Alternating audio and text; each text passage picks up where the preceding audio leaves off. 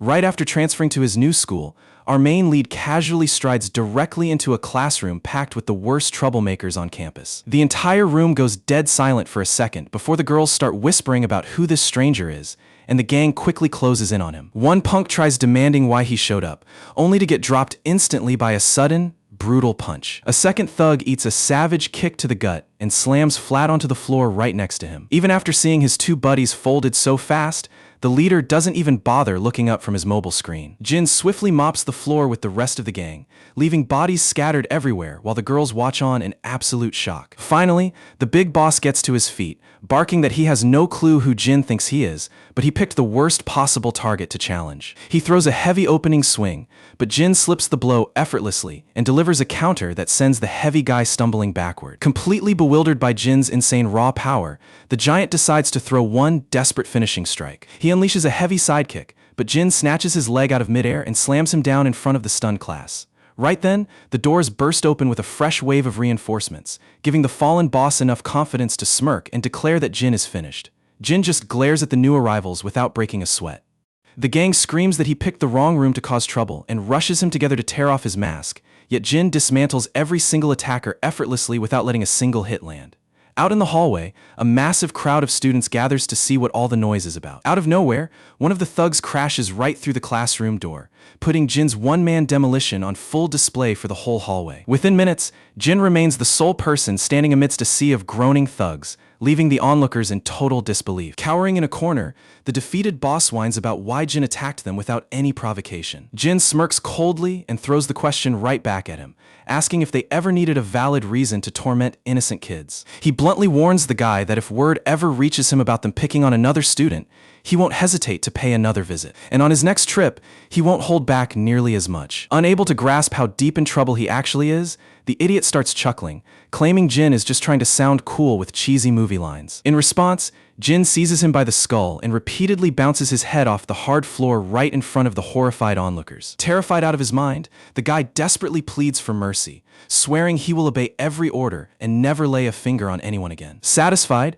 Jin gets up and casually exits, leaving behind a room full of broken thugs and jaw-dropped spectators. As it happens, the lead punk happens to be remarkably brainless. I mean completely devoid of common sense. Assuming Jin is long gone, he immediately tries to vent his wounded pride by taking it out on a helpless student nearby. Right on cue, Jin reappears from nowhere and hurls him flat onto the ground. To guarantee the message truly sticks this time, he cleanly snaps the bully's finger. So who exactly is this guy, and how does he dismantle seasoned fighters with such terrifying ease? He's actually a lethal elite mercenary, molded since childhood through grueling, inhuman combat conditioning. Having survived endless Black Ops missions to save hostages and take down targets, his relatives back home assumed he was dead following a tragic plane crash. After surviving that hellish existence, he finally makes it back to his home country only to land in a high school infested with arrogant rich kids who torment the weak. These spoiled punks will definitely try testing him, but they have no idea the absolute nightmare they're walking into. Our tale kicks off in a classroom where the homeroom teacher introduces a strikingly handsome new transfer student to the class. The teacher explains that he spent most of his life abroad and encourages the students to welcome him warmly and show him around. Nearly every girl in the room starts turning red over his sharp looks. While the class bullies smirk with contempt, the regular guys can't help feeling intensely envious of his effortless charm. Instructed to take a vacant desk near the back, he starts walking down the aisle to take his seat. While he heads down the row, a red-haired punk named Yi-hyung scowls in pure irritation. Plain and simple, he is furious that the transfer student completely stole all the attention with his presence. The large dude sitting behind Yi-hyung shoots him a quick, discreet gesture. Catching the hint instantly, Yi-hyung decides to make a move right then and there. He sticks his leg out into the walkway, planning to trip the newcomer on his way past. Unfortunately for him, the transfer student stops dead in his tracks, leaving Yi-hyung seething with annoyance. He had judged the timing flawlessly, yet his trap completely failed. Without uttering a single word, the new guy, whose name is Jin, simply pierces Yi-hyung with a bone-chilling stare over the pathetic attempt. We then cut to a brief flashback from Jin's recent history. A blonde senior officer is seen warning Jin to stay completely clear of violence once he arrives in Korea. Jin sighs softly and notes that he already knows better than that. Surprised by the calm response, his superior asks what makes him say that. Jin calmly states that a true operative never engages a target without first gathering complete tactical reconnaissance. That overly tactical answer catches the senior off guard, sounding way too extreme for ordinary civilian life. Jin keeps going, offering battlefield philosophy forged through a decade of combat. He emphasizes that rushing into a skirmish blindly is a fatal amateur error that gets soldiers killed. This intense mindset makes the officer sweat even harder, especially when Jin reminds him that 10 years of surviving war zones came from following these exact rules. Major Kang cuts him off immediately, clarifying that this has nothing to do with war tactics. He just doesn't want Jin picking fights because any normal kid who crosses him will end up in the ICU. Back in the present, those words replay in Jin's head, prompting him to keep his mouth shut and let the provocation slide. Spotting him paused in the aisle, the teacher asks if there's any problem. Jin puts on a polite smile, answers that everything is fine, and walks right past Yi-hyung without a second glance. Yi-hyung chuckles to himself, convinced the new kid backed down out of sheer cowardice. His accomplice behind him grins as well, thoroughly satisfied by Jin's apparent submission. When Jin reaches his desk, the teacher asks a classmate to help him prep for the upcoming lesson. Wishing him the best with his studies, the teacher heads out of the room. His desk mate immediately introduces himself as Young Chan Park, and our protagonist politely replies that his name is Lee Jinyu. Young Chan cautiously checks his surroundings before leaning close to whisper that he noticed Yi-hyung's petty tripping attempt. He warns that Yi-hyung is notoriously bad news, but Hyukjin Ju is another ruthless bully he needs to steer clear of. Jin quietly sizes up both punks while Young Chan adds that their upcoming period is mathematics. Jin expresses his thanks, bringing a sigh of relief to Young Chan, who is glad the new guy isn't another arrogant jerk. He offers to assist Jin with anything he might need during his transition to the school. The math instructor enters and orders the class to open their books. He begins working through formulas across the chalkboard. A few kids furiously scribble notes, while the rest look completely drained of life. Looking around, Jin sees Young Chan focused intently on the board, contrasting with classmates who are either napping or secretly scrolling through their phones. Peering outside the window, he spots kids enjoying themselves on the sports field. The ordinary scene pulls his thoughts back to his brutal past as a soldier of fortune. He envisions pouring rain, remembering the bone-deep fatigue and bloodied wounds of endless warfare. The unending violence, gunfire, and concussive blasts of his previous life have carved deep scars into his psyche. Yet right now, closing his eyes brings none of that horrific cacophony. Instead, an unfamiliar sense of absolute peace surrounds him. As the school day wraps up, the hallways clear out as kids head for the gates. Walking out among them is Daein, who notices her brother waiting nearby. Taken aback, she asks if he was actually hanging around for her sake. Jin confirms it, saying he wanted to accompany her on the walk back. He quickly adds that if she has other things to do, she doesn't have to feel obligated. Daein glances around nervously and says she is free, though it's obvious she feels uneasy being seen with him. Hearing that, Jin suggests they take the trip back together. She hesitantly nods in agreement. A bit later, the two stroll down the sidewalk enveloped in thick, awkward tension. Jin tries cutting through the silence by asking if she finds the situation as weird as he does. Flustered, Daein denies feeling uncomfortable, but Jin chuckles and admits that he feels just as out of place. His honesty helps her drop her guard slightly. Jin explains that since he was only 9 when the disaster struck, his memories of his family and sister are practically non-existent. He notes it must be just as bizarre for her, considering she was only 7 back then. Daein quietly looks down, knowing he hit the nail on the head. Suddenly, a familiar group of voices from around the bend makes her freeze dead in her tracks. Glancing toward the sound, she spots one of the girls who torments her at school. Turns out she is best friends with the blonde bully who had slapped Daein earlier that day. The girl spots Daein instantly and calls over with a mocking tone. Cold sweat runs down Daein's neck, having no idea how to escape the confrontation. A punk lounging beside the bully asks who the nervous girl is. She informs him that Daein is the exact target Hyujen hates, the very blonde who slapped her earlier. Noticing Jin beside her, the bully begins sneering, asking if Daein is hanging out with her lover boy. She spits out a vile insult, claiming she had no clue losers like her were capable of getting a date. Panicking, Daein nervously stammers that Jin is simply her brother. That detail catches the bully off guard, since she never knew Daein had any siblings. Hearing the disrespect, Jin turns to Daein and asks if that girl is supposed to be her friend. Daein quietly nods, admitting they share the same homeroom. The obnoxious girl scoffs aggressively, snapping that they were never friends in the first place. Daein shivers uncontrollably as the harassment escalates. Jin fixes her with a gaze so chilling it could freeze hell over. The delinquent sitting next to her takes massive offense to Jin's menacing stare. Infuriated, he snaps at Jin to lower his eyes before he gets his head kicked in. Jin doesn't blink, which only pisses the heavy goon off even further. The girl fuels the fire, goading her thug buddy to teach Jin a lesson. Losing his temper entirely, the heavy thug marches over, while Jin pushes Daein safely behind him to stand toe-to-toe with the brute. The thug sneers,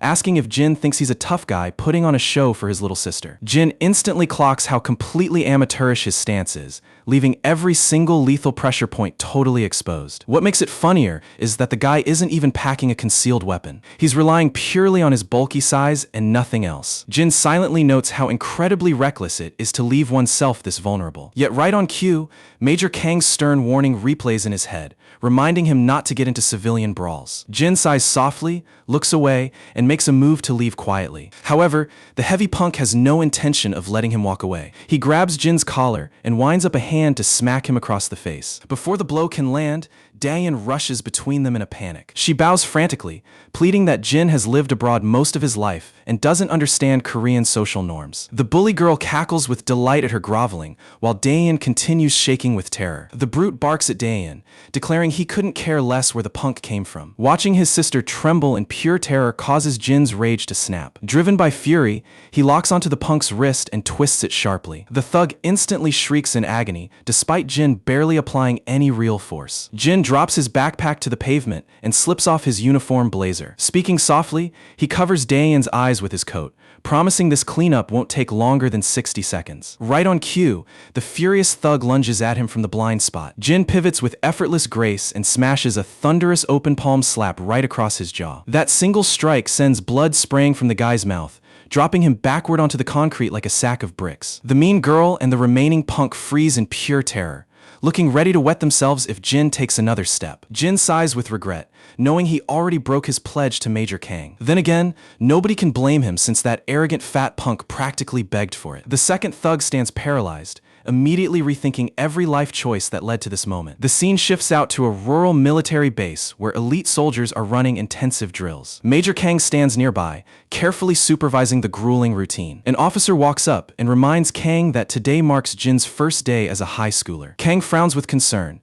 worried that despite half a year of civilian rehabilitation, a lifetime as a killing machine might make fitting and impossible. Still, a wave of pride washes over him, trusting that the values he taught Jin will keep him on the right path. Well, those civilian lessons clearly didn't stick, because Jin is currently turning these local bullies into total garbage. The punks watch in utter horror as their unconscious Heavy lies limp with his eyes rolled back. The girl and her last remaining goon tremble in sheer dread as Jin steps directly toward them. In the blink of an eye, Jin dashes in and buries a soul-crushing punch into the second thug's stomach, launching him through the air. The girl's jaw hits the floor in total shock. When Jin pivots his murderous gaze toward her, her knees buckle from overwhelming dread. Daein slowly pulls the coat away with shaking hands, stunned to find both brutes completely knocked out barely 60 seconds later. Spotting his sister looking, Jin gives the bully girl one final warning glare and steps away. He turns to Daein, offering a gentle apology for suddenly throwing his jacket over her head. The apology only makes her more flustered, so Jin tries smoothing things over by suggesting they go pick up some treats from her favorite shop. Daein stutters that it's fine and unnecessary, so Jin simply suggests they head straight home. Watching the two interact like sweet siblings leaves the bully girl utterly petrified. She can't wrap her head around how a monster who radiated pure bloodlust seconds ago is now behaving like the most loving older brother on earth. As they depart, Daein tosses a polite little wave behind her, leaving the bully frozen on the sidewalk in sheer horror. On their way back, Daein nervously asks Jin if he really took down both of those guys by himself. Jin confirms it casually, leaving her deeply intrigued since he doesn't look like someone who brawls in the streets. She explains that locking eyes with strangers in Korea is seen as hostile and often leads to ugly confrontations. Jin nods in understanding, noting that maintaining eye contact can be dangerous depending on the target, just like on the battlefield. Puzzled by his logic, Daein asks why he held their gaze back there if he knew that. Jin simply responds that he saw how frightened she was, and all he cared about was keeping his sister safe. Catching her off guard, that tender answer makes Daein drop her head with a deep blush. A quiet, bashful stillness settles over them as they make their way down the road. It seems Daein will just have to get used to having an elite protector of a brother watching her back from now on. The moment they step inside the apartment, it's obvious the old man is stressed out of his mind. He scrambles to get Jin to relax with some sliced fruit, but our guy isn't having it and heads straight to the sink to handle the dishes. A bit flustered by the gesture, Grandpa has no choice but to step aside and let Jin do his thing. While Jin smoothly scrubs the plates, Grandpa nervously asks how the food tasted, making sure to mention he's no five-star cook. Jin brushes it off with a cool smile, telling the old man there's zero reason to worry. He reassures him that every single meal has been straight up delicious. Hearing that lifts an enormous weight right off the old man's shoulders. A warm, genuine look of pride washes over his face. Grandpa turns his attention to Dayan to see if she enjoyed the dinner too. She simply bobs her head with a warm smile in agreement. Switching topics, Grandpa gets curious and asks Jin how his very first day at the new school played out. Jin pauses for a split second, looking slightly guarded about what to say. Dayan gets tense as well, knowing full well just how wild the day actually was. After holding back for a second, Jin casually claims that everything went great. Grandpa's whole face brightens up, thrilled and relieved to hear that his grandson had a smooth day. Later that night, long after the house goes quiet, our boy is staring at the ceiling, unable to sleep. His mind replays the moment his grandfather first laid eyes on him, remembering the sheer thankfulness in the old man's eyes. Living under the same roof with his family has slowly begun thawing Jin's hardened, guarded heart. Suddenly, a darker memory takes over, the nightmare on the flight right before it went down. Chaos filled the cabin as oxygen masks dropped and terrified passengers screamed in sheer panic. While everyone else fought for survival, Jin's parents only cared about securing his mask first. It was, without a doubt, the most horrifying experience of his life. The second the aircraft enters freefall, Jin snaps upright in his bed, gasping for air as cold sweat pours down his face. With his pulse hammering against his ribs, he slowly registers that it was just an echo of the past. A quick look at the clock tells him sunrise has already come. Sitting in the silence, faint clattering sounds drift in from the kitchen. He walks out into the hall and spots his sister already busy whipping up morning breakfast. Looking around the empty apartment, he asks where the old man went off to. She mentions that Grandpa headed out for his shift at the crack of dawn. She adds that he had only taken paid leave, so he could be around when Jin first moved in. Now that his time off is up, he had to jump straight back into the grind. After slipping into her school uniform and packing her bag, she gets ready to head out the door. She points out the meal she plated on the counter and tells him not to skip eating. As the front door clicks shut, Jin quietly stares at the warm breakfast waiting for him. Cutting over to the school grounds, we catch that same bully girl plodding alongside the blonde girl, Hyojin. Hyojin has just put together the puzzle and figured out yesterday's new kid is Dayan's actual brother. Her sidekick nervously nods, confirming the bad news. She is completely traumatized, replaying how Jin effortlessly folded two grown thugs with single strikes. Hyojin demands to know why she is shaking like a leaf, but the girl is so petrified she can barely form words. Calling her bully girl is getting boring, so let's officially dub her Chicken Shake for the rest of this recap. Hyojin keeps badgering Chicken Shake to spill the details. Swallowing her spit, Chicken Shake actually warns Hyojin that maybe they should just leave Dayan alone for good. Jin's icy death glare is literally etched into her soul, and she just can't shake the terror. She tries talking herself down, remembering that Hyojin's brother is the undisputed kingpin around here, and nobody messes with them. A bit later, we cut back over to Dayan. Out of nowhere, she takes a vicious slap straight to the back of the skull. She whips around only to find Hyojin and Chicken Shake cornering her once again. Dayan asks what their problem is, but Hyojin simply orders her to follow them. Our girl nervously questions where they're dragging her. Annoyed, the blonde snarls at Dayan to shut her mouth and obey if she doesn't want her teeth knocked out. She makes sure to mock her, claiming a big brother won't save her from anything. Moments later, behind the recycling shed, the blonde is ruthlessly laying into Dayan. After landing a few heavy kicks, she demands that Dayan keep her eyes glued to the dirt. Gasping on the pavement,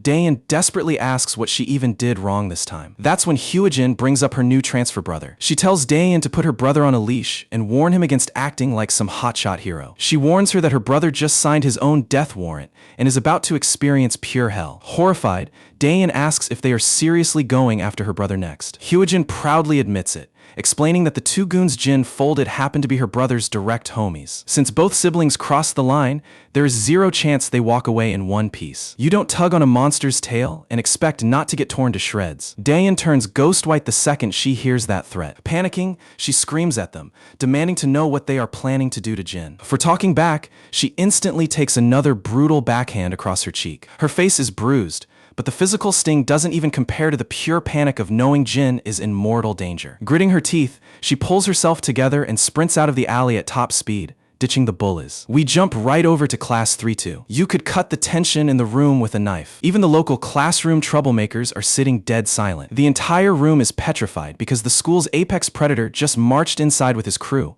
looking for Jin. Jin, on the other hand, is chilling at his desk with absolute zero fear. Right alongside the big boss are the two goons who caught hands yesterday, and right behind them towers the ultimate school delinquent himself. Right at that exact second, Dayan slams the door open and storms inside. She's out of breath, covered in dirt, and her face is sporting a fresh bruise. Jin snaps up out of his chair, his eyes locking onto his battered sister as fury takes over. The head thug starts chuckling, mocking how worried the little sister is for her brother. He jokes that his own sister Hyojin does nothing but whine and demand favors all day. Hyojin steps into the room and snarkily replies that she'll only feel bad when someone finally puts him in the hospital. Meanwhile, Jin's gaze stays glued to his sister's bruises, completely locked in. Before the brawl erupts, the story flashes back to earlier that morning when homeroom was just filling up. We see poor Yangshin getting his skull pelted by two classroom jerks treating him like a dartboard. Yihyung acts super proud after landing a direct hit and brags to his buddy. Not to be outdone, Hyukjin bullies a quiet classmate into handing over his eraser. The scared kid hands it over immediately without a word. Winding up his arm, Hyukjin whips the eraser straight into Yangshin's temple. He starts cheering over his shot, while his buddy brushes it off as pure beginner's luck. The two idiots continue going back and forth, competing over who has the better aim. Yihyung steps up to fire again, hurling the eraser full force toward Yangshin. Out of nowhere, Jin casually steps right into the path, taking the eraser to his hip. The bullies get annoyed by the sudden block as the eraser bounces onto the floor. Ignoring them entirely, Jin quietly takes his seat beside a trembling Yangshin. The red-haired delinquent glares at Jin, clearly annoyed that the new kid is stepping on his toes. Hyukjin tells his buddy they need to teach Jin a lesson, and the redhead is completely down. Unbothered, Jin sets his bag down and softly checks in on Yangshin. The poor kid stammers that he's fine, but his trembling hands tell the real story. Avoiding the bully's gaze, Yangshin leans over and asks Jin if he wants to chill together after school. Jin politely turns him down,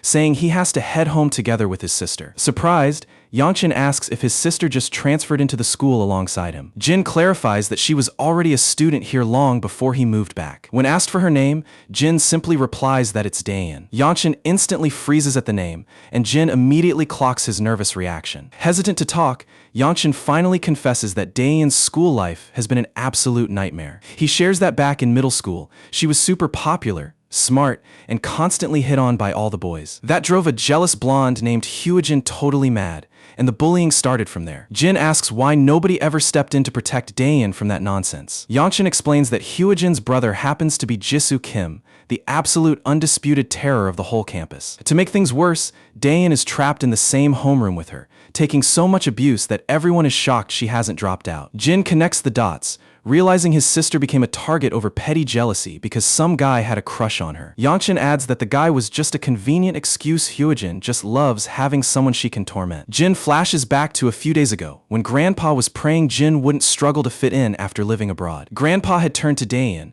warmly asking if everything was going smoothly for her as well. Back then, Dayan put on the sweetest smile, assuring him she was great while completely hiding her daily living hell. Grandpa praised her proudly, mentioning how her teachers always rave about what a star student she is. Right now, it hits Jin hard that his sister was swallowing all that pain entirely alone just to keep Grandpa happy. Suddenly, the classroom door gets booted wide open as the main bully crew struts inside like they own the place. Hyukjin immediately stands up and asks what brought them all into their homeroom. Jisoo Kim, the undisputed boss, casually replies that he's just there to settle some personal scores. Seeing Jisoo in the flesh catches Hyukjin totally off guard, leaving him frozen. Hyukjin can act tough against regular kids, but crossing a monster like Jisoo is way above his pay grade. Jisoo's beaten goons immediately point straight at Jin. Looking at Jin, Jisoo instantly turns and chews out his own boys. He's disgusted that two of his guys got humiliated by someone who looks so skinny. Shoving his goons aside, he disrespectfully curls his finger at Jin, beckoning him over. Jin gets up without hesitation,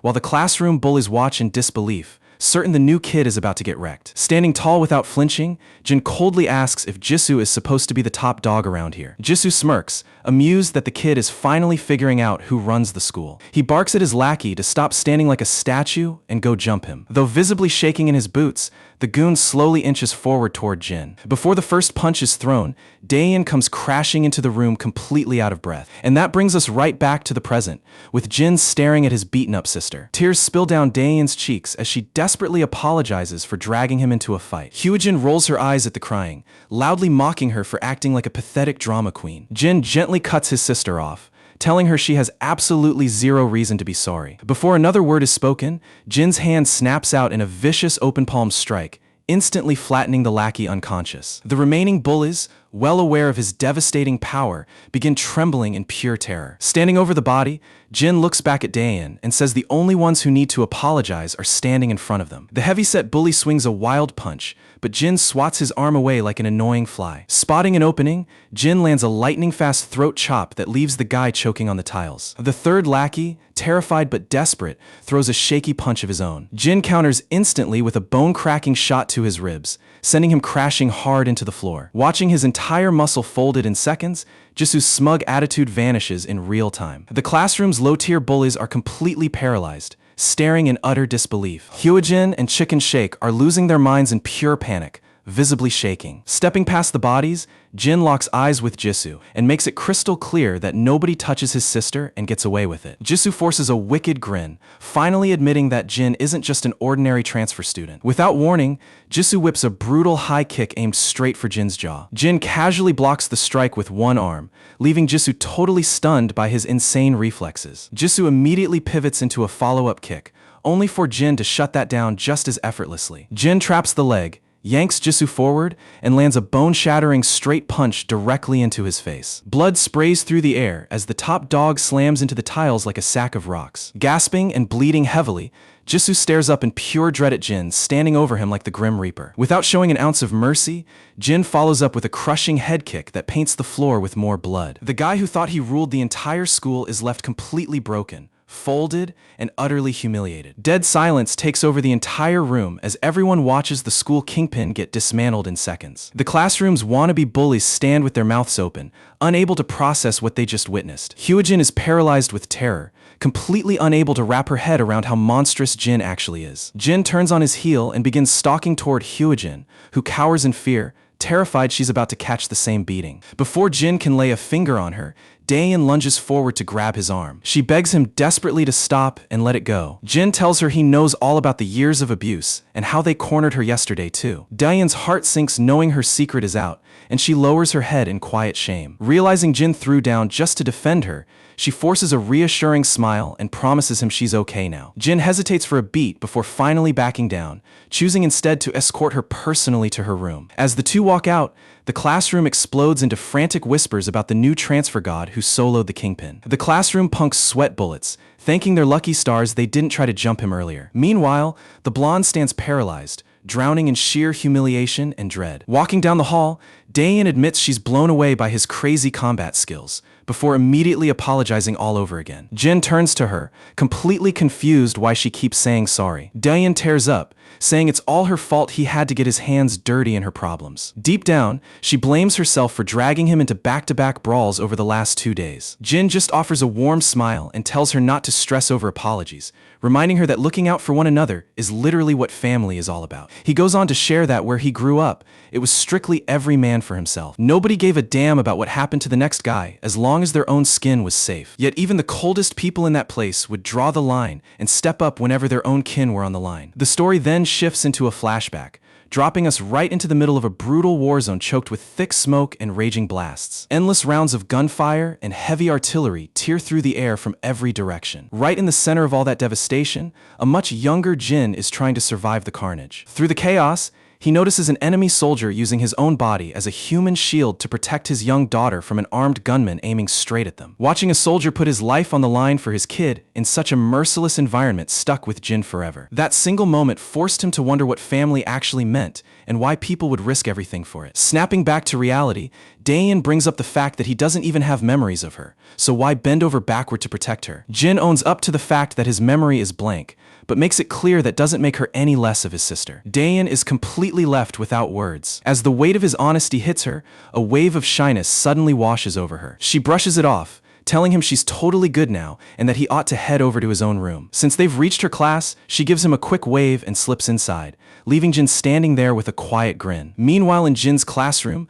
the hype around him hasn't died down at all, making him feel pretty out of place with all the staring. His classmates shoot him excited thumbs-ups, dying to know what secret training he got abroad to pack up those punks with zero effort. They keep piling on the compliments while Jin slumps back into his chair, looking totally drained by the commotion. Even Yangshan drops by to admit that his moves were genuinely legendary, earning a faint smirk from Jin. Across town, the crew that just took a beating is having a full-blown existential crisis over how easily they got folded. Their leader is steaming with rage, mumbling that Jin definitely isn't some regular street brawler based on the way he moves. His sister jumps in to boost his ego, claiming it was merely bad luck and that Jin simply sucker punched them, so they should just jump him later. The rest of the guys stay dead quiet, well aware from first-hand experience that Jin is a walking lethal weapon. Still, the blonde girl keeps barking that he's only one person and that they shouldn't let a nobody humiliate their whole squad. Her brother finally snaps, barking that if she thinks beating him is a joke, she's welcome to go catch his hands herself. Naturally,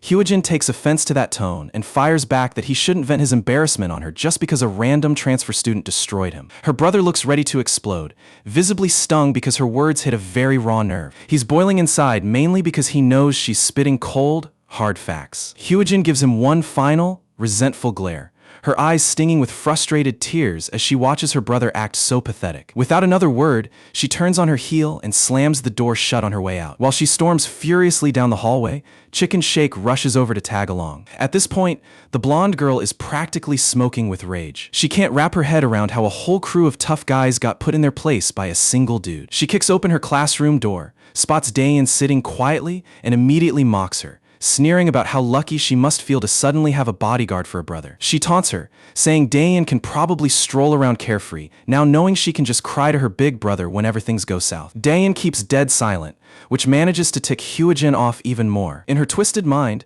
she assumes Dayan is acting all high and mighty purely because she has backup now. Grinding her teeth, she swears she won't let Dayan act like she runs the place just because of one capable brother. When the sun begins to set and everyone packs up to leave, our girl walks out looking visibly weighed down. Her thoughts drift straight back to the moment Jin stepped up to protect her and took down those bullies. Remembering his words about them being family, she starts hoping that maybe, just maybe, her days of living in fear at school are finally over. She can't help but remember the living hell she endured under Hyojin, being treated like an obedient pet at her beck and call. Any attempt she ever made to stand her ground was instantly met with a slap to the face. Out of nowhere, Jin pops up beside her and asks if something is weighing on her mind. She jumps in surprise, but Jin casually mentions that he'd already called her name multiple times with zero answer. She quickly apologizes for spacing out and asks if he ended up waiting around for her again. Jin nods with a straight face, admitting he still hasn't memorized the route back to their house. The two head off together, deciding to pick up dinner ingredients since Grandpa always comes home starving after a late shift. As the siblings walk peacefully,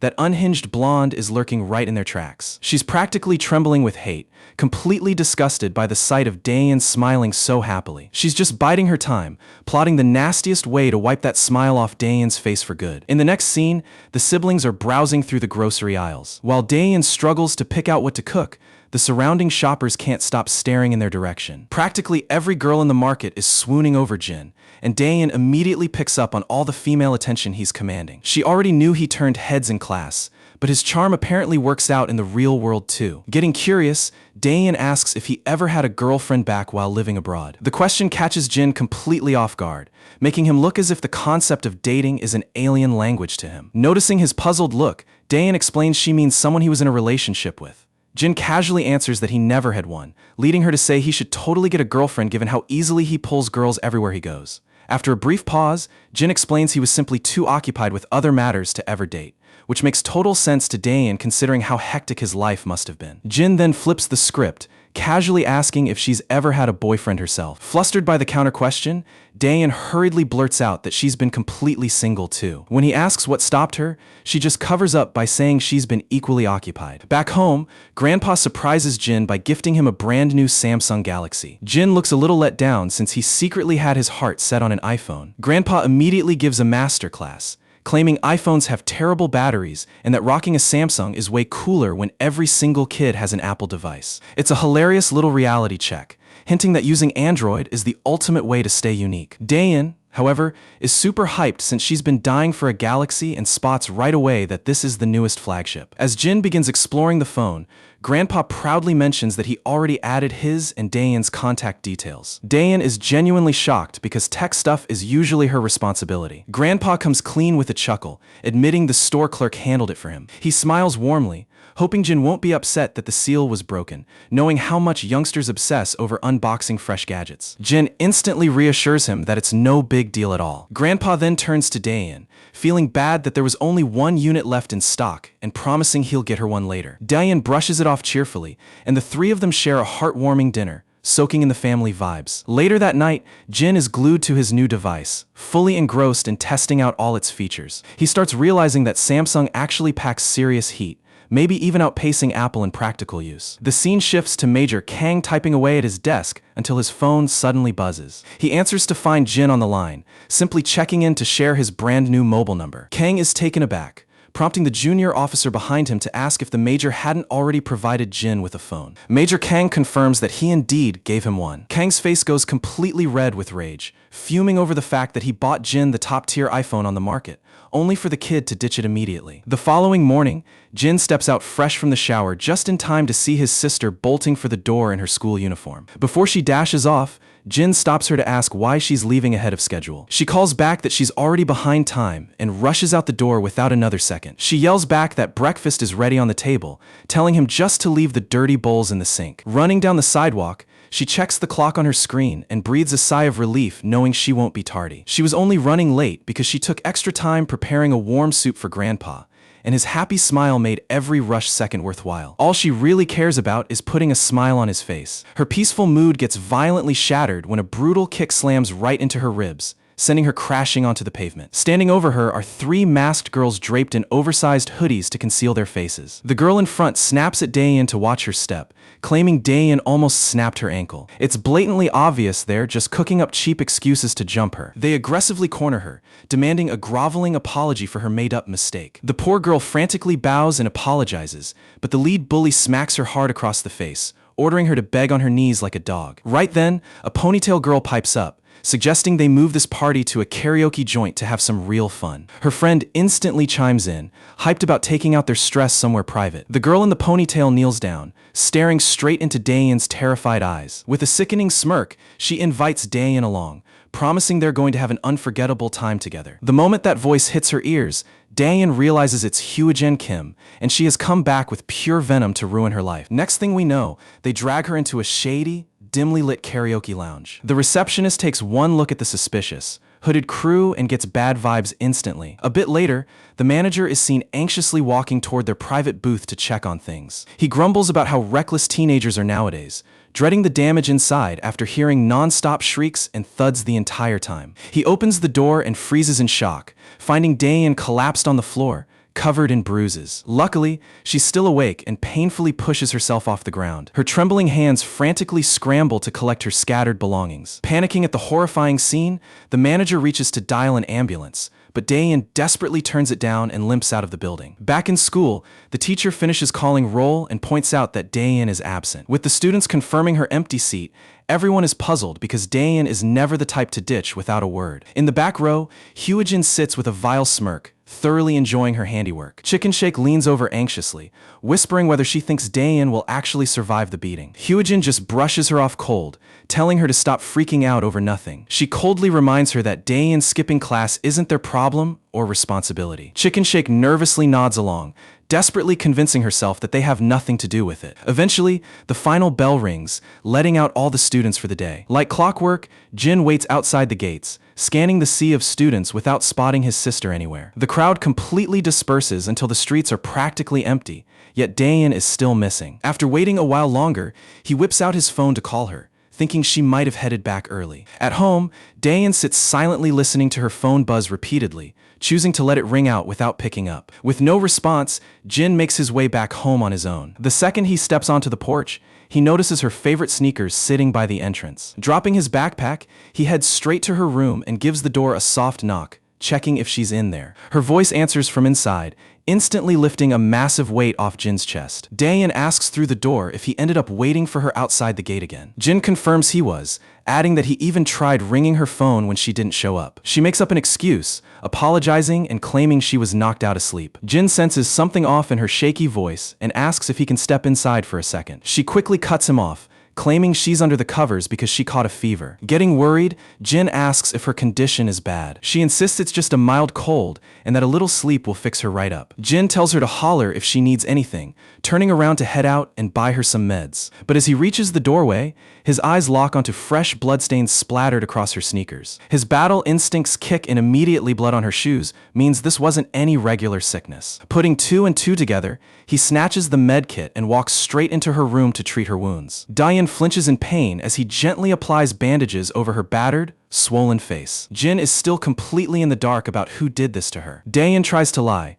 claiming she took a nasty tumble down the stairs dodging a speeding bicycle. Jin sees right through the cover story, noting these cuts look way too vicious for a simple fall and asking why she won't visit a clinic. She freezes for a second before desperately assuring him that she really doesn't need a hospital. Her fear makes total sense, because any doctor would instantly know these injuries came from a ruthless beating rather than a trip. The story cuts back into Dayan's past, placing us directly inside the principal's office. A younger Dayan is crying to the principal, reporting that Hyojin assaulted her. Hyojin, of course, plays totally innocent and denies every single word. With the police called to investigate, Dayan stands firm, swearing Hyojin was behind the attack. She explains that even though the attacker wore a cap and mask, she distinctly recognized Hyojin's voice. On top of that, Hyojin has a notorious track record of tormenting her every single day. Hyojin just smirks mockingly, asking how Dayan has the nerve to blame her when she never even saw the attacker's actual face. The principal turns to Dayan, pressing whether she actually caught a glimpse of the culprit's face. Dayan admits the face was covered,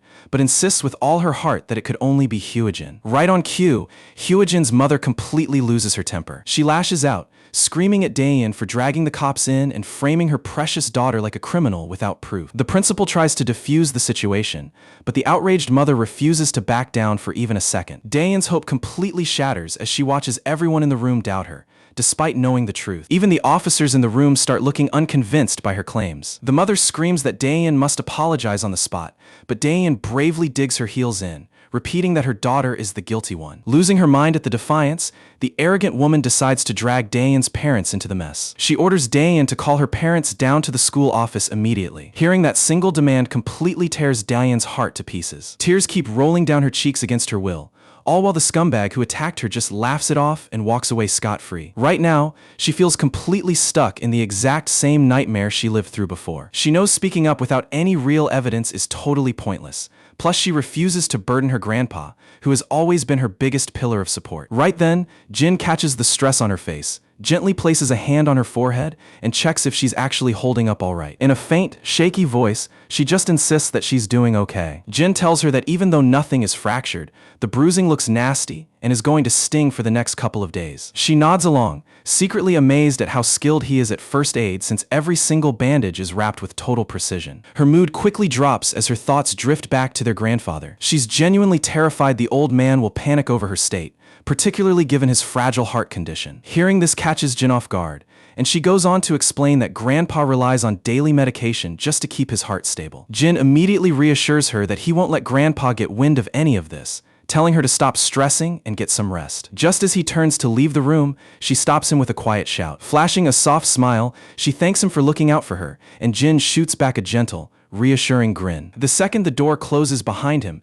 that smile completely vanishes. She starts second-guessing herself, wondering if keeping him in the dark was really the smartest move. In her mind, 2 regular teenagers like them don't stand a chance against people this dangerous anyway. Little does she know, Jin is built completely different.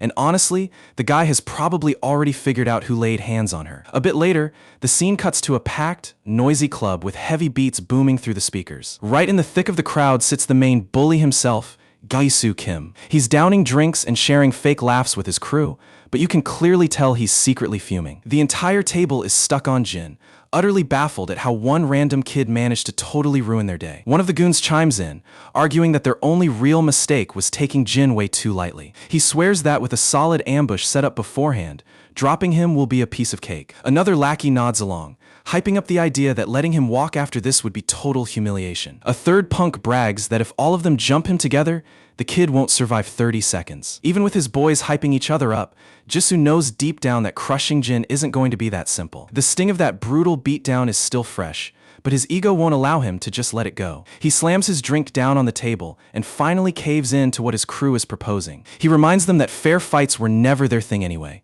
so using overwhelming numbers is their best shot at jumping our boy. The goons start smirking from ear to ear, thrilled at the thought of getting their revenge. These clowns think they've got the master plan, but in reality, they're just a bunch of street dogs about to get dismantled by Jin all over again. Right in the middle of their little scheming session, Jisu's phone suddenly buzzes. The screen lights up with a contact saved quite lovingly as little bitch. Turns out, it's just his little sister Anne clearly. Even Jisoo knows what a headache she is. She immediately starts screaming into the receiver, demanding to know why he's chilling at the club. Jisoo tells her to cut the crap or he's ending the call, but she claims he owes her a massive favor. When he asks what she's on about, she brags about beating up Dehyun earlier today and warns him that if they let those siblings slide, their whole reputation at school is done for. Jisoo actually feels a smug sense of pride hearing that and praises her for getting her hands dirty. He lets her know that he and his boys are already cooking up a plan to take Jin down. Right at that exact second, a figure walks through the club doors. The gang looks over to check out the newcomer, only to realize it's Jin standing right there. The guy has that look on his face that says he's strictly here to handle some unfinished business. Jisoo loses his mind seeing Jin stroll onto his territory like he owns the place,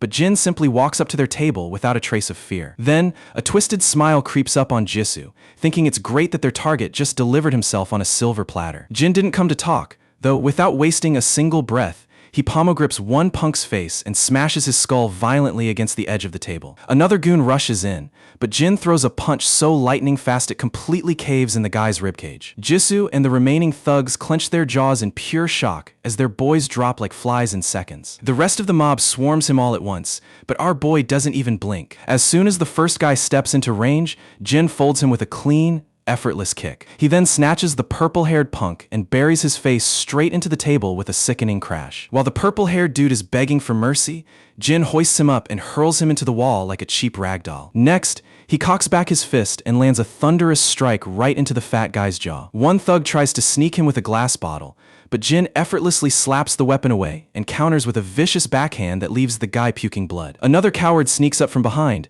but Jin simply ducks under, snaps his wrist backwards, and cracks him across the cheek with a brutal slap. Tossing that guy aside like garbage, Jin grabs yet another goon by the forehead. He pulls the punk's head straight into a rising knee strike, snapping his nose with a loud crunch. With his entire squad wiped out and groaning on the floor, Jisoo is left frozen, completely unable to process the massacre. His sister is still listening over the phone and starts panicking, asking what all the screaming and bone-breaking noises in the background are about. Jin locks eyes with Jisoo and speaks in an icy tone that sends shivers straight down the bully's spine. He asks if Jisoo needs another reminder, because as far as Jin recalls, he already explicitly told him to keep away from his sister. Jisoo's brain is totally fried seeing how drastically the tables have turned against him. It's honestly hilarious how they plotted to gang up on Jin, only for their entire crew to get ruthlessly dismantled in seconds. The guy handled them like an absolute pro, wiping out the entire room within a matter of seconds. Jin steps closer, demanding to know what his sister ever did to deserve any of this. Jisoo acts clueless and plays dumb, but quietly slides his hand across the table toward an empty glass. He whips the glass at Jin's head as fast as he can, but Jin smoothly tilts back, letting it smash harmlessly against the wall behind him. While Jin stands there unbothered, Jisoo grabs a full bottle and swings it wildly at his head. Our boy dodges the first swing with ease, and when Jisoo tries a second swipe, Jin slaps the bottle right out of the air and counters with a strike that sends booze splashing everywhere. Jisoo throws a desperate punch, but Jin answers back with a vicious strike straight to his mug, turning his nose into a bloody faucet. Jisoo staggers backward, wheezing and gasping for breath after taking that blow. Meanwhile, Jin stands there perfectly composed, without a single drop of sweat on his forehead. Jin looks down on him and asks what kind of sick satisfaction he gets from picking on a defenseless girl. In pure desperation, Jisoo breaks a glass bottle against the floor and points the jagged shards straight at Jin's chest. Without showing an ounce of fear, our boy smacks Jisoo's wrist so hard the broken glass goes flying. He then locks his fingers around Jisoo's neck and starts cutting off his airflow. Jisoo frantically kicks his legs in the air until Jin chokeslams him straight into the floor. The punk thrashes and claws at his arms trying to escape, but Jin's iron grip doesn't budge an inch. With his palm pinned tight against Jisoo's windpipe, he makes sure this arrogant bully realizes who owns him now. Jin leans down real close and casually asks what he ought to do with him now. Jisoo is barely hanging onto consciousness and can't even choke out got a single word. Jin drops his final warning, making it abundantly clear that this is the absolute last time he walks away alive. He tells him to keep his distance from his sister, and to put a tight leash on his own sister Hyojin too. He stresses that if he hears even a whisper of either of them messing with her again, he's coming back to finish the job permanently. Just to make sure the message sinks in, Jin squeezes his throat even tighter until the guy's eyes roll back. Terrified for his life, the bully completely breaks down, flailing his arms and begging for forgiveness. Satisfied, Jin finally lets go, leaving Jisoo coughing up a lung on the floor as he casually walks out. As Jin heads toward the exit, the club staff just stare at each other in total disbelief, completely stunned by what just went down. Meanwhile, Hyojin and her buddy Chicken Shake are taking a walk down the street. Hyojin gets a bad gut feeling and starts stressing that her brother might have gotten himself into serious trouble. The moment they reach the venue, they hear heavy footsteps coming up the stairs, and it's Jin nonchalantly walking out. Hyojin freezes in her tracks, completely caught off guard. She yells at him to halt, acting all cocky under the assumption that nobody has any proof she attacked Daehyun. Jin doesn't even bother acknowledging her and keeps on walking. Panicking at his icy glare, Hyojin scrambles backward, loses her balance, and lands flat on her butt. As she sits there clutching her hurt shoulder, Jin's phone starts ringing. He glances at the screen and notices his grandpa's name popping up. After a brief conversation, he quietly heads back toward home, leaving them totally clueless about what's going on inside his head. When Hyojin finally steps inside the club room, it looks like a literal crime scene. Her brother and his entire crew are scattered across the floor, bruised and battered to pieces. She instantly blows up at him, yelling at the top of her lungs about how on earth he managed to get folded by Jin again. Too wrecked and exhausted to argue, her brother cuts her off and strictly orders her to stay far away from Daehyun from now on. Still clueless about how close to death they really are,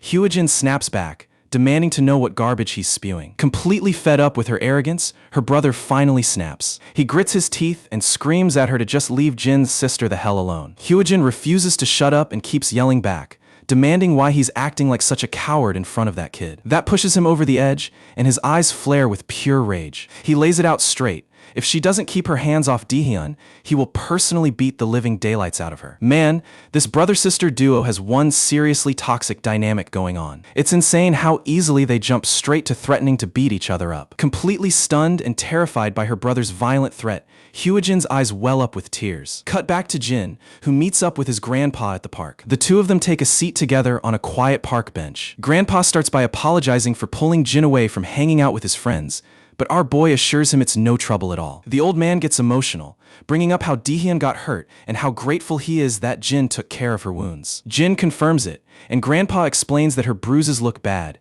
yet the stubborn girl flat out refuses to visit a hospital. He opens up about how challenging it has been to raise Daehyun entirely by himself. He admits he never truly knew how to bring up a little girl while breaking his back just to put food on the table, and he's just thankful she grew up so well on her own. Looking back on those rough years, the old man feels Daehyun has given him far more love and strength than he was ever able to provide for her. He lost his entire world in that plane crash, and Daehyun was the sole reason he found the will to keep living. It crushes his soul to see her covered in bruises while keeping the truth hidden from him. He worries that she might feel he's just too old and helpless to understand her struggles. He brings up how kids naturally grow distant as they mature, making it even harder for her to open up to an old man like him. Our boy immediately steps in to reassure him that he's just overthinking things. Jin tells him that anyone can see how much he loves Daehyun, and he knows for a fact that she loves him just as deeply. He urges Grandpa not to stress anymore and promises that he'll personally keep an eye on her at school. Hearing those words brings immense relief to the old man, who feels truly blessed that Daehyun has a reliable brother figure watching her back. The scene then shifts over to the Omnia Medical Examination Center. Inside one of the rooms, we see Jisoo finally bandaged up after the beating he took. His dad is standing over him, ripping into him with sheer disappointment. The father pulls no punches, telling him he earned every single bruise by acting like a reckless thug. His snooty mother instantly loses her temper and starts screeching at her husband. She snaps at him, screaming that their son is lying in a hospital bed and asking if scolding him is really all he has to offer. She demands that he track down the savage who attacked their boy and direct his anger at him instead. She adds that the very same punk fractured Hyojin's arm as well. Honestly, this whole family dynamic is an absolute dumpster fire. Hyojin is so petty and manipulative that she actually blamed her own clumsy fall entirely on Jin. We all watched her trip over her own feet and hurt herself, but she shamelessly framed Jin for the entire thing. The exhausted father finally drops the argument and lets out a heavy sigh. The mother coddles her son, telling him to just relax and focus on healing up. On her way out the door, she mutters under her breath about making the brat who did this pay dearly. The moment the parents leave the room, Jisoo turns to his sister and demands why she blabbed to mom and dad. He complains that her running to their parents only made him look even more pathetic. His ego is bruised at the thought of people believing he ran crying to mommy after losing a fight. His sister snaps back, asking how she was supposed to conceal him being hospitalized in her own broken arm. Jisoo glares at her, asking angrily if Jin was genuinely the one who broke her arm. She clearly remembers falling on her own, but she keeps that detail entirely to herself. Instead, she lies through her teeth and insists Jin was the one who hurt her. It's genuinely wild how effortlessly she lies to pin her own clumsiness on someone else. She stands up abruptly and tells her brother to just lie there and recover. She boasts that she's going to make Jin realize who he actually messed with. Jisoo just sits in bed, terrified and deeply doubting whether poking that monster again is a good idea. Meanwhile, the scene cuts back to the hallway with the parents. The mother mentions that she just contacted Mr. Cha, but her husband pushes back, telling her not to overcomplicate things and let the school handle it instead. She fires back that it's already the weekend, and she has no patience to sit around waiting for school administrators. She starts shouting that the school will never punish that kid properly, and that a suspension or expulsion is nothing compared to what their children suffered. The husband keeps protesting, arguing that hiring Mr. Cha for a school dispute is completely out of line. She retorts that she knows all about Mr. Cha and the shady jobs he's been doing for their family for years anyway. Overhearing the whole conversation from around the corner, Hyojin gets a smug grin on her face. She knows Mr. Cha is a ruthless mob enforcer on her dad's payroll, and she's convinced he'll wipe Jin off the map permanently. The scene cuts to a gritty hideout where a tense man is aggressively flicking his lighter. A couple of thugs stroll past him, looking thoroughly annoyed. They grumble among themselves about having to babysit and handle some petty high school drama. Even the boss finds it degrading to waste his time on schoolyard beef. Still, orders are orders, even when it involves cleaning up after spoiled brats. A brief flashback shows a sleek Merced speeding down the highway. Inside the car, mob boss Mr. Cha answers a phone call from Jisoo's mother. She rants to him about how her daughter's arm got broken and her son got beat half to death by some high school kid. She demands that he step in personally to make the boy pay. Back in the present, Mr. Cha exhales a thick cloud of cigarette smoke, visibly irritated. He's utterly disgusted that a criminal of his caliber has been reduced to handling teenage disputes. The scene shifts back to the house, where Jin sits in front of his computer, still turning over the whole encounter with Jisoo in his head. He wonders if those scumbags are actually going to back off, or if they're dumb enough to try something again. Out of nowhere, the front doorbell chimes. He catches the sound of his grandpa arguing loudly with someone outside, and as it turns out, the uninvited guests standing at the door are looking specifically for Jin. The sketchy guy standing outside insists that they only need to have a quick word with Jin. Seeing how late it is, Grandpa gets suspicious and asks what could possibly be that pressing. Our main guy walks out of his room, reassuring the old man that he'll hear them out and come right back inside. Even though his sister begs him not to go and his grandfather tries to hold him back,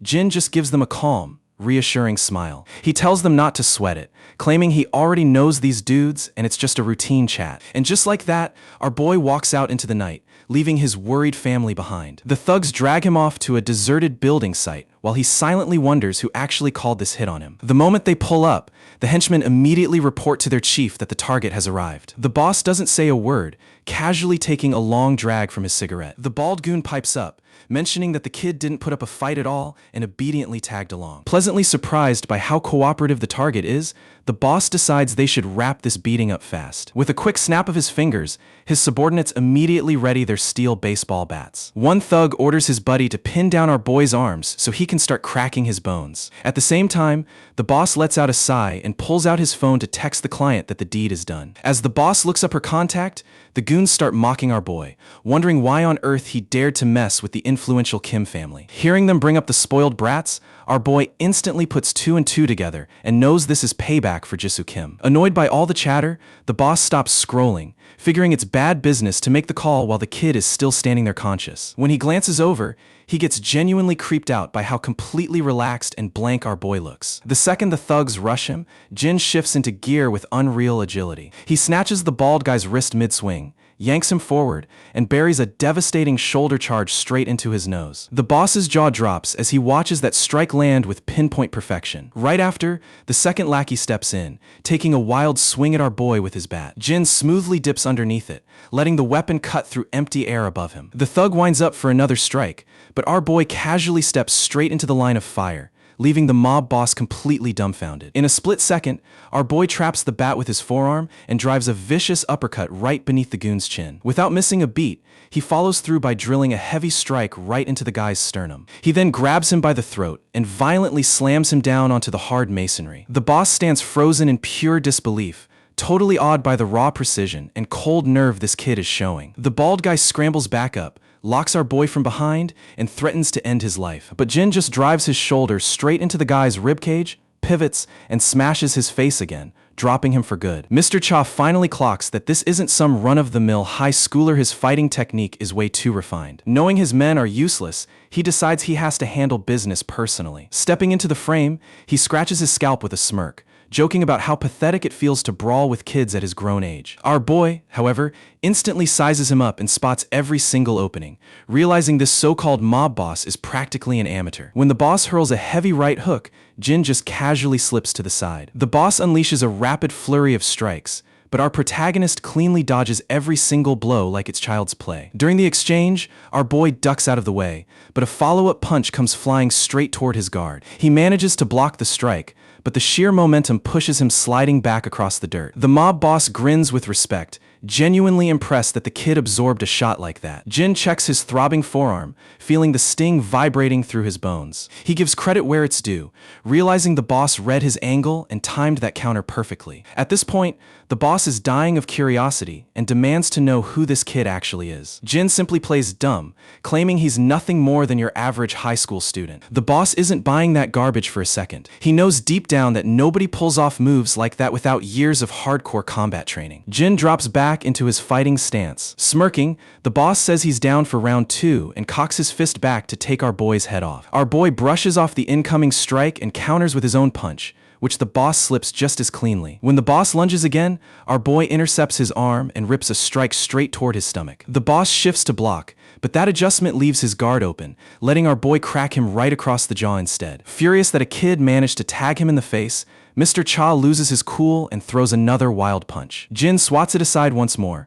locks dead eyes with the gangster, and unloads a crushing fist straight into his grill. He follows through with a ruthless beatdown that sends Mr. Cha crashing to the dirt, completely humiliated by someone half his age. Honestly, it's pretty rare to run into a mobster who actually prefers throwing hands over pulling out a piece. Lying there defeated, Mr. Cha chuckles, realizing our boy isn't even breaking a sweat after that brawl. He has no clue where this monster spawned from, but one thing is certain. The Kim family picked a fight with the ultimate demon. The scene cuts over to the political office of Assemblyman Kim, where armed security stands guard outside while Mr. and Mrs. Kim argue inside, with the woman losing her mind over why Cha hasn't phoned in yet. Mr. Kim tells her to chill out, assuring her that Cha will check in the second he's done breaking that boy's legs. Their spoiled daughter sits there rolling her eyes, and right on cue, the desk phone starts ringing. The frantic mother immediately demands her husband put it on speaker so she can relish the good news firsthand. Kim answers and opens with an apology, embarrassed that his wife dragged Cha into such petty family drama. His wife immediately screeches in protest, screaming that their kids were assaulted and calling this petty is unacceptable. Much to their bewilderment, Cha cuts in and says that the apology should actually come from him. When a stunned Kim asks what he means, Cha drops the bomb that their kids crossed the wrong psycho, because that kid just wiped the floor with him too. That single sentence shatters Mr. Kim's entire reality. In his eyes, Cha is an unstoppable hitman, making the idea of him getting folded by a teenager sound totally impossible. Right on cue, the doorknob begins shaking violently as someone tries to muscle their way in. Both parents stare at the entrance with sheer terror written all over their faces. As the door swings ajar, they spot their private security knocked unconscious in the hallway, sending panic through the room. Their spoiled brat leaps out of her chair the second Jin casually steps through the doorway. The door slams shut behind him with a heavy thud, sealing them inside away from the unconscious guards. Still holding the receiver, Cha instantly puts together that the kid has already reached their front doorstep. He slouches back in complete resignation, exhaling a tired sigh. He's still struggling to digest the sheer humiliation of getting bodied by a random teenager. Now he's sweating bullets over how catastrophic the fallout is going to be. Back in the office, Mrs. Kim immediately starts shrieking at Jin, screaming if he's the delinquent who laid hands on her precious kids. From behind his desk, Mr. Kim cuts in with a cold glare, demanding an explanation for how he bypassed building security. That foolish woman grits her teeth in fury, absolutely livid that her husband isn't screaming and panicking like she is. Keeping his composure, the politician sternly repeats the question, demanding to know how he walked past the guards. Jin simply shrugs and drops a nonchalant reply that he just walked through the dudes standing in his way. Mr. Kim's brain short-circuits as he tries to process how one kid could take down Mr. Cha and an entire security detail solo. What creeps him out even more is trying to figure out how this boy tracked down his private office address. The obnoxious mother starts barking again, screeching at Jin to drop his smug attitude. She furiously dials the emergency hotline, planning to get him locked up for home invasion and battery. Meanwhile, Hyojin smirks with pride, thrilled to see her mother playing the authority card. She's convinced that getting law enforcement involved is a checkmate move, assuming that no matter how good his hands are, the legal system will easily crush him. The mother tries flexing her connections, threatening to bring down the police chief and prosecutors since she assumes this kid doesn't know their political power. Jin doesn't blink, coolly responding that he's fully aware of who they are. He lays it out flat, mentioning that her husband is a two-term assemblyman currently campaigning for his next election. The woman sneers in disbelief. She snaps back, asking why he had the guts to touch her kids if he knew exactly how powerful they were. Hyojin wears a wicked grin, thinking they've totally trapped him, and quietly whispers that his time is up. The operator answers, and the woman starts barking orders into the mic, demanding squad cars be dispatched to Kim's headquarters immediately. Before she can finish her rant, her words choke in her throat as a familiar audio clip starts playing in the room. Jin presses play on the raw footage showing Hyojin and her crew violently brutalizing his sister inside the karaoke lounge. Staring at the undeniable proof, Hyojin's smug face shatters as her eyes nearly pop out of her skull. Mr. Kim just freezes in dead silence, realizing his political career is hanging by a thread. Daeun's desperate cries begging for mercy echo across the speakers while those bullies relentlessly beat her down. Face pale from the undeniable proof, Mrs. Kim hurriedly hangs up on the emergency operator, stammering that she'll call back later. Hyojin loses her mind, screaming at Jin and demanding to know how on earth he got his hands on that recording. Jin stays quiet as the screen cuts to a brief flashback outside the Kim mansion. We see Jin ghosting through the dark hallways of their house completely undetected. He boots up a personal laptop and downloads all the damning footage onto a flash drive. Back in the present, Mr. Kim clenches his jaw in sheer rage, disgusted by what utter failures his children turned out to be. Hyojin frantically tries to do damage control, crying to her father that she had a totally valid reason for doing it. Her father snaps instantly, furiously barking at her to shut her mouth. Jin then casually drops that he has an entire collection on Jisoo Kim as well. He points out that their lovely kids have a sick habit of recording all their criminal escapades as trophies. He details that he's got dozens of videos showcasing them brutalizing classmates, extorting cash and jewelry, right up to the latest footage of his sister getting jump-attacked in that karaoke booth. Hyojin trembles in absolute terror, but her delusional mother immediately steps in front, screaming that this is just cheap blackmail and he won't get away with threatening them. Jin coolly shoots back that he didn't initiate this war, adding that leaking footage is nothing compared to hiring a mob squad to murder him, which he also has on record. The father buries his face in his hands, completely broken by the situation. He looks up and asks if he went through all this effort simply because their kids laid hands on his sister. Jin answers that just as parents will protect their children at any cost, he as an older brother will go to any length to shield his sister. Understanding the gravity, the politician offers to cover all medical expenses alongside a massive financial payout to settle things quietly. Our protagonist shuts that down instantly, stating he doesn't want their dirty money. Confused, the father asks what exactly he wants instead. He asks if Jin is demanding a formal apology from his son and daughter. At the thought of apologizing, Hyojin grits her teeth, swearing in her head that she'd rather bite her own tongue off and die first. Meanwhile, our boy states that some empty apology will never erase the terror and agony his sister endured. So if they truly want this buried, he demands that his sister never lays eyes on Jisoo or Hyojin ever again. That ultimatum shocks Hyojin, but her father jumps at the deal, promising to transfer them out immediately or ship them overseas. Both mother and daughter scream in outrage, but the politician roars at them to shut up, turning back to ask if that deal satisfies him. Jin makes his condition clear.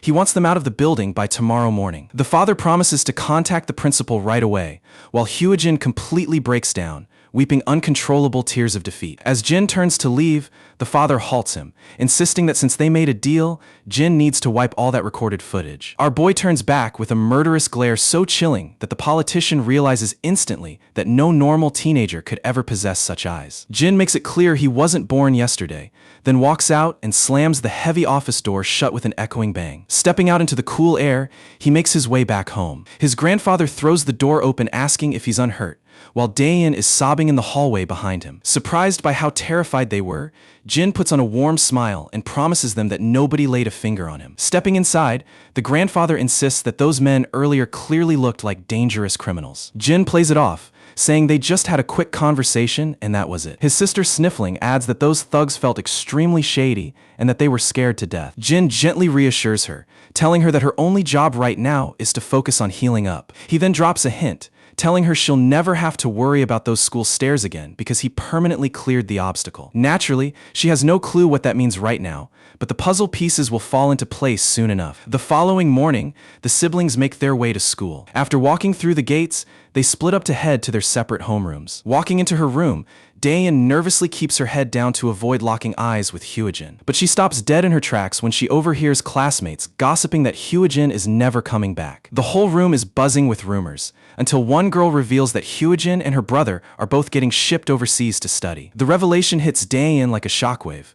The bullies who made her life a living hell are officially gone. Jin's words from the night before about fixing the stairs immediately click in her head. She instantly puts together that her brother was the one pulling all the strings behind this transfer. Daein bolts out of the classroom to track him down and confront him. She catches up and calls his name, but as he turns with a calm expression, her voice catches in her throat and she can't get a single word out. Jin just flashes a soft smile, tells her he'll catch her after class, and leaves her standing there with tears welling up in her eyes. She manages to choke out a quiet goodbye before completely breaking down, overwhelmed by pure relief. A bit later, the scene shifts to an apartment where a blonde girl is grilling her friend group about the rumors of Hyojin going abroad. Another girl confirms the rumor, admitting she was stunned since Hyojin had never once brought up moving out of the country until now. The blonde turns her attention to Chicken Shake, who is sitting in the corner lost in her own thoughts. One of the friends snaps her fingers, asking if she's got any insider info on the situation. Jolted with anxiety, the timid girl gets interrogated directly by the blonde, who assumes she must know the scoop since they share a classroom. Trembling, she nervously confirms that the teacher officially broke the news during homeroom. The blonde girl follows up, asking if anyone managed to reach Hyojin on her cell. Chicken Shake confesses that she dialed her number, but Hyojin completely ignored the ring. Hearing that, the whole group finally accepts that their ringleader has vanished. Meanwhile, Chicken Shake keeps glancing at her screen, gnawing on her fingernails in sheer panic. Ever since Hyojin texted that her mom was stepping in to handle Jin, Chicken Shake has been losing her absolute mind with worry. She can't stop panicking over whether Hyojin's abrupt departure is directly tied to our protagonist. Right at that moment, Hyojin storms into the room with pure rage written all over her face. While the gang sits there stunned, Hyojin collapses onto the couch, whining about how difficult it was to slip out of her home unnoticed. Her friends immediately press her, asking if the rumors about her flying abroad are actually true. Clutching her head in utter annoyance, Hyojin admits the plan came out of nowhere, though she swears she'll return after a single semester. A quick flashback reveals her father ordering her overseas for a bit, reassuring her that he'd bury the scandal before her return since those viral tapes could wreck his reputation too. She naturally hides that humiliating detail, letting the other girls giggle and poke fun at her upcoming luxury getaway. The blonde girl just rolls her eyes with a mocking smirk. She is visibly irritated by how casually everyone is taking the whole thing. One of the other girls jumps in, asking what triggered this sudden trip and whether Jisoo is tagging along with her. Hyojin brushes it off coldly, claiming it's private family business that doesn't need any explaining. The redhead chimes in to ask about Daein and her brother, eager to know if Jisoo finally taught RMC a lesson. Hyojin snaps at them to drop it, acting confident that Jisoo must have taken care of business by now. Deep down, though, she just can't bring herself to confess that our boy wiped the floor with her brother and his entire squad, since that truth is way too embarrassing to swallow. The mere thought of Daein celebrating her absence drives her crazy, which gives her a nasty idea to torment Daein one final time and recruit her squad to pull it off. Her crew hesitates, wondering if pushing things further is a good idea, with Chicken Shake visibly recoiling in fear. Hui Jin doubles down, arguing that without them around to keep Daein down, she'll get way too confident. She is hellbent on taking Daein down a notch before boarding that flight, desperate for her petty payback. As Hui Jin lays out the sick scheme, Chicken Shake's terror levels go through the roof. Full of spite, Hui Jin brags that Daein's grandfather works as a humble security guard, and she intends to have her powerful mother strip him of his job. In her twisted mind, ruining an old man's livelihood will permanently teach Daein never to cross the Kim household. This is utterly vile. Daein did nothing wrong, and Hui Jin's malice is enough to make your blood boil. Before this pathetic bully can take another step, all the color drains from her face as she spots a masked figure in a dark hoodie standing right in front of her. It takes her only a split second to realize this ominous intruder is none other than Jin. Jin smoothly reverses the script, innocently asking who this Jin person is and how on earth she identified him under a full-face mask. With chilled calm, he mentions he just stopped by to see if the party was lively, noting how convenient it is that every single face from the karaoke assault video is in attendance. One of the bullies begins shaking uncontrollably, stammering out what he could possibly mean. Jin coldly clarifies that he's talking about the exact spot where they filmed themselves assaulting his sister. Hui Jin turns pale as a ghost as the terrifying realization hits that he might have been lurking here the whole time just to ambush her. Chicken Shake is sweating bullets and quivering, fully aware of the storm that is about to drop on them. The remaining two friends sit frozen in absolute terror, too scared to make a sound. As Jin starts pulling the door closed, he mocks them by asking why the room went quiet when they all seemed so fond of screaming along to the tracks. With a heavy thud, the door clicks shut, keeping whatever brutal retribution follows behind closed doors. The scene cuts over to the hospital room where the entire Kim clan is holed up. The patriarch, Inbi Kim, is visibly fuming as he demands to know where Hui Jin has run off to. Her brother mentions that she only left for a bit to bid farewell to her circle of friends. Inbi loses his temper even further, barking about why she couldn't just stay put until they cleaned up this massive crisis. Suddenly, a subordinate barged into the ward, hurriedly flipping on the television and urging his boss to watch the broadcast immediately. Right there on the screen, news anchors are broadcasting the viral footage of Hui Jin's crimes that our protagonist leaked. The brutal recordings are exploding across social media, instantly turning the scandal into an uncontrollable circus. A dead silence washes over the Kim household as they stare at the unfolding disaster. The news anchor drops yet another shocker, stating that dozens of bullying videos have surfaced, with countless undocumented incidents likely behind them. Public watchdog organizations and lawmakers are already drafting emergency legislation to hold the abusers accountable. Jisoo begins to panic as the broadcast highlights national outrage over the fact that the perpetrators are the offspring of political candidate Inbi Kim. The father's career is essentially in the gutter now, largely triggered by his arrogant wife who escalated this feud to the extreme. Considering Hui Jin's vile plot to get our grandfather fired, this catastrophic downfall is nothing less than pure karma. The scene pivots back to Mr. Cha confronting Jin, demanding an explanation for blowing up the scandal after supposedly agreeing to a truce with the Kims. A flashback shows Jin researching the extensive corrupt network backing the Kim empire. He deduced there was zero chance they would let matters rest peacefully, so he took decisive preemptive action. Back in the present, Jin openly confesses that he deliberately broke their supposed deal. When Mr. Cha asks if he honestly believes the Kims will let him off the hook, Jin casually replies that he's the least of their worries at this point. And unsurprisingly, our guy's calculation is spot on. The broadcast rolls out even more crushing dirt, unveiling fresh proof tying Inbi Kim to money laundering, corruption, and electoral fraud. The revelations are so toxic that his own political allies are demanding a full probe, scrambling to distance themselves before the blast hits their party. The moment those words hit Inbi's ears, he collapses onto the hospital mattress like a puppet with its strings cut. Watching this unfold, Mr. Cha grows paranoid that Jin might hold similar leverage over him, and terrified of meeting the same fate, he demands to know Jin's true identity. Jin simply plays it off, stating he's nothing more than your standard high school kid. Mr. Cha lets out a dry chuckle. He finds the answer completely absurd, knowing full well that nothing about this kid is normal. We jump over to the classroom, where several girls are giggling and blushing the second Jin walks into view. They huddle and whisper, debating who should go up and talk to him, but nobody has the guts to actually take the first step. While Jin sits quietly zoned out in his seat, his phone suddenly buzzes. It's Daein, texting him that she can head back alone today and telling him to go enjoy himself with some friends for once. Jin is genuinely baffled by the idea of hanging out.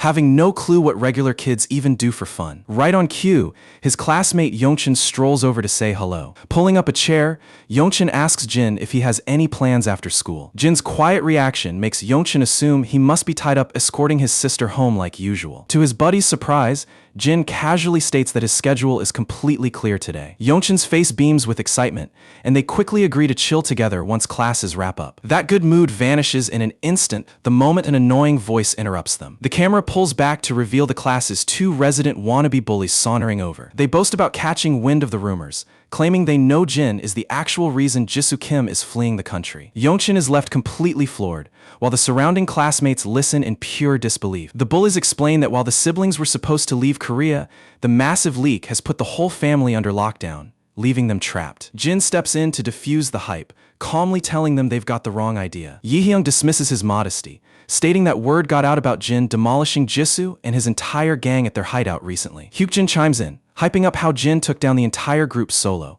leaving Jisoo too humiliated to show his face. As Yongchen realizes Jin's skills were never just luck, the two bullies eagerly try to buddy up with Jin, inviting him out to celebrate Jisoo's downfall and offer him a tour around town. Our boy shuts them down without hesitation, saying his schedule is already taken. Confused by the rejection, the bullies press him to reveal what he could possibly be doing. Wearing a relaxed smile, Jin replies that he is spending the afternoon chilling with Yongchen. Yihyung flashes a slimy grin and gets right into Yongchen's space, declaring that he'll tag along with them. Hyukjin corners the terrified kid as well, insisting that he's coming too. Having bullied Yongchen into nodding along, they wander off, telling them they'll meet up after class. Jin turns to his pal and asks if he's genuinely okay bringing those clowns along, and the pale-faced boy just nervously stammers that it's fine. The homeroom teacher eventually walks in, introducing two new transfer students to the class. While one is an ordinary-looking boy, the real head-turner is a gorgeous girl with sleek black hair. Yongchen's jaw drops the moment he sees her, prompting Jin to ask if he recognizes the newcomers. Yongchen whispers that literally everyone knows exactly who she is. Her name is Yona Shin, and her grandfather heads the SW Group,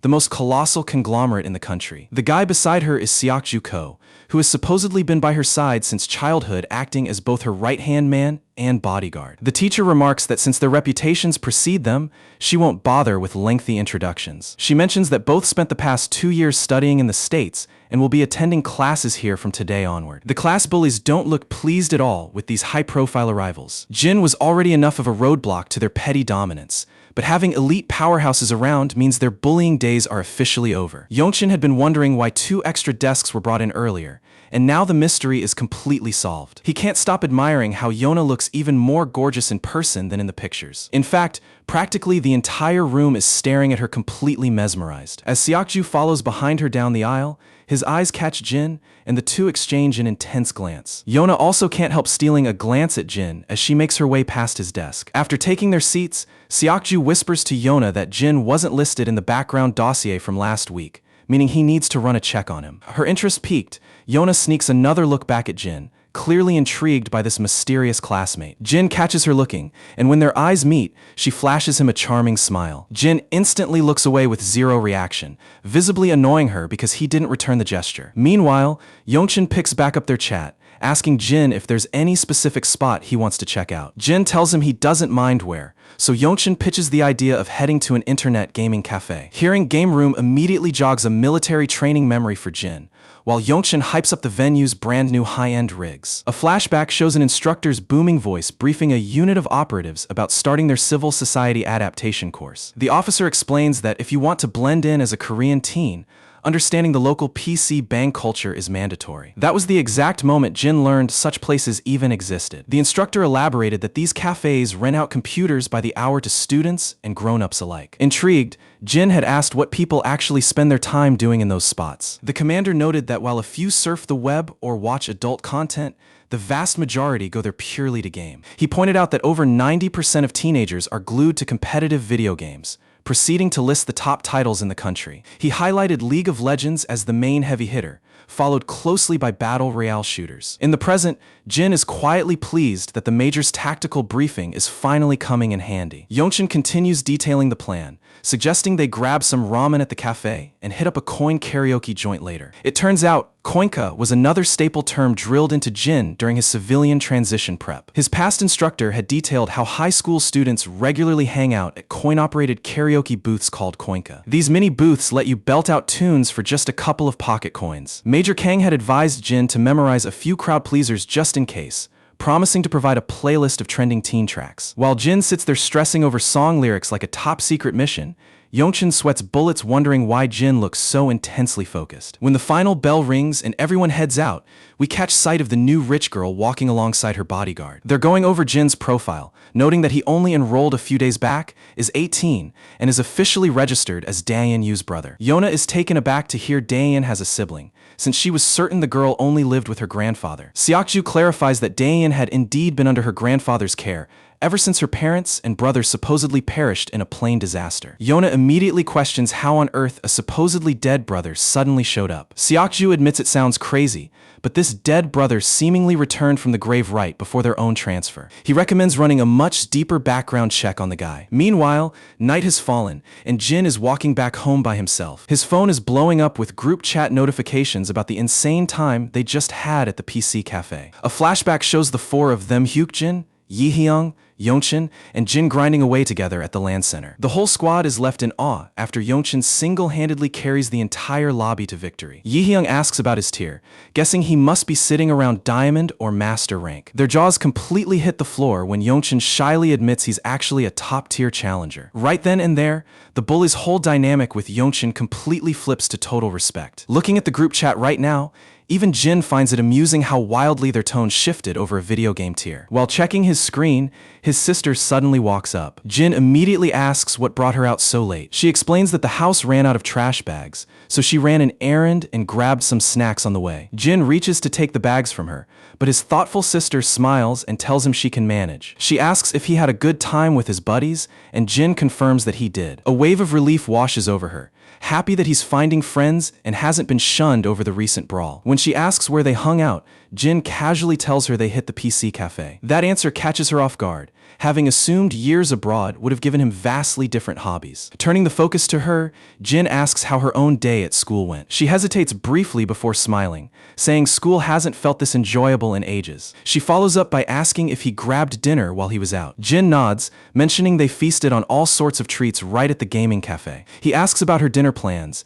and she says she's holding out for Grandpa to get back so they can share a meal. Jin immediately asks if he can eat with them too, puzzling her since he claimed he was already full. Looking a bit sheepish, he mumbles that he still has some room left in his stomach. We all know the truth. Our guy just craves a warm family dinner with the people he loves. Back home, a delicious home-cooked meal is set across the table, and the trio happily shares dinner in total warmth. You really have to wonder how Grandpa manages to lay out such an incredible feast every single day on just a humble security guard's salary. Honestly, the math just doesn't add up. While they're all enjoying the meal, Jin's mind quietly wanders back to the brutal reality of his past as a mercenary. He quickly snaps out of the heavy memories and puts his warm smile right back on. Right on cue, his phone starts buzzing. It turns out to be a call from Major Kang. The Major immediately tells him to drop the formal military rank and just call him Big Brother like they used to. When Kang asks how he's settling in, Jin politely assures him that everything's going smoothly. However, the second Kang brings up high school,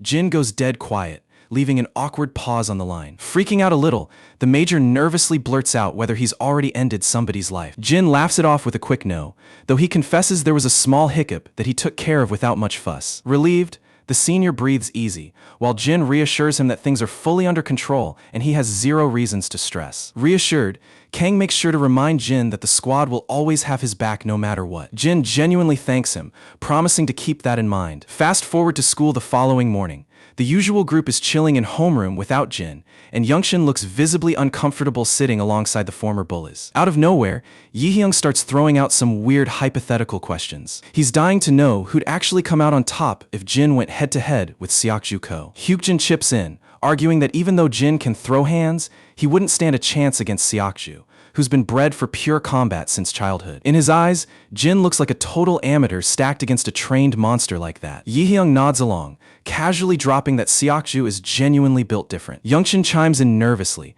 asking if the rumors about Seokju soloing 20 guys all at once are actually legit. The blonde kid interrupts to fix his numbers, claiming the body count was actually 30. Hearing that ridiculous stat completely freezes Youngshin in place, making him choke on air for a second. The brown-haired delinquent explains that back when a bunch of local thugs tried messing with Yona Sin, Seokju stepped up and flattened every single one of them. According to him, it began with just 10 punks, but backup kept pouring in. Even after 30 brawlers swarmed the place, Seokju was still standing tall like it was nothing. He casually strolled away without taking a single hit, leaving 30 broken bodies scattered across the asphalt like broken toys. Still curious, the timid kid brings up another wild rumor about Seokju tracking down the crew that once kidnapped Yona. He mentions hearing that the kidnappers weren't ordinary punks, but hardened ex-military operatives. The blonde backs that up instantly, saying that kidnapping story is almost definitely real too. He doubles down that Jin is hopelessly outclassed here, because Seokju is operating on an entirely different tier. It's genuinely comedy gold how Korean manhwa high schoolers casually obliterate entire organized crime syndicates,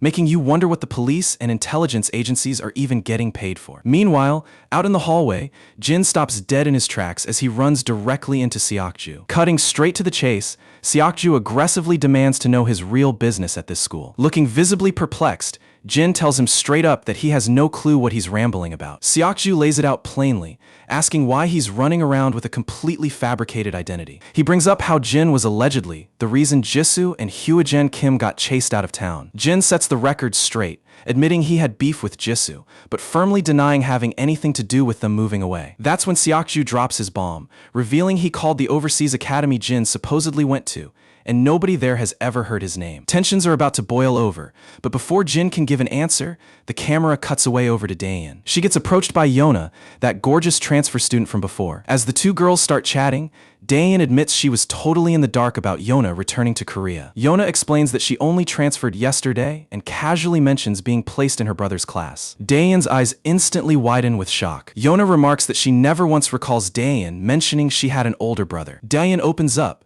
explaining that everyone believed he died alongside their parents in that tragic accident a decade ago, but he miraculously made it out alive. They only discovered he was breathing about 6 months back. We get a quick flashback to that exact moment. Daein walked into the house to find her grandfather standing completely paralyzed with the phone glued to his ear. Tears were pouring down the old man's cheeks as he broke the unbelievable news that Jin was still alive. The shocking revelation dropped Daein's jaw, marking the exact second she learned her brother was out there. Cutting back to now, Yona questions why Jin went an entire decade without reaching out if he was alive the whole time. Daein shares that Jin suffered total amnesia from the crash, and only recently started piecing his memories back together before an organization helped reunite them. Yona puts up a polite face, but internally she finds the whole story extremely suspicious. Daein adds that he only had blurry fragments of memory about his grandfather and a little sister. Putting an end to her subtle interrogation, Yona offers a sweet smile and remarks on how ecstatic their grandpa must have felt to have him back. Daein happily agrees,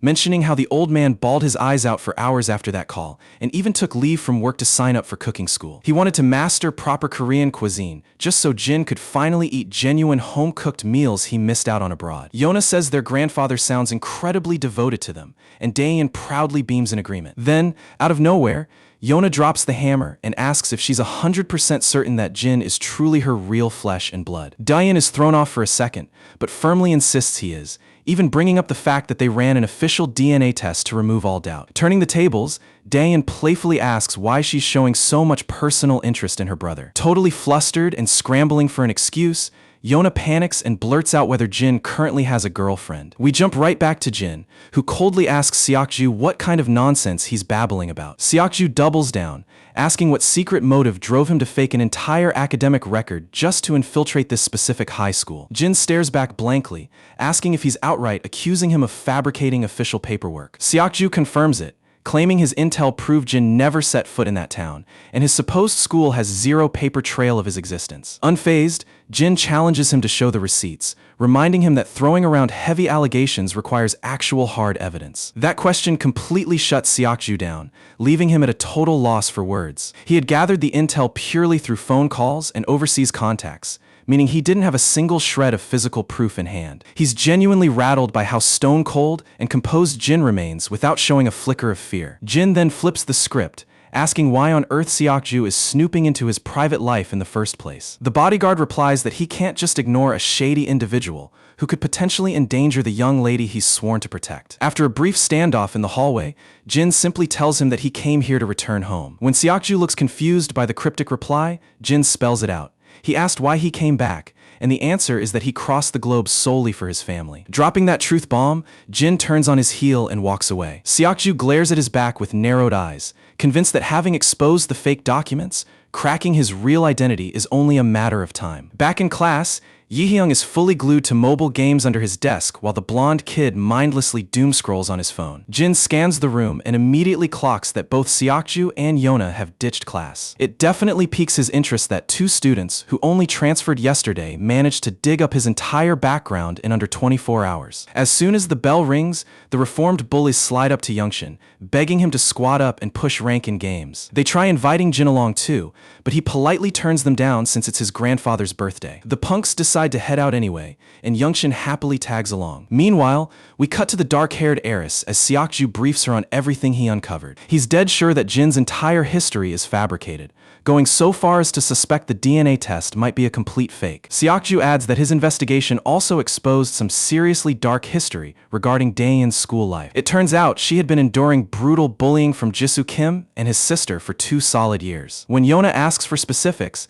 Seokju reveals the abuse was so sickening that it's a miracle she even survived it mentally. He clarifies that while the beatdown videos never leaked online, the actual violence she suffered was undeniably severe. Yona is genuinely disgusted, shocked by how twisted and cruel high school kids can be nowadays. Seokju mentions that Jin already dismantled Jisoo Kim and his lackeys on 2 separate occasions to rescue his sister. Yona lets out a dry laugh, finding it touching that a presumed dead brother returns just to destroy his sister's bullies, whereas her own flesh and blood only plot her demise. Her analytical mind kicks into gear as she begins connecting all the dots. She points out that if Jin's objective was to come after her, acting so reckless and drawing all that attention makes 0 sense. A seasoned operative would have stayed completely invisible. Seokju agrees with the logic, admitting an assassin with a scheme would have maintained a ghost profile. Yona's thoughts spiral in another direction, wondering if Jin's real hidden agenda revolves around Daeyeon's family instead. She brings up the massive insurance payout from the fatal plane crash. Seokju reveals that while the grandfather collected the settlement, he never touched a single penny of it, leaving it to accumulate massive interest over the past decade. On top of that, Grandpa actually returned the payout portion assigned to Jin's death once the boy came back alive. Still, the remaining fortune is substantial, leaving open the possibility that Jin might just be a con artist hunting for that bag. Putting the dark pieces together, Yona concludes that if he's chasing that cash, Daeyeon could be in mortal danger from the very guy claiming to be her brother. We jump over to the supermarket where our sibling duo is out grocery shopping, and as per usual, Jin is effortlessly turning heads among all the girls nearby. While grabbing groceries, Daeyeon gathers her courage and confesses that despite being nervous to ask, she's dying to know what his life was like after surviving that wreck. Jin goes silent for a beat, making Daeyeon panic and apologize repeatedly, telling him not to answer if the memories hurt. Instead, he offers a gentle smile and tells her she has nothing to worry about. He opens up, saying the severe trauma left his mind in total disarray, barely able to think clearly back then. Stuck in an unfamiliar country without knowing a single word of the language, he had to grind non-stop doing whatever it took just to stay alive. Daeyeon goes quiet, feeling the crushing weight of everything he endured. Lightening the mood with a giggle, she playfully asks if he was way too busy to ever pull a girlfriend during all those years. He lets out a chuckle and readily nods in agreement. She mentions being totally shocked when Yona told her earlier that she and Jin share the exact same homeroom. Jin catches that instantly, asking in surprise how she even knows Yona. Daeyeon explains that Yona treated her like family before moving off to the States, and she had missed her deeply ever since. Running into her again today felt like the sweetest reunion. With a mischievous smirk, Daeyeon drops the gossip that Yona straight up asked if Jin was seeing anyone. And naturally, our boy gives his trademark unimpressed, deadpan reaction. Later that evening, the birthday party is popping off at their home. The brother and sister happily hand over their wrapped gift to the old man. Opening the box, he finds a sleek, premium leather wallet, and his whole face glows with pure happiness. Deeply moved, he feels a pang of guilt over how little allowance he gives them, worrying they drain their entire savings just for him. Dayan warms his heart with a smile, assuring him they had plenty of cash saved up for a present. Plus, it didn't even cost all that much anyway. His weathered hands shake with pure joy as he clutches the wallet tight. Choking back tears, he tells them the greatest gift he could ever receive in this lifetime was having Jin return home in one piece. Nothing in the world could ever come close to beating that. Out of nowhere, a sharp ringtone cuts straight through the wholesome moment. Dayan bolts to her room to pick it up, and while she's talking, Jin silently eavesdrops and overhears her saying she's stepping out to the convenience store.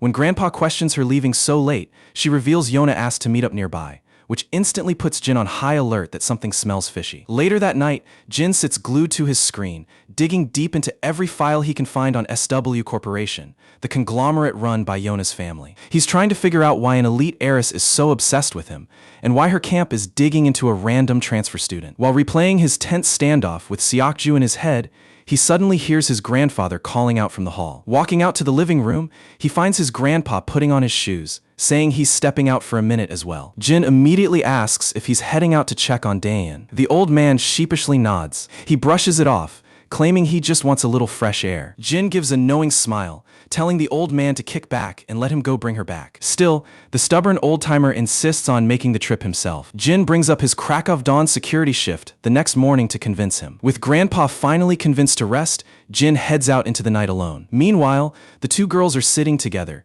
casually talking about academics and life. Yona reflects on her life overseas and pitches the idea that Dayan should look into studying abroad too. Dayan confesses that leaving the country has never even crossed her mind. When pressed on why, Dayan explains the insane costs and how being gone for years would mean leaving her grandfather all alone. Seeing Yona's confusion, Dayan elaborates that she can't bear leaving him by himself, especially with his failing health lately. She adds how grateful she is to have her brother back, as his presence gives her immense comfort and security. Seeing how deeply Dayan trusts Jin, Yona finds it almost impossible to drop the real bombshell she came to deliver. She's terrified of shattering the poor girl's world without concrete answers. A quick cutback reveals Seokju reporting to Yona that overseas staff confirmed Dayan's brother was never enrolled at that school. They ran his photo by administrators, and nobody recognized him as a former student. To make things worse, the current homeowner at his listed address verified that Jin had never set foot there. While Seokju chases down more leads, Yona decides she owes it to Dayan to discuss their findings in person. Seokju warns her that having evidence of forged transcripts still doesn't technically prove the guy isn't her real sibling. Still, Yona is alarmed that an entire decade of his life is backed by complete fabrications. With Dayan sleeping under the same roof as this mysterious stranger, it's too big a risk to brush off. She firmly believes Dayan deserves full transparency and wants to lay out the cold facts they've uncovered. Back in the present, Yona finds herself completely tongue-tied, choking on the very warning she came to deliver. Just as Dayan shares how thrilled she is to catch up like old times, Jin approaches the area where they're sitting. Seokju abruptly cuts him off. Jin tries to brush right past, but the bodyguard demands he freeze right there. Seokju is convinced Jin only showed up in a panic to stop Yona from spilling his secrets to his sister. Blocking Jin's path, Seokju tells him the girls are having a private moment and to back off. When out of nowhere, a speeding Volkswagen van comes tearing straight at them, plowing into both boys like bowling pins and screeching to a halt right where the two girls are seated. Jin forces himself to get up, but the impact left him badly hurt, with blood leaking from his head. Fighting through his blurred vision, he spots masked thugs jumping out of the van and violently grabbing both girls. Without hesitating for a fraction of a second, Jin sprints full throttle toward them, but his battered body can't close the gap. The kidnappers chuck the girls inside and floor the gas, leaving him stranded on the pavement with no way to chase a speeding vehicle, completely powerless to stop it. Furious, the two lock eyes and instantly grab each other's collars, ready to throw hands. However, a few heated insults later, they both realize that neither one actually pulled off the kidnapping, prompting them to back off. Without wasting a second, the dark-haired dude whips out his phone and alerts the SW Corporation security squad that Yona's been taken. He demands they immediately pull up the surveillance feeds and trace her location. Seeing Jin casually stroll away, the guy immediately calls him out, demanding to know where he's headed and pressing whether he's truly innocent. Jin brushes him off, stating he doesn't have a single spare second to waste on pointless bickering. Seokju chimes in, assuring him that corporate security is already hunting her down and will locate her in no time. So Jin needs to stay right by his side until they can properly verify his background. Our boy makes it crystal clear that he's hunting down his sister right now, and if Seokju wants to tag along, that's his own choice. That blunt reaction finally convinces Seokju that Jin genuinely has nothing to do with this whole mess. Right then, our boy freezes, turns around, and casually asks if Seokju happened to bring a ride. The camera cuts over to the vibrant, neon-lit core of the city's nightlife district. Deep inside a local pub, Mr. Cha is chilling out, dragging on a smoke and relishing some quiet downtime. Right on cue, a subordinate steps up to notify him that a guest has arrived. Cha spins his head, only to be greeted by the sight of Jin standing right behind him. The perspective jumps over to SW Corporation headquarters, where an elegant, high-class woman is seated comfortably. You can instantly tell she's Yona's sibling just from those striking looks and that long, dark hair. Out of nowhere, an assistant barges through the doorway in a panic. Clearly irritated by the disruption, she scolds him for stomping in without even knocking first. Catching his breath, the assistant blurts out that Yona's been abducted. While the news catches her off guard, she doesn't appear even slightly distressed by the revelation. Instead, a subtle smirk creeps onto her face as she figures those whispers floating around were accurate. We might not know her exact angle yet, but we're just gonna run with it for now. She follows up by asking whether their grandfather still intends to push forward against the firm. When the aide admits he's in the dark, she reclines in her seat, silently wishing the old man stays stubborn, so Yona ends up getting eliminated. And honestly, she can hardly wait for that exact scenario to play out. Switching back to the lounge, our protagonist is already deep in conversation with Cha, with Seokju trailing right beside him. Having flagged Cha from company intel, Seokju is genuinely baffled as to how a high schooler is connected to a known underworld figure. Cha cuts through the silence, demanding to know what business brought Jin to his doorstep. Jin keeps it completely blunt, stating he's strictly there for information. Flicking open his lighter for another smoke, Cha sneers and asks why on earth he should lend a hand. Jin drops the bomb immediately, revealing that SW Corporation's very own heiress has been abducted. That certainly catches the crime boss off guard, but he swiftly shakes it off, claiming he stays far away from corporate drama since crossing SW is pure suicide. And when Jin presses him for any underworld leads, Cha flat out refuses, pointing out that Jin already made his life miserable enough. That's when Jin casually drops the real kicker. His little sister was grabbed alongside the heiress. The color drains from Cha's face because targeting this kid's sister is basically like touching John Wick's doggone absolute death sentence. He immediately folds and spills the beans, explaining that some foreigners with broken accents were scouring the district for isolated lockups, burner phones, getaway rides, and hired muscle. The cash was enticing, but he passed on the gig knowing that getting dragged into that tier of dirt never washes off clean. He mentions another faction ended up taking the contract, operating somewhere out of Incheon, and that's the absolute extent of what he knows. At this stage, Seokju is likely piecing together the exact syndicate responsible. Jin drops a quick word of thanks and immediately turns toward the exit. Before he can leave, the boss hurls his mobile over, telling Jin to punch in his contact info. Jin stares at the device with a blank look, confused as to why the guy wants his digits. An annoyed Cha snaps that he'll need a direct line to ring him once his scouts dig up more dirt on the warehouse. Hearing that, our protagonist quietly punches in his phone number. He then casually inquires whether that motorcycle parked out front belongs to Cha. Cha already reads the room and hesitates, fully aware the kid is about to hijack his ride. Regardless, Jin commandeers the heavy motorbike anyway, telling Seokju he's on his own for transport because the bike is officially taken. Seokju protests, asking if he's seriously going to bet everything on sketchy, half-baked rumors and ride straight into enemy territory. Jin lays down the cold truth. The captors won't harm Yona until their demands are met, but Daehyun is completely disposable to them, meaning every second counts. Realizing the undeniable logic behind Jin's urgency, Seokju goes quiet, inwardly respecting how sharp and calculated the guy really is. Seokju lets him know that the intel has already been forwarded to corporate security and that he'll tail him in his vehicle. Jin delivers an icy shrug, basically telling him to do whatever he pleases. Snapping his helmet into place, he opens up the throttle and blasts straight into the night traffic. The perspective flips to the captives, where Daehyun comes to with a pounding migraine, prompting an apologetic Yona to immediately take the blame for pulling her into this nightmare. As memories of the ambush flood back, Daehyun gasps in horror at the realization of their kidnapping, which Yona somberly confirms, lamenting how fast chaos caught up with her after landing in Korea. The kidnappers suddenly stroll into view, met by Yona's icy glare as she demands to know the reason for their capture. A captor barks at her to pipe down and stay silent if she wants to get through this in one piece. Naturally, she instantly pieces together that these scumbags intend to use her as a bargaining chip against her grandpa. A thug turns to the ringleader, asking how they should handle Daehyun since she was only scooped up as collateral. Predictably, the boss declares her dead weight and gives the green light to take her out. Yona leaps in without hesitation, fiercely warning them not to lay a single finger on her friend. The boss sneers at what power she thinks she holds, to which Yona threatens to bite through her tongue and bleed out, completely destroying their hostage leverage. The cartel leader is genuinely amused that she'd throw her own life away for someone she just met. He eggs her on with a smug laugh,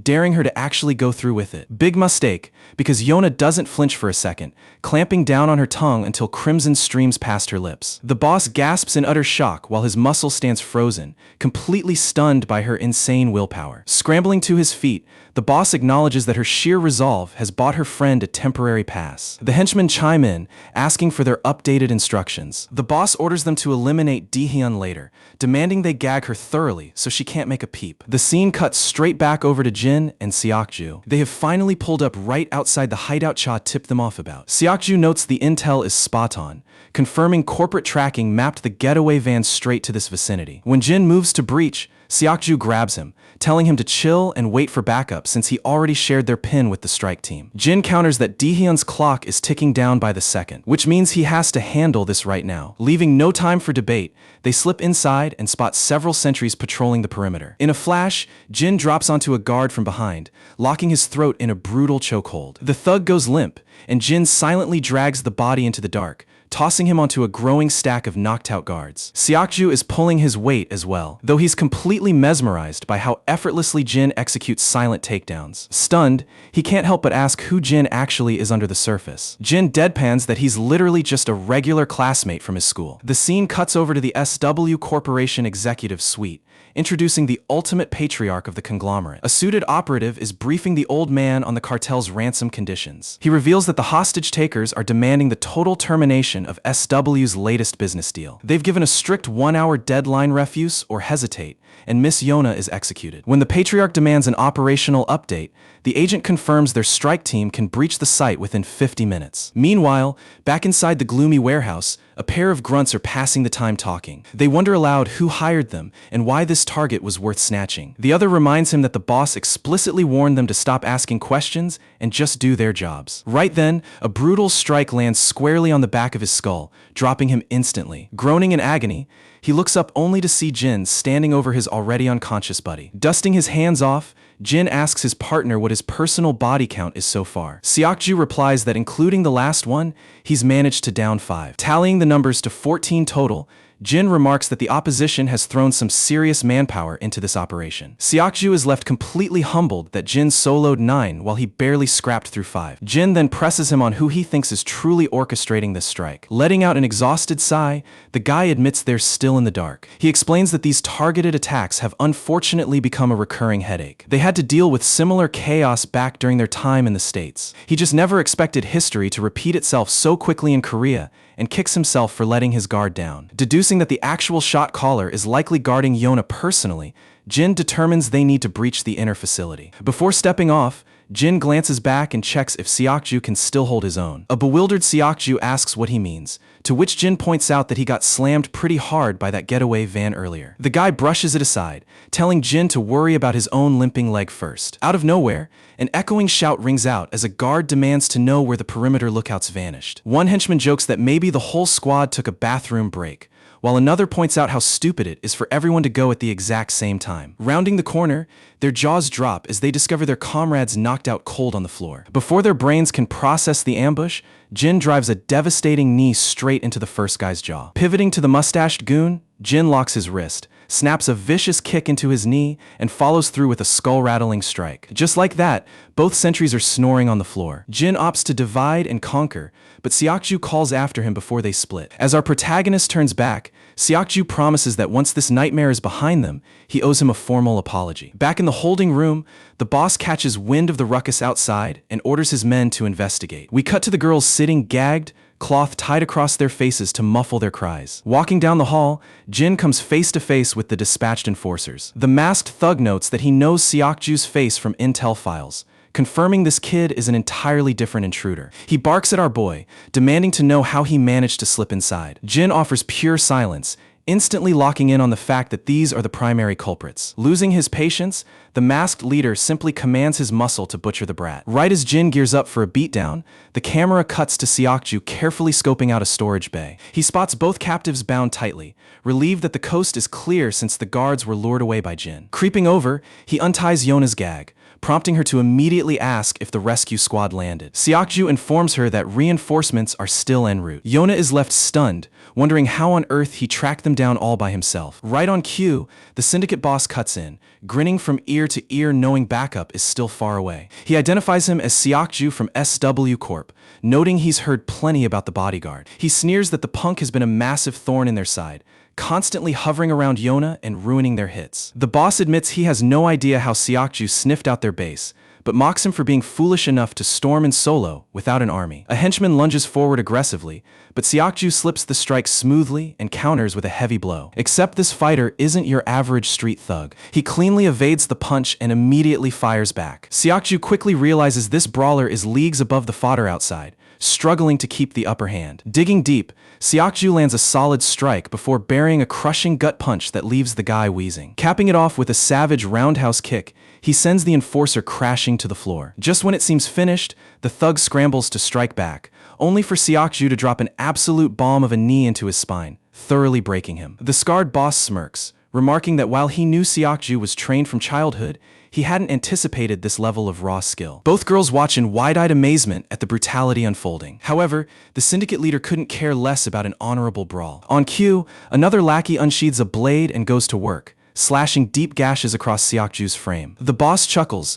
mocking the bodyguard for showing up barehanded, which makes butchering him a cakewalk. The armed thug rushes in again, flailing the dagger wildly in every direction. Seokju scrambles desperately to evade the onslaught, yet the bleeding lacerations quickly sap his stamina and hinder his footing. The boss whips out his own blade, casually twirling it while shooting sinister glances at the hostages. Catching that predatory look, Seokju instantly realizes Dehyun is in extreme danger. The poor girl is frozen in absolute terror, dreading what's coming. Before anyone can blink, the scumbag hurls the dagger directly at her with lethal intent. In an instant, Yona dives to shield Dehyun, only for Seokju to throw himself over both of them, taking the flying steel directly into his spine. The syndicate boss sneers, ridiculing Seokju as an overrated loser who didn't live up to the hype. He then barks at his men to spare Yona for the ransom and butcher the remaining two. Nodding eagerly, the thugs advance to finish the bloody job. Suddenly, the heavy door groans open, and every head snaps toward Jin, who steps inside looking like an absolute demon with unconscious guards littering the floor behind him. Meanwhile,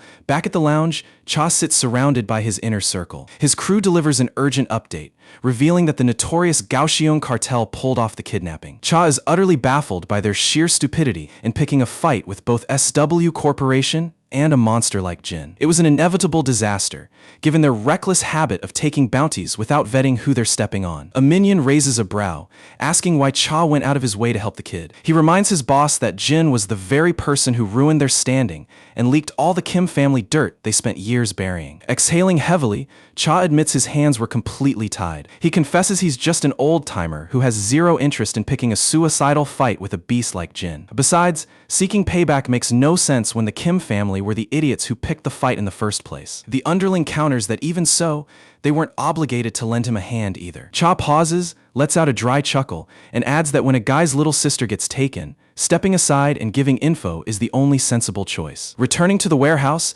Jin stands commanding the room. The lead thug demands to know who the hell he is, while Yona looks on in absolute disbelief. Daein is completely stunned to see Jin standing right there, and the moment she blabs it out loud, the mafia boss instantly connects the dots that this kid is her brother. The boss literally starts cracking up so hard that he can barely catch his breath. To him, it's peak comedy that he snatched this girl, only for her little bro to show up thinking he's some kind of hero. He's treating this entire hostage rescue like an absolute circus. Ignoring the clown entirely, Jin just faces Daein and calmly asks how she's holding up. Tears start rolling down Daein's face as she panics, pleading with Jin to turn around and run for his life. Yona is crushed watching this go down, feeling pure guilt that her personal drama pulled these innocent siblings into the crossfire. She screams at the leader, offering complete compliance if they just let everyone else walk away unharmed. The boss just sneers right back, asking why on earth he'd do her a favor when he holds all the cards. Yona shuts up immediately, coming to terms with the fact that she has zero bargaining power here. Lying half dead on the floor,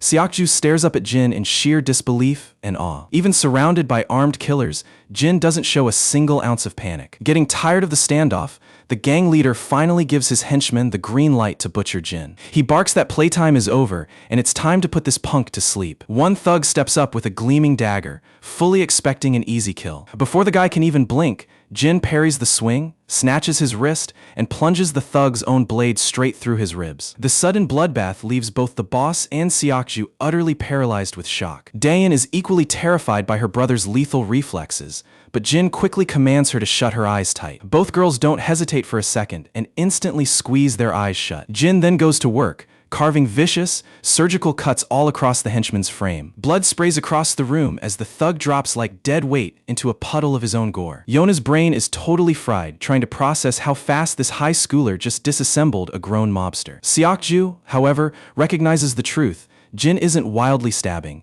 Every single slash is calculated perfection. He specifically severed the guy's tendons and major muscle groups to shut down his body instantly. Even the mafia leader is impressed, remarking that Jin looks way less like a loving brother and a lot more like a professional hitman. As Jin keeps marching closer without a word, the boss immediately takes back what he just said. He realizes no regular bodyguard, let alone a teenager, could handle a blade with that level of clinical precision while keeping those dead, cold eyes. Shrugging it off, the boss grins, deciding that none of Jin's resume matters since he's going to end up in a body bag regardless. He takes a wild slash, but Jin effortlessly ducks under it at blinding speed while the boss flails his blade in frustration. When the boss lunges in again, Jin casually deflects the thrust with one hand and counters with a vicious slice of his own. The boss shows surprisingly good footwork, hopping backward just in the nick of time to save his skin. What follows is an intense knife duel where every trade of steel gets deadlier by the second. Jin eventually finds the opening, slicing clean across the boss's hand and instantly crippling his grip. Clutching his bleeding hand in shock,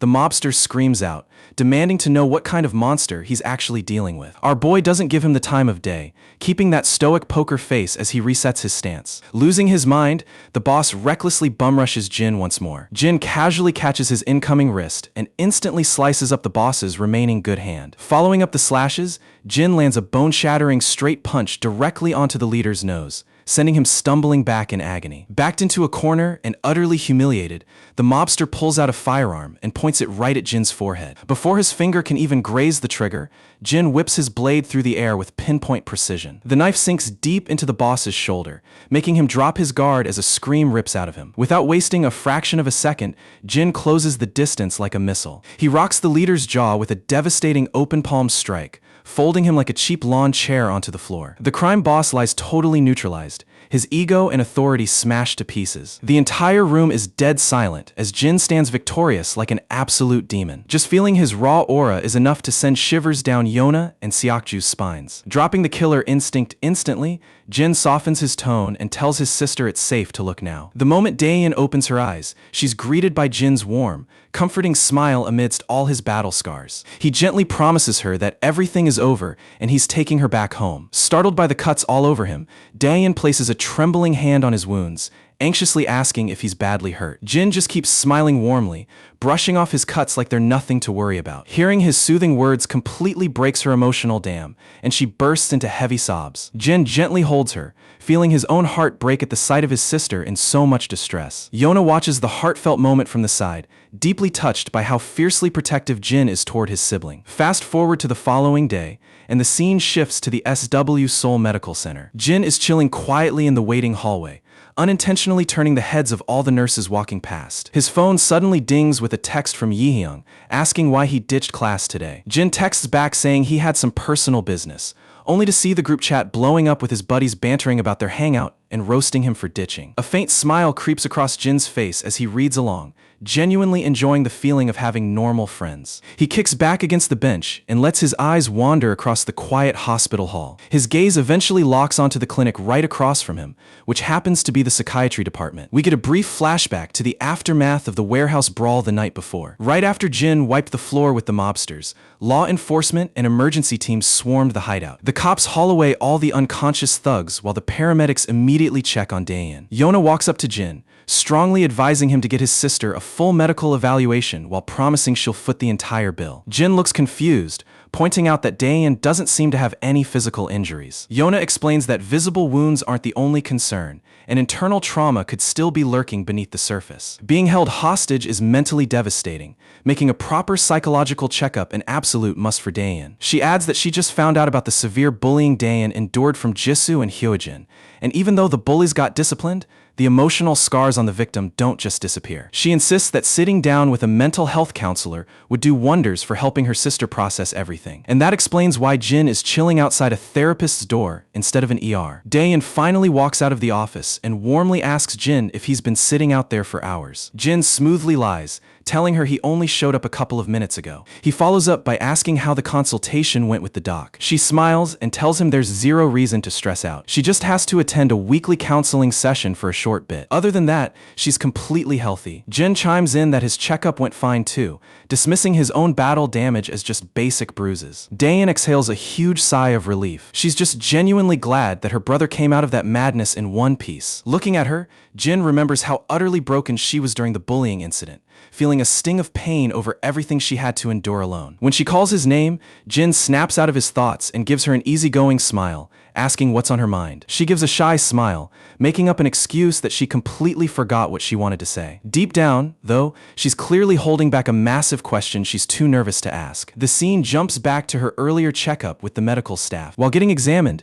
she eavesdropped on special ops soldiers gossiping in shock about how a single teenager dismantled an entire crew of heavily armed kidnappers. To those seasoned soldiers, that kind of lethal skill from a high school kid made zero logical sense. Hearing their disbelief left Daein just as bewildered about who her brother truly is. She's burning with curiosity about where he learned to kill like that and what kind of hell he lived through before returning to Korea, but she just can't bring herself to pry. While strolling down the hospital hallway, they bump right into Yona. Daein's entire face brightens up the second she catches sight of her friend. Yona immediately greets her and asks how the therapy session turned out. Daein says it went smoothly, but brings up the medical bill, politely telling Yona that paying for everything really wasn't necessary. Yona immediately waves her hands, insisting it's the bare minimum since her own enemies put Daein in danger. She gives Daein another deeply genuine apology. Daein just giggles and tells her she has already apologized way too many times. After all, Yona was a targeted victim in that kidnapping too. Right then, Jin clocks a hulking bodyguard looming behind Yona,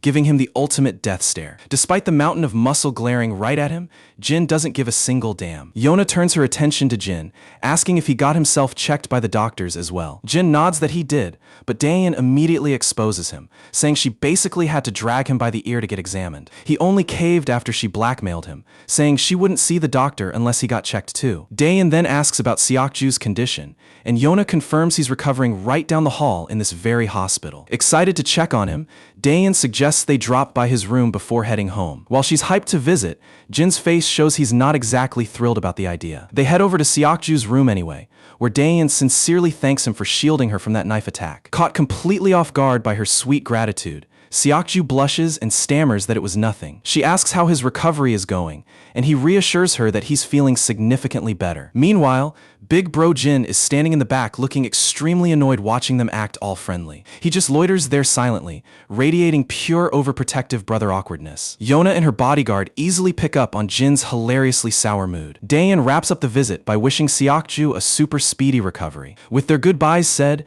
the siblings turn to head out. Yona waves them off as Jin and Daein exit through the hospital's front doors. Once they're out of earshot, the bodyguard breaks his silence, muttering how insane it is that a scrawny high schooler took out an entire squad of armed mercs solo. To him, the whole scenario sounds physically impossible. Yona giggles, admitting she was mind-blown too, though she didn't expect a seasoned veteran like him to be this rattled. The bodyguard shakes his head, explaining that it's not just the fact that Jin won. It's the terrifying way he went about it. He breaks down that Jin eliminated more than 10 armed sentries completely silently in record time, which is practically superhuman. Even top-tier military operators would find that nearly impossible without fire support. And the craziest part?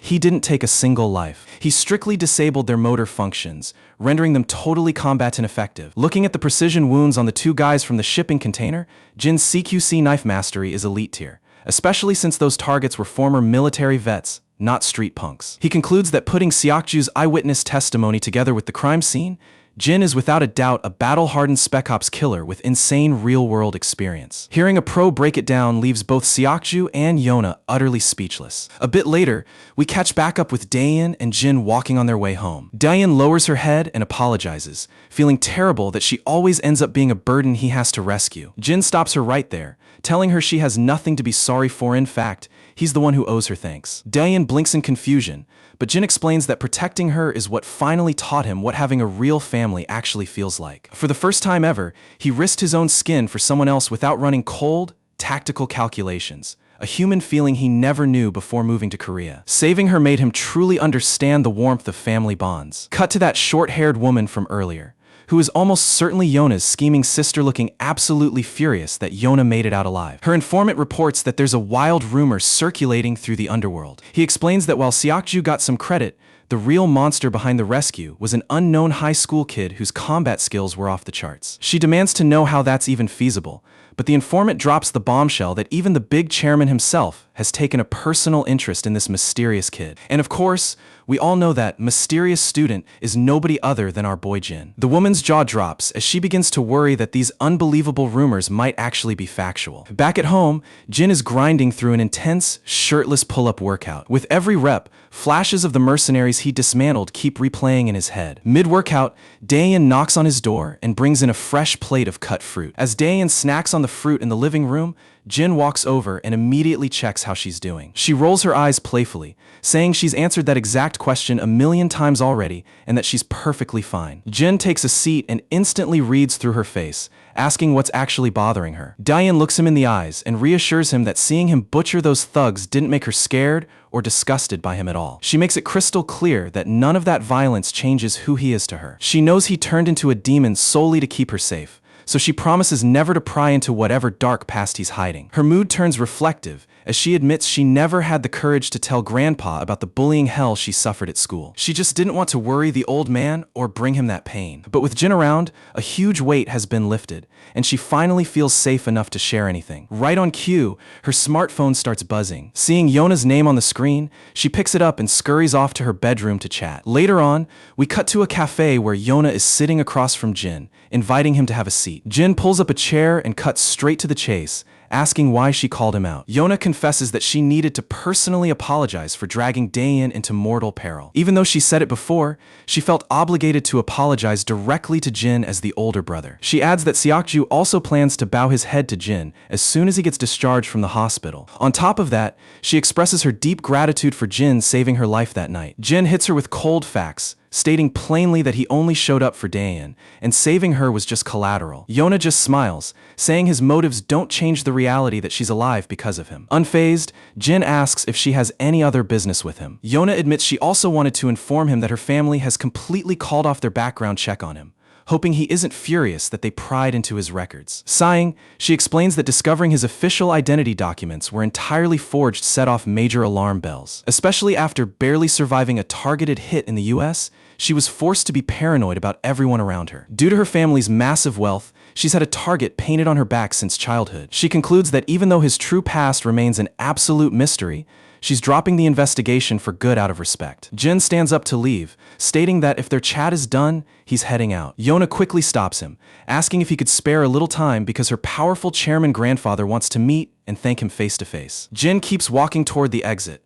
coldly shooting back that there's no point in a meeting since he never intended to save her anyway. Leaving Yona speechless, Jin heads back into the dark, eerie city alleyways on his way home. As he strolls through the shadows, he spots a familiar figure slumped in the alley. The camera zooms in to reveal one of Boss Cha's direct subordinates, bleeding out heavily from a gunshot wound to the stomach, and Jin recognizes him instantly. Gasping for his last breaths, the dying gangster uses whatever energy he has left to curse Jin out, blaming him for ruining their whole crew. He coughs out that their syndicate was already on thin ice after Jin blew the lid off the Kim family's corruption. To make matters worse, Boss Cha handed Jin the intel on the Goseong cartel's hideout, triggering an all-out turf war between the two criminal factions. As a result, Boss Cha's entire territory is currently being slaughtered. Most of Cha's men have already been wiped out, and the ruthless boss of the Goseong cartel has personally pulled up on Dusik Cha to finish the job. Standing over Cha, the Goseong leader taunts him, asking why he doesn't just surrender like a dog instead of embarrassing himself in front of his crew. Cha smirks right back with top-tier disrespect, mocking that he actually sent most of his boys on weekend vacation. Yet Goseong was so terrified that he brought an entire army of thugs just to handle a few guys. A coat-wearing enforcer butts in, telling Cha he brought this execution on himself by sticking his nose into the Kim family's business. And on top of that, he dared to rat out the Goseong cartel's operations. Cha fires off another savage roast, and this time the Goseong boss completely snaps, losing his absolute mind in pure rage. He screams for everyone to tear Cha apart, and the entire mob of gangsters charges forward like a pack of rabid wolves. Too bad for them, because our favorite gangster is anything but a pushover. Ducking with pinpoint precision, he watches a punch graze harmlessly overhead before slamming back with a thunderous counter that scrambles the dude's senses. A second goon tries his luck, only to catch a ruthless uppercut square to the jaw, dropping instantly onto the bloody floor. Gosung can only grind his teeth in pure rage as Cha keeps swatting his henchmen down like absolute pests. Out of nowhere, a vicious blindside strike with a wooden bat cracks against Cha's back. He winces for a split second,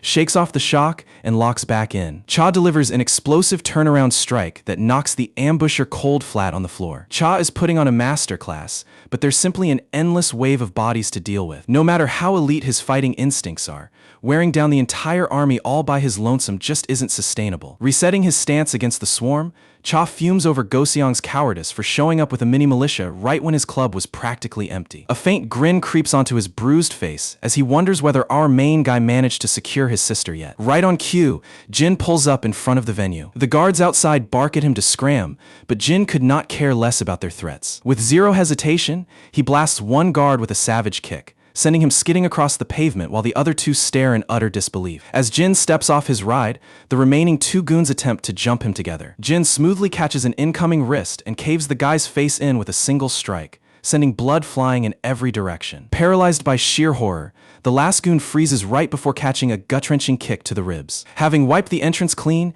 he heads inside, stepping straight into an absolute war zone littered with beaten-up bodies. Advancing deeper, another cluster of cocky punks shouts at him to back off. Unbothered as ever, Jin just keeps marching straight into their personal space. One punk steps up to run his mouth, but Jin instantly folds him with a pinpoint blow, instantly spooking the entire squad. Though terrified, the mob rushes him anyway, only for Jin to dismantle them piece by piece like it's light cardio. Meanwhile, back inside the main hall, Cha is running on fumes after clearing out wave after wave of attackers. Gosung is practically foaming at the mouth with rage. He just cannot comprehend how Cha is still standing after taking on an entire crowd solo. Gosung's right-hand man silently thanks his lucky stars that they ambushed Cha when his crew wasn't around. Had Cha had his backup, this entire raid would have turned into their own funeral. Another wave lunges forward, and Cha immediately puts down the lead fighter in his path. Before he can reposition, a hard hook catches him right across the jaw. Cha doesn't flinch, firing right back with a bone-rattling counter of his own. Even so, it's obvious Cha is fighting on pure willpower now. Even Gosung begrudgingly gives him credit, admitting the man is absurdly stubborn and tough to break. Still, he taunts Cha, pointing out that his tank is completely empty and he should just throw in the towel. Gosung promises to cut him a generous deal if he submits quietly. Spitting a glob of blood onto the floor, Cha just laughs off the pathetic offer. Wiping his chin, he makes it crystal clear that he intends to see this brawl through to the bitter end. While the boss scoffs at Cha's bravado, the surrounding lackeys are visibly shivering at the sheer grit of this madman. Suddenly, frantic shouting and screams erupt right at the doorway. Annoyed and confused, Gosung demands to know why his goons are howling like kicked mutts. Everyone looks back toward the entrance, seeing only shadows until calm footsteps echo through the hall. Jin strolls out into the light, leaving the whole gang flabbergasted that a mere teenager just walked in. Cha's eyes go wide, immediately demanding to know why on earth he showed up in this death trap. Jin nonchalantly replies that he only dropped by to return the bike he borrowed earlier. Cha is completely dumbfounded that the kid is treating a life or death gang war like a casual errand. Noticing the connection,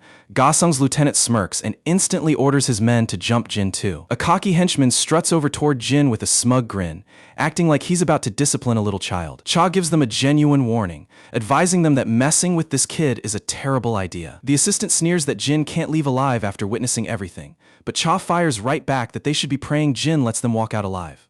The lieutenant scoffs at the warning, but reality hits him like a freight train when Jin flattens a goon with one clean punch, snaps another's leg with a brutal kick, and headbutts a third into oblivion. When a thug attempts to sneak him from behind with a bat, Jin smoothly intercepts the wrist and smashes his face in, turning it into a bloody mess. The baseball bat falls and clatters noisily across the floor. Gosung stands paralyzed by the sheer dominance on display, while Cha smirks and rubs in the fact that they should have listened. He openly admits that, as dangerous as he is, even he couldn't take down this monster. Refusing to accept it, the boss barks at the rest of his crew to swarm Jin all at once. True to form, Jin breezes through them effortlessly, making hardened mobsters look like toddlers throwing tantrums. Losing his mind, the boss screams at his men to stop embarrassing themselves against a high schooler. Before he can bark another order, his voice cuts out completely as Cha barrels straight toward him with murderous intent. Right then, Gasung realizes his glorious plan has turned into an absolute disaster. Moments later, the entire enemy syndicate is flattened on the floor, while a completely drained Cha collapses back against the wall. Jin strolls over casually, and as Cha glances around, he sees thugs scattered like trash across the floor, while Jin stands without a scratch. Turning toward the exit, Jin offhandedly remarks that Cha's debt is officially settled. Cha sits there stunned, unable to process how this kid cares more about settling an errand than the literal bloodbath behind him. Gathering his breath, Cha asks if his sister made it out safe. Jin smoothly confirms that she's fine, giving Cha credit for making it happen. The scene cuts to a quiet hospital ward, where one of Cha's subordinates suddenly snaps awake. Looking across the room, he spots Cha sitting in bandages, looking heavily battered but alive. The underling gasps in shock, but Cha cuts him off, telling him to ditch the boss title while they're stuck in a clinic. Puzzled, the kid asks how his formidable senior ended up in a hospital bed. Cha brushes it off, saying he caught a few scratches and hailed a taxi to get patched up. The subordinate cautiously asks what happened to Gasung and his entire squad. Shrugging it off, Cha claims he wiped the floor with all of them single-handedly. The junior calls absolute cap on that, which annoys Cha into asking why on earth he'd make up a story like that. The kid smirks and suggests Cha is just too prideful to admit Gasung laid him out. Changing the topic, Cha asks if he ran into Jin the previous day. The underling's eyes light up as he confirms that he did cross paths with him. He explains that enemy thugs ambushed him outside the club, and after getting beat to a pulp, he ran into Jin and barked at him in frustration. He tried to swing on Jin in a blind rage, only to get knocked out cold by the very first hit and black out completely. Cha connects the dots and points out that Jin put him to sleep just so he could transport him to safety. Cha goes on to admit that back at the club, the sheer swarm of enemies had pushed him to his absolute limit. That's precisely when Jin materialized, cleaned house in mere seconds, claimed their tab was settled, and just walked away. Hearing this, the underling is completely starstruck, thinking the kid sounds like an absolute legend. Cha nods along, admitting that Jin operates on an entirely different level. Curious, the junior asks if Cha actually knows Jin's true identity. Cha shrugs, saying Jin insists he's just a regular high school kid, so they might as well roll with it. The scene shifts to gym class, where a soccer ball flies toward Jin, and he snatches it out of midair with bare hands. The ref instantly blows the whistle for a handball, leaving the entire field stunned by the bizarre move. His irritated buddy yells across the pitch, reminding him that only the goalie gets to use his hands. Jin looks completely bewildered about the drama, but offers a casual apology regardless. As the final bell sounds, the guys invite Jin to hit the arcade, since today is Yangshin's only free afternoon without tutoring. Jin tells them to head on over and promises to join up later, since he needs to escort his sister home first. His buddies tease him, asking why he's back on full-time overprotective brother duty. Jin simply mentions that she hasn't been feeling 100% lately. Blondie agrees to save him a seat, while across the hall, Dehyun packs up her bag. She contemplates whipping up some kimchi stew for Jin, remembering how much he devoured it before. Worrying the spice might be too harsh, she debates switching to a milder soybean paste recipe. Out of nowhere, high-pitched giggles and gossiping break out among the girls by the windows. They're all crowding the glass, completely fawning over Jin down in the courtyard. Half of them are drooling over his looks, while the rest dream about dating him. They quickly swarm Dehyun, eagerly digging for intel on whether her brother is single. A bit overwhelmed by the sudden fangirling, Dehyun hesitates before admitting he isn't seeing anyone. As the girls rush back to ogle him, Dehyun can't help but smile, secretly proud of her brother's rockstar popularity. Heading outside, she starts pondering why a guy like Jin remains single, humorously wondering if romance even registers on his radar. Her train of thought breaks when she hears familiar banter and spots Jin hanging with his squad. Caught off guard, she quickly gives them a polite, formal greeting. One of Jin's shy buddies turns bright red at how cute she is and offers an awkward little wave. The group heads toward the arcade, reminding Jin not to leave them hanging. With the guys gone, Dehyun asks if he's planning to spend the evening with his crew. He nods, adding that he's going to swing by the house first anyway. When she asks if he's only going home because of her, Jin smoothly covers by saying he forgot something in his room. She pushes back, insisting she's perfectly fine walking alone while the sun is still up. Jin holds his ground, repeating that he genuinely needs to grab something from the house. She tells him not to fuss over her,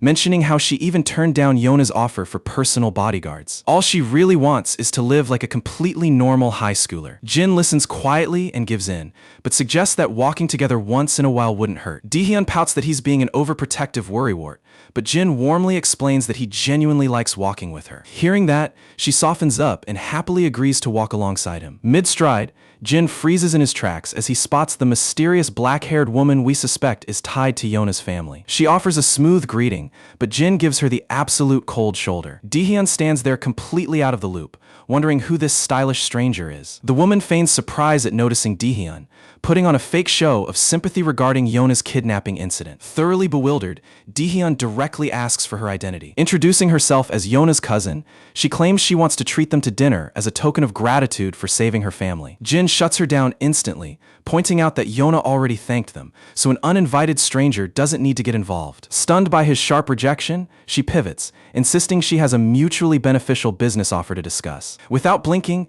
Jin delivers another blunt refusal, stating he has zero interest. He turns around and walks off, leaving the high-end mighty woman boiling with suppressed rage. Ever the respectful kid, Dehyun makes sure to give a quick bow before trailing behind her brother. Fuming in silence, her bodyguard asks if he should drag the boy back by force, but she waves him off. Jin severely wounded her pride, and beneath that composed facade, she is absolutely ready to explode. Cutting over to the arcade, the entire gaming room is locked into high-stakes matches. In the middle of the heated session, Youngshin suddenly gets hit by an urgent call of nature. Rushing down the corridor, he accidentally grazes shoulders with an arrogant delinquent. The punk immediately puffs out his chest, aggressively barking at Youngshin to watch his step. Poor Youngshin begins trembling on the spot, stammering out frantic apologies. However, the bully has no intention of letting it slide. He raises his hand, ready to slap Youngshin right across the cheek. Right in the clutch, Yihyung steps in and intercepts the strike, saving his buddy from humiliation. Yihyung steps forward with full confidence,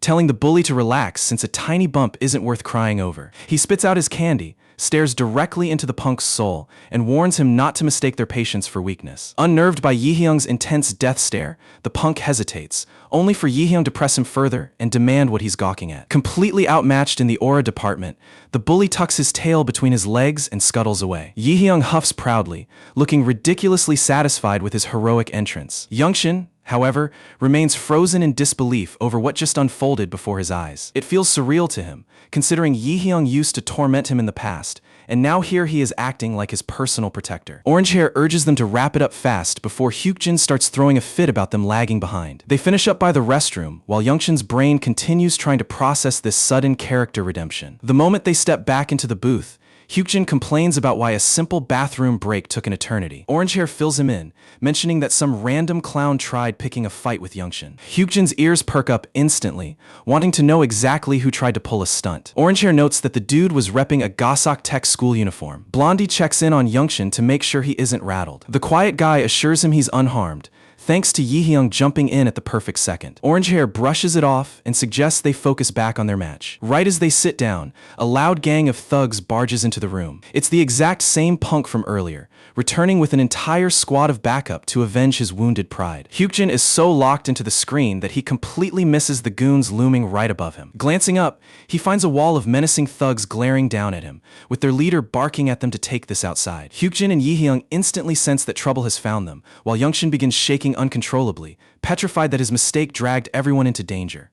Once outside, the poor kid is on the verge of tears from sheer guilt. Meanwhile, the loudmouth leader starts gloating, running his mouth about how Oren Hair was just all bark and no bite, boasting that wiping out this tiny squad will be a walk in the park. Unfazed, our orange-haired fighter stands his ground. He openly clowns the guy, roasting him for running away with his tail tucked earlier only to return crying with his big brothers. Stung by the insult, the bully completely loses his cool. He throws a wild punch at Orange Hair, but Yihyung swiftly ducks underneath and smashes a heavy fist straight into the punk's jaw, instantly establishing dominance. The leader stumbles backward in a daze, while Youngshin spirals into a full panic, blaming himself for triggering this brawl. Right then, Yihyung turns to his shaking buddy and tells him not to feel bad for a second, because these clowns are the only ones who are going to regret this day. Hearing such cool, supportive words leaves Youngshin deeply touched, completely awestruck by his friend's sheer badass energy. Right on cue, Hyukjin ruins the moment by speaking up. He calls Yihyung out for copying Jin's exact dialogue word for word,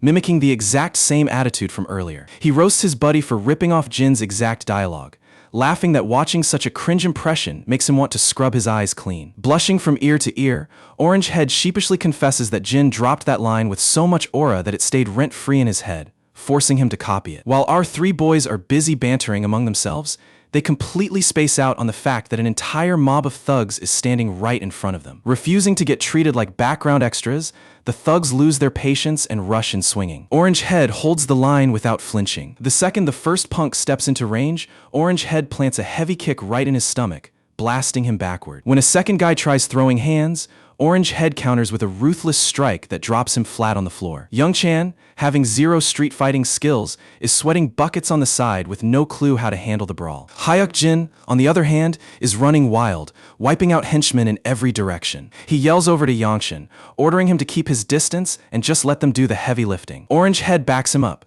reminding Yangshin that gaming reflexes don't work in a street brawl, so he should let the big boys handle it. Yangshin is left completely speechless by their words. It shocks him that they stepped into this brawl entirely on his behalf, yet they're shielding him from taking any hits. A bunch of bruised goons are now writhing on the pavement, crying out in pain after getting clobbered. Still, our duo is running out of steam as fatigue sets in against the sheer numbers. Before long, Yihyung catches a nasty blow straight to his midsection, winding him instantly. Seeing the main loudmouth cocking back his fist for a direct facial shot, Yihyung realizes he's in deep trouble. Just as the fist is about to land, Youngshin leaps in and wraps his arms around the guy with a desperate, life-or-death bear hug. Both of them tumble hard to the ground, and the irritated thug desperately tries to shake him off. Even though he's shaking with pure terror, Youngshin refuses to let go. Seizing the opening, Orange Head whips his leg around and lands a brutal head kick that completely knocks the guy senseless. Seeing such raw violence right in front of his eyes leaves Youngshin tearing up from sheer shock and adrenaline. Orangehead poses triumphantly like an absolute main character after delivering that knockout strike. He looks down at his knocked out opponent,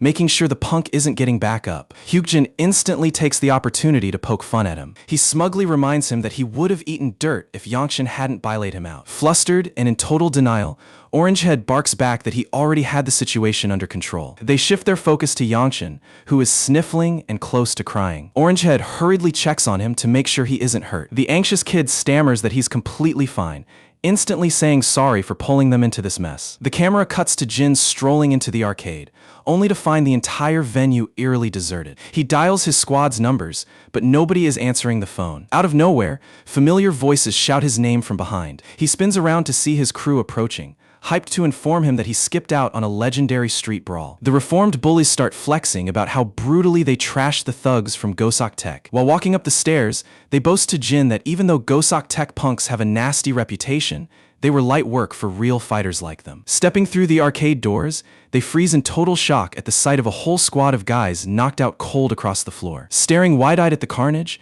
the duo frantically asks who on earth managed to body the rest of Gosok Tech's crew. Jin nonchalantly mentions that he showed up looking for them, but these clowns tried jumping him simply over his school uniform. The trio's jaws hit the floor when they realized Jin soloed an entire gang without breaking a sweat. Wrapping up their chaotic arcade visit, the squad decides to go grab something to eat. The two boys pick up the exact tasty snacks that Yangshin normally loves snacking on. However, Orangehead realizes he blanked on grabbing drinks, so he rushes off to fetch some. Yangshin offers to tag along, but Orangehead insists on making the quick run alone. Tucking into his food, Hyukjin chuckles with pride over how they handled the Gosok Tech goons earlier. Orangehead chimes in, joking that those posers strutted in like gangsters only to get humiliated like strays. Meanwhile, Jin just stares blankly at the packaged tuna mayo onigiri, totally baffled by how to open it. He closely tracks Yihyung's hands as he peels back the packaging tab to unwrap the snack. Copying his technique step by step, Jin finally gets it open and takes a bite. Munching on his snack,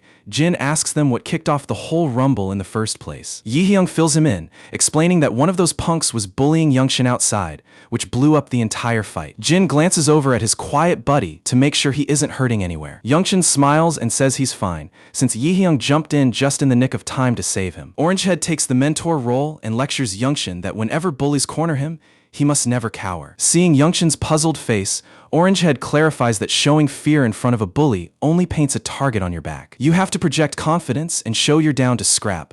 Otherwise, predators will walk right over you. Hyukjin chimes in with support, stating that if you don't stand your ground, people will turn you into their personal doormat. Yangshin meekly asks what happens if holding his ground just gets him punched in the face. Orangehead shrugs, noting that bullies will swing on him anyway, but Yangshin worries that resisting will only earn him a worse beating. Orangehead acknowledges that possibility, but argues that living as a spineless victim hurts far worse than taking a punch. Hyukjin pitches in as well, noting that looking crazy and stubborn makes bullies think twice since they prefer easy targets. Cowards only prey on the silent kids who take everything without a word. Yangshin falls silent, internally connecting the dots that his passivity was why people walked all over him for years. While the life lesson plays out, Jin stays focused on devouring his food in peace. The moment triggers a flashback to his mercenary days, where a decent meal was nothing more than watery curry and stale dry bread. Back then, survival meant swallowing whatever scraps he was handed. To make matters worse, predatory brutes always roamed around him, constantly terrorizing the helpless to steal their meager rations. When one arrogant thug tried snatching his meal, Jin didn't flinch. He retaliated viciously and left the guy in a bloody heap. Reflecting on that dark past, Jin realizes the fundamental law of the jungle never changes. The strong always hunt the weak, whether in war zones or school corridors. Breaking the silence, Yangshin suddenly summons all his nerve and blurts out that he genuinely despises both of these former bullies. Both boys instantly gag on their meals, coughing wildly in absolute shock. Yangshin presses on, openly stating his resentment toward them for tormenting everyone in class, including himself. Looking genuinely confused, Orangehead asks when on earth they ever bullied anybody. He defensively claims they were only playing harmless pranks and having fun. The blonde kid backs him up, arguing that they never laid hands on classmates or treated anyone like a servant. Next to genuine monsters like Jisoo Kim, they consider themselves practically harmless angels. Unshaken, Yangshin fires back that what feels like innocent fun to them is nothing less than psychological violence to the victims. The two boys sit there paralyzed, completely unprepared for such raw reality. Yangshin adds that torment is torment regardless of the scale, and dressing it up as banter doesn't make it right. He admits how much it disgusted him to watch them hurt people every day without feeling an ounce of remorse. Finishing his rant, he nervously adds that since they told him to speak his mind and not be a pushover, he decided to test their advice on them first. The sudden reality check hits both former bullies like a ton of bricks. Totally crestfallen, the blonde kid admits that nobody had ever laid out the truth to him like that. He confesses he was completely blind to how much pain their so-called jokes were actually causing. The other kid nods in shame, admitting they justified their actions just because they weren't as evil as the worst bullies. Yangshin shyly adds that hanging out today showed him they actually had a decent side, which caught him off guard. He figured out that their cruelty came from pure ignorance rather than true malice. Swallowing his pride, Orangehead immediately bows his head in sincere apology. The blonde follows suit, saying that while an apology can't undo the past, he genuinely wants to make amends. Meanwhile, Jin is entirely trapped in his own battle against the rice ball wrapper. The moment he peels off the final plastic layer, the rice ball slips from his fingers and lands on the dirty floor, utterly crushing his soul. The emotional atmosphere instantly shatters into chaos as all three boys scream at him when he tries picking it up to eat it anyway. Switching gears over to the city's corporate district, we return to the headquarters of SW Corporation. Inside, that smug woman claiming to be Yona's cousin is lounging comfortably behind her desk. All of a sudden, an enraged Yona kicks the door open, furiously shouting Jae's name across the office. The arrogant lady offers a patronizing smile, but Yona cuts her off instantly, sharply demanding whether she went behind her back to confront Jin. Playing innocent, Jai reminds Yona that she was the one who initially doubted Jin and dug up his background in the first place. A frustrated Yona acknowledges that she looked into him, but made a personal promise to drop the investigation entirely. She sternly orders Jai to back off and leave Jin alone once and for all. Jai arches an eyebrow, reminding her of the cutthroat world they navigate, especially after that violent kidnapping attempt. She makes it very clear that security won't take gambles, and Jin's mysterious background poses an unacceptable risk. Yona argues that Jin had nothing to do with the attack, but Jai shoots back that playing the hero once doesn't automatically make him innocent. Her manager chimes in as well, stating that having an unverified ghost enrolled in their school is a massive corporate liability. They assert that an elite SW-backed institution cannot tolerate students with fabricated credentials, and they intend to blow the lid off it. Yona grits her teeth in helpless fury, while Jai wears a smug, self-satisfied grin. She hints that the high-level intelligence report they requested will arrive any second now. Frowning, Yona demands to know what kind of news she's scheming about. The manager discloses that Jin's profile was top secret, forcing them to pull strings with government contacts to crack it open. Jai smirks provocatively, asking Yona if she truly has zero curiosity about the boy's secret identity. Yona stands her ground, firing back that none of that matters because Jin saved her life, and that's all she cares about. Right on cue, the desk telephone rings, freezing the entire room. Jai's smug grin spreads wider as she announces that their answers have finally arrived. She puts the call on speaker,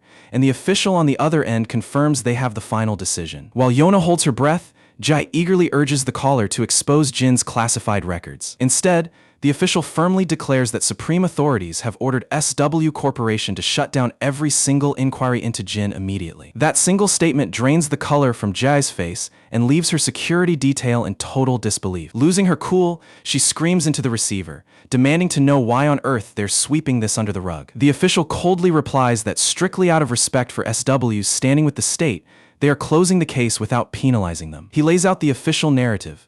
Jin was separated from his parents after a tragic plane crash and is simply an orphan survivor returning to normal life. He ends with a chilling warning that everyone should leave the kid alone to live his life in peace. The following morning, Yona enters the classroom flanked by her bodyguard, instantly drawing stares from everyone, especially our squad who wonder where she's been. Yona locks eyes directly onto their group, instantly making an anxious Youngshin sweat. She walks right up to his desk and casually asks if Jin skipped class today. While Youngshin looks around frantically, Yihyung chimes in that Jin was just dragged off to the faculty office moments ago. Taking his seat beside Yona, Seokju quietly whispers that the SW chairman himself is currently on campus. Yona is stunned that her grandfather showed up unannounced, immediately wondering if Jin was summoned to meet the old man. Inside the private office, we finally get our first real look at the legendary tycoon. The chairman is overjoyed to finally meet Jin face to face, explaining that since Jin ghosted his invitations, he came down personally to thank him for rescuing Yona. Jin coldly brushes it off, stating that no gratitude is necessary. He points out he was strictly there to pull his sister out,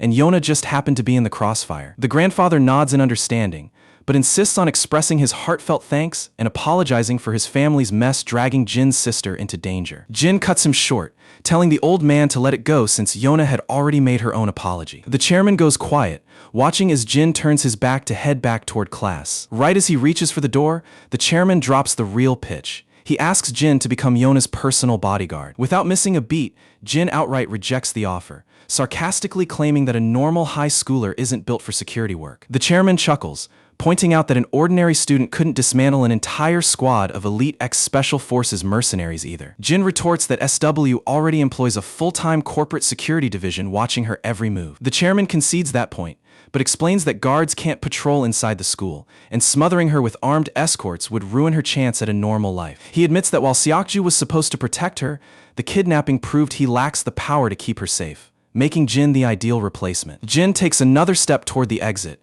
reiterating that he wants no part of it. Pausing for a heavy moment, the chairman reveals that saving Yona wasn't the only reason he tracked him down. He also came to settle a debt of gratitude for a mission Jin pulled off 3 years ago. The instant those words drop, Jin halts in his tracks and snaps his head around. The old man solemnly continues that without Jin's bloody intervention back then, he would have never seen his dying son one last time before he passed away. Jin clearly recalls the mission, but keeps his guard up, coldly dismissing it as nothing more than a paid contract. The chairman counters that it was a suicide mission that every other mercenary outfit refused to touch. Because Jin pulled off the impossible, a father got to say goodbye to his son, who spent his final days constantly praising Jin. He reveals his son was deeply concerned about Jin's fate, asking his father to find out why such a young kid was living as a ruthless mercenary. The chairman mobilized all his resources to track Jin down back then, but hit dead ends everywhere. Now destiny has brought them into the same room, and he drops the final bomb. Yona is that dying man's daughter. A memory flashes through Jin's mind of the dying client mentioning he had a young daughter roughly Jin's age. Even with that emotional revelation,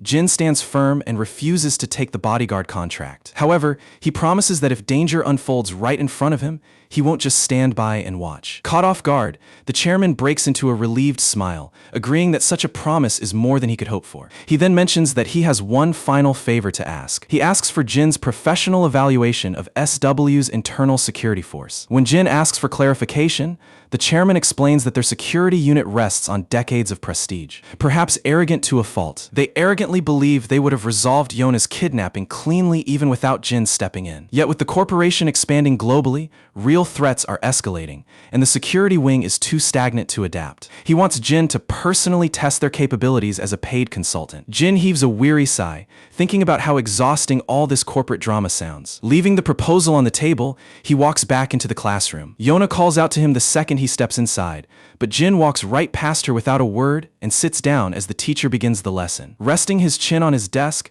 Jin quietly replays the old man's story in his head. He pieces together the tragic truth. Yona has been an orphan this entire time, since the man he escorted didn't survive his wounds. With that thought lingering, the screen fades back into a past memory. A flashback shows Jin during his mercenary days, surrounded by construction workers having their meal. While he's quietly chewing on an energy bar, a man approaches and asks what drove a young kid like him into such dangerous work. This man turns out to be Yona's dad, who takes one look at Jin's face and remarks on just how young he really is. Jin instinctively hides his face and turns to leave, but the man stops him by holding out a warm plate loaded with fresh, appetizing food. He urges Jin to ditch the processed junk and eat a proper meal, reminding him that good nutrition is crucial for a growing boy. In the background, fellow mercenaries discuss their wealthy employer, noting how he's funding local roads, a new school, and a clinic in the area. Jin keeps to himself, silently taking in every word of their conversation. Later on sentry duty, the same man comes by once more to hand him a chocolate bar. Jin simply ignores him and looks the other direction. That evening,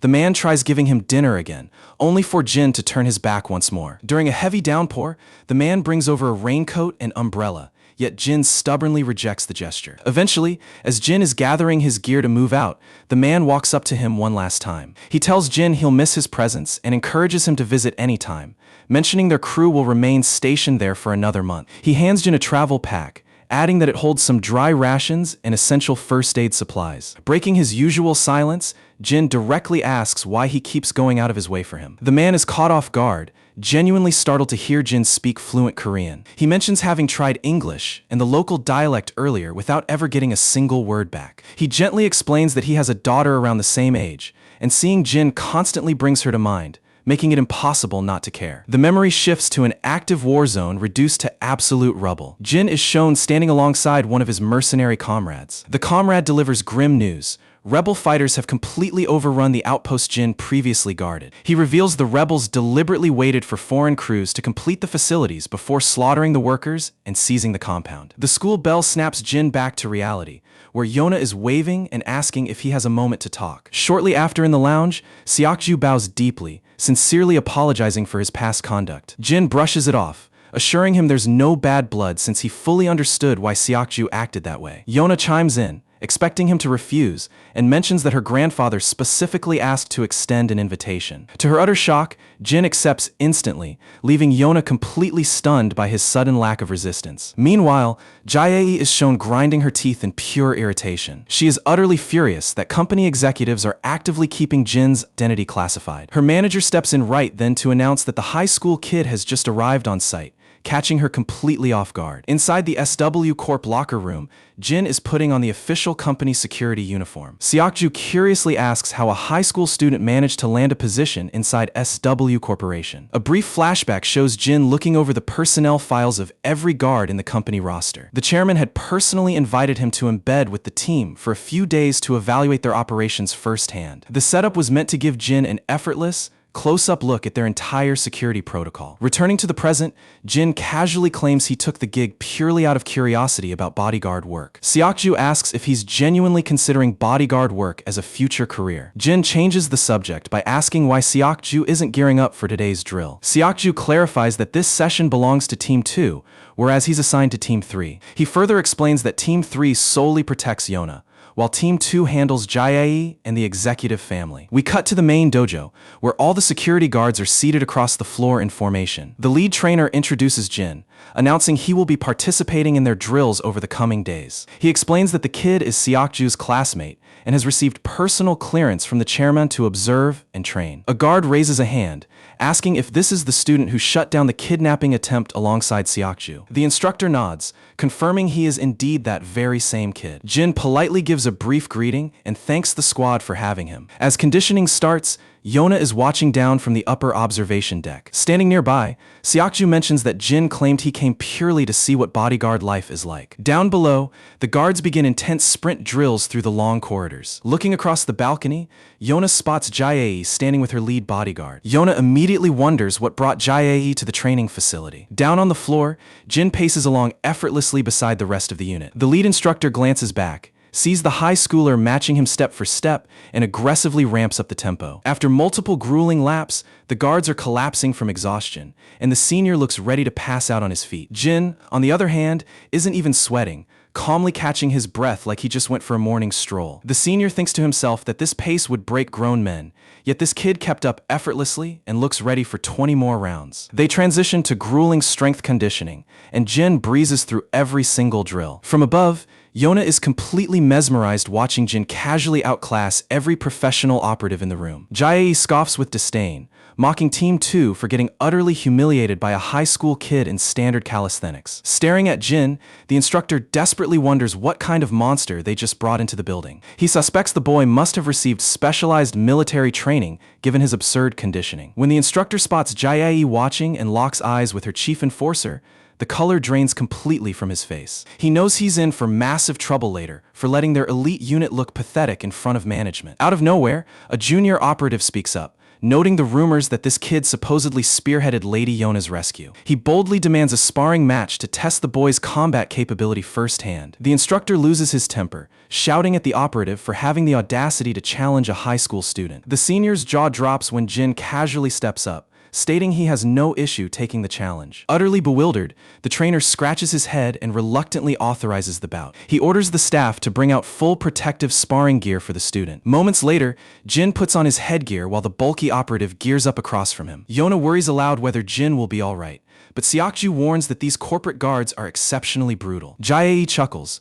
remarking how utterly absurd it would be if a teenager actually managed to pull off an upset. She brings up Jin's rumored combat skills, but her lead guard dismisses it, insisting his operatives underwent lethal military conditioning long before joining SW. The instructor tells both fighters to keep it light, specifically instructing the operative to hold back on the youngster. As they assume fighting stances, the guard taunts Jin, warning him that professional security isn't some amateur street gang. Jin doesn't react to the banter at all, calmly stepping into his guard. The moment the whistle blows, the guard charges forward with explosive speed and throws a heavy right cross, but Jin cleanly slips backward. The operative follows up with full power, yet Jin ducks the strike effortlessly. Watching nervously, Yona gasps that the guard is throwing knockout blows instead of sparring casually. Ignoring any restraint, the guard presses forward, throwing a relentless barrage of hooks. Jin smoothly sways past every single punch without breaking rhythm. Jin suddenly whips a sharp low kick into the guard's lead leg, throwing him off balance. Capitalizing on the opening,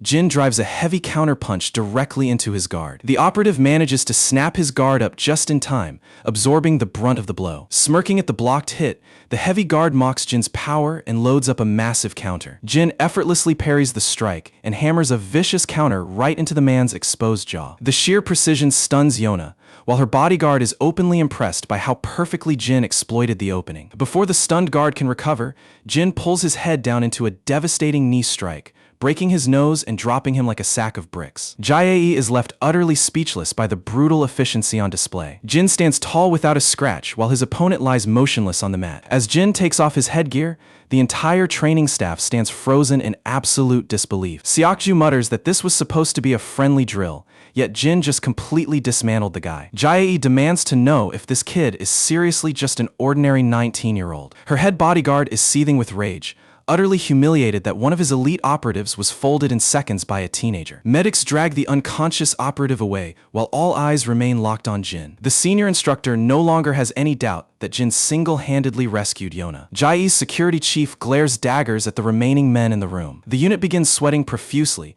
knowing their boss is going to make them pay for this embarrassment. Suddenly, a seasoned fighter named Byung-suk Choi steps forward, volunteering for the next round. The instructor warns him to back down, not wanting their squad humiliated a second time. Byung-suk grins confidently, claiming that seeing Jin's talent only made him eager to test him personally. When the trainer argues against running Jin through back-to-back fights, Jin casually states he isn't tired in the slightest. He even adds that he hasn't moved around enough to even count this as a workout. The statement stuns the room after violently dismantling an elite guard. The kid acts like he didn't even warm up. Seokju just sighs, fully accustomed to Jin's ridiculous flexes. Byung-suk enters the mat and squares off directly in front of Jin. Stretching his arms, he smugly asks Jin where a high schooler learned such lethal moves. Jin asks why he isn't putting on headgear, but the veteran arrogantly replies that protective equipment is beneath him. He tells Jin that he's free to wear one if he's worried about getting hurt. Jin, however, was only looking out for the man's safety. He couldn't care less about using armor himself. Without a word, Jin hurls his headgear to the floor, leaving Byung-suk and Yona completely stunned. Byung-suk chuckles, calling the kid bold and admitting he respects that kind of reckless attitude. Jae turns to her security chief, asking how he expects this matchup to go. He admits they misjudged the boy's agility before, but guarantees victory this time around. He prides himself on his squad's relentless daily combat conditioning. On top of that, Jin is stepping up against the absolute ace of the entire unit. Jae grins with anticipation, eager to see Byung-suk put the student in his place. Up above, Yona's bodyguard genuinely worries that Jin has bitten off more than he can chew. Without weapons, pure mass and physical power dominate, and Byung-suk is a mountain of muscle. No matter what training Jin possesses, bridging that sheer physical size discrepancy seems impossible. The bell rings and Byung-suk unleashes a ferocious right hand, only for Jin to casually slip out of the line of fire. Jin snaps a quick counter, but the veteran shows he's far sharper than the last guy. He easily avoids the jab and fires his own heavy blow in return. Jin weaves away and throws another strike, but Byung-suk snatches Jin's fist right out of midair with a smirk. He admits the kid hits far harder than his slim frame suggests. Jin has zero interest in trading mid-fight banter. He fires another strike, which Byung-suk parries cleanly. The operative praises Jin's timing but laughs, claiming such light hits will never breach his defense. That arrogance proves to be his biggest mistake. Jin snaps a devastating low kick directly into Byung-suk's thigh meat. The cocky veteran winces in shock, while the trainer's jaw drops at Jin's explosive turnaround. Jin immediately hammers a second vicious kick into the exact same spot on the leg. Furious and limping,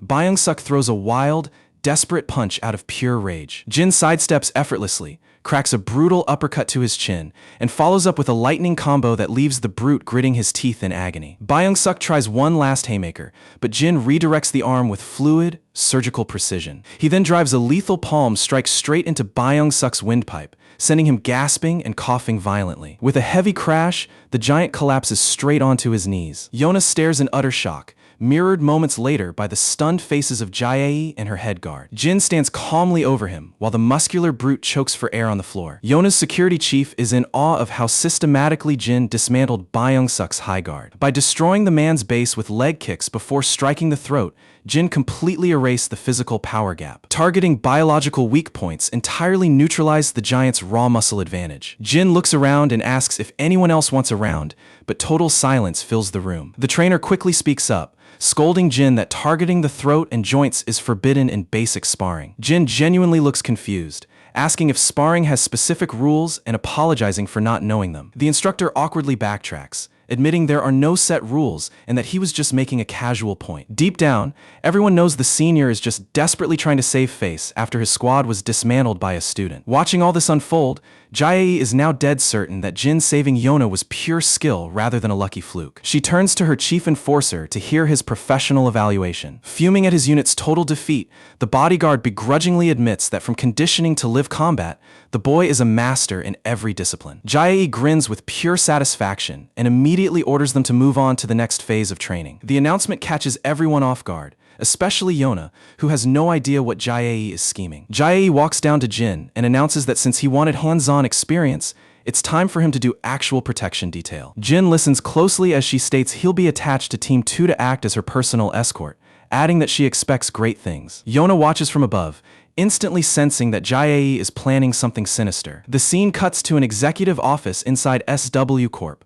where the chairman sits across from an investigator in a suit. The man in the suit is utterly baffled to find that Jin attends the exact same school class as Yona. He reveals he dug up Jin's classified background, yet he still can't believe the legendary operative Jin is just a high school boy. He notes that Jin's reputation exploded several years back, meaning he made a name for himself when he was barely a child. He simply cannot reconcile this quiet teenager with the ruthless monster described in the intelligence files. Back in the locker room, Jin finishes buttoning up his sharp bodyguard suit, looking utterly menacing. As dusk falls, Daein is shown spending the evening with her grandfather. The grandfather asks if Jin is still hanging out with his friends after school. She replies that Jin had an errand to run and mentioned he would be returning home late. The old man frowns with worry, saying the boy shouldn't be wandering around so late into the night. While he knows Jin can take care of himself, crossing paths with local street thugs after dark might still stir up unwanted drama. We then cut to those two arrogant guards who were acting almighty right before Jin completely humbled them. Now,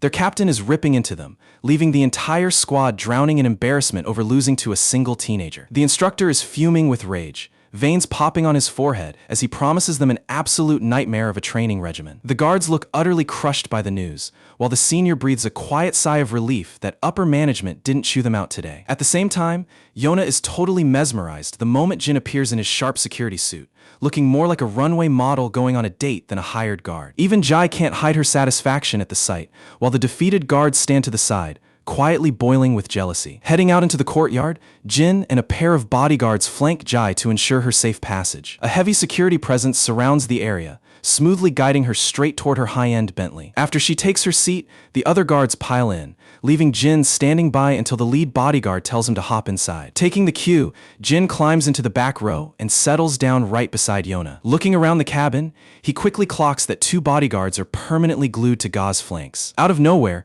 Ga turns to our boy and asks if he has ever considered stepping into the entertainment industry as an idol or actor. She mentions that one of SW's branch companies under her control is an entertainment label, which happens to be their exact destination. Without skipping a beat, Jin coldly shuts down the idea, stating he has zero interest in showbiz. Curious, she follows up by asking why he chose security work in the first place. Realizing they are completely in the dark about his actual motives, Jin casually brushes it off by claiming he simply wanted to experience what working as a bodyguard felt like. She compliments him on his performance, admitting that he seems remarkably well suited for the role. Seeing how effortlessly he tore through Team 2 during their training session, she cannot help but be genuinely impressed. Hearing Team 2's embarrassing defeat brought up again sends the senior guard into a quiet rage as his face flushes red. The mere reminder that trained professionals got wiped out by a high school kid is a massive blow to his pride. To diffuse the tension, Jin interjects, pointing out that his victory only happened because the opposing squad underestimated him. They naturally pulled their punches against a young kid, giving him the upper hand right from the start. Jin claims that had they treated him as a genuine threat from the get-go, he definitely would have lost both matches. She nods along with his explanation, though secretly, she expected a teenager who just humbled pro fighters to be far more arrogant. As it turns out, our guy does not have an ounce of fake bravado. The senior bodyguard is secretly stunned by how tactfully and maturely the kid handled the whole situation. After cruising for a bit, the group arrives outside their designated location. Inside this separate SW Corporation branch, she tends to business in her office, while Jin and the veteran bodyguard keep watch outside the door. The veteran is deeply impressed that Jin has stood rock solid for over an hour without shifting his weight once. Unable to contain his curiosity, he asks where on earth a kid picked up such rigid discipline. Jin just glances back at him without uttering a single syllable. Pressing further, the senior asks where he learned those combat techniques, since moves like that cannot be pulled off on pure luck. Jin nonchalantly replies that he picked everything up on the rough streets back where he was raised. The dismissive response rubs the veteran the wrong way, as he never expected a rookie to blow him off like that. Little did he know, Jin's explanation was surprisingly accurate. A flashback kicks in, proving that the brutal environment he grew up in truly was his ultimate training ground. We see a younger Jin sprinting beside his comrade under an unrelenting shower of enemy gunfire. From scaling ropes into the tree canopy amidst brutal storms to going toe-to-toe with elite mercenaries and cutthroats, he endured it all. Yet through all that madness, his resolve never wavered for a second. Snapping back to the present, their vehicle barrels down the open expressway. Jia checks in on him, asking if he is holding up fine after such an exhausting shift. When he claims he is totally fine, she finds his stamina unnatural for someone working their very first day in private security. Jin simply reaffirms that this is, in fact, his debut on the job. Watching from the front, the senior bodyguard cannot help but analyze the kid's bizarrely disciplined demeanor. Not once has he complained or asked unnecessary questions, and he did not even flinch when they purposefully skipped dinner just to test his endurance. It is almost as though he already knows by heart how punishing security details can be. He refused to break formation until receiving a direct order. Out of nowhere,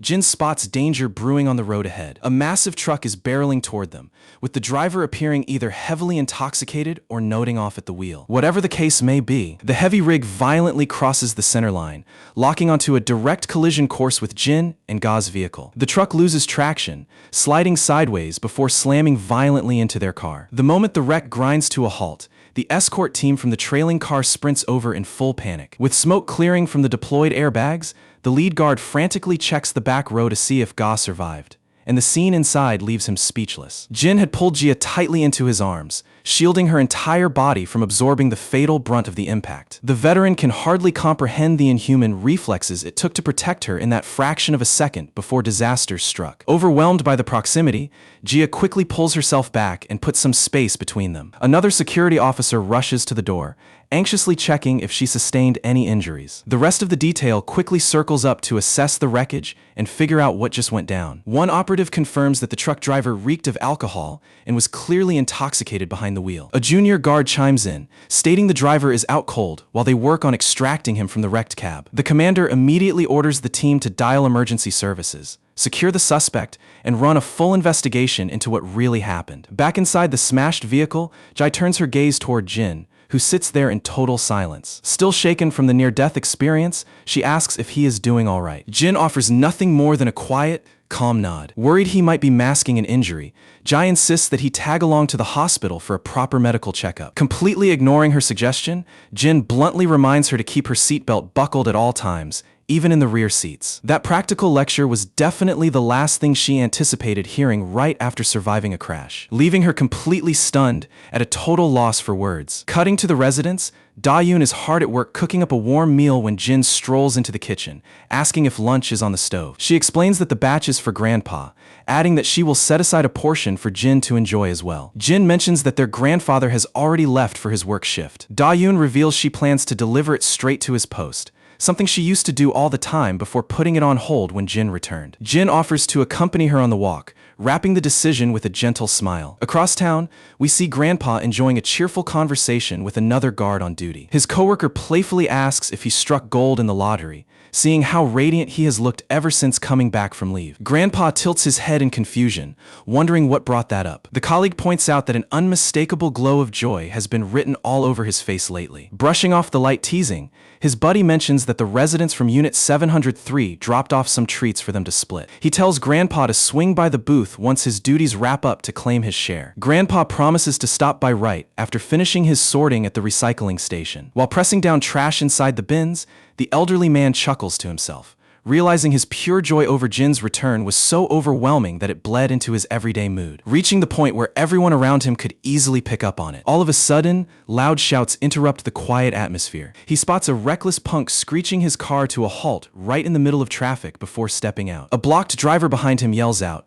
demanding he clear the lane instead of causing a traffic jam. Instead of apologizing, the arrogant guy steps out of his sports ride holding a pair of empty disposable cups. With a foul mouth and a sneer, he hurls insults at the driver, barking that he will move once he finishes chucking his trash. Intimidated by the punk's aggressive demeanor, the other driver cowers in fear. The punk marches toward Grandpa and carelessly tosses the cups, completely missing the container and scattering garbage onto the pavement for the old man to clean up. Without complaining, Grandpa quietly stoops down to gather the litter. From the passenger seat, his girlfriend leans out, ordering him to take their garbage bag and toss it as well. Annoyed, he snatches the bag and casually chucks it from a distance without bothering to step near the bin. Inevitably, the bag bursts open, leaving Grandpa to clean up the mess left by the selfish pair. The punk speeds away in a roar of exhaust, and just as Grandpa finishes tidying the area, a familiar voice calls out, revealing his grandkids arriving for a visit. Grandpa's face lights up with joy, though he still asks why they made the trek all the way to his workplace. When they announce they brought home-cooked lunch,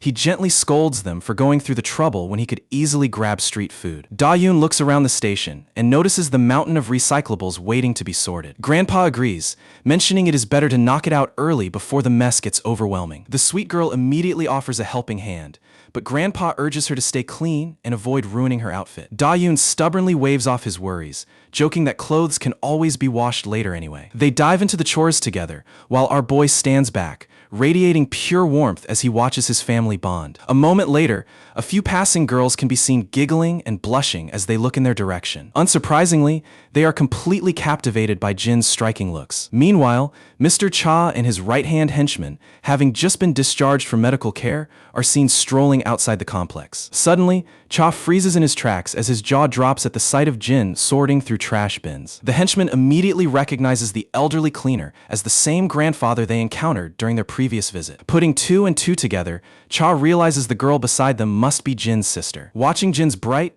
genuine smile, Cha is genuinely shocked to see that the lethal monster can actually look like an ordinary teenager. The lackey suggests walking over to pay their respects, but Cha shuts it down, noting that rough guys like them only end up spoiling wholesome family moments. Instead, he suggests they head off and find a place to grab lunch. The scene shifts to the park, where the wholesome trio enjoys their meal under the sun. All three of them share laughs and stories over the delicious food. Once the boxes are empty, Da-yoon waves farewell as she and Jin take their leave. As dusk settles, the grandfather wraps up his shift and strolls homeward with a warm, contented grin. Along the way, he spots the exact same Corvette belonging to the punk who threw garbage at him earlier. Grandpa walks up and politely explains that parking there blocks the driveway and endangers neighborhood kids, asking him to move into the proper lot. The punk spits back with venom, barking that an old fossil has no right to tell him where he can park his ride. As Grandpa tries to reason, the blonde girlfriend steps in with threats, reminding him he is just a lowly guard and asking if he wants to lose his job. Keeping his cool,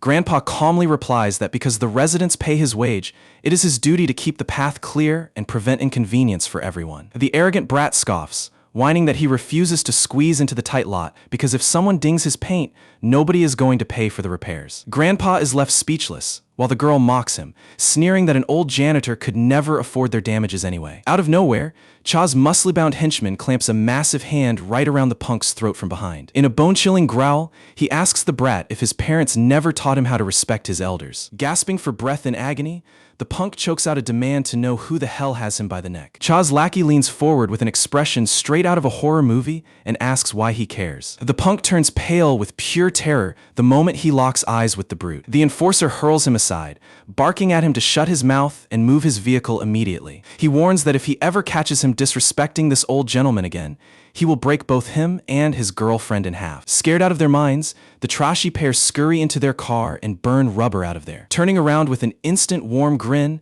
the henchman asks Grandpa if he is unharmed. Still stunned by the sudden rescue, Grandpa simply offers a polite thank you. The henchman explains that he is a friend of Jin's, mentioning he saw them working together earlier that afternoon. The memory clicks, and Grandpa realizes this is the exact same fellow who had visited their house to see Jin before. We transition to Mr. Cha's hideout, where the lackey regroups with his boss. Despite nursing a broken arm in a cast, Cha is in high spirits, cheerfully sipping drinks with his good hand. The subordinate boasts that had he not stepped in, that arrogant brat would have given Jin's grandpa serious grief. Cha laughs and pats him on the back for a job well done, shaking his head at how brazen today's street punks have become. Without warning, Jin kicks the door open, radiating an aura of sheer murderous intent. Cold sweat instantly pours down Cha's face at the sight of Jin's rage, knowing our boy is the absolute last human you want as an enemy. Nervously, Cha stammers, asking why Jin is glaring at them with such lethal eyes. By the way, we have been calling this henchman Cha's lackey all this time, so since his real name has not dropped yet,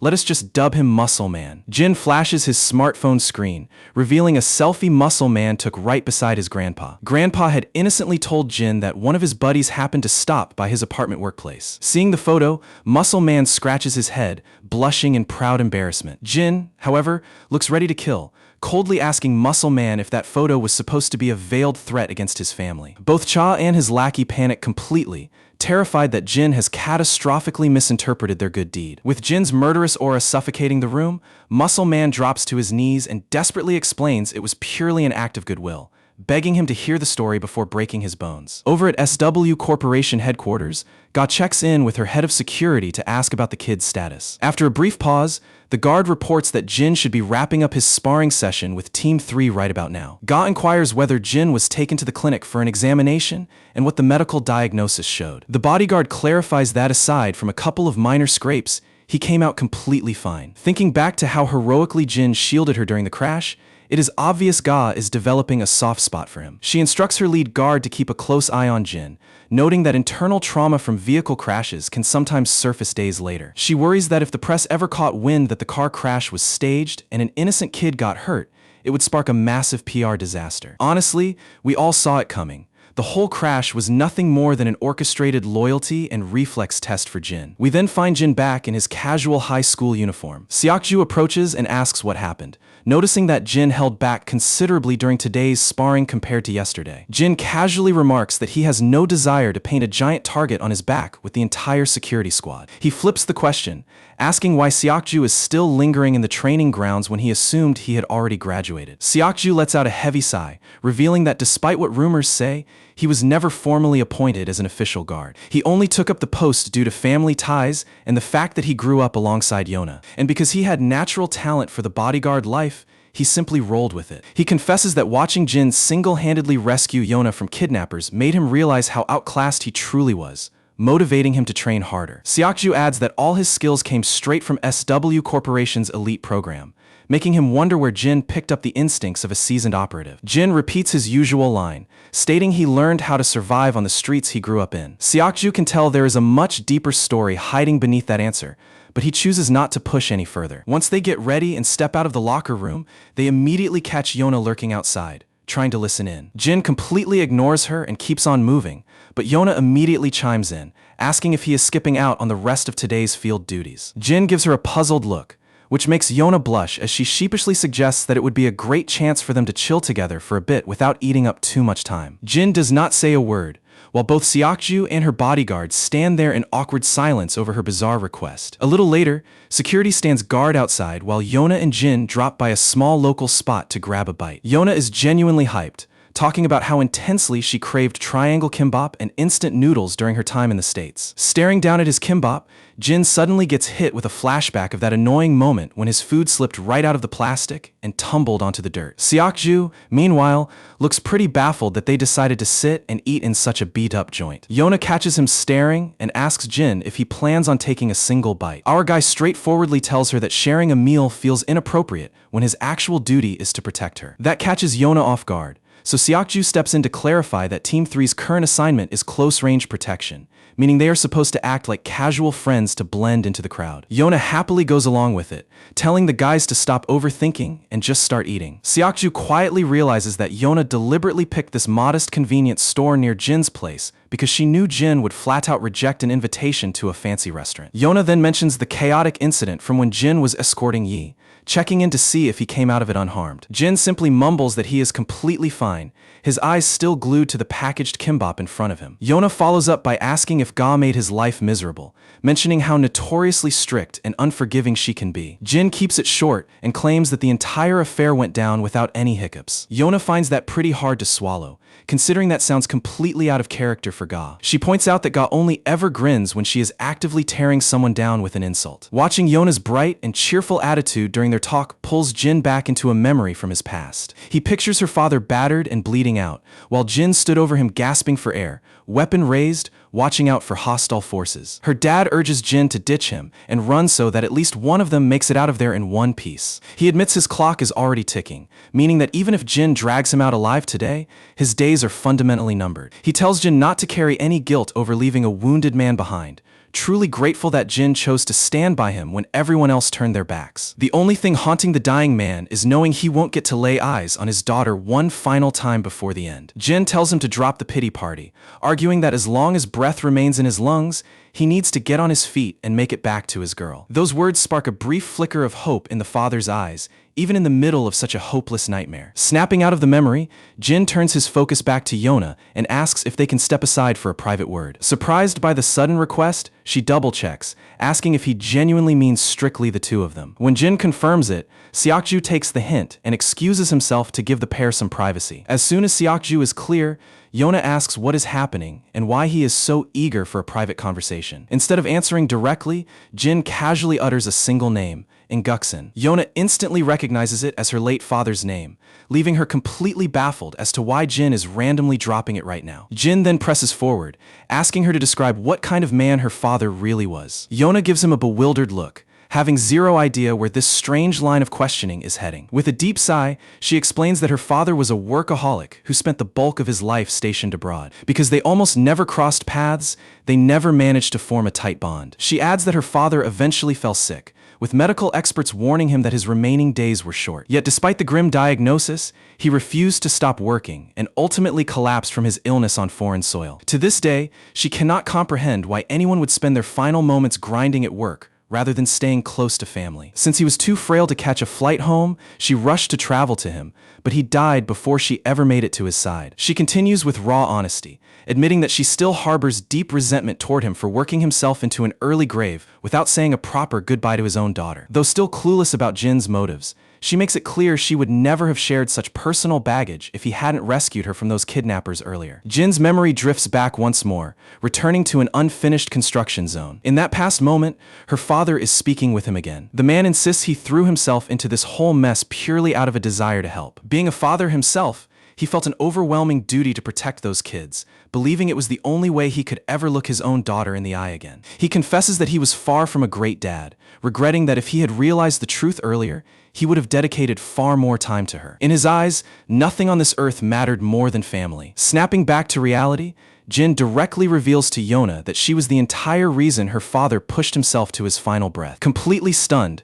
the girl demands to know what kind of nonsense he is trying to spin. Jin clarifies that he is simply here to fulfill the dying wish of his former employer. He passes along her father's message, that he desperately wished to see her face one last time before passing, and was deeply sorry he failed to do so. Those were the exact final words her father trusted Jin to pass on. The memory flashes back one more time, showing her father framing this as an official mission that Jin had to complete under any circumstance. He insisted that regardless of whether he survived, Jin had to be the messenger who handed that truth to his daughter. Yona is left utterly speechless upon learning that Jin was actually with her father before he died. Having dropped that massive revelation, Jin nonchalantly picks up his bag and walks off, leaving Yona staring in utter disbelief. Tears spill into her eyes as she tries to process whether her father truly uttered those parting words. It looks like Jin is undergoing real growth as well, finally grasping a deeper truth that flew over his head in the past. He is beginning to unlock the real intention behind the mission he was tasked with executing. You see,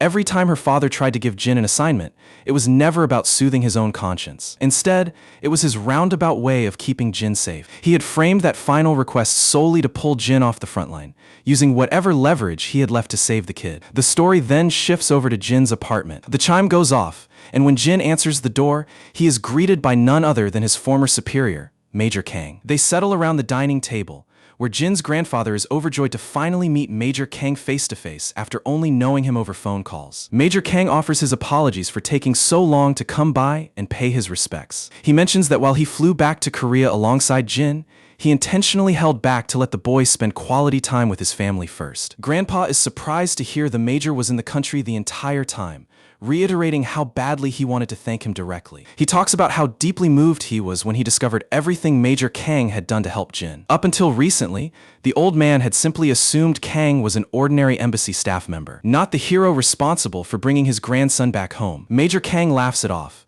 insisting that his entire unit wouldn't be breathing today if not for Jin. And that is no exaggeration. Kang knows deep down that Jin dragged them straight out of hell, leaving him forever indebted to the kid. Grandpa nods with deep gratitude, maintaining that Jin might have never set foot in Korea again without Major Kang's intervention. Acknowledging that the gratitude is long overdue, he thanks the Major once more for all his sacrifices. Major Kang gets flustered and breaks into a nervous sweat, frantically brushing off the praise. Curiosity getting the better of him, Grandpa asks how a military officer crossed paths with Jin in the first place. Kang freezes for a second, unsure of how much to reveal, before covering smoothly by claiming Jin worked as their local guide during their overseas deployment. He emphasizes that Jin pulled them out of a lethal situation, reiterating that none of them would have survived without the kid's help. Seeing that it is nearly midday, Grandpa warmly invites Major Kang to stay and share lunch with them. Kang gladly takes him up on the offer, and while snacking on fruit, he turns to the young girl and asks if she is Jin's younger sister. Startled,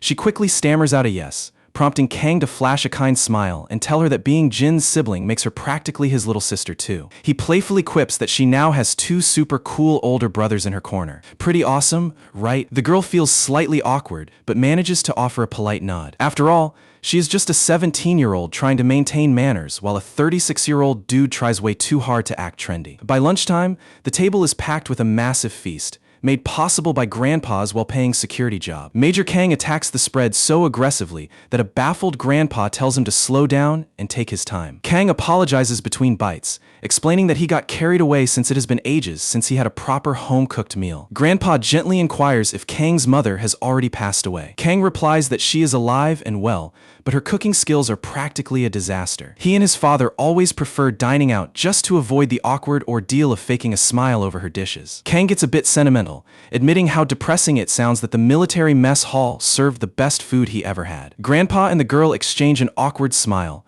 while Jin stays in his lane and silently clears his plate. The next scene cuts to Jin and Major Kang chilling outdoors. Kang shares how great it is to see him again, noting that the rest of the squad still talks about Jin with high praise. Jin flashes back to memories of his comrades treating him with genuine warmth, bringing a real smile to his face. He then asks his senior what prompted this unexpected visit. Kang explains that he was in the area for work, and since his mission wrapped up with a few days of leave, he wanted to check up on his former junior. He adds how heartwarming it is to see that Jin's grandfather and sister are such wonderful people. Jin smiles at the compliment, and Major Kang mirrors his expression with a warm grin. When Kang gets up to leave, Jin asks if he is already wrapping up his visit. Kang nods, pointing out that time has slipped away and it is getting late. The Major adds that while he'd love to stay and chat longer, he has a date lined up with his fiancée. Jin is caught off guard by the news and asks if his senior is genuinely engaged. Kang confirms it, leaving Jin staring blankly without knowing what to say. Seeing the kid's totally deadpan face,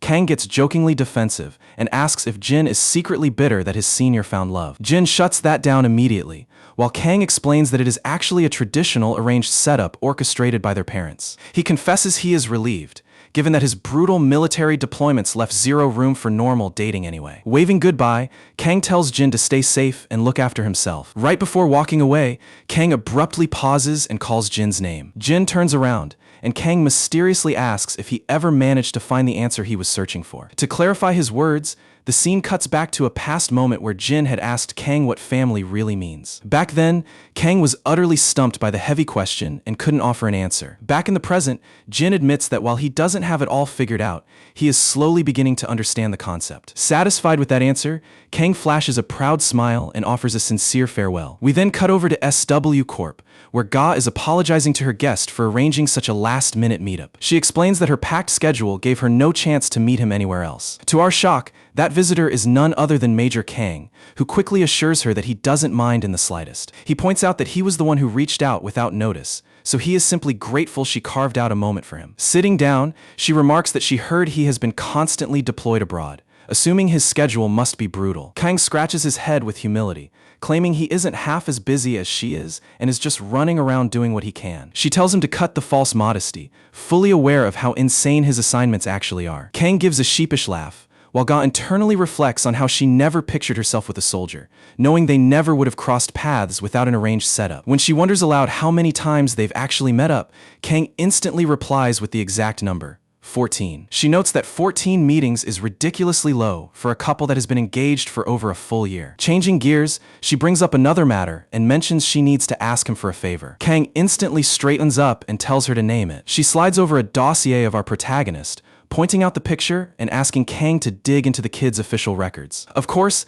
Kang has no reason to investigate because he already knows Jin's entire life story. Yet, he chooses to keep his mouth shut. She explains that the boy is Yona's classmate and that they discovered his background information is completely fabricated. She tried looking into it herself but got stonewalled by higher authorities, leading her to believe Kang's military pull could uncover the truth. However, Kang apologizes and directly shuts it down, stating without hesitation that he cannot assist her with this request. Ga's eyes widen in total shock, leaving her speechless for a brief second. Annoyed, she looks away and snaps that if he doesn't want to help, he doesn't have to be so overly serious about it. The poor Major begins sweating bullets, terrified of getting on her bad side. A few days later, Jin gets a grim phone call delivering horrifying news. Major Kang and his unit have vanished mid-mission. The scene cuts to Major Kang and his operatives cautiously pushing through hostile territory with weapons drawn. Deep in the surrounding forest, hostile forces are already lying in wait. An enemy operative radios in that Kang's unit has walked right into their designated kill zone. The enemy leader flashes a sinister grin at the update, thrilled at the prospect of wiping them out. Back on Jin's end, he cuts straight to the point and asks if Major Kang is in mortal danger. The voice on the other line confirms the worst. Kang's life is definitely on the line. As it turns out, the caller is Yona's grandfather, the high-ranking director of SW Corporation. According to their intelligence, Major Kang's squad was ambushed by heavily armed hostiles during the operation. They are currently being hunted down and pinned into a brutal firefight. The military is currently organizing an extraction team to pull Kang's unit out of the fire. The director explains he is reaching out only because he is aware of how close Jin and Major Kang truly are. Jin immediately reads between the lines. If the director is personally delivering this news, it means Kang's survival odds are practically zero. The old man solemnly agrees, stating he wanted Jin to brace himself for the inevitable worst-case outcome. With Jin remaining dead silent, the caller urges him not to act recklessly and to let the military handle the crisis. He emphasizes that Jin must remember he has a family to protect now. Our boy reluctantly acknowledges the warning and hangs up the line. Standing alone, his mind drifts back to past moments shared with Major Kang. He remembers being in the medical ward, where a beaming Kang bragged to his fellow troops that he had always known Jin was Korean. The wounded soldiers cheered along in disbelief, curious if Jin had finally reclaimed his lost memories. Later, when Jin was sitting by himself, Major Kang walked over to reassure him, telling him to take things easy and never force himself to remember the past. He then asks whether Lee Jin-yu is his actual name, and Jin immediately confirms it without missing a beat. A flashback then shows Jin chilling in an arcade with his comrades, desperately trying and failing to secure even one win. The vibe is super goofy yet utterly tragic as they rack up loss after loss. Then in one standout memory, Major Kang bursts through the door bursting with excitement, dropping the massive news that they've finally tracked down Jin's family. He breaks the news that Jin actually has a grandfather and a little sister waiting out there for him. While our main guy stays completely stoic and unfazed, his squad mates instantly lose their minds with joy. They enthusiastically shower him with congratulations, genuinely thrilled that he finally gets a shot at living a regular, peaceful life. Snapping back to reality, Jin is weighed down by a heavy wave of sorrow after hearing what happened to Major Kang. He's trapped deep in his own head until Dehyun calls him over for dinner, with Grandpa chiming in to eat before the meal cools down. Jin eventually steps out of his room and just stands there without saying a word. Noticing his weird mood, the family gets confused and asks if he's actually going to sit down and eat. Jin quickly shakes off his thoughts and takes his spot right beside his sister. As they start eating, Grandpa proudly mentions how the other security guards are super jealous that his grandkids visit him for meals. Dehyun finds that bizarre, figuring that spending time with your grandparents is just something every grandkid naturally does. Unfortunately, the old man sets the record straight, explaining that most kids rarely visit their grandparents the way she does. Dehyun lights up hearing that and enthusiastically promises to pack lunchboxes and come over even more often. Jin, however, remains completely disconnected from the cheerful dinner vibe. He out of nowhere addresses Grandpa, prompting the old man to ask what's bothering him. Jin questions him about how one should approach returning a favor to someone who previously came to their aid. The old man pauses to reflect, explaining that there isn't a one-size-fits-all answer to that. It ultimately comes down to the kind of favor that was done and what you're realistically capable of doing in return. What truly matters is recognizing that the person who lent a hand risked a great deal without expecting a single thing back. He adds that genuine kindness is impossible to put a price tag on, and a moment will inevitably arrive when Jin must step up and repay that debt. At the end of the day, even if you can't fix everything for them, giving it your absolute best effort to return the favor is what truly counts. Grandpa gets a little flustered after getting so sentimental, awkwardly apologizing in case he babbled on since he's never been great at delivering deep life advice. Jin assures him that he understood every single word, adding how truly grateful he is to have someone like Grandpa in his corner. A bit taken aback by the sudden sweetness, the old man thanks his grandson, admitting that hearing those words genuinely warms his heart. Dehyun catches Jin staring her way, and right on cue, he lets her know that he's equally thankful to have her as his sister. Dehyun completely freezes up before turning bright red, completely unable to process that much unexpected affection in one sitting. Later that night in his room, Jin gets on a call with his director, declaring that he's stepping in to rescue Major Kang and requesting any official support they can set up for him. The director definitely isn't thrilled about throwing our boy back into the meat grinder, but deep down, he knows there's no stopping him. We then cut straight to the dense forest, where Major Kang is visibly running on fumes, gasping heavily for air. He orders the squad to take a quick breather, stationing a scout on perimeter watch while deploying Jaeseok and Suchial to gauge the enemy's distance. A soldier chimes in that the team is completely drained and Gwangsik is bleeding out fast, but the senior firmly reminds them they must push to the next extraction zone to stand a chance at being rescued. The soldier worries whether they'll even survive the trek since their food supplies have practically run dry. Hearing the harsh reality, the senior grits his teeth in pure frustration. Over at the enemy encampment, a scout reports to his commander that Kang's squad is on the verge of breaking. The boss admits he's shocked they've held out this long, confessing his own side would have taken massive casualties if Kang wasn't dragging civilians around like dead weight. To make matters worse, Major Kang doesn't know the lay of the land, giving this eye patch-wearing villain the ultimate home turf advantage. Suddenly, the scar under his eye patch starts burning, and his blood boils as Jin's face flashes across his mind. Turns out, our boy was the demon who carved that eye right out of his skull. Next thing we know, a military transport is tearing through the clouds, with Jin fully geared up in combat fatigues, weapon gripped and ready. It's pretty obvious this drop zone isn't unfamiliar territory to him. This war zone is known as Gryan, an old stomping ground from Jin's mercenary days. Prior to takeoff, the director's aide briefed him that Kang's squad was sent in to pull out a research team surveying local mineral deposits. The evacuation was going smoothly until an unknown militia ambushed them out of nowhere. The aide also confirmed that all of Jin's requested gear was packed, and both governments agreed to clear his entry corridor into the zone. Right at the end, the director hit Jin with one last sanity check, asking if he was dead set on this, and Jin didn't hesitate for a second. Back in the transport, the red jump lights flash and sirens scream as they hit the drop coordinates. The time has arrived for our boy to dive straight into the fire. Meanwhile, back at the high school, class is proceeding like any ordinary day. The usual clown bullies are zoning out, while young Chan is naturally grinding away, furiously taking notes. Yona, however, is left scratching her head, wondering why Jin skipped school and left all her texts on read. The camera cuts right back to the dangerous jungle. Moving like a ghost through the brush, Jin notices spent shell casings littering the dirt. Reading the tracks, he pieces together that Major Kang never even managed to reach the second rally point. Judging by the aftermath of the firefight, he calculates that the Major was forced to skip straight toward the third stronghold instead. Deeper in the foliage, a chaotic shootout is actively tearing the trees apart. Major Kang scrambles to slap in a fresh mag, while hostile rounds pelt his cover relentlessly. To make things worse, one of the hostiles steps up packing a full-blown RPG. Kang's eyes widen for a split second, but he locks in immediately, lining up his sights and drilling a headshot right into the rocket gunner. The dropped rocket launcher somehow triggers a chain reaction, blowing up in a massive fireball that shreds the surrounding area. With multiple hostiles wiped out in the blast, Kang's team presses the advantage and lays down suppressive fire, forcing the surviving enemy backline to break morale and pull back. Kang immediately demands a status check, to which his man confirms no fresh casualties, though their ammo reserves are critically low, barely enough to survive another engagement.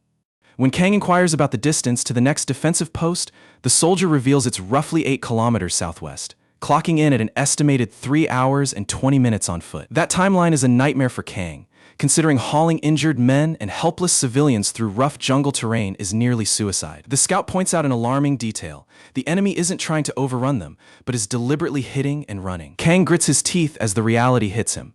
The hostiles are intentionally playing a war of attrition to exhaust them completely. And what's worse, their commander is more than happy to treat his own infantry as disposable cannon fodder to get the job done. He realizes these goons aren't elite operatives, but they're being masterfully puppeted by a dangerous tactician pulling the strings. What felt like disorganized ambushes early on has clearly revealed a calculated trap upon closer look. The enemy deliberately herded him from point 1 to point 2, and now they're funneling his squad away from point 2 as well. It's like the hostiles know every inch of this jungle path better than the back of their hand. His sole remaining play is to dig in at the third position and pray that the cavalry gets there before they're wiped out. Cost what it may, Kang swears on his life that he's bringing every single one of his men back home alive. Back at the enemy staging grounds, a subordinate informs his boss that the prey is walking right down the expected corridor, with intercept squads already locked in position. The eye patch boss smirks, completely unbothered since everything is going exactly according to plan. There were barely any viable paths to begin with, making their escape route painfully obvious. Out of nowhere, a mercenary captain barges into the tent, demanding to know how many more of his boys need to be fed into the meat grinder for nothing. He yells about why they aren't allowed to just swarm the target with overwhelming numbers instead of bleeding troops in fake retreats. The eye patch leader hits him with a chilling, demonic stare that instantly freezes the merc in his tracks. His menacing aura flares up as he reminds the idiot that their quarry is a battle-hardened elite special ops unit. Rushing them head-on without a calculated scheme would have gotten their entire army wiped out, leaving them with 0 soldiers and 0 land to control. Then, just like that, the eye patch boss puts on a calm, eerie smile like nothing happened. He sweetly reassures his mercenary pal that, moving forward, none of those worries will matter to him anyway. Before the sentence even lands, a gunshot rings out and puts a bullet right through the merc's skull, dropping him instantly. Well, look at the bright side, bro officially has 0 life problems left to stress over. The warlord strolls out of his tent, revealing that the rest of the mercenary outfit has already been disarmed and tied up. He officially gives the kill order to finish off Major Kang's squad, but commands his men to execute these useless captive mercenaries before moving out. A bit later, we check back in with Kang's crew, who are looking completely drained and pushed to their limits. One of the troopers mentions they've cleared half the trek, noting that maintaining this speed will get them to the fortress right on schedule. Kang stays cautious, choosing to drop their speed a bit to avoid stumbling into an ambush. The enemy holds the home field advantage and knows this jungle inside out, meaning they can predict Kang's escape route with pinpoint accuracy. Meanwhile, the eye patch maniac is practically bursting at the seams with sadistic excitement. He's obsessively savoring the chase, itching for the exact second he snatches his prey right when they believe they've made it out alive. He's drooling at the thought of seeing their despair once they realize their entire escape was rigged from day one. Riding high on confidence, he barks orders to alert the ambush squads that dinner is about to be served. Meanwhile, as Kang's squad pushes through the woods, they stumble onto a horrifying graveyard of slaughtered mercenaries. Every single hostile has been cleanly eliminated, leaving Kang totally baffled about who or what did this. It turns out,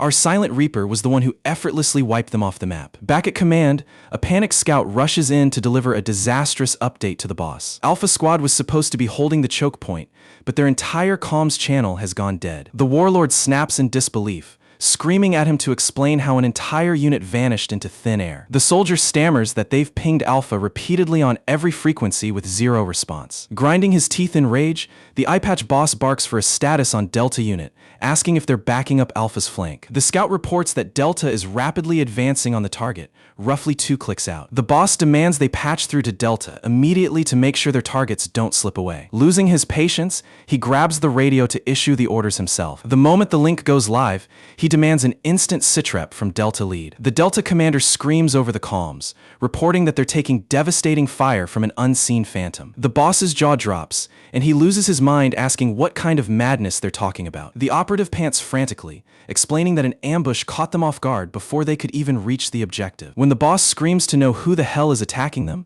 the soldier yells back that they can't even see their attacker right before a deafening blast cuts the transmission to static. The big boss is left grinding his teeth to dust, utterly furious that the tables have turned and his own forces are being butchered like prey. Meanwhile, the camera pans to our guy, putting on an absolute masterclass in slaughtering hostile platoons. The enemy sprays an ocean of lead his way, but Jin glides through the gunfire with inhuman grace. Jin calculates that Kang's squad needs roughly 30 minutes to secure the 3rd stronghold, so his objective is to tie down every hostile in the sector until they make it. He drops into a slick knee slide across the dirt, snapping his rifle up in one fluid motion. He locks crosshairs and squeezes the trigger, instantly deleting the first hostile. Without wasting a millisecond, his barrel flicks to the next soldier, sending him straight to sleep too. The squad finally pinpoints the muzzle flashes, but before they can even shoulder their weapons, Jin lights them up with a lethal spray. Another wave of hostiles floods in, instantly saturating his position with heavy gunfire. He slips behind cover with effortless timing as rounds shred the air all around him without grazing a thread. Jin takes off through the trees, fully aware that these amateurs have 0 chance of tracking his movements in this jungle. He decides to exploit the chaos, circling around to hit them from a completely blind angle. Further down the line, Kang and his squad catch the echoing thunder of heavy combat behind them. A scout reports that the firefight is lighting up the exact trail they just marched through. Kang is thoroughly perplexed, The mercenaries on their tail were already slaughtered, so who in the world is fighting on their back trail right now? He admits to his comrade that none of this adds up, but commands the team to dig in at their current spot until the extract birds land. As they hold their ground, heavy rifle cracks echo through the valley as our boy systematically drops hostile soldiers left and right. The surviving goons blindly spray in retaliation, but our guy effortlessly slips behind rock cover. He notes that the hostiles have finally realized he's a solo operator, and they've held the numbers advantage the entire time. Even so, pure terror is setting in among their ranks because he's already wiped out over half their platoon. He clocks 3 lost hostiles wandering cluelessly, completely blind to where he's perched. With cold, surgical precision, he pops up and puts them down in rapid succession. He checks his tactical watch, calculating that 14 minutes remain until the evacuation chopper touches down. As dawn breaks over the tree line, Kang's squad maintains high alert, scanning the perimeter. One of the troopers calls out that the rescue bird is on final approach. Hearing those words, the rescued civilians finally breathe a massive sigh of relief. Kang, however, snaps at his team to stay frosty until their boots leave the ground, deeply unsettled by the sudden, eerie silence where the gunfire used to be. Out of nowhere, their military radio crackles with static. A familiar voice cuts through the speaker. "This is Jin. I'm 3 minutes out from your position." A grunt mutters that the name rings a bell, while Kang instantly pieces the puzzle together, realizing who just single-handedly butchered an entire enemy army to save them. Looking through the tree line, he spots our boy casually strolling toward them with both hands raised in peace. Kang pulls up his rifle scope to get a clear visual, confirming that it really is Jin in the flesh. The rest of the squad recognizes him too, but they're utterly dumbfounded as to why he's in an active combat zone. Major Kang is still standing there in absolute, stunned shock. His brain literally refuses to accept what he's witnessing. Right on time, the evacuation choppers roar over the trees and touch down. Kang sprints over, grabs Jin by the collar, and furiously screams, demanding to know what the hell he's doing throwing his life away in this hellhole. Jin doesn't flinch, calmly stating that nobody knows how to operate in this war zone better than him. Kang reminds him that he left the mercenary slaughterhouse behind and had no business ever coming back to this life. Jin looks him in the eye and replies that leaving that life was the exact reason he came, because living with regret wasn't an option. The second our guy heard Major Kang and the squad were trapped, he knew deep down that failing to save them would haunt him until his dying breath. Kang blows a fuse, desperately yelling at Jin that he's still just a damn kid. Unable to hold it in any longer, all that anger crumbles into tears as he yanks Jin into a crushing, emotional hug. As the main transport settles onto the ground, medics and soldiers swarm out to secure the wounded and treat the survivors. Cutting back to the eye patch-wearing boss, one of his subordinates breaks the brutal news. Their entire Alpha squad got massacred, and 17 out of the 20 Delta operatives didn't make it out alive either. While he can't confirm every detail, he's practically sure Alpha was wiped out in seconds, with Delta getting blindsided while on the march. Naturally, the boss grits his teeth in pure rage, and honestly, you can't blame him since his trap was set perfectly with 0 reinforcements in sight. Yet out of nowhere, a single phantom tore through both of his elite units. This terrifying brand of violence felt horribly familiar, matching the exact ruthlessness of the guy who took his eye. The mere memory of Jin sends a sharp ache through his ruined socket, and right then, the dots connect. Our boy has to be the one pulling the strings behind this carnage. Catching onto his boss's sudden agitation, the minion listens as the eye patch leader explains that this brutal fighting style has Agent 1's signature written all over it. The underling pushes back, pointing out that 1 was eliminated long ago, but the boss isn't buying it and demands a fresh background check. He instructs his subordinate to reassess the whole scenario under the assumption that their deadliest operative might still be breathing. Meanwhile, we jump over to the SW Corporation training grounds, where the security personnel are grinding through their regular workout. Seokju and Jin are right in the thick of it, with Yona keeping a close watch from the sidelines. The drills kick off with high-intensity sprints followed by rope climbs. Seokju can barely take his eyes off our boy, visibly frustrated as he strains just to stay within Jin's rearview mirror. With the ropes cleared, they move straight to the next challenge. Hurdle leaps over a line of desks. Lined up side by side at the starting mark, both boys lock in for the run. The moment they burst forward at blinding speed, Jin immediately leaves Seokju in the dust, clearing every single obstacle with the effortless grace of someone born on a battlefield. Everyone watching, Yona included, is left with their jaws on the floor, stunned by how Jin makes peak human performance look like casual child's play. After clearing the final hurdle, the trainees finally stop to recover their wind. Seokju is bent over, gasping for air. But when he sneaks a peek at Jin, he's utterly stunned. Our boy isn't even breaking a sweat. Inside the locker room, Seokju keeps eyeing Jin, completely mesmerized by the ridiculous skill gap between them. Suddenly, he catches a fresh smear of blood on Jin's arm and immediately brings it up. Jin glances down at the crimson patch, plays it off like it's no big deal, and casually slips into his school blazer. Seokju is left floored, knowing that kind of bleed only comes from a serious cut, meaning Jin just shattered every training record while nursing an open wound. Opening up with total honesty, Seokju admits that standing beside Jin makes him feel like a big fish that spent his whole life inside a tiny puddle. He might not know Jin's background, but between Yona's rescue and the insane display today, it's dead obvious our boy is no ordinary high schooler and has been swimming in deep, dangerous waters for a very long time. He shares how he spent his whole life being praised as an unmatched genius, only for Jin's existence to forcefully slam him against his own limitations.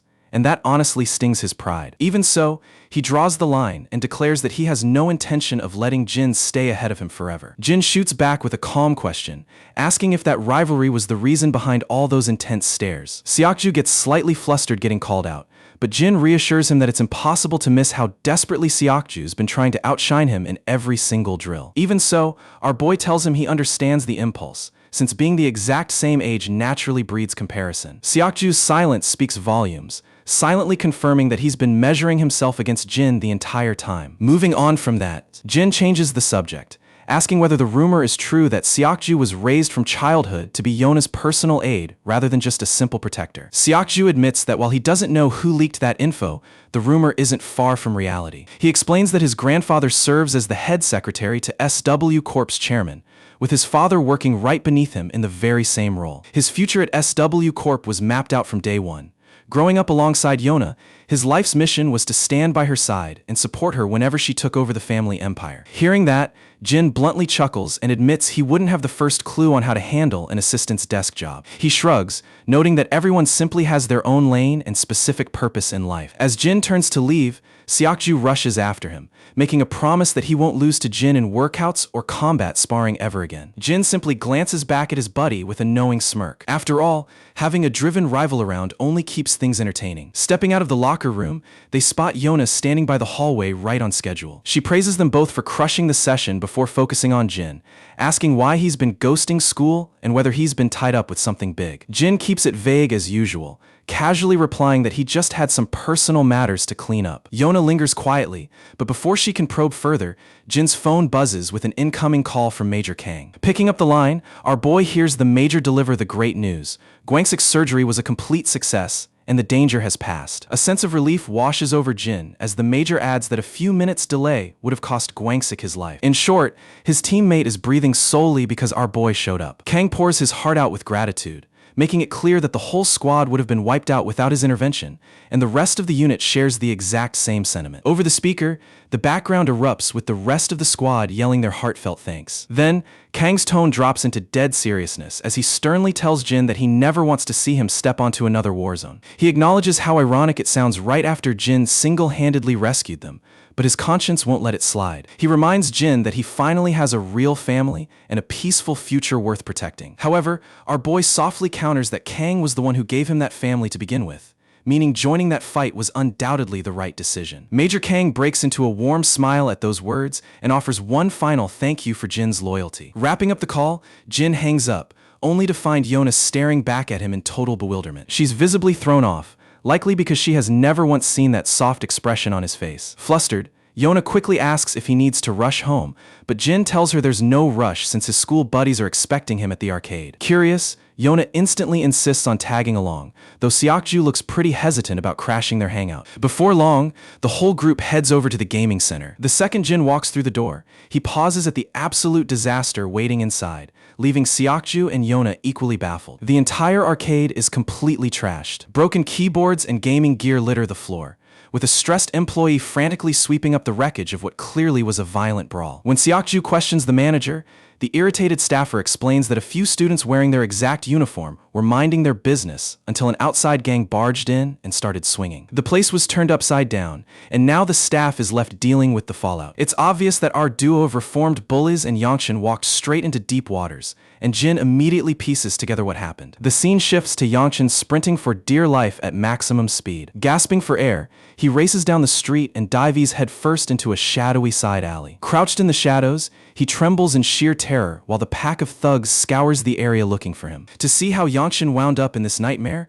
we need to roll back the clock a bit. A massive horde of delinquents has the two reformed bullies completely cornered. The duo swings with everything they've got, but the sheer numbers against them are ridiculous. Orange Hair yells at Yangshin to get out while he can, while the blonde warns him not to drag Jin into this mess. So our cowardly buddy bilated on his pals mid-brawl, and now he's shivering with guilt, wondering how the hell two guys can survive a whole swarm from Gosak Tech. Suddenly his phone rings, scaring the living daylights out of him, and it turns out to be Jin on the line. Rewinding back to the fight, Yihyung drops one goon cold with a clean right hook, only to take a blindside blow from another. He immediately answers back with a savage front kick to the ribs, sending the punk flying backward. At the same time, the blonde guy is holding his own, cracking skulls left and right. Even though they managed to drop a dozen guys, both boys are running on pure fumes. Yet the mob surrounding them just seems endless. A guy chilling in the back snickers at them, condescendingly praising their struggle and noting that the rumors about his boys getting dropped were apparently true. This guy is none other than the notorious Inchin-gu,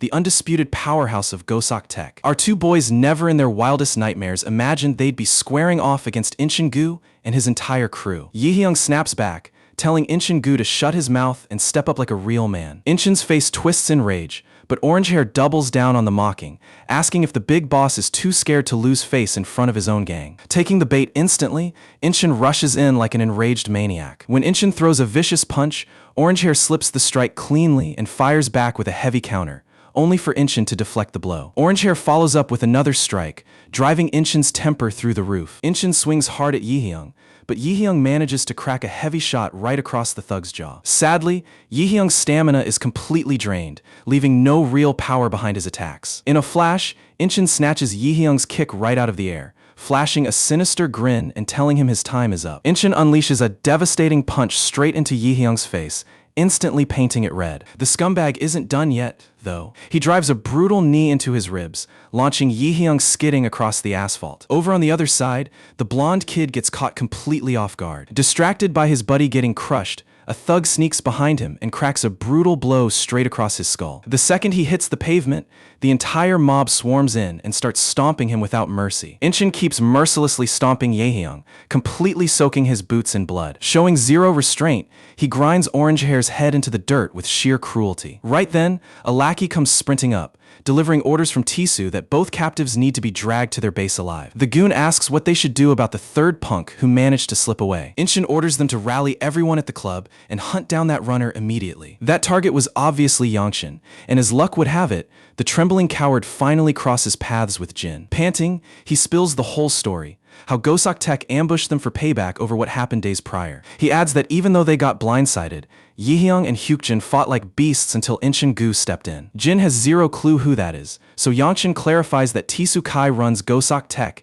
and Inchin is his top enforcer. Both of them are so ruthless that actual criminal syndicates recruited them before they even finished school. He breaks down that 20 guys ambushed them, and the boys forced him to run for safety. The two held down the line against all 20 opponents, swearing him to secrecy so Jin wouldn't find out. The kid breaks down, blaming himself because Yihyung only got dragged into this while defending him from Gosak in the first place. Cutting through the panic, Jin calmly asks where he last saw the two boys. The kid blurts out that they were trapped in the subway station alley right along the path to the arcade. Without uttering a single syllable, Jin turns and marches toward the scene. Yangshin stammers, asking where he's going, convinced in his gut that even Jin couldn't possibly take down 20 armed thugs alone. The Gosak crew are notorious brawlers with direct ties to the criminal underworld. Suddenly, memories of all the laughs and good times with his crew flash through Yangshin's mind. Holding onto that brotherhood, he swallows his fear, steals his spine, and falls in behind Jin. As the pair heads out, Yona stands frozen, completely unsure of how to react. Seokju hangs back,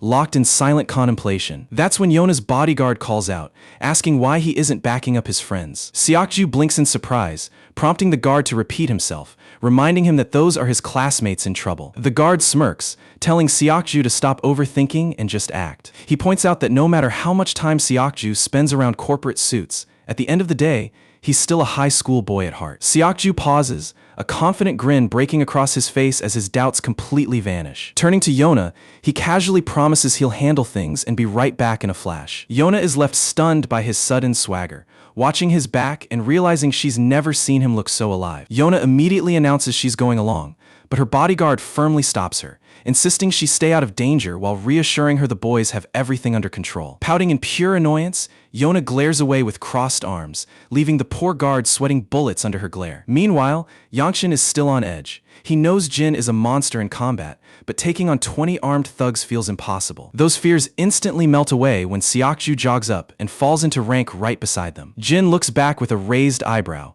and Seokju smoothly reminds him that those two are his classmates as well. A sly grin spreads across Jin's face as the trio marches down the alley oozing pure swagger. Arriving at the alley, all that greets them are shattered pipes and crimson splatters staining the walls. Yangshin begins losing his mind, panicking that his friends were right here just moments ago. He hopes out loud that they got away, but Seokju cuts him off by retrieving 2 smashed phones from the asphalt. He lays down the grim reality.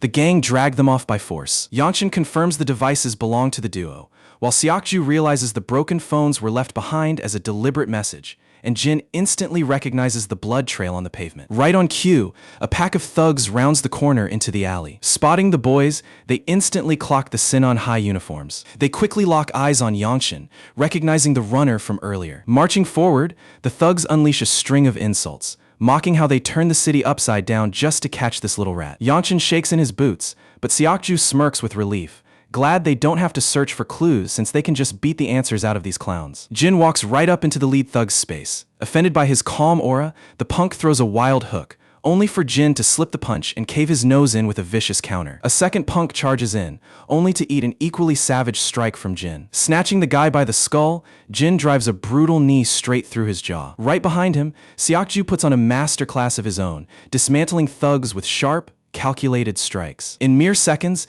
the entire crew is sprawled across the pavement, groaning in their own blood. Yangshin's terror instantly flips into pure shock as he watches Jin and Seokju wipe out the whole gang in under a minute. Standing over a groaning delinquent, Jin looks down cold-bloodedly and demands the location of their kidnapped friends. Even with his face mangled, the punk tries to act tough, glaring up with defiant arrogance. He throws up a middle finger, telling Jin to get lost. In response, our boy grabs the punk and violently slams his head into the concrete, putting him instantly to sleep with his eyes rolling back. Yangshin is standing there in pure panic, completely traumatized after watching Jin casually grind that goon's skull into the pavement. Realizing Jin's version of questioning might end in a murder charge, Blackhead steps in to take over the interrogation himself. The scene shifts to the gang's main club, and the entire place is crawling with muscle-headed thugs. Right in the middle of the room, our 2 beta bullies are getting thrown around like ragdolls. Hearing the sickening thuds, Yangshin glances up and freezes in terror as a heavily tattooed lunatic swings a baseball bat,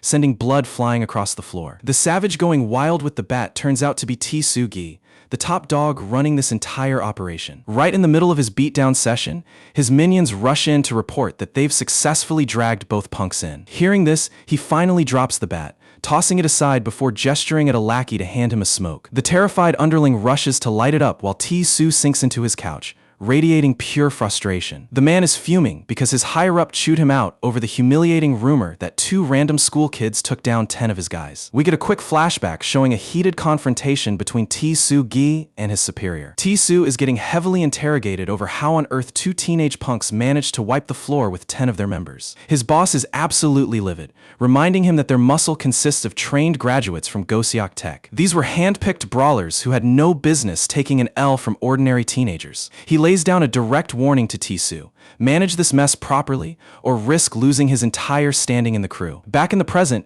Tsu is still seething with rage over the embarrassment these 2 clowns have caused him. He glares down at the beat-up duo, demanding to know if they're really the ones who gave his crew so much trouble. The henchman confirms it, but Tsu immediately notices someone missing and asks about the 3rd boy. Inchan nervously admits that one of the targets managed to slip through their fingers, though he quickly promises they'll track him down in no time. Tsu is completely stunned, furious that his men couldn't even bag all their targets properly. His face says that all this massive screw-up wasn't part of his plan whatsoever. Inchin and the crew break into a sweat, knowing Tisu is already on edge after yesterday's scolding from his superior. To save his own skin, Inchin immediately offers a quick apology, desperately trying to calm the storm. Collecting himself, Tisu scoffs, questioning how anyone could believe these two scrawny losers wiped out 10 grown fighters. He barks at them to give up the location of the rest of their squad. Ye Hong straight up tells him to buzz off, which immediately earns him a vicious boot straight to the face. While Tisu vents his frustration through thick clouds of smoke,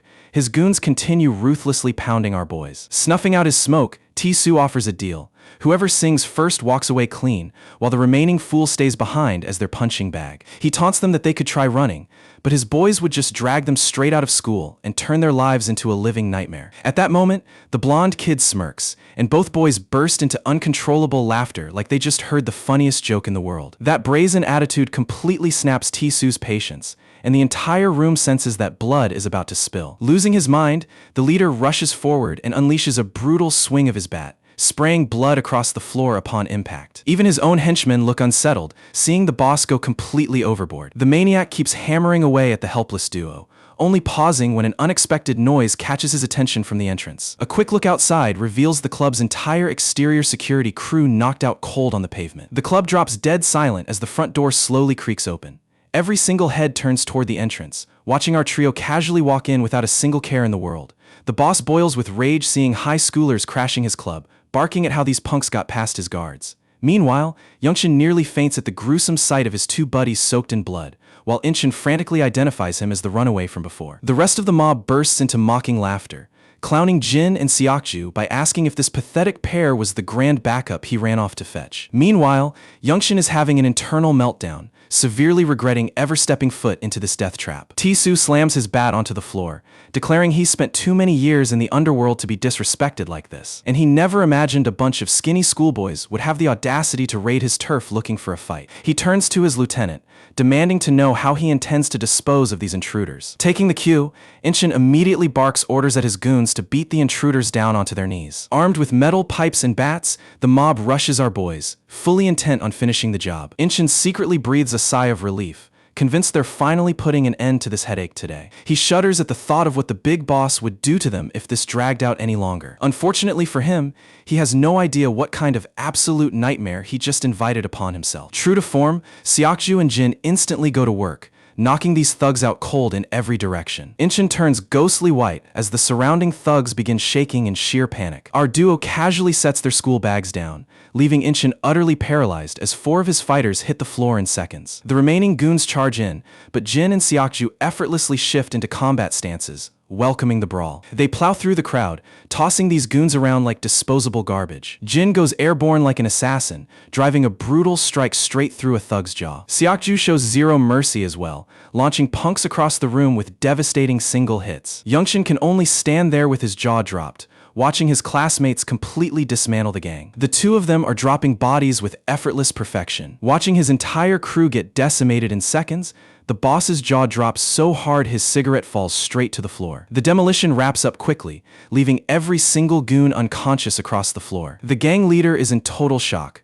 unable to process the impossible beatdown he just witnessed. He stares at our boys and realizes with dread that they haven't even broken a sweat. Yet right before his eyes, they just wiped out 30 of his men effortlessly. As Jin starts stepping forward, Inchin stands nearby, visibly shaking down to his bones. Jin casually strolls past him, as if he's giving him a free pass or so we thought, until Seokju steps up behind him and delivers a soul-crushing hook that puts Inchin to sleep. Panicking, the boss grips his bat tightly and readies a stance, but Jin advances toward him without slowing down. The moment they're within range, the boss swings with all his might, but Jin immediately counters with a lightning-fast slap. Jin delivers a chop to his throat, grabs him by the skull, and drives his knee straight through the man's nose in classic brutal fashion. Even after that brutal beating, this stubborn fool refuses to stay down. He knows that if word of this humiliation reaches his superior, his gangster career is permanently over. Desperate, he plays dirty by pulling out a hidden blade and slashing wildly at Jin. Jin catches his wrist without flinching and cleanly snaps it,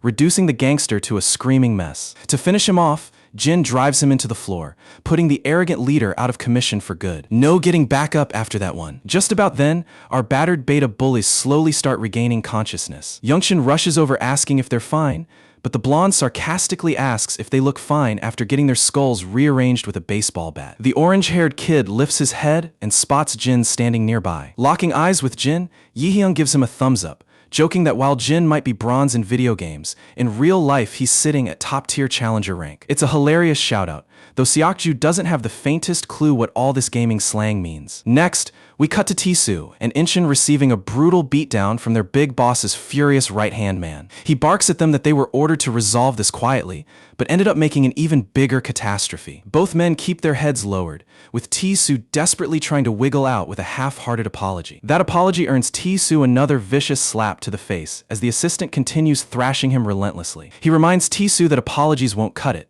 since they should be seizing new territory while the Goseong and Seongsu crews are sidelined, instead of cleaning up the pathetic drama he brought to the syndicate. In case you forgot, Goseong and Seongsu were the very same thugs our boy crushed when they raided Mr. Cha's territory. Cha's private territory, Inshin can only watch in utter terror as his own boss gets beaten like an old rug. Right on cue, the syndicate's top boss walks in and orders his assistant to stand down. Towering over Tisu, he coldly states that his biggest regret was believing Tisu actually had any real potential. Tisu grinds his teeth in humiliation, pinned to the floor. Lighting up a cigarette, the boss calmly asks his assistant if reinforcements have already been dispatched. The assistant confirms the strike team is on the move and promises they'll drag back the punks who assaulted their crew in no time. The boss emphasizes that they can't let this slide, because an attack on anyone under his syndicate is a direct disrespect to the entire family. He instructs his men to make sure none of those brats walk away from this in one piece. The assistant bows and guarantees that the job will be handled cleanly. Meanwhile,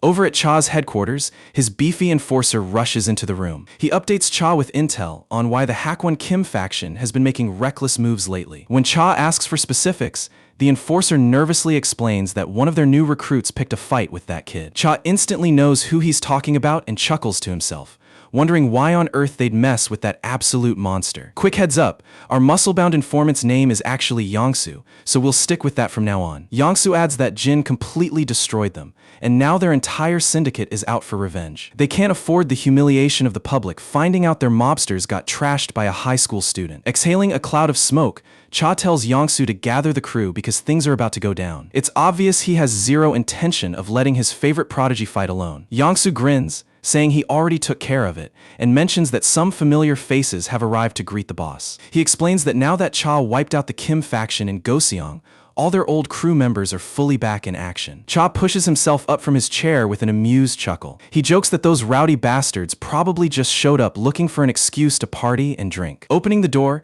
he's greeted by a massive lineup of loyal foot soldiers, thrilled to see their leader back at the helm. Looking at the crowd, Cha proudly remarks that he's equally happy to have the whole crew assembled again. He admits it's been far too long since they went all out, suggesting they smash one quick job first before hitting the drinks. Later that day, Yona and Seokju suddenly get cornered by a pack of shady street thugs. The lead thug smirks arrogantly, thrilled that their targets practically walked right into their lap. He sarcastically apologizes for ruining their date, warning them that they're both coming with him whether they like it or not. Before the gang can even take a step, several black luxury cars screech to a halt, boxing them in completely. A swarm of elite bodyguards in sharp suits steps out, instantly locking down every single thug on the scene. SW Group had clearly dispatched their heavy hitters.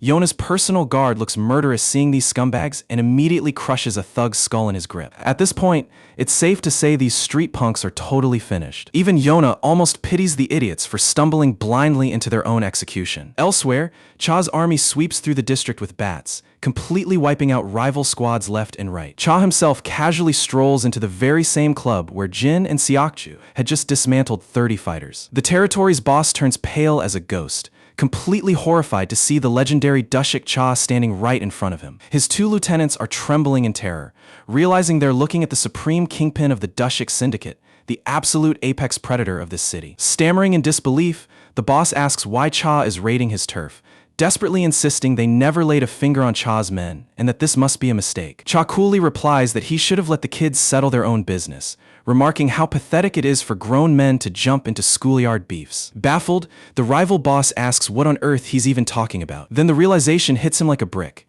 and he nervously asks if Cha pulled up entirely because of that one high school kid. Cha smirks and tells him that since an adult boss decided to mess with the kid, it's only fair another adult steps in to teach him a lesson. Later on, we see Jin's sister Dehyun happily slurping down a warm bowl of cup noodles. She looks completely satisfied and in high spirits. Jin sits beside her with a warm smile, genuinely happy to see his sister in such a good mood. Feeling a bit embarrassed by her childish excitement, she quickly clarifies that she simply hadn't eaten instant noodles in forever. Jin playfully points out that he didn't even say a word. Right at that moment, Jin's phone buzzes with an incoming call from Mr. Cha. Cha himself.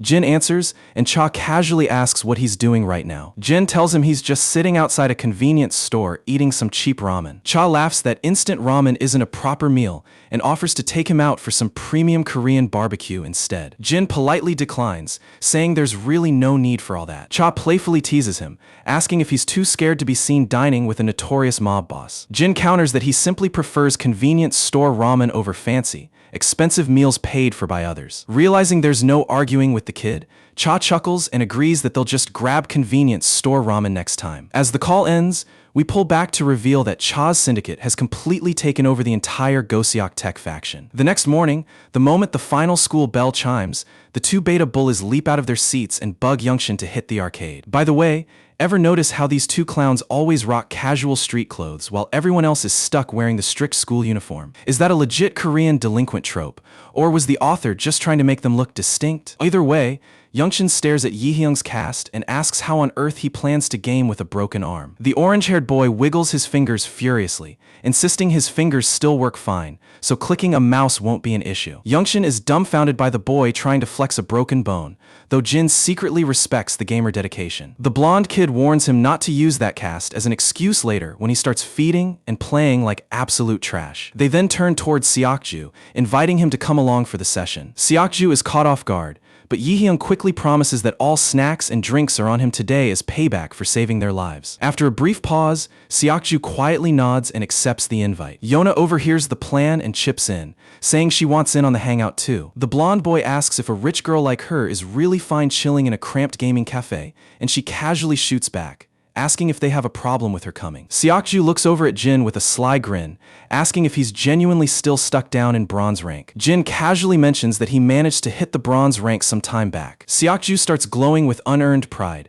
leaving the rest of the group completely baffled by why he's acting so hyped. Wasting no more time, he leads the charge straight toward the gaming lounge. Jin gets the distinct impression that there's definitely something weird going on with Seokju. Even so, the whole crew ends up having a blast inside the arcade. Meanwhile, Yona simply hangs back in silence, keeping a watchful eye over the group. Yihyung takes the brunt of the trash talk because of how miserably he plays, somehow managing to look even worse than Jin. Following a heated session, they raid the snack bar and kick back, munching on chips while keeping the good vibes rolling. Yona finds herself stealing glances at Jin, totally locked onto whatever he does. It's pretty obvious that something about the guy has sparked her curiosity. After hanging out for a bit, the group wraps things up and decides to call it a day. While making his way down the street, Jin hears his phone buzzing. Dian is on the other end, immediately asking if he's planning on grabbing dinner before coming home. Jin explains that he's practically around the corner, and right on cue, he notices his grandpa and Dian waiting ahead. When he asks what they're up to, the pair mentions that they're on a grocery run for tonight's meal. Jin offers to tag along, though the old man worries that the boy might already be drained from his day. Jin shrugs it off, reassuring him that chilling with his buddies wasn't exhausting at all. Once inside the supermarket, they carefully gather all their supplies from the shelves. After checking out, Jin insists on taking over all the heavy grocery bags himself. Stepping out onto the street, Jin immediately clocks a suspicious figure loitering close by. Draped in a dark hoodie, the stranger radiates an intensely dangerous presence. Recognition hits Jin instantly, and the man seals it by calling him one, sending a chill down Jin's spine. A quick flashback reveals a younger Jin alongside this long-haired operative back during their mercenary days. Back in reality, Jin instinctively strides toward the man, leaving his grandpa and Dian completely confused. Curious, his grandfather asks if this stranger happens to be an acquaintance of his. Jin smoothly covers by claiming they used to work together back in his old hometown. The grandfather warmly steps forward to introduce himself as Jin's guardian. The operative puts on a friendly grin,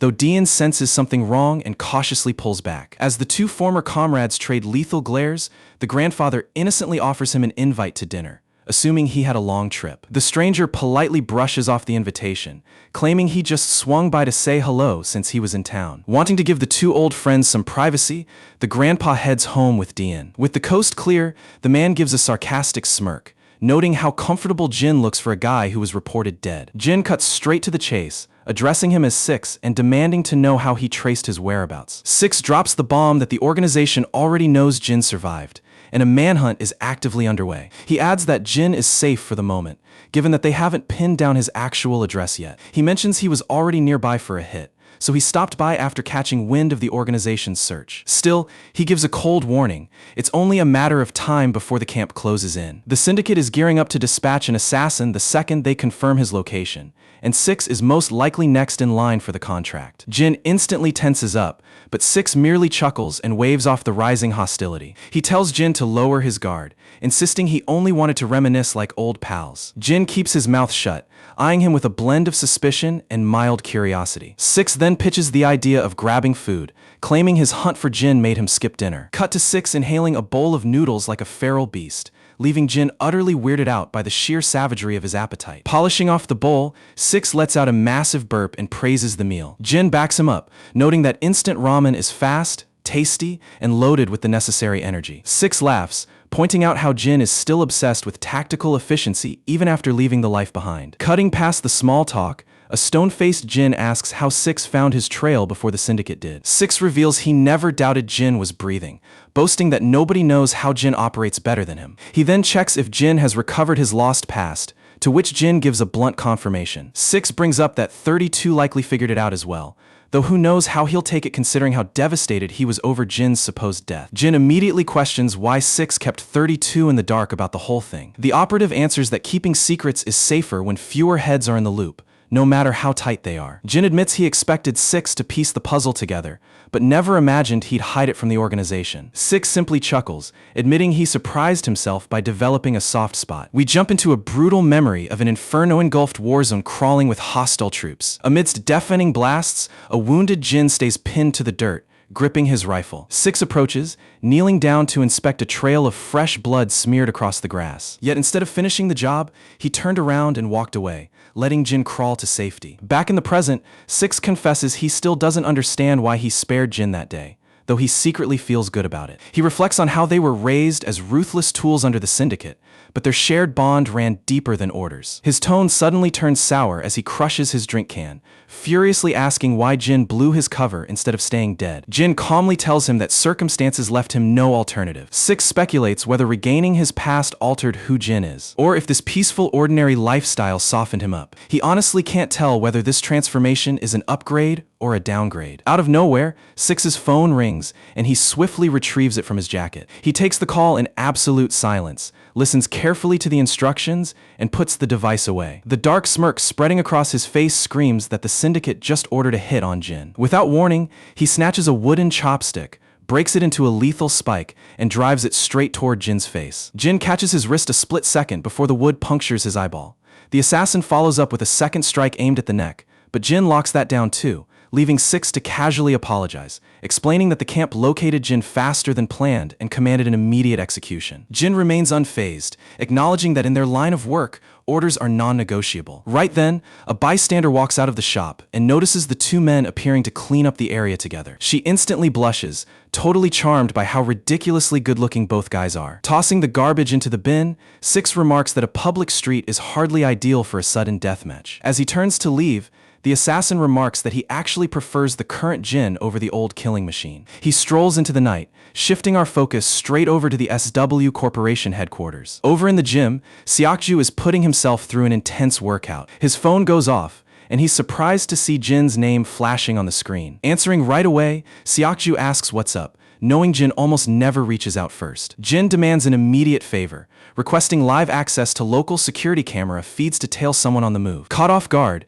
Seokju warns that pulling live surveillance requires senior approval and tracking a target isn't that simple. When Seokju asks about the time frame, Jin makes it clear he needs it this exact second. Jin's panic stems from the fact that if Six takes the contract, his family is going to be the first target. He keeps these dangerous details to himself, telling Seokju nothing. Seokju is left scratching his head, stressed over how to magically deliver on such an insane demand. The scene cuts over to President Cha's club, opening right on Cha's irritated face. His henchman Yongsu nervously reports that Jin stopped by demanding the motorbike, and he simply handed over the keys. Cha grimaces upon learning his prized motorcycle just got commandeered by Jin. The lackey asks if he messed up, but Cha relents and says it's no big deal. After all, the bike was just collecting dust in the garage anyway. Yongsu confesses that Jin popping up in the dead of night scared the living daylights out of him. He jokes that running into Jin so often has made him terrified of anyone wearing a school uniform. Out on the highway, Jin rips through traffic at breakneck speed on the heavy bike. Seokju calls back with the coordinates,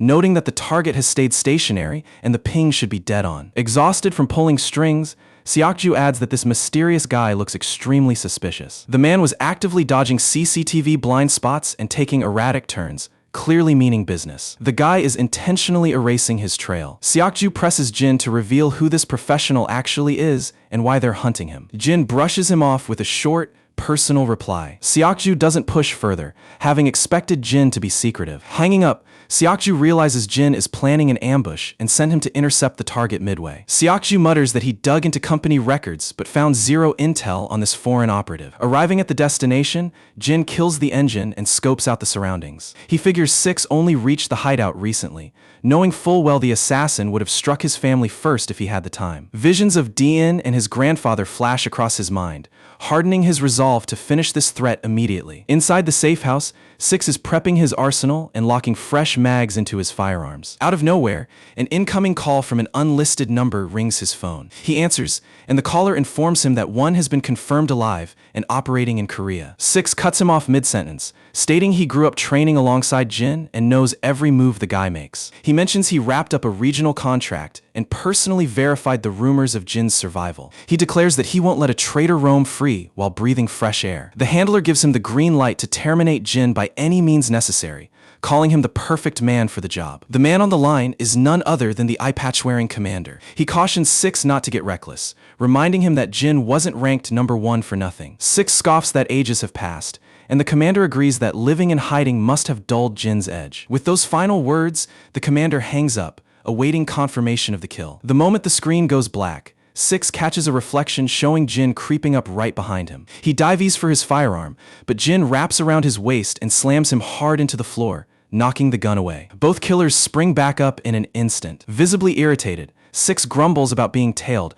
cursing the street cameras for blowing his position. Squaring up, Six remarks that he expected a confrontation, but didn't think Jin would pull up so damn quickly after their chat. Jin gives zero response, prompting Six to chuckle that the new Jin is just as quiet as the old one. They clash head-on, trading high-speed strikes faster than the naked eye can register. Jin parries a direct punch and counters, but Six slips the strike with ease. Jin immediately transitions into a crushing shoulder tackle, throwing the assassin off balance. As Jin launches a kick, Six catches the leg and brutally drags a hidden knife across his thigh, a downright dirty tactic. Grinning wickedly, Six remarks that Jin somehow got even sharper since their mercenary drills. Taking advantage of Jin's bleeding leg, Six dives back in for the kill. Jin leans back just in time as the blade whistles mere millimeters from his throat. A frenzied blade dance unfolds, with Six desperately trying to land a fatal puncture. In the chaos, Jin purposely sacrifices his shoulder, letting the dagger sink straight in. Before Six can twist the knife, Jin drops low, grips the assassin's wrist, and snaps it,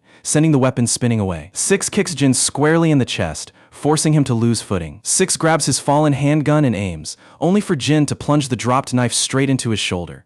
Despite the wound, the operative unleashes a desperate hail of gunfire until the slide locks empty, forcing him to ditch the weapon, snatch his briefcase, and sprint away in pure panic. Knowing his family's lives are forfeit if this killer vanishes into the dark, Jin ignores his bleeding leg and charges after him at full throttle. Bursting out of the hideout, Jin spots the assassin hijacking his heavy motorcycle. A wave of dread washes over Jin as he watches his target throttle away on the bike. Terrifying visions of his sister and grandfather lying in pools of blood flash through his thoughts. Turns out, his panic is cut short by a sudden miracle. Right as Six makes his escape, a speeding car blindsides the bike, sending the assassin flying across the roof before slamming hard onto the tarmac. The vehicle screeches to a halt, and Seokju steps out, sheepishly asking if he overstepped. Jin gasps in relief, telling him he couldn't have timed it better. Seokju hops back inside, steering off while sensing that Jin is tangled up in some crazy conspiracy. We cut back slightly to the exact aftermath of the collision. The moment Seokju exited the car,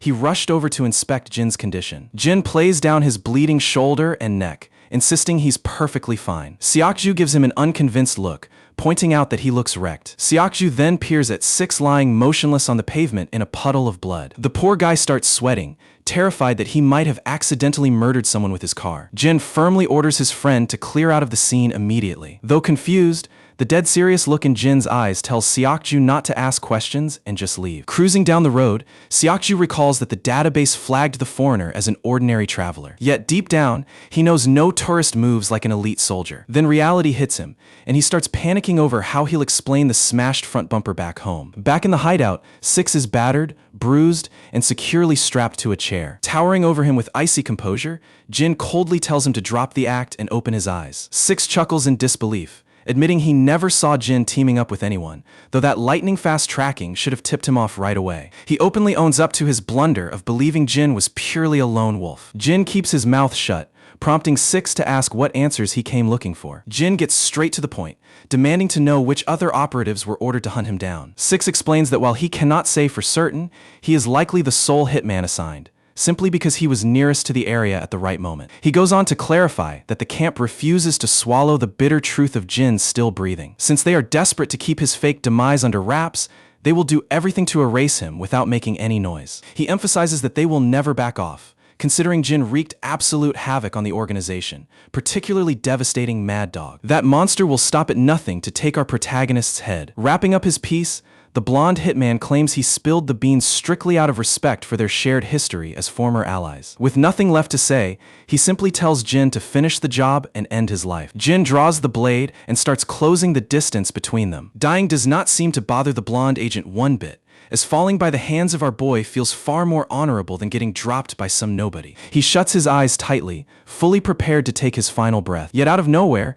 Jin simply begins slicing through his restraints. The blonde baffles at this and asks what game he is playing, to which our boy casually replies that he is just loosening the ropes on his legs. Correcting his tone, the hitman demands to know why Jin is sparing his life instead of executing him. Jin tosses the question right back, asking why on earth he ought to take his life. He proceeds to bring up the very purpose that gives the blonde man a reason to keep breathing, the exact tie that keeps him shackled to the camp in the first place. Jin shares that having experienced the warmth of a real family himself, he genuinely understands its worth and urges the operative to pursue that same life. He warns him that botching the assignment already puts a death mark on his head, meaning his best bet is to vanish off the radar where the camp can never sniff him out. Turning to leave, Six drops a grim reminder that Jin's loved ones will stay in the crosshairs, and the organization will definitely launch relentless strikes to wipe him out. Jin coolly replies that he is well aware of the stakes. He points out that today would have played out far more brutally had the assassin touched his family, but moving forward,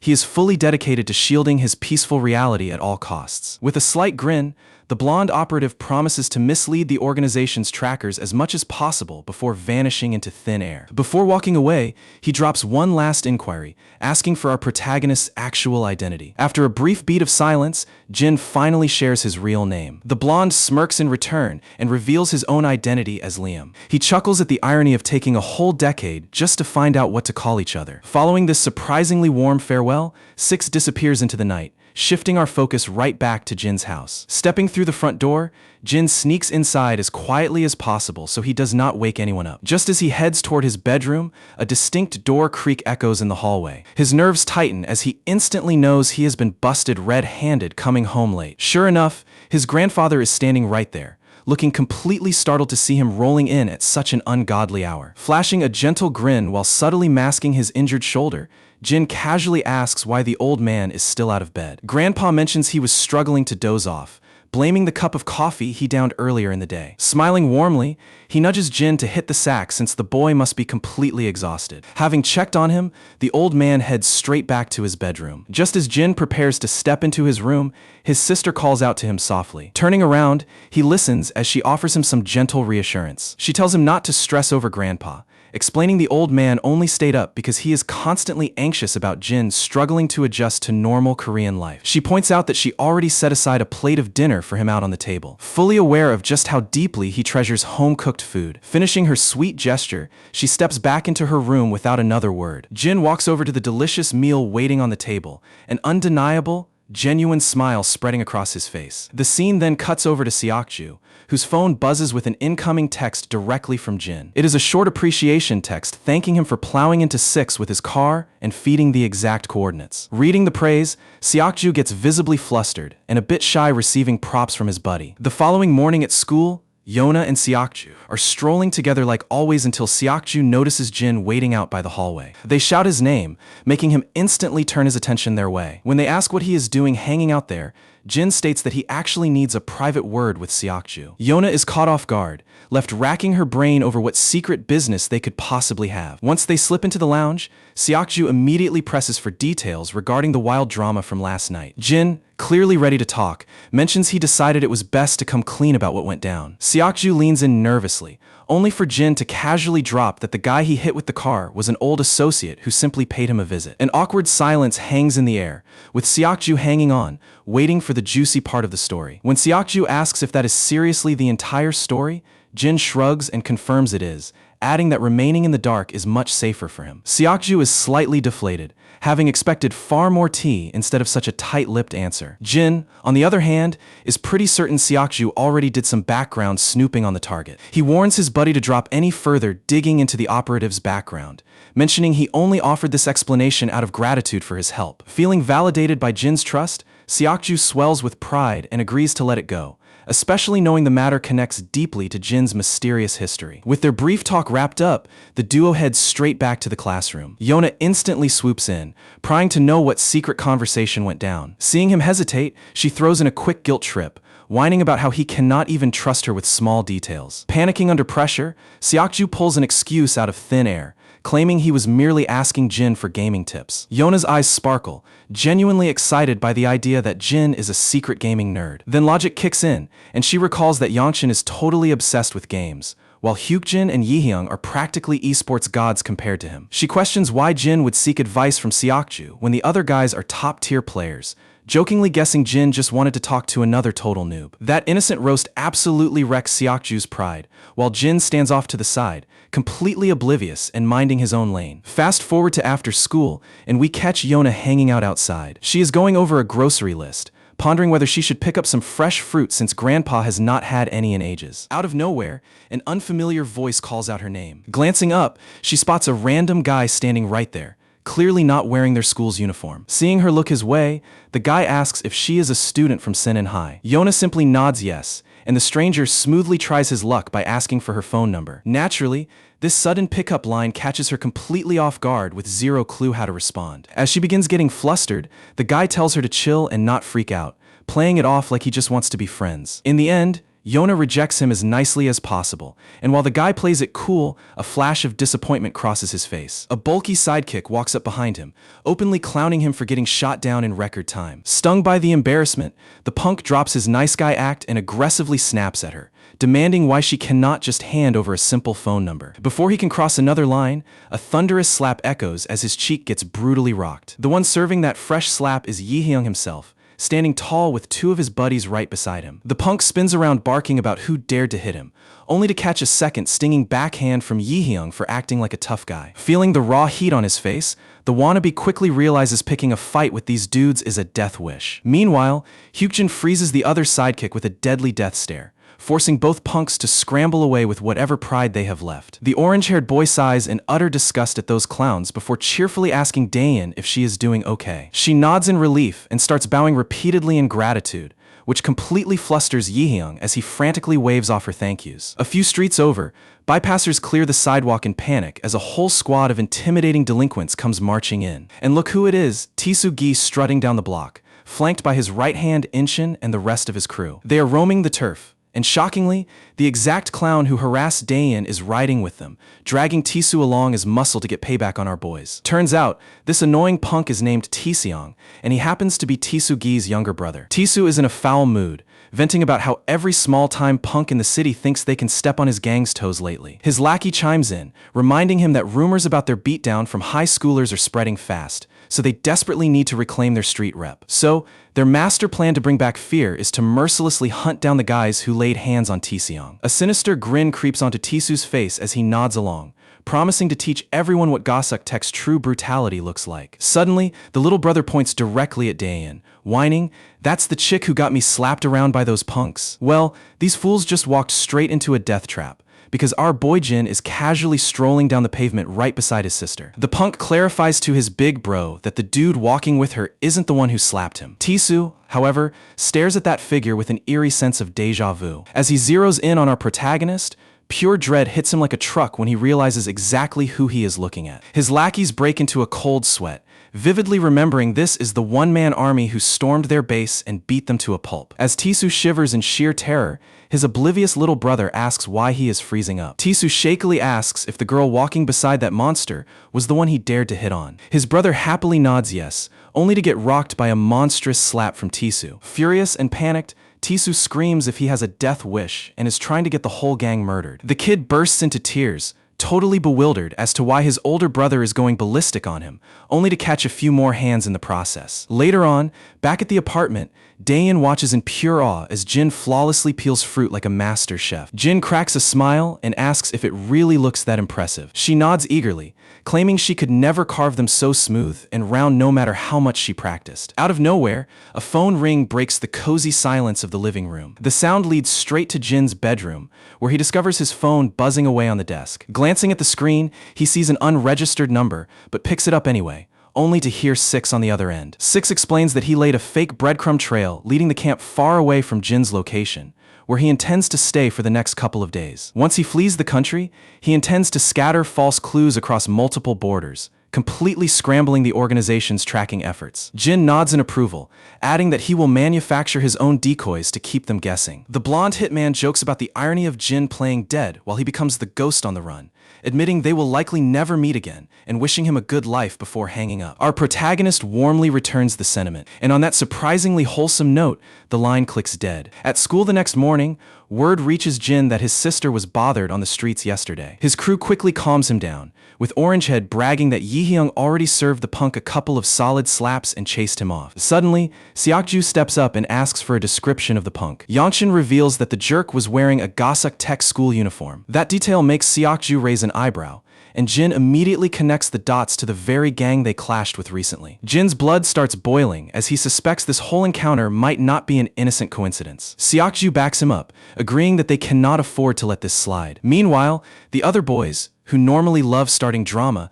suddenly look pretty uneasy about how intense things are getting. Even they feel like the duo might be reading too much into a random incident. Right on time, Yona marches in and pops the serious bubble. She asks what the fuss is about, reminding them that guys hit on Daein all the time simply because she is gorgeous and naturally popular. Jin looks completely clueless about regular teen dating, while Yangshin backs her up, stating Daein has had tons of guys shoot their shot in the past. Jin clearly struggles to process this normal sibling reality, but Yangshin doubles down on just how popular she really is. He explains that people only kept their distance back when Jisoo Kim and his sister were bullying her and making her miserable. Yi-hyung chimes in agreeing she is super pretty, and even the other buddy mentions plenty of guys secretly crushing on her. Jin is left standing there utterly perplexed, deeply lost in his own thoughts. The other boys stare at him, wondering how the concept of a sister having admirers is so impossible for him to comprehend. Breaking the silence, Seokju insists they still ought to investigate and clear up any doubt. Jin agrees without hesitation,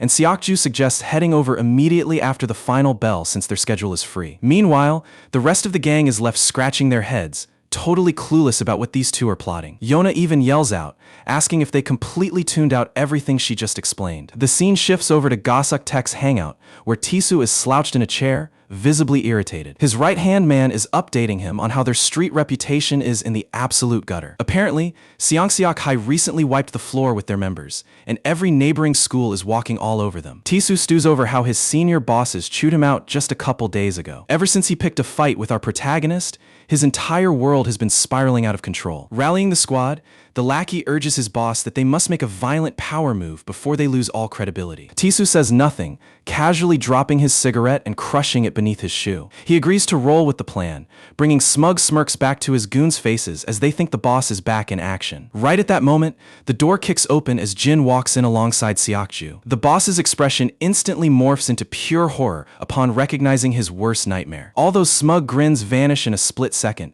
replaced by pure panic. The thugs scatter like mice, parting a path as Jin walks directly toward Tisu. Stopping right in front of him, Jin coldly demands why he messed with his little sister. Tisu immediately flashes back to seeing them on the street, desperately explaining that he had zero idea the girl was related to him. Naturally, that excuse does not calm Jin down one bit, and even Seokju begins radiating a menacing aura. In full panic mode, Tisu screams at the top of his lungs that running into her was a complete freak accident. He scrambles to explain that his dumb little brother just saw a cute girl and tried to hit on her, completely unaware she was Jin's sister. Jin listens closely as the terrified boss swears his brother meant no harm and had no hidden motives. He promises that now that they know her identity, he will guarantee his brother never breathes in her direction again. Jin maintains a deadpan silence while the gang leader sits there sweating bullets. After one last intense glare, Jin and Seokju turn around and stroll out. The door slams shut behind them, and the boss instantly tells his goons that their revenge plan is officially postponed for another lifetime, hoping they understand. Stepping out into the street, Jin regroups with the rest of the crew. When they ask how it went, Jin reveals the whole thing really was just bad luck, and the harasser was actually Tisu's little brother. Hearing that nearly sends Yihyung into full cardiac arrest. His soul practically ascends from his body, realizing whose brother he just beat up. Meanwhile, Yona stands there smugly, reminding everyone that she told them from the start they were freaking out over nothing. Still, Jin makes it clear that he isn't letting his guard down anytime soon, since taking their promises at face value would be a rookie mistake. Shortly after, we cut to Jin sharing a meal with Mr. Cha, who stares down at his instant noodles and odd snacks, admitting it's been ages since he grabbed a cheap bite like this outside a store. He grumbles that they really should have gone for some proper, sizzling barbecue instead. Jin immediately shoots the idea down, getting completely on Mr. Cha's nerves. The mob boss then switches topics, mentioning word on the street that Jin took his bike out for another spin. Jin owns up to it without hesitation, assuring him that he'll drop it back off before the night ends. Cha simply waves it off and tells him to keep the keys,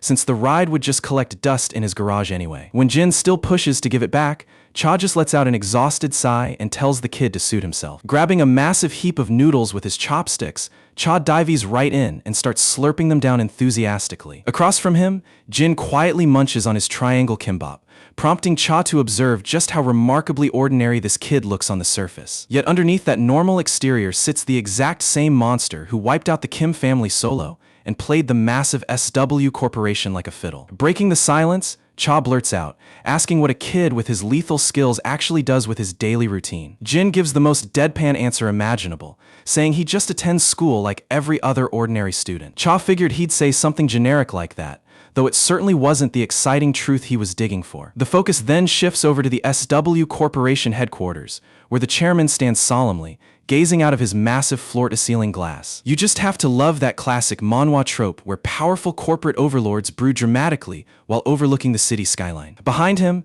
his assistant chimes in, reporting that multiple board members are getting anxious over the company's ruthless expansion strategy. The chairman merely shrugs it off, noting that friction is completely natural whenever greedy people scramble to protect their own turf. They've set up all the proper safeguards for their moves, but stepping on a few dangerous toes is just the cost of doing big business. Concurring with the boss, the assistant warns that their hostile moves have drawn bad blood from underworld groups, while internal analysts are tracking shady moves from rival corporations as well. In the following scene, we find Jin seated opposite the chairman, who warmly offers him a cup of tea. Jin maintains his usual cool demeanor and politely passes on the drink. The old man then checks in on his progress, asking how he's finding his time alongside the company's security squad. Jin keeps it extremely brief, simply stating that things are going smoothly. When the chairman inquires about his student life, Jin gives yet another one-word response: remarking that school is fine. Lastly, the boss asks if there's any personal favor or support the company can provide, but Jin cleanly turns him down. Jin then asks if their chat is wrapped up,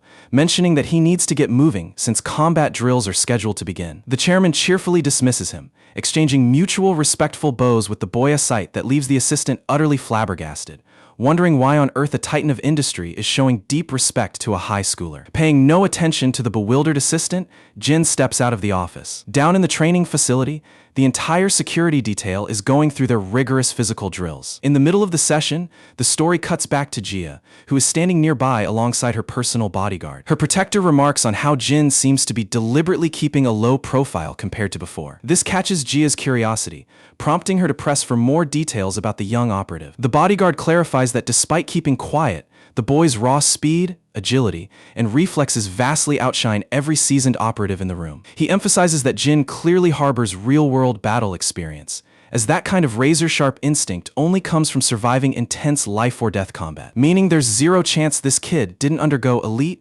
high-level military training. Hearing such heavy praise naturally makes Jia even more fascinated by Jin's mysterious background. The bodyguard adds that despite his youth, Jin endured grueling punishment without complaining, earning the genuine respect of the entire squad. We then flash back to a previous encounter between Major Kang and Jia. During their casual conversation, she affectionately cautions him against burning himself out on missions, to which Kang smoothly promises he'll stay safe. Out of nowhere, Kang suddenly checks if she's still digging into the background of that student she previously brought up. Initially taken aback, the dots suddenly connect in her head. Playing it cool, she nonchalantly asks if he's referring to that ordinary high schooler named Jin. Internally, however, she's completely stunned that a high-ranking officer like Kang managed to hold onto that specific kid's name all this time. More importantly, she can't ignore the clear layer of tension and worry flashing across Kang's face the second Jin was brought up. Putting on a sweet smile, Jia reassures him that she dropped the inquiry entirely, which instantly washes the stress right off Kang's face. Tracking his dramatic relief,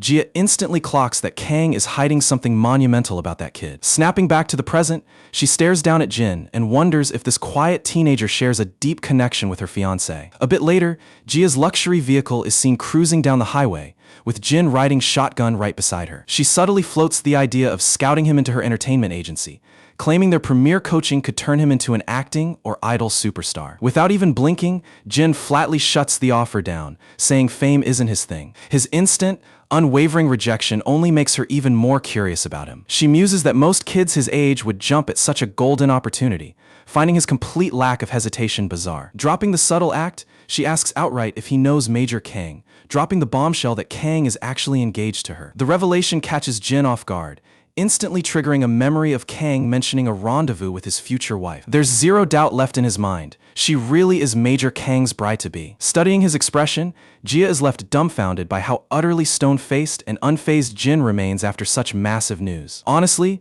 the guy is maintaining such an unnaturally calm poker face that it wraps right back around to looking suspicious. Jia intuitively feels that something is off about this kid, even if she can't piece the puzzle together just yet. Upon arriving at their destination, Jia makes her way directly inside the corporate headquarters. Meanwhile, Jin and his supervising guard head toward the private staff lounge to clean up. All the while, Jin can't stop turning over the fact that this woman is Kang's intended wife. The coincidence feels almost impossible to wrap his head around. While the security guards stand watch outside the women's restroom, Jia is inside touching up her makeup in front of the mirror. Suddenly, another woman walks into the restroom, and honestly, she radiates suspicious vibes from the very first frame. She casually steps up to the sink directly behind Jia, pretending to wash her hands. Before Jia can even react, the mysterious woman lunges forward, clamping a chloroform-soaked rag tightly over her mouth and nose. The moment Jia loses consciousness and collapses, the scene cuts outside to reveal that her security guards have already been silently eliminated. The dark-haired operative wastes no time, barking orders at her henchmen to bag the target and move out immediately. Out of nowhere, Jin Sr. gets an urgent distress call. Director Shin is missing, and his personal escorts, Jinsu and Kyungwoo, are lying unconscious on the floor. Springing into crisis mode, the senior commands his men to lock down every perimeter exit and sees all security camera feeds on the double. The instant the alarm hits, Jin charges out of the lounge and sprints down the hall, deducing that the hostiles have already subdued security and will be speeding toward an underground vehicle extraction. Bolting down the stairwell, Jin bursts directly into the underground parking structure. He spots a figure climbing into a vehicle and moves to intercept, only to realize it's just an innocent civilian minding his own business. At that exact second, the actual kidnappers gun the engine and tear away toward the exit ramp on the opposite side. Jin locks onto the vehicle and dashes after it at breakneck speed. He throws himself directly into the escape path, but the ruthless bastards simply floor the gas, intending to turn him into roadkill. Diverting to evade, Jin radios command immediately, reporting that the kidnappers are fleeing in a black minivan. Not giving up, Jin parkours over parked vehicles and leaps through the air to grab onto the escaping van. Ahead at the gate, reinforcement guards form a roadblock with tire spike strips ready to shred the van's wheels. However, the driver violently rams straight through the barricade, plowing over the guards and smashing through the gate, tearing out onto the open road with Jin clinging desperately to the chassis. The vehicle swerves violently across lanes, forcing Jin to fight for his life just to maintain his grip against the sheer G-force. Amid the adrenaline and chaos, Jin's thoughts suddenly drift back to a quiet discussion he once shared with Major Kang. In the flashback, Kang sits alongside Jin, sharing his perspective on the true definition of family. Kang reflected that while everyone views family differently, it remains the most precious bond in human existence. Seeing that the concept was foreign to Jin, Kang broke it down with a personal analogy. He explained that his deep devotion to defending the country stems from the fact that it's the home his loved ones reside in. Jin had innocently followed up, asking if people truly throw their lives on the line just for the sake of family. The blunt question caught Kang off guard,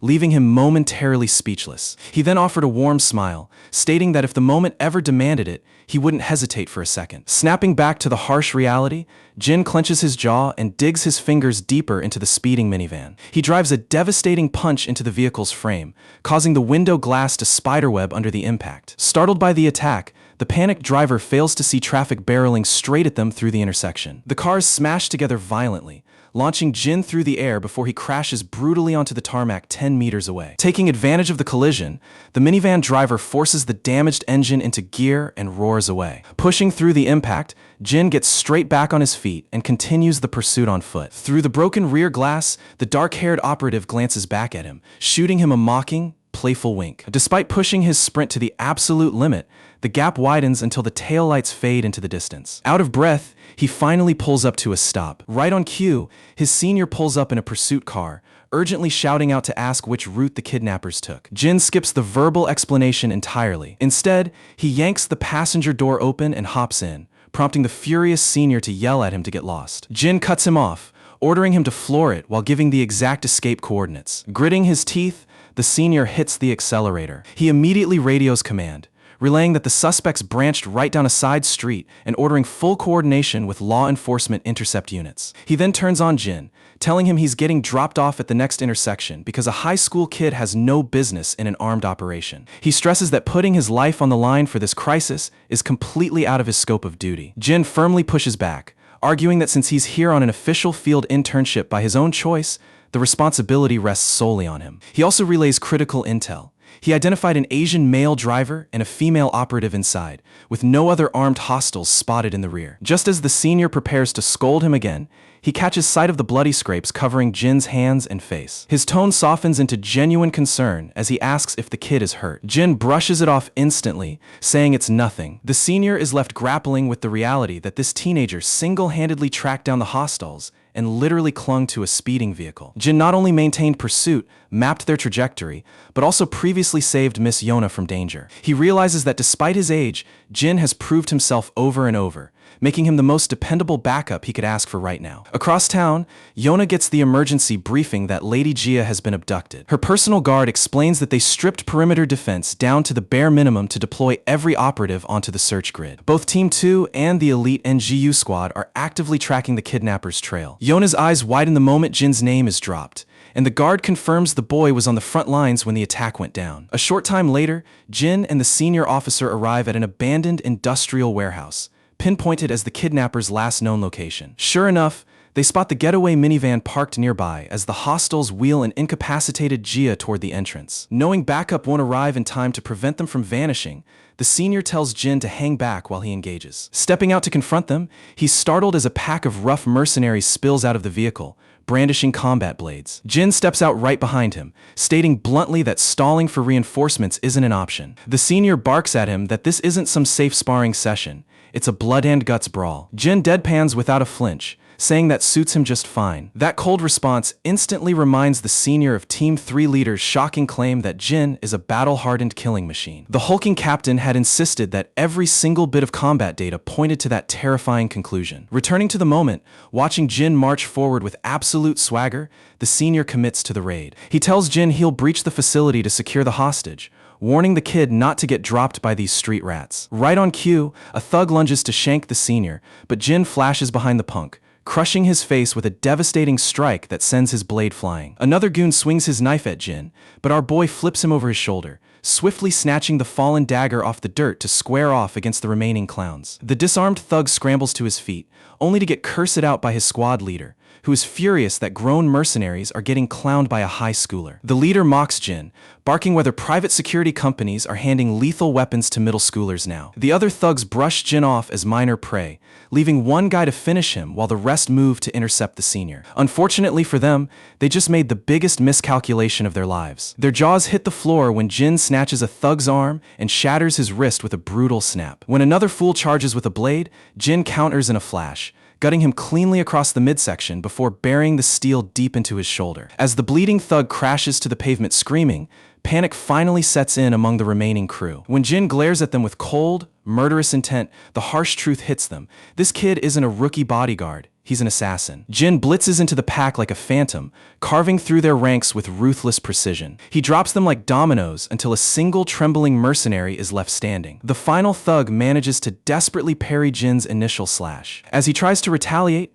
Jin snatches his wrist, slashes his gut with his offhand, sweeps his leg out, and locks the blade against the guy's jugular in one fluid sequence. Instead of executing him, Jin flips the blade and uses the blunt hilt to knock the man unconscious. Deeper inside the compound, the primary kidnappers are dragging the bound and unconscious Jia through the corridors. The female operative is visibly annoyed that SW security converged on their tail this quickly. Her partner confirms that the buyer has already been notified that the package is secured. She notes that while it's ahead of schedule, they must bug out to the secondary extraction point before security seals the perimeter. Right on cue, the Team 2 captain kicks the door off its hinges and storms in. The male mercenary immediately identifies him to his partner as the chief bodyguard protecting their mark. As the senior glares daggers at the leaders, another hidden thug tries to ambush him from the blind spot. The veteran easily sidesteps the strike, grabbing the brute's arm as he overextends and smashing a heavy right hook into his jaw. A second assailant charges with a knife, only to be dismantled and slammed to the concrete in seconds. Just as it looks like the veteran guard has total control of the room, the tables turn catastrophically. Because no matter how elite your martial arts are, nobody outfights a loaded firearm. One of the kidnappers whips out a pistol, the cold steel gleaming as the muzzle presses straight against Jia's temple. They ice-coldly warn the senior that they'll blow her brains out without a second thought if he twitches. The lethal standoff completely freezes the senior in his tracks, leaving him helpless with pure rage boiling on his face. The gunman reinforces that a single step means her immediate death, forcing the captain to remain pinned to the floor. To make their point, the scumbag casually pulls the trigger, blasting a bullet straight through the senior's shoulder and turning his face ghost white from agony. The shooter is almost impressed by the captain's grit, marveling at how the man barely even cried out from the wound. The woman snaps at him to stop playing around and put an end to it, snapping that every second counts. The armed gunman readies his finger on the trigger once more, as the senior officer casts a final glance toward Jai, accepting that his time is up. Right before the villain can fire, the senior whispers a quiet apology to Jai. However, right as the tension hits its peak, two flying daggers streak through the air and pin the attacker's hand instantly. Meanwhile, the female assassin weaves past the blades, giving Jin enough time to sprint over, grab Jai's wheelchair, and dash away at full speed. The sudden move leaves the gunman stunned, while the second senior watches the chaos with absolute disbelief. The shooter quickly recovers and opens fire, but Jin keeps pushing forward to put as much distance between them as he can. Seizing the opening, the senior tackles the gunman, sending them both tumbling hard onto the floor. Jin looks back in concern, but his senior shouts at him to focus entirely on escaping. Obeying the command, Jin pushes the wheelchair even harder and sprints out of the area. After some time passes, Jai slowly starts regaining consciousness. Before she can fully process her surroundings, a hand comes out of nowhere and muffles her voice. Fortunately, it turns out to be Jin keeping her safe. He signals her to remain silent, releasing his grip only after she acknowledges with a nod. Confused, she demands to know their location, remembering only that she was inside the rest room moments ago. Jin clarifies that the residual effects of the knockout drug are making her head spin. The realization hits her suddenly as memories of being abducted rush back. Jin confirms her suspicions, explaining that he and the team leader reached the scene early, and official backup is already en route. Scanning the perimeter, Jin takes comfort in knowing her being awake makes moving around easier, though he realizes staying hidden in a dead end won't protect them against heavily armed hostiles for long. At the same time, Ga ponders whether her capture is linked to SW Corporation's recent business expansion, despite having no involvement in those transactions. Noticing his state, she shouts about his visible injuries, but Jin casually dismisses it. However, she sees right through him, noticing his battered shoulder, damaged fingers, and remembering he isn't even assigned to protect her. She wonders why he would put his life on the line for her, deeply impressed by his unexpected reliability. Right on cue, the ringleader's voice echoes nearby, the very woman responsible for orchestrating the abduction. Weapon drawn, she advances slowly, demanding that Jin step into the open immediately. She warns that if they stall any further, she won't hesitate to eliminate the target. She advises them to surrender quietly to keep the hostage alive before the situation turns bloody. Overcome with dread, Ga rises from her chair, determined not to let Jin suffer for her sake. Regardless of his fighting prowess, she views him as just a young kid and feels obligated to shield him. Before she can step out, Jin signals her to hold position using a strange hand gesture that makes no sense to an outsider. Fortunately, Ga catches the message and freezes, allowing Jin to step out calmly with his hands raised. The female kidnapper correctly guesses that Ga is hiding right behind the nearby shipping container. She remarks on how shocked she was seeing a mere teenager clinging to the speeding getaway van earlier. She laughs off his bravery, scoffing that playing the hero from action films ends terribly in the real world. Honestly, she raises a fair point. Courage alone won't stop a bullet when you are staring down the barrel of a gun. Yet, despite having a lethal weapon aimed at his head, Jin displays zero trace of fear. Ga steps into view, shouting for the shooter to hold her fire. The moment the assassin shifts her focus toward Ga, Jin seizes the split-second distraction. He hurls a sharp blade directly into her hand, inflicting severe damage. Before she can react to the pain,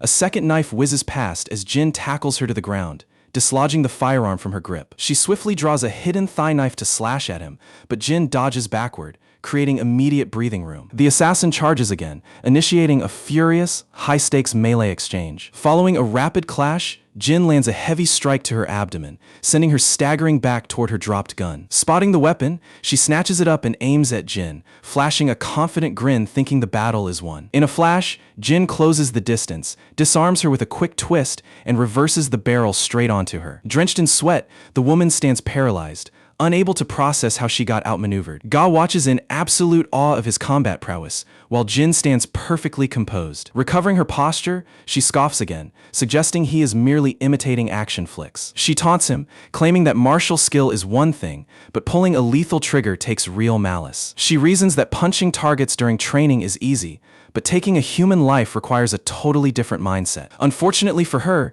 Jin proves her dead wrong by instantly driving a bullet into her thigh without an ounce of hesitation. The hitman is left in shock, utterly stunned by his immediate willingness to shoot. Even more unsettling are his cold, unblinking eyes, revealing a terrifying familiarity with violence. She struggles to understand how a kid raised in a peaceful nation could possess such lethal combat experience. Looking closer into his gaze, recognition strikes her. A wave of terror hits as she realizes he is the legendary Code 1. Before she can utter another word, Jin pistol whips her across the face, knocking her unconscious onto the floor. Jai watches in disbelief as Jin neutralizes the threat like it was just routine business. Elsewhere, the senior officer finishes off his own target, though he is heavily wounded with blood streaming down his arm. Unfortunately, a fresh wave of armed henchmen quickly encircle him. The leader from earlier gets back up, fixes his hat, and reclaims his sidearm. A heavy thug throws a strike, but the senior deflects the blow and counters with a solid hit. The leader points his weapon at the senior, confessing he misjudged the combat capability of SW's head of security. He admits that capturing the target would have been impossible had they not planned the attack after his shift ended. At a glance,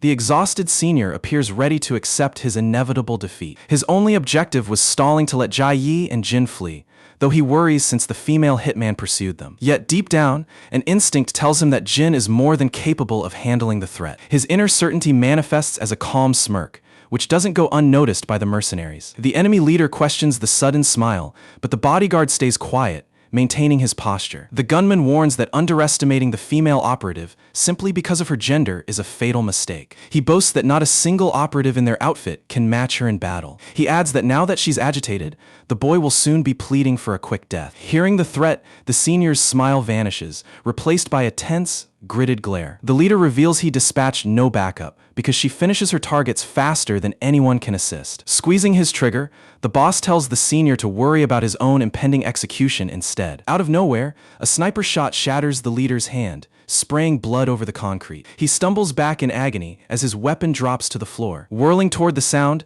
the senior is stunned to see Jin standing calmly with a raised firearm. Bleeding heavily, the terrified boss panics, struggling to comprehend how the kid could possibly be standing before him. Dread sinks in as he realizes what Jin's presence implies about the fate of his top assassin, Priscilla. Clearly, his absolute confidence in her was severely misplaced. Without hesitation, Jin fires another round into the leader's thigh before shifting his line of sight toward the senior. The senior panics for a split second, but before he can move, Jin begins unloading his clip. To his relief, the shots fly past his shoulders, precisely dropping every hostile surrounding him. When the gunfire stops, the senior surveys the area, witnessing all the attackers neutralized and squirming in agony. What chills the senior most is Jin's surgical precision disarming and disabling every combatant with a single, unhesitating shot. In the distance, Ga uncovers her ears as silence settles back over the area. The senior recalls Team 3 leader's past warning. Jin is no ordinary kid. He is a battle-hardened professional. Moments later, security forces flood the scene, securing the entire zone. Law enforcement immediately takes control, placing all wounded hostiles in cuffs. Several officers approach Jai to verify her condition and safety. She quickly reassures the medical personnel that she is unharmed. Her attention then shifts to Jin, who is conversing with senior personnel nearby. After Jin identifies himself as part of the security detail, medics immediately begin dressing his wounds. Ga walks over, expressing genuine concern for his physical state. When he brushes it off as minor, she snaps at him for pretending to be fine while covered in injuries. Jin nonchalantly claims that as long as his limbs function, there is no real issue. He adds that sustaining minor bumps while successfully protecting a VIP is a trade-off he'll take any day. Jin then changes the subject, mentioning he needs one small consideration from her. Taken aback, Ga curiously inquires what he needs. Jin explains he wants to keep his family from panicking over his battle scars. He asks her to cover for him by telling them he's attending an off-site security workshop. Jai Yi looks bewildered, surprised that such a minor request was his main concern. She dismisses the thought and urges him to prioritize getting proper medical attention. Before walking away, she takes a moment to genuinely thank him for preserving her life. Shortly after, the senior officer approaches Jin, placing a reassuring hand on his shoulder. Offering a warm smile, he tells Jin they will catch up proper at work next time. With those parting words, Jai Yi and her protector head out. The scene shifts to a shadowed, remote office, where a shadowy figure sits behind an executive desk. A subordinate steps forward, reporting the disappointing outcome of the failed kidnapping attempt. Instead of raging, the mastermind smirks, revealing that capturing her was just a theatrical distraction meant to intimidate SW Corporation. He clarifies that forcing them to rethink their aggressive expansion plans was the true goal all along. Elsewhere, the injured female kidnapper rests inside a secluded room. Frustrated, she vents about never anticipating that a legendary monster like Jin was working as a simple corporate guard. Receiving no reply from her associate, she adds that had she known of his involvement, her entire approach would have changed. She admits she likely would have turned down the contract altogether. When the man feigns ignorance, she sharply tells him to stop playing innocent. She notes that while the infamous mercenary keeps his identity masked, she recognized those deadly eyes from a past encounter. She recalls how he vanished 6 months prior, sparking rumors of his death or quiet retirement. It never crossed her mind that a god-tier mercenary would take a mundane corporate security job. The man stays expressionless, maintaining that her theory sounds entirely absurd. He chuckles at the notion, finding it laughable that a world-renowned mercenary would disguise himself as an entry-level guard. Seeing his stubborn disbelief, she gives up, knowing arguing with him is a complete waste of breath. Sometime later, the focus shifts to the SW Corporation medical wing. Inside one of the private suites, Lady Ga is recovering peacefully. I initially suspected her of bad intentions, but she turns out to be decent, just deeply intrigued by Jin. Her primary bodyguard is also present, keeping watch near her bedside. When Ga questions why he isn't resting after getting shot, he downplays the wound as a minor inconvenience. Ga insists he go home and recover, reasoning that taking a sick leave won't compromise their safety. The bodyguard admits he cannot rest easy, weighed down by guilt that the breach occurred while he was off duty. He reveals the hitmen operated from overseas networks, leaving the ultimate client's identity completely unknown. He notes that even the captured operatives don't know who hired them due to layers of cutouts. Ga's mood darkens as she reflects on how first Yona was targeted, and now she herself was abducted. She asks her guard whether these attacks could truly just be terrible luck. The bodyguard firmly refutes the idea, stating these events are clearly coordinated. His confirmation only deepens her anxiety over the situation. Her thoughts drift back to how flawlessly Jin managed the crisis. She realizes his real combat skills far exceeded his already impressive training performance. She mentions to her bodyguard that Jin clearly possesses extraordinary capabilities for a high schooler. The bodyguard nods in agreement, acknowledging Jin's unnatural combat mastery. Internally, Ga suspects her grandfather placed Jin on the security team, knowing full well his hidden origin. She recalls his medical assessment: broken ribs, torn fingernails, and a bullet graze along his shoulder. The guard notes those injuries likely stemmed from him hanging onto the fleeing vehicle before getting thrown clear. Ga turns pale upon grasping that Jin wiped out an armed squad and fought 5 knife-wielding attackers while broken and bleeding. The realization leaves her completely stunned at the sheer endurance he displayed. The guard admits that while it defies logic, Jin indisputably accomplished the impossible feat. Unable to contain her urgency, Ga leaps out of bed and rushes directly toward Jin's medical ward. Bursting into his room, she spots him already dressing back into his standard security uniform. Jin glances up, noticing Ga and her bodyguard standing at the threshold. She demands an immediate explanation for why he's putting on clothes instead of resting. Jin nonchalantly states he intends to return home after being away for 2 straight days. She angrily points out his severe condition, insisting he remain hospitalized until fully cleared. Jin counters that he finds recovering in his own house far more comfortable. Ga raises her voice, scolding his recklessness and demanding to know who authorized his discharge. Jin calmly relies that the attending physician himself approved his release. Ignoring her protests, Jin zips his bag, prompting her to ask how he plans to explain his beaten state to his parents. Jin reasons that facial cuts can easily be passed off as intense training accidents. Ga rolls her eyes, thoroughly irritated that he has a quick answer for every counterargument. She turns to her protector,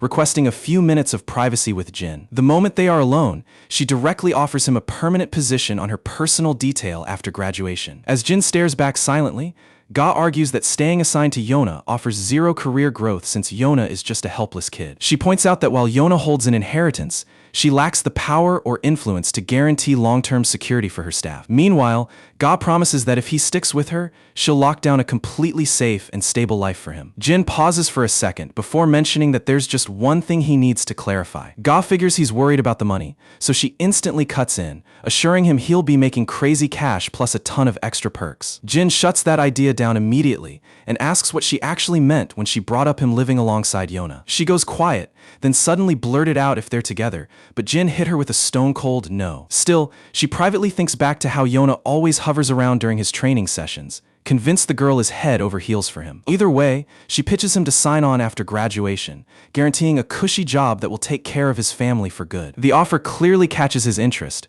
but Jin keeps his cool and simply tells her he'll give it some thought. Cut to the apartment later on, where Yona and Grandpa both freak out after Jin mentions getting injured at practice. Grandpa asks if it's bad, but Jin calms him down, explaining it's just minor finger blisters and the doctor gave him a clean bill of health. The old man then gets a bit serious, asking if this security gig is truly the career path he wants to stick with long-term. Jin stays pretty vague, answering that it just happens to be what holds his attention for the moment. Grandpa gently reassures him that even if this feels right today, he can switch tracks whenever he finds a new passion. He points out that Jin has his whole life ahead of him, so whatever path he takes, he'll have his full backing. Jin flashes a warm smile and nods along with his grandfather's advice. Feeling a bit self-conscious, Grandpa suddenly asks if he just got way too deep out of nowhere. He notes that kids his age are already stressed enough about careers without him lecturing them. Yona giggles at the reaction and tells Grandpa he didn't say anything out of line. Meanwhile, Jin is just standing there clueless, having no clue what that slang even meant. The camera shifts over to the training camp,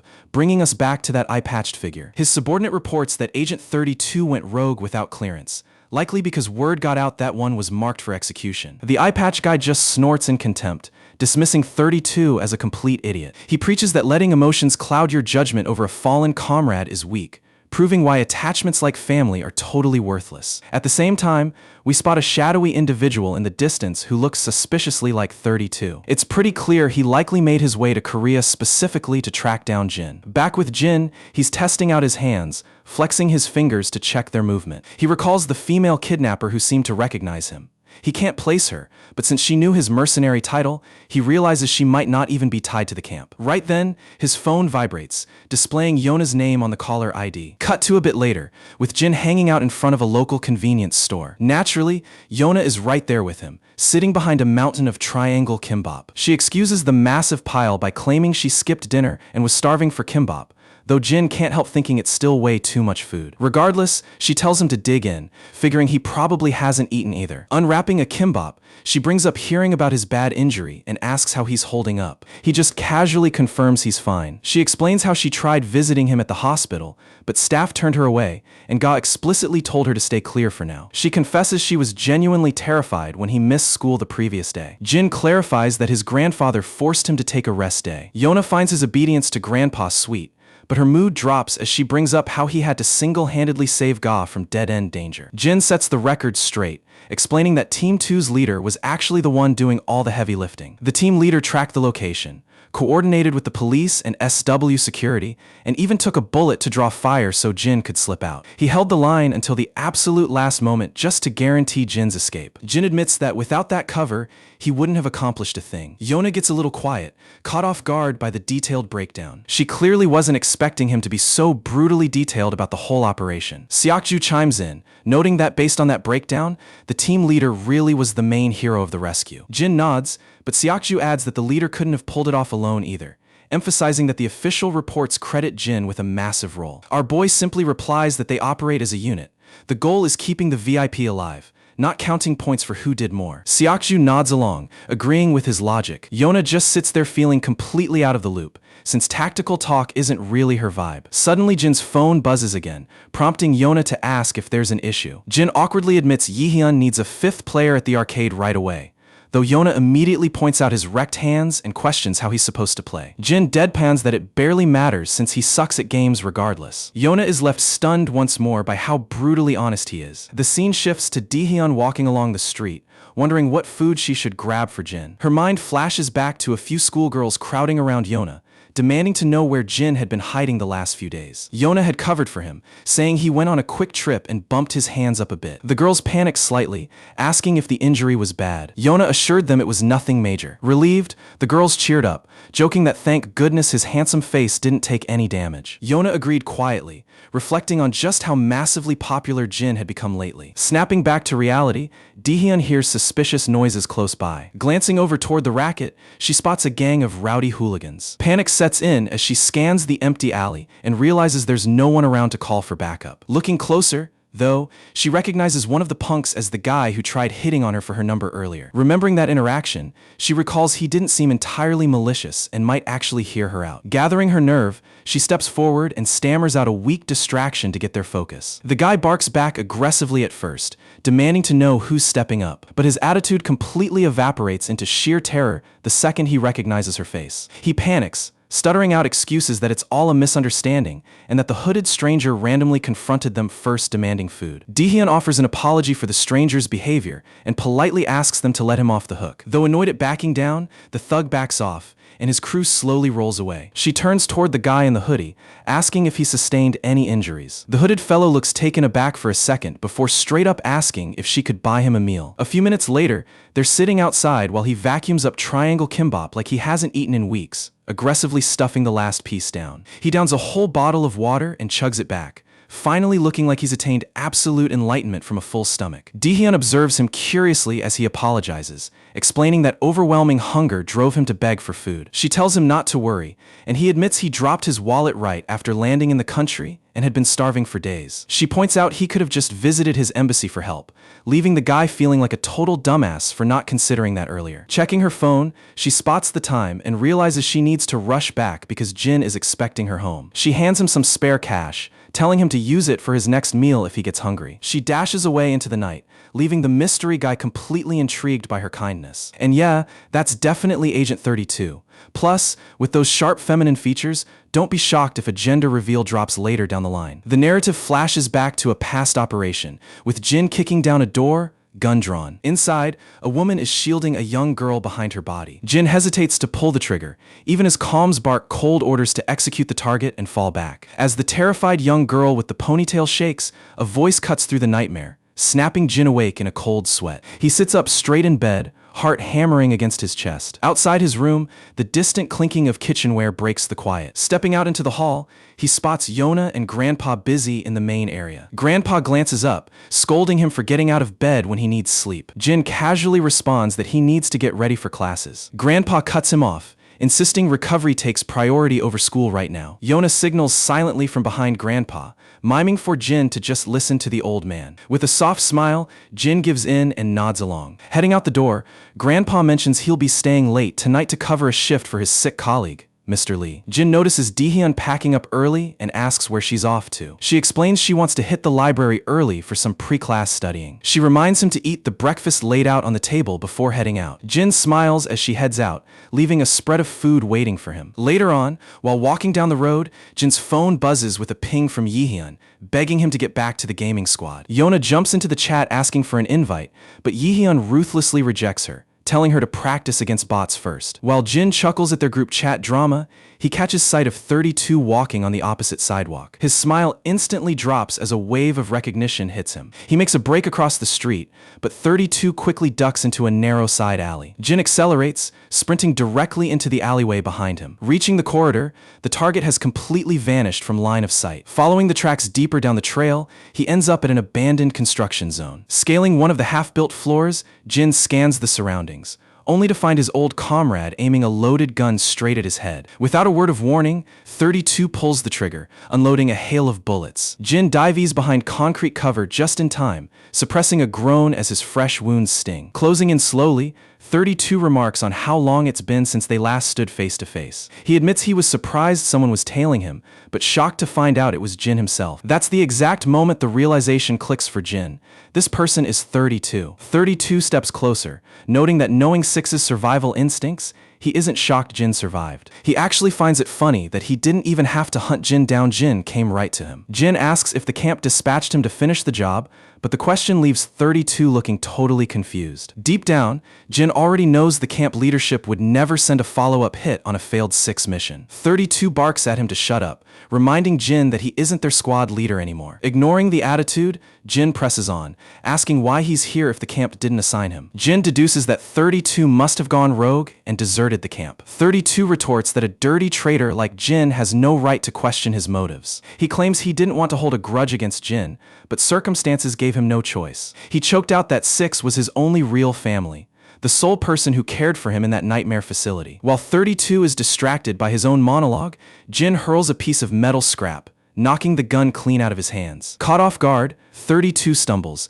giving Jin the opening to tackle him straight to the floor. 32 squirms free and points the weapon at Jin's head, but Jin kicks his wrist, sending the gun sliding away. Without missing a beat, 32 whips out a combat knife and slashes wildly at Jin. They exchange lightning-fast strikes until Jin catches his arm and lands a solid right hook to his cheek. 32 partially shields the blow and counters with a brutal kick targeting Jin's existing wounds. Jin demands to know if he reported back to headquarters, but 32 deflects, mocking how chatty Jin has become. He snarls that Jin holds no authority over him anymore, so he owes him 0 answers. As far as he's concerned, Jin is nothing more than a mark to be eliminated. With those words, he shoves Jin away and lunges forward with his blade. As they separate, blood pools on Jin's shirt. He's been slashed deep across the stomach. Meanwhile at school, while the teacher drones on, Dehyun sits distracted, silently praying Jin ate his food. She knows he needs proper nutrients if he wants his injuries to heal properly. Back at the dusty site, Jin and 32 remain locked in a violent dance. As another blade thrust comes in, Jin catches the arm midair and smashes a brutal punch into 32's face. 32 skids across the floor, gasping heavily for breath. Clutching his bleeding waist, Jin asks one final time if he leaked their status to the organization. 32 ignores the question again, mocking why Jin is acting like a chatterbox today. He vows he won't spill a single secret to the monster who murdered 6. He swings the blade wide, but Jin leaps clear over him and connects with another shattering facial hit. Jin follows up with a brutal combo, ending with a heavy stomach strike that sends 32 stumbling back. Staggering back, 32 spots the dropped handgun resting near his shoulder. Jin lunges to stop him, but 32 snatches the weapon first and levels the barrel right at Jin. Jin reacts instantly, seizing the barrel mid-shot and forcing the gunfire upward into the concrete ceiling. As the gun runs empty, Jin slams 32 hard against a support pillar, causing him to groan out in agony. Jin towers over him, asking if this hit job is for camp loyalty or personal revenge for 6. Instead of answering, 32 drives a vicious knee into Jin's wounded stomach and aims the gun once more. He unloads another wave of shots while Jin takes cover behind the concrete pillar to protect himself. Grit-toothed, 32 keeps pulling the trigger, hell-bent on finishing our boy off. Jin peeks around the pillar, catching sight of 32 retreating from the scene. Jin tries to pursue him, but his body gives out, the deep slash on his abdomen bleeding heavily, pinning him in place. Left with no other options, Jin hits up his buddy Seokju. As soon as Seokju picks up, his face turns pale when Jin asks for the area's surveillance footage. Seokju immediately springs into action, leaving the classroom right in front of Yona's eyes. Stepping into the hallway, he scolds Jin for throwing himself back into another chaotic situation. Still, he promises to follow up shortly and tells Jin to text over the guy's description along with the location details. Meanwhile on the streets, 32 is walking around completely annoyed, muttering to himself that he could have wiped Jin out 5 times over if he hadn't wasted time asking stupid questions. At the same time, he can't help but acknowledge how much stronger Jin has become since their training camp days. He remembers Jin interrogating him about whether he was out to avenge 6 or just following orders from the camp hierarchy. He's completely stumped as to why Jin was grilling him like that instead of going straight for the kill. As 32 continues down the alley, the same street bully and his squad catch sight of him once more. The bully grins wickedly, thinking he's found an easy target to mess with again. 32 notices them as well, but having zero interest in wasting energy on low-level thugs, he just brushes past them. Suddenly, a wall of thugs steps in to cut off his path, posturing like they're about to tear him apart. Within a fraction of a second, the whole crew is left lying in a broken pile on the concrete. Continuing his walk, 32 spots Dayan standing just a short distance away. The moment their eyes meet, she instantly remembers him from their earlier encounter. He digs into his jacket, pulls out cash, and passes it over while expressing his gratitude for her assistance. He mentions it's all the cash he has at the moment, but promises to clear the rest of his debt later. Dayan tries to push it back, concerned that he's giving away his last penny. She bows politely, reassuring him that she really doesn't mind. A bit later, the two of them grab a seat inside a local diner. Dayan points out that he shouldn't be rushing to pay her back before he gets his own finances sorted out. He casually responds that you shouldn't wait until you're comfortable to honor a favor. When she asks about his age, he reveals that he's just 17. She's thrilled to discover their peers, which catches 32 completely off guard as well. Since they share the same age, she enthusiastically suggests being friends, and 32 nods along. It's honestly comical how eager she is to form a bond without even learning his name first. She asks if he's visiting from abroad, and he confirms he's currently traveling around. When pressed on whether he's with a group, he admits he's flying solo. She finds his solo journey pretty cool and gets even more curious. She asks about his travel tally, and he guesses he's hit roughly 20 different countries so far. Right as they're enjoying their conversation, Jin pulls up only to freeze in utter shock when he spots 32 sitting right next to Daehyun. Instead of barging right over, Jin holds his ground. He takes cover behind a corner wall, secretly keeping tabs as the conversation goes on. Daehyun casually asks how long he's been staying in Korea. After a brief pause,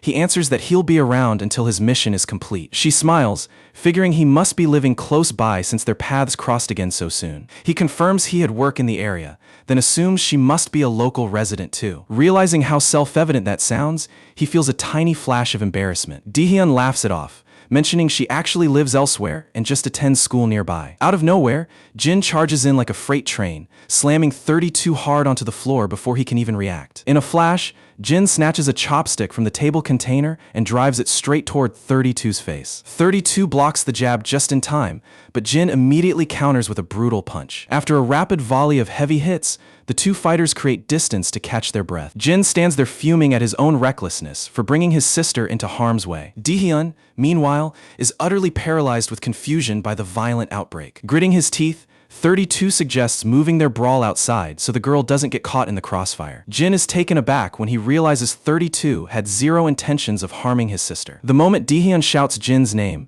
32's jaw drops as he connects the dots. She screams at her brother, demanding an explanation for his sudden violent appearance. Ignoring her questions entirely, Jin barks at her to leave the diner right away. She attempts to question him again, but freezes when she encounters that terrifyingly cold stare she's seen before. She notices blood on him and stammers that he's seriously wounded. 32 finally chimes in to ask if she actually knows Jin, to which she answers that he's her older brother. She hastily apologizes for Jin's aggression, reassuring him that her brother isn't usually a maniac. After the initial disbelief wears off, 32 lets out a dry chuckle at the sheer absurdity of the coincidence. Jin instructs his sister to step aside for a minute, and Daehyun obliges without argument. Standing eye to eye, 32 admits he never expected Jin to be her sibling, then questions his sudden undercover identity. Jin firmly states that he won't be sharing anything until 32 answers his questions first. Our protagonist demands to know if the camp commanded this hit, or if 32 is acting out of personal vengeance over Jin's betrayal. Fed up with the interrogation, 32 snaps back,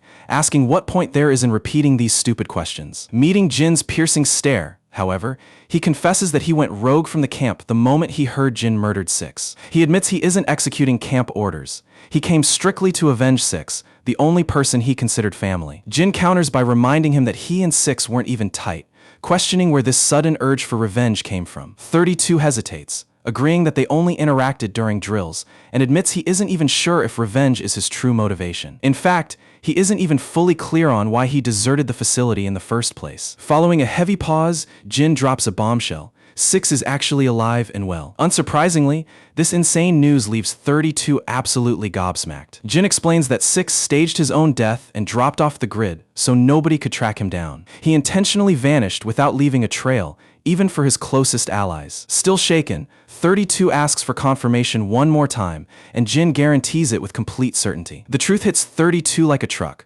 washing him with guilt as he realizes why Jin was grilling him about his loyalties. Jin clears the air, stating he had to verify 32's true allegiance before spilling such critical intel. Had 32 still been loyal to the camp, he would have leaked Six's survival immediately, which Jin couldn't risk. Overcome by relief and disbelief, 32 collapses into a chair and lets out a soft laugh. He then looks up and asks Jin what he's even doing in this city in the first place. Jin pauses briefly before giving a simple answer. He just returned home. 32 is bewildered, asking if the girl is truly his sister, knowing Jin was supposed to have total amnesia. Jin clarifies that his past has been returning in pieces, though some parts remain foggy. 32 asks if remembering his past was the sole reason he turned against the organization. Jin shakes his head, explaining that he simply couldn't stomach carrying out their wicked orders anymore. Shifting the focus back to Daehyun, Jin fixes 32 with a deadly glare and demands to know how they linked up. Terrified by Jin's murderous aura, 32 senses he might get executed right on the spot if he hesitates. He stammeringly explains that Daehyun had simply helped him out of a tight spot earlier. Jin presses for more,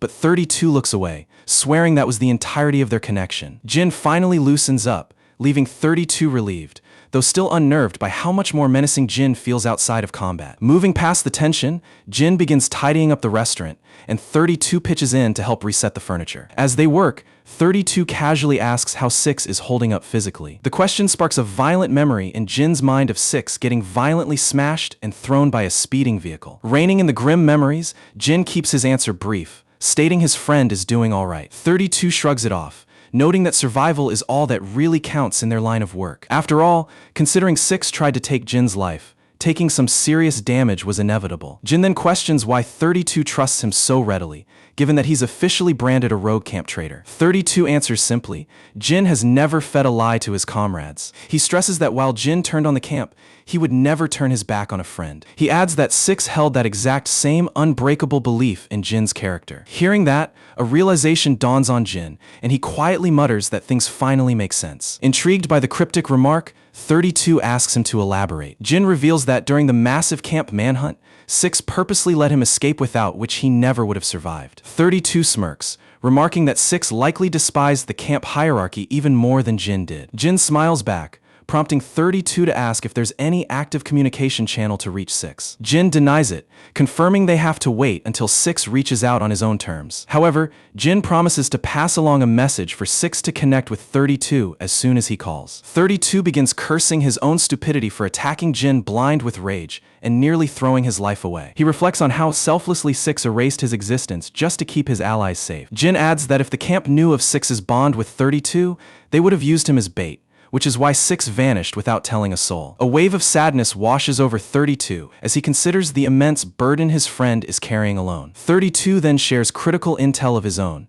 The camp is aggressively hushing up the fact that Jin survived. Jin double-checks if they're truly running a cover-up, and 32 verifies that it's 100% accurate. He notes that only top-tier commanders know the truth, preventing them from launching an open, full-scale manhunt. 32 finds it super bizarre that the camp is keeping their star weapon's survival a top-secret affair. Jin then questions how 32 caught wind of 6's alleged murder if the High Command kept everything under wraps. 32 discloses that the leak came directly from Dog, the guy wearing the eye patch. With their chat wrapped, 32 prepares to leave, planning to drop fake tracks on his way back to divert suspicion away from Jin. Just as he turns to depart, he catches Daehyun's sneaking glances from behind a structural pillar. Jin flashes a warm smile at his sister, a sight that leaves 32 jaw-dropped, having never seen the deadly assassin smile before. 32 asks once more if she's genuinely his real sister, and Jin nods proudly. However, Jin's gentle mood turns pitch black the moment 32 asks permission to wave goodbye to her. 32 instantly shivers under the crushing weight of Jin's overprotective glare. Playing it safe, the guy offers a timid wave from afar, and Daehyun politely waves back. She immediately turns to Jin, asking if he was acquainted with the boy, and Jin gives a blunt affirmative. She presses further, asking why Jin treated a friend so aggressively. Honestly, Jin finds himself completely cornered without a good excuse. Suddenly, he recalls Yona mentioning how attractive Daehyun is, and how guys are constantly swarming around her. Using that line, Jin stammers out an excuse, claiming he mistook 32 for some creep trying to hit on his pretty sister. Daehyun stuns in surprise at his sudden compliment, leaving an awkwardly quiet silence hanging between them. Fast forward to that night, Jin is tucked away in his apartment, quietly patching up his combat battle scars. With his injuries bandaged, he sits in deep thought, piecing together why the camp is hiding his survival and anticipating their next ambush. The camera shifts back to 32, who is sitting in his room, still trying to wrap his head around Daehyun being Jin's actual sister. Suddenly sensing an unexpected presence, he draws his sidearm in a flash and aims straight into the darkness. A menacing voice echoes from the shadows, telling him to calm his nerves. As the intruder steps forward, 32 freezes upon recognizing a bald operative from the organization. The bald killer orders him to lower his weapon before they begin their conversation. 32 slowly lowers his gun while the hitman scans the hideout, asking if this dump is his current residence. He then dryly asks if 32 succeeded in executing Jin. 32 retorts sharply, asking the bald hitman if he thinks taking out a monster like Jin is child's play. 32 then demands to know why the operative tracked him down to his safe house. The assassin chillingly responds that he's just taking care of official camp business. Before 32 can react, the bald assassin slides a hidden blade from his sleeve and thrusts it deep into 32's abdomen. Twisting the blade, he sneers that he's here to punish him and eliminate a traitor for disobeying camp protocol. Wincing in agony, 32 stammers out if High Command truly sanctioned his execution. The brute confirms it, adding it applies only if 32 refuses to return to headquarters obediently. Ripping the blade out, he slashes across 32's leg, leaving a deep, bloody gash across his thigh. Gasping in excruciating pain, 32 gets launched backward, crashing hard against the floorboards. The heavyset killer looms over him, sarcastically praising 32's impressive reaction speed. Bleeding heavily from his core, 32 angrily asks what the hell the bald bastard is really trying to gain from this. The killer coldly responds that he's striking while the iron is hot, having waited forever for an opening to slit his throat. With 6 presumed dead, he boasts that no one remains to protect 32 from being slaughtered. 32 taunts him back, laughing off how terrified the coward was of 6 that he had to wait for a sneaky ambush to strike. The insult completely pierces the brute's ego, sending him into an absolute rage. Furious, he lunges forward with a vicious knife slash aimed straight at 32. 32 draws his own blade and slices back, inflicting a nasty wound. Enraged further, the giant counters relentlessly as 32's injuries begin to heavily handicap him. The brute connects a massive right hook to 32's jaw, knocking him flat onto the floor. While 32 writhes on the ground, the attacker casually walks over and scoops up the dropped firearm. Pointing the pistol down, he mocks how all the years of camp training are about to end with one simple pull of the trigger. Even facing death, 32 smirks back, telling the brute to stop being jealous of his talent and just get good. Enraged, the killer pulls the trigger, putting a bullet straight into 32's leg and leaving him collapsed on the floor like a broken ragdoll. Staring down at his bloody, broken victim, a twisted smile spreads across the assassin's face. The guy clearly believes that regardless of how many hits he absorbs, he's still walking away as the ultimate winner tonight. Yet out of nowhere, despite being covered in cuts and bruises, the femboy hits right back. Springing back into action, he hurls his dagger straight at the giant brute's face. Taking full advantage of the brute's temporary distraction, the kid sprints for the door and busts right out of the room. The gorilla unleashes a frantic volley of gunfire, but the boy still manages to scramble into the open. His legs wobble beneath him as the impact of the bullet grazing makes his injuries bleed twice as hard. The big guy storms after him, only to come across a lingering trail of blood since our femboy has already melted into the darkness. Tracking the blood drops down the hallway, the giant makes a right turn, only for the femboy to snatch his wrist and drive a brutal punch right into his nose. Without giving the brute a second to recover, the boy strips the ammo magazine right out of the firearm and chucks it squarely at his eyes. Enraged by those embarrassing strikes, the Hulk snaps and slashes his dagger wild and wide, missing entirely. Plot twist, those heavy hits weren't even coming from the femboy, but from our main guy, who just dropped in to thoroughly wreck this idiot. The brute's expression turns completely ghost white the second he recognizes our main character. Instantly, Jin launches forward, connecting a bone-shattering strike across his jaw that leaves him dripping in blood. The giant attempts a desperation swing, but Jin counters with gut-wrenching body blows before finishing the combo with savage knee strikes. And he's not even done yet. He drives the big guy's head directly into the solid concrete wall, painting the stone bloody red in the process. At long last, the arrogant giant collapses onto the floor like a sack of bricks. With the chaos settled,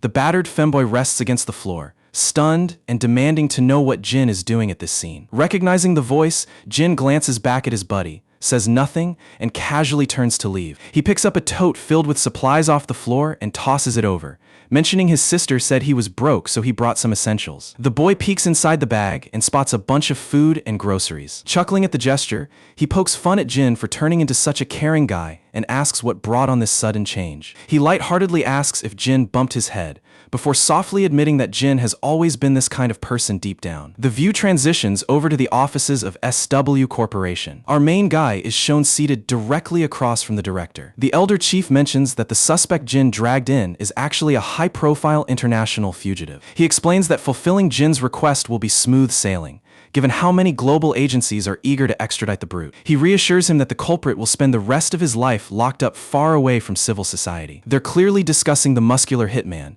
and honestly, that jerk had it coming after all the chaos he unleashed. The director adds that he suspects this attacker shares some history with Jin's background. Jin pauses briefly before clarifying that while he wasn't personally engaged with him, there was a connection, though he can't deny that an underlying tie exists. The chairman promises not to pry any further and reminds Jin that his doors are always open if he ever needs backup. Jin gives a quick nod, rises from his seat, and quietly exits the office. The executive assistant admits he nearly panicked when Jin called for assistance regarding a wanted terrorist and active gunshots. Exiting the SW building, Jin's thoughts instantly return to his battered comrade who was barely clinging to life. Jin pulls out his phone right away, offering to contact a trusted doctor who can treat the boy discreetly. However, the femboy turns down the offer, claiming he can manage by simply patching his wounds and sterilizing them. Jin insists that band-aid fixes won't cut it for injuries this severe. The boy counters that seeking professional medical care takes too long and could raise red flags with the camp. Stunned by those words,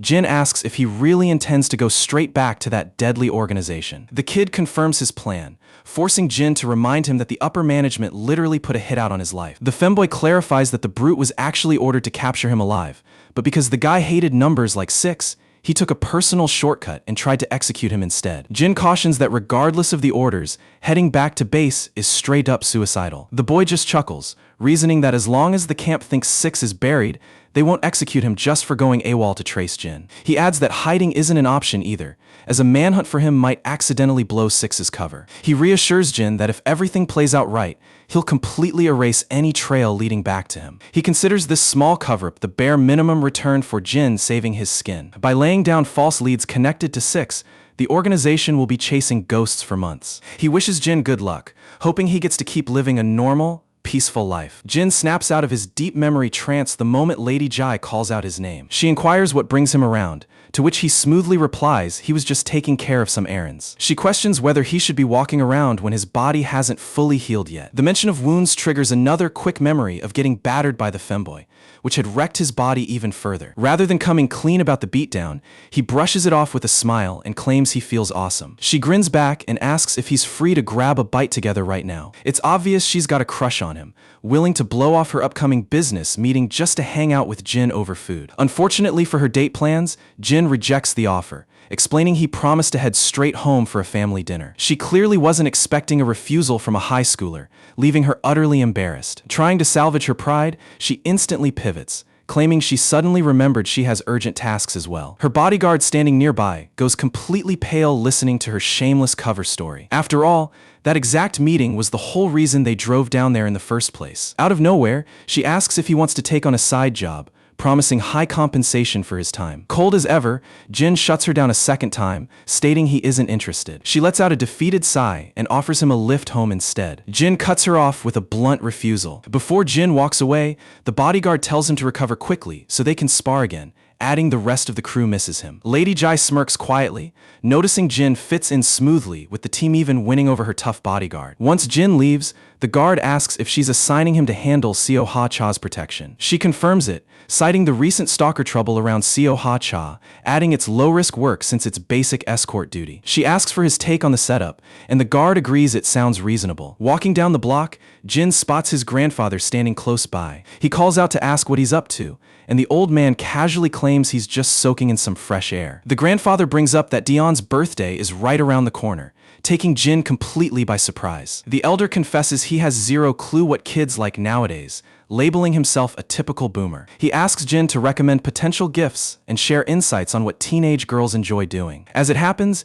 Jin is totally clueless as well, leading to a hilariously awkward silence between two out-of-touch dudes. Meanwhile, back in her office, Lady Jai's phone starts ringing. Checking the caller ID, a smirking grin spreads right across her lips. She answers, genuinely shocked that Jin actually took the initiative to call her back. Our main guy jumps right to the point, asking if her previous proposal is still on the table. Assuming he's calling to accept her dinner invite, she plays it cool, stating she's packed but might clear time. However, her excitement vanishes instantly when Jin clarifies he's only inquiring about the side job. A flash of irritation hits her face, realizing he didn't care about dinner at all. He follows up on whether the job is available, and she asks if he's genuinely ready to accept it. Upon Jin's confirmation, she instructs him to report to her studio by 4 o'clock tomorrow. The camera shifts to the gaming lounge where Jin and his crew are chilling out. They're having a blast playing video games and shooting the breeze. Yi-hyung, engrossed in a news article about Seo Ha-cha, brings it up to the group. The rest of the guys instantly lean in, glued to his display screen. Yi-hyung shares that she landed the lead role in an upcoming drama adaptation of the Mercenary teenager webtoon. The blonde kid chimes in, boasting that he saw her live and she's absolute drop-dead gorgeous. His redhead buddy nearly chokes on his soda from sheer shock upon hearing that flex. Blondie elaborates that he spotted her during a side gig at his cousin's agency while they filmed her commercial. Yi-hyung is completely hyped since he's been a diehard follower of hers for 8 solid years since her debut. Youngchin presses for details, asking what she's actually like up close. Blondie swears she's stunning, admitting he's never witnessed anyone that jaw-dropping before. The rest of the group turns red with envy, calling him one lucky son of a gun. Yi-hyung begs Blondie to hook him up with a referral if his cousin ever hires staff again. The setting shifts over to the commercial studio, where the crew is scrambling for the upcoming shoot. Everyone is waiting on pins and needles for Seo Ha-cha to exit her green room. Inside the room, the actress receives word that an escort guard is arriving shortly. A staffer confirms it, though she argues that her personal agency already dispatched someone. The crew member corrects her, pointing out this security detail is coming directly from SW Corporation. He adds that despite reassuring SW that things were fine, they insisted on sending backup due to recent stalker threats. He promises it's just a single guard sticking around, so he won't get in her way. The brute security guard nearby chimes in, emphasizing the new assignment is merely an intern. Naturally, that news annoys the starlet. She fumes over why they'd send an inexperienced trainee for a serious security job. Just as prep finishes, the sharp, rhythmic sound of polished shoes echoes across the studio floor. Turning their heads, everyone is instantly stunned by the overwhelming aura radiating from the newcomer. Though his face isn't shown yet, I can bet my money that it's our main boy arriving in style. Inside the dressing room, the giant guard claims SW sent the kid for field practice, promising to keep him on a tight leash. Her manager thanks the guard, apologizing for the extra hassle since this whole mess is beyond his pay grade. The guard brushes it off, telling them not to sweat it. He complains that SW messed up by assigning a greenhorn, adding it's insulting to work alongside an amateur. Right on cue, a sharp knock echoes at the entrance. The guard pulls the door open to reveal Jin, looking insanely sharp and handsome in a fitted suit. He straightforwardly introduces himself as the agent from SW. The manager stands stunned, doubting whether this sharp kid is actually a bodyguard or some scammer. Jin delivers a polite introduction, confirming his assignment from SW Corporation. The manager accepts it, admitting he mistook Jin for an idle actor because he looks way too good for standard security work. Meanwhile, the muscle-bound guard scoffs at Jin, viewing the deployment of a teenager as a complete joke. Setting the awkwardness aside, Jin asks permission to enter, and the manager nods him in. The moment Jin steps inside, Seo Ha-cha stares in awe, finding it absurd that such a handsome teenager works security. Jin greets her directly, stating he'll be overseeing her safety moving forward. Seo Ha-cha offers a polite greeting back, saying she's glad to meet him. As Jin scans the room assessing security points, Seo Ha-cha keeps suspecting his true background. She figures he looks like a K-pop trainee SW is trying to promote by placing him beside her. Jin interrupts her thoughts to double-check if today marks her first day at the shoot location. The manager confirms, prompting Jin to get right down to business by asking if the stalker letters started 2 weeks ago. The actress corrects him, clarifying the harassment has been happening way longer. She details how the creep somehow uncovered her personal residence, dropping unsettling mail into her box. Though it escalated recently, it's been an ongoing nightmare for some time. She downplays the threat, noting stalkers come with showbiz territory, so SW shouldn't make a big fuss. When she turns to ask for his age, Jin recalls his mentor's advice that sharing his youth only invites doubt. With that in mind, Jin calmly tells her that his age is top secret. Right then, the bulky bodyguard barks at Jin from the doorway, calling him out for a quick chat. Out in the hall, the giant begins grilling Jin on whether he's really just a rookie intern from SW. Realizing that's the cover story fed to the agency, Jin simply goes along with it and agrees. The guard orders Jin to stay out of the way and take notes from a real pro. He boasts supreme confidence that the situation is already fully in his hands. He berates the boy, trash-talking SW for assigning a puny kid to real-world security duties. He warns that practice drills mean nothing in real combat, telling Jin to sit tight until his shift finishes and scram. Jin finally cuts in, asking if he's speaking to Kaol Yang Kim from the Security Brothers agency. Aggravated, the brute grabs Jin by his collar, telling him to stop deflecting the topic. He threatens Jin that if he values his safety, he better fall in line before things get ugly. Shoving Jin roughly against the wall, the guard huffs off in frustration. Right as he leaves, the actress pops out of her dressing room, checking if Jin is alright. He assures her he's fine, while she apologizes for the guard's aggressive attitude. She adds that she explicitly told her agency she didn't even want extra security. As Jin stays silent, she shifts the mood by cheerfully asking if he's still attending high school. Jin responds with his classic poker face, "That's confidential." Before she can press further, her manager shouts that the set is ready for shooting. Stepping away, the actress tells Jin to relax, promising him that no danger is going to go down. With those parting words, she turns around and heads toward the production floor. The story cuts over to Lady Jai, who is wondering if Jin arrived at the studio safely. Her bodyguard clarifies if she's asking about Jin, to which she nods. The guard reports that confirmation came through that Jin reached the studio without any trouble. Lady Jai questions if sending an injured Jin on assignment was the right call. The guard reassures her, noting celeb stalker threats are routine business. Given Seo Ha-cha's popularity, She gets targeted by weirdos all the time. Since her management assigned a lead guard, Jin won't have to carry any heavy load. Lady Jai nods, explaining that's exactly why she chose this gig so Jin could rest while on duty. She laughs off that he might even end up whining about how dull the assignment is. The guard grins over at Jia, reassuring her that Jin isn't the kind of guy who just sits around feeling bored. Hearing this puts Jia in high spirits, and she flexes her vocabulary by calling the assignment a total cakewalk for Jin. The guard hesitantly nods along, admitting that she actually hit the nail on the head. Meanwhile, Jia is utterly thrilled with herself for pulling off some trendy Gen Z slang, while the guard just stands there in awkward silence watching her self-satisfied vibe. As the crew begins assembling for the shoot,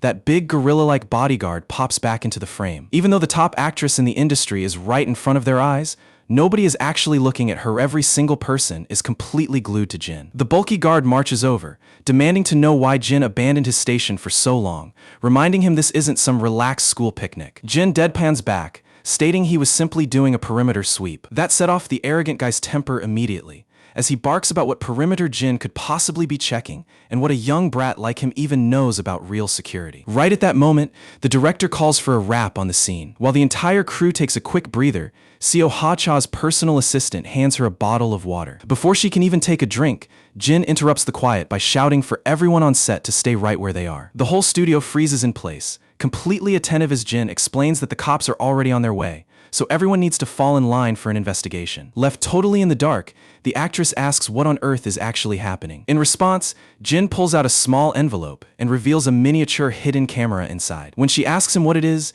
Jin clarifies that it's a covert spy cam he uncovered back in her waiting room. This revelation drops like an absolute bomb, totally stunning the big bodyguard, the assistant, and the actress. Whispers erupt across the room as the crew starts panicking over how a hidden device got into her private quarters. As the actress starts shaking with worry, Jin adds that he already reviewed the security feeds, but there weren't any CCTV cameras monitoring the waiting room door. Because of that blind spot, pinpointing who planted the device is going to be tricky. Right on cue, the big guard blows a fuse and yells at Jin for keeping quiet about this, though Jin couldn't care less about his anger. Jin calmly explains that Ms. Chan never stepped foot inside after he spotted the camera, and he held off on making a scene to keep the shoot on track, adding that no one has gone back for the cam or walked out of the building. At this point, the bulky guard is practically foaming at the mouth with rage. Veins popping from his forehead and his temper red hot, he's totally convinced that Jin is intentionally trying to humiliate him. He lunges forward to grab the camera out of Jin's grip, barking at him to surrender it immediately. Yet Jin dodges backward with such effortless grace,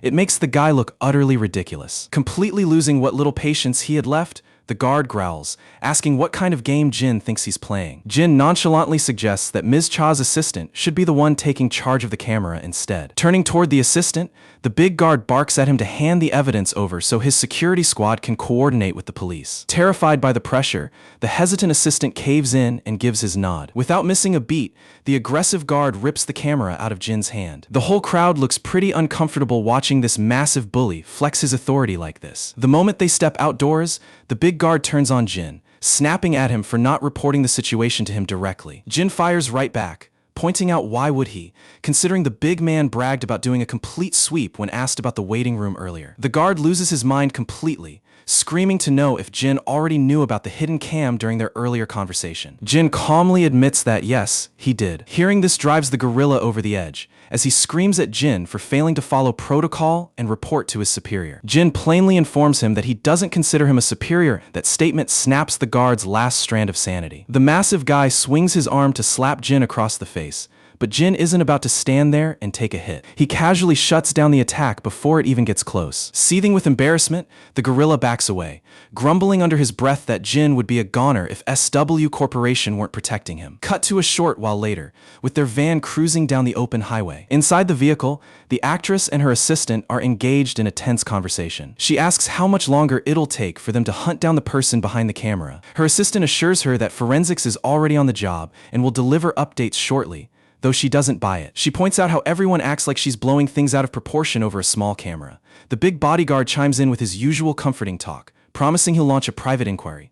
All the while, Jin quietly observes her downcast expression without uttering a word. Once they pull up to her house, she steps out with Jin right behind her, but the assistant interrupts, offering to drop Jin off at the nearest station instead. Jin politely declines, choosing to make his own way back. After exchanging quick farewells, the assistant speeds away, leaving Jin alone by the curb. As soon as the taillights vanish into the night, Jin starts patrolling the perimeter of her house. Right then, we catch the actress creeping out of her residence, disguised under a cap and mask. The moment she reaches the street, a sudden presence behind her makes her jump and spin around, only to discover Jin standing right beside her. Shocked, she asks why he's still around, to which Jin coolly states he was just performing another perimeter check. Feeling a bit self-conscious, she assures Jin he can leave since she's just stepping out to the nearby convenience store, playfully asking if that's off-limits too. Jin deadpans that she's totally free to go wherever she wants, which is precisely why he's tagging along. Her face brightens instantly, and moments later, she's happily slurping down hot noodles outside the store. She urges Jin not to just sit there watching,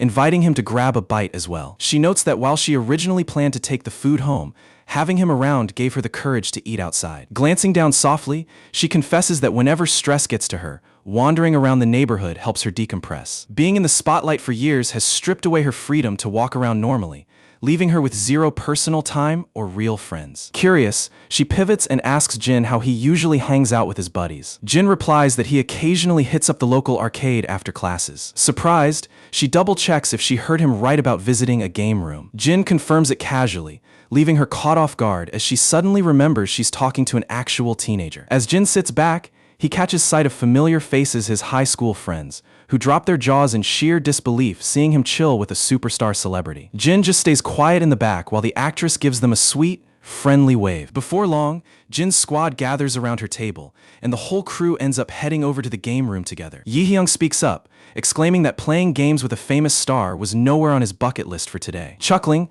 the actress mentions that she never expected to be at an arcade either, since her gaming is usually restricted to her bedroom. Yi-hyung literally gets goosebumps from her smile, realizing she's 10 times more gorgeous up close. She thanks him for the compliment, but playfully adds that she won't forget how brutally they roasted her gaming skills. Youngshin, without breaking expression, doubles down and confirms that she genuinely was terrible. Despite his massive crush, Yi-hyung hilariously agrees, stating that noobs get zero mercy in gaming. Blondie nods along, looking completely drained after having to carry noobs like Jin and Seoha all session. Yi-hyung jokingly advises her not to take offense, but begs her never to call herself a gamer in public because it's an insult to the community. The actress bursts out laughing, thoroughly entertained by their lighthearted teasing. Eventually, it's time for everyone to wrap up and head home. Giving one last goodbye wave, Jin and Seoha walk away together while his friends stand rooted to the spot, completely mesmerized. Youngshin mutters under his breath, still shocked that he actually roasted a megastar over her game skills. Yi-hyung nods along,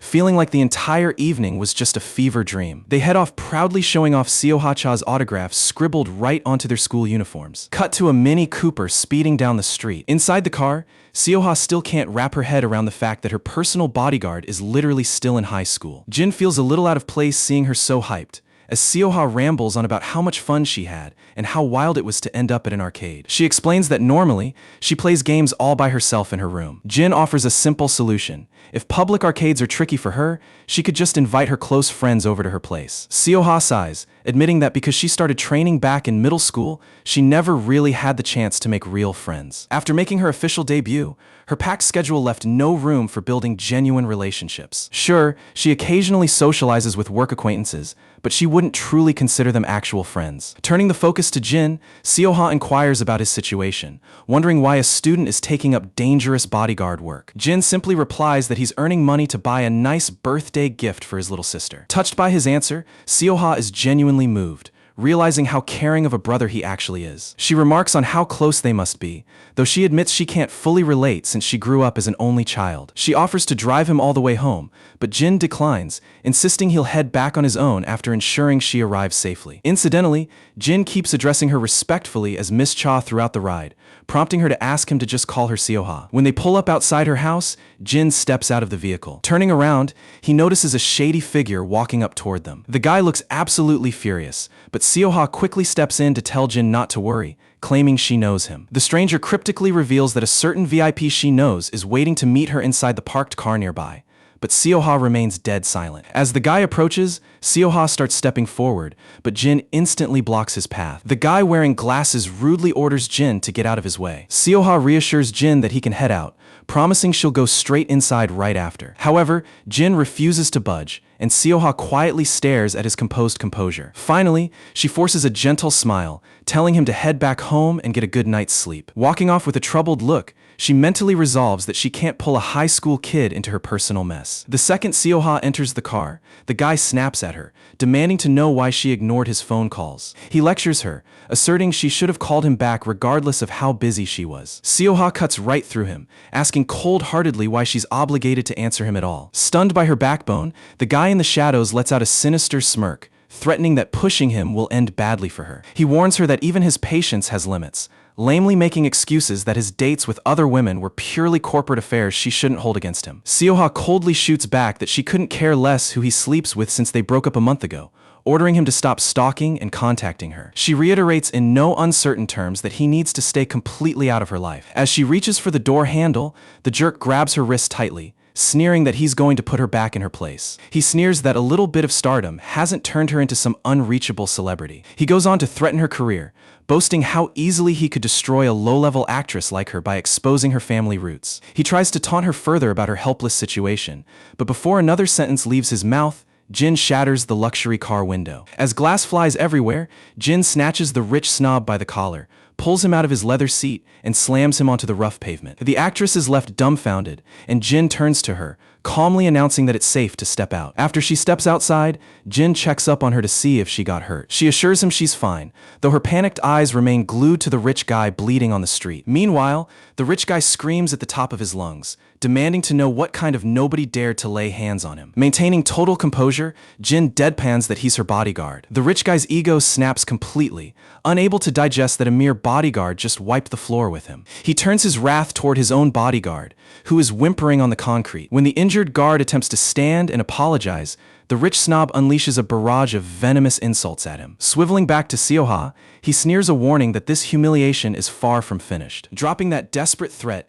he and his beat-up guard pile into their vehicle and burn rubber. Still reeling from the chaos, Seoha panics and asks Jin why he took things that far, and if he has any idea who that man actually is. Unsurprisingly, Jin doesn't have the faintest clue or concern who the guy was. When she exasperatedly asks what possessed him, Jin simply responds that he was performing his duties. He tells her they should get moving, promising to leave only after she is safely inside her house. Warmed by his unshakable attitude, she smiles, expresses her gratitude, and lets him walk her home. Flash forward to the next day at the agency, where the hulking guard is glaring daggers at Jin. He's furious, having caught wind of yesterday's chaos, and screams at Jin to see if he realizes who he crossed. Unbothered as ever, Jin coolly responds that it doesn't matter who the guy was. He was simply carrying out his assignment. The guard is completely stumped, trying to figure out how to handle a crazy kid who doesn't react to threats. Aggressively pointing a finger, he snaps that the person Jin tackled is actually the third son of the KP Group chairman, who also happens to be the marketing head of Seoha's company. He explains that KP Group recently poured massive capital into the agency, meaning Jin didn't just ruin things for Seoha, he put the entire company on the line, demanding if Jin can comprehend the fallout. He sneers at Jin to snap out of his action hero fantasy and quit the gig before he destroys anyone else's career. With that parting shot, the big guy storms off alongside his two cronies. Later, the assistant with glasses is spotted waiting outside an office, while the spoiled rich kid Jin flattened is sitting indoors. Inside, the agency director is trying to force Seoha into apologizing to Mr. Kai for acting out of line. Extremely annoyed, Seoha snaps back at the chubby boss, reminding him she has a busy shooting schedule and was dragged in early just for this corporate nonsense. Furthermore, she stands her ground, stating she has nothing to apologize for. The agency CEO nearly chokes in panic, seeing her challenge Mr. Kai so fearlessly. Turning pale, the fat director stammers, asking what on earth has gotten into her. She gives him the silent treatment as the CEO bows repeatedly to Mr. Kai, apologizing profusely and blaming her outburst on stalker-induced stress. Mr. Kai plays along with a fake show of empathy, claiming he understands her pressure and is willing to let it slide. Slapping a set of renewal papers onto the desk, he reveals that his main purpose was pushing her to sign the contract she's been holding out on. With Seoha's blood boiling, the CEO pushes her further, reminding her she's had ample time to reflect and should stay loyal to the agency that raised her since her trainee era. He adds that he even tweaked the contract clauses to give her a better deal. Seoha immediately catches on to their tag team tactic to trap her into signing the deal. Bringing up yesterday's brawl, Mr. Kai demands the CEO fire Jin immediately, claiming he won't tolerate such an aggressive lunatic guarding Seoha. The money-hungry director eagerly agrees to kick out that guard, who happens to be our hero, Jin. Predictably, Seoha opens her mouth to protest the decision. The chubby director cuts her off immediately, pointing out that their problem goes way beyond yesterday's drama with Mr. Kai. According to him, the chief of security specifically flagged Jin as a total troublemaker. Looks like that gorilla-sized bodyguard made sure to snitch on Jin the first chance he got. Yona steps up to back Jin right away,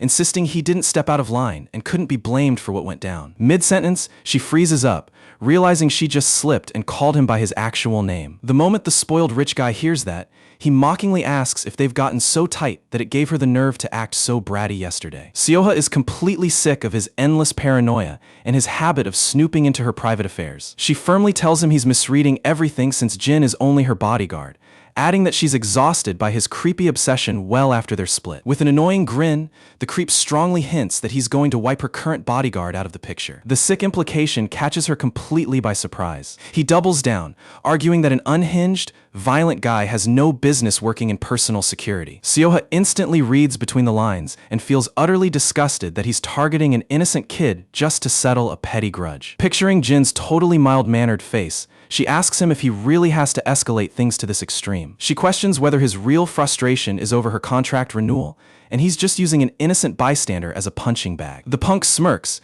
brushing it off by claiming he's not worried at all, since he's certain she'll eventually put pen to paper. He pretends his only concern is preventing Jin from turning into a threat to the people around him. Seeing straight through his bluff, Seoha tells him he can relax now because she's firing Jin on the spot. However, the rich jerk snaps back that a simple termination isn't going to save Jin from his payback. Seoha begins to shake, terrified of the cruel lengths this lunatic might go to just to ruin the boy. Ignoring her visible panic, he pushes her to hurry up and sign the papers so they can go party. Right after, he barks an order at his goon to drag Jin into the room. Seoha is fully aware he's only out for blood because Jin embarrassed him yesterday, and watching that smug grin on his face pushes her to the brink, making her want to bolt out of that room right then and there. Jin steps inside with a completely neutral stance while the arrogant guy mocks him, remarking that he's just an immature brat, which explains why he resorted to raw violence. The director chimes in to tell Jin he's dropped from Seoha's guard duty and that a formal complaint will be sent to SW Corp, so he'd better walk away. The smug punk adds that things are about to turn miserable for him,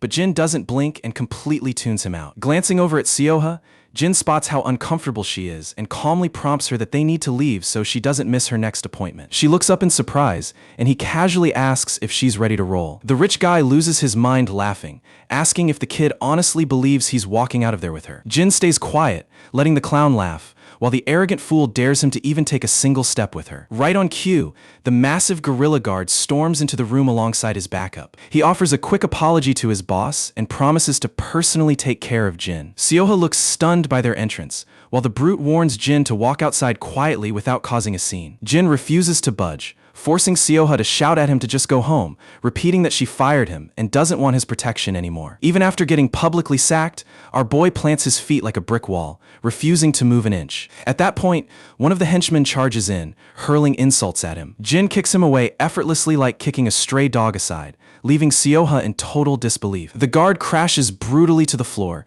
bleeding heavily from the hit. The whole room freezes, with both the spoiled brat and the chubby director staring with their mouths wide open. The lead gorilla looks visibly more pissed off than before. Jin cuts through the tension to clarify that they've got it twisted, since Ms. Seoha Cha was never actually his employer, catching her totally off guard. While the room tries to make sense of the claim, the rich guy clenches his jaw, certain that this kid has no clue who he's messing with. Jin, however, makes it obvious that he has the entire puzzle figured out. He exposes how this greedy punk invented a fake stalker threat just to corner Seoha into signing the deal. He even placed his own security guard by her side to keep tabs on her 24/7. Jin lays out how Sterling Entertainment was practically on the brink of collapse from poor leadership until KP Group bailaid them out. With Ms. Cha being their primary moneymaker, losing her would mean financial disaster for both parties. He adds that the endless threats started flooding in the second she hesitated to extend her deal. Seoha is left wondering how on earth Jin managed to uncover every detail. A quick flashback reveals the scene at the gaming room,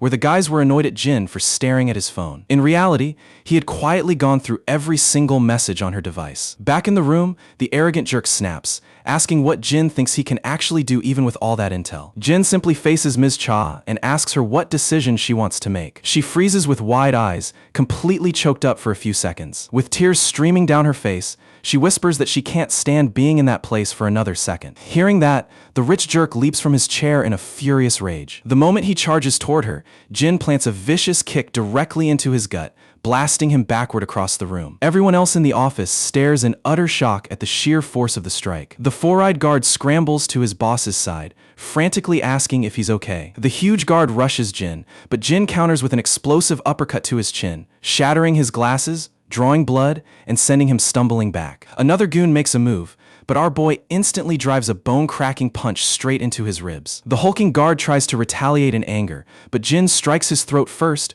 drives a knee into his face, and dumps him flat on the floor. Seoha watches with her jaw dropped before suddenly screaming a warning for Jin to look behind him. Another thug lunges from the side, swinging a blunt rod wildly in an attempt to hit him. Jin effortlessly swats the rod out of his grip, sending it clattering to the floor. Without skipping a beat, Jin winds up and cracks him square on the jaw. He follows it up with a vicious kick that launches the guy across the room, slamming him into the wall before he collapses in a heap. Jin shifts his gaze to the final man in the room, the agency director, who is already shaking like a terrified child. Still reeling on the floor, the battered rich guy stammers out another threat, demanding to know if Jin realizes who he just touched. Shooting a venomous glare at Jin, he swears he will utterly destroy both him and Seoha. He rants about ruining them completely, but his voice abruptly dies in his throat as Jia strolls into the room with her guards. Looking at the carnage across the floor, she sighs, joking that she handed him this gig thinking it would be an easy walk in the park. The moment Seoha sees Jia, she instantly recognizes her as the powerhouse granddaughter of the SW Group chairman, the one commanding their entire media and entertainment empire. Stepping inside, Jia tells Jin to leave the cleanup to her and go about his business. Jin nods in understanding and quietly tells Ms. Cha that they're leaving. The stunned rich punk sputters out, asking what Jia is doing there, but she doesn't even dignify him with an answer. She takes a seat with absolute poise, casually mentioning she heard he had some unsettled scores with her close acquaintance. Both the director and the spoiled heir freeze in sheer terror, realizing they just picked a fight with the worst possible opponent. Jia teases them with a cold smile, offering to settle that unresolved business personally so they can work out a little arrangement. The two men are left pale and shivering in pure dread. Meanwhile, out in the hallway, Jin walks ahead while Seoha quietly follows close behind. As they walk, she keeps staring at his back, completely baffled by who this mysterious kid really is. Jin glances back and simply asks where her next schedule is taking place. She pauses in surprise, lets out a small chuckle, and suddenly breaks into full-blown laughter. She laughs so hard that tears actually start forming in her eyes. Cut to the next scene at Ms. Cha's apartment. She's sprawled out in bed, looking totally worn out and disheveled. She miraculously knocked out for 10 uninterrupted hours, which is insane considering her chronic insomnia usually caps her sleep at 3 hours. She reflects on whether lifting that crushing mountain of stress was the reason she finally slept like a baby. A brief flashback shows Jia and Ms. Cha having a private conversation. Jia tells her that all the legal ties with her previous agency have been dissolved, giving her full freedom to sign with whoever she wants. Ms. Cha mentions that the contract battle was only a fraction of her actual worries. Jia reassures her that if her concern is that wealthy punk Dongjun Kai, she shouldn't lose any sleep over him. Having discovered that he went after her parents with threats, Jia had already made sure to shut him down completely. On top of that, KP Group formally confirmed Mr. Kai was going rogue on his own and guaranteed her family's safety. Seoha is amazed by how effortlessly Jia neutralized the whole situation, but asks why she'd go so far out of her way for her. Jia admits their subsidiary had their eyes on her for some time, but the real reason was simply that Jin insisted on seeing his bodyguard mission through to the end. Back in the present, those words about Jin keep replaying over and over in her head. She scrambles out of bed, and shortly after, a security van pulls up in front of her home. As she walks out, a new guard bows and introduces himself as Suhun Kang from SW Corp, assigned to watch over her for now. Stunned to see someone else instead of Jin, she immediately asks why he isn't the one guarding her today. To her disappointment, the guard breaks the news that Jin actually resigned. A heavy disappointment washes over her, but she forces an awkward smile and says hello, leaving the new guard blushing slightly. Later on, we see Seoha at a studio recording a podcast session alongside a host. Even while smiling through the interview questions, her thoughts remain consumed by why Jin vanished so abruptly without even saying goodbye. The perspective shifts back to Jin, who is currently sitting in Jia's office. She lets him know that Seoha Cha is officially joining SW's talent roster, and both her former agency and Dongjun Kai have been neutralized. She explains that those clowns had broken plenty of laws, giving SW more than enough leverage to keep their mouths shut forever. Jin expresses his thanks, but she reminds him that he was the one who pushed for this, claiming it was SW's obligation to protect Seoha. Wrapping up the meeting, Jin heads out, and as he walks down the quiet hallway, his phone buzzes with a notification. Pulling it out, he sees a text message from Daehyun. She's frantically asking if he was really Seoha's bodyguard, since Yi Hyung and Young Chan were bragging that he hung out at an arcade with the superstar. Jin texts back confirming it, explaining it was simply an on-site practical test for his guard training. Daehyun immediately freaks out, saying that had she known earlier, she would have begged him to score an autograph. And just like that, Jin figures out the perfect birthday present for his sister. While replying to her texts, his feet come to an abrupt halt as he spots Seoha standing directly ahead. She awkwardly acts like running into him. There is nothing more than pure chance. Meanwhile, her guard in the back silently notes that she rushed out the second she heard Jin was in the building. She mentions having a meeting nearby and asks if they can step outside for a quick word. Once they get outside, she breaks the ice by expressing her deepest gratitude for everything he did. Jin brushes it off right away, saying thanks aren't necessary since he was merely doing what he was paid for. Looking visibly saddened, she asks why he decided to step down so abruptly. He tells her that the action aggravated an old injury, making him realize he wasn't physically ready for active field work. Worried, she asks if he got hurt on her watch, but he calmly reassures her it's just a scar from his past. When she presses to see if it's bad, he casually drops that it's only a fractured rib. She reaches out her hand and demands to borrow his phone. Jin looks baffled by the sudden ask, but gives it up after she keeps insisting. Grabbing it, she punches in her private phone number a contact only her parents have and tells him he'd better feel honored. Handing the device back, she asks if there's any favor he'd like to ask of her. Jin is initially puzzled, but she clarifies she'd gladly grant him any wish as payback for saving her. Jin pauses for a beat, asking if she's completely sure that anything goes. She gives him a bright, confident nod. The scene shifts over to the high school. Inside the room, the entire class stands frozen with their jaws on the floor. Meanwhile, Daehyun is casually zipping up her backpack, planning to pick up some meat for dinner later. Suddenly, a gorgeous bundle of flowers pops right into her view. She glances up to find Seoha standing right before her, looking every bit as radiant as the bouquet in her hands. Daehyun is totally dumbfounded, unable to comprehend why a superstar is in her classroom. Seoha beams warmly, asks if she's Daehyun, and hands over the flowers while wishing her a happy birthday. She then pulls her in for a quick selfie and drops another bombshell on the stunned classroom by inviting Daehyun out for dinner. The camera cuts across the hall to Jin's classroom, where the whole room is losing its mind over the news that Seoha is on campus. We spot our trio of fools sprinting down the hallway to catch a glimpse of her. Meanwhile, Jin packs his things with a slight grin, thinking to himself that he only asked for an autograph, but she went totally above and beyond. And for anyone curious, here's that adorable selfie of the two of them together. Later that evening, Jin jogs through the quiet streets holding a gift bag. Moments later, he catches sight of his grandpa waiting with a birthday cake in hand. Next, we see Daehyun making a wish and blowing out the cake candles in one go. Grandpa claps cheerfully,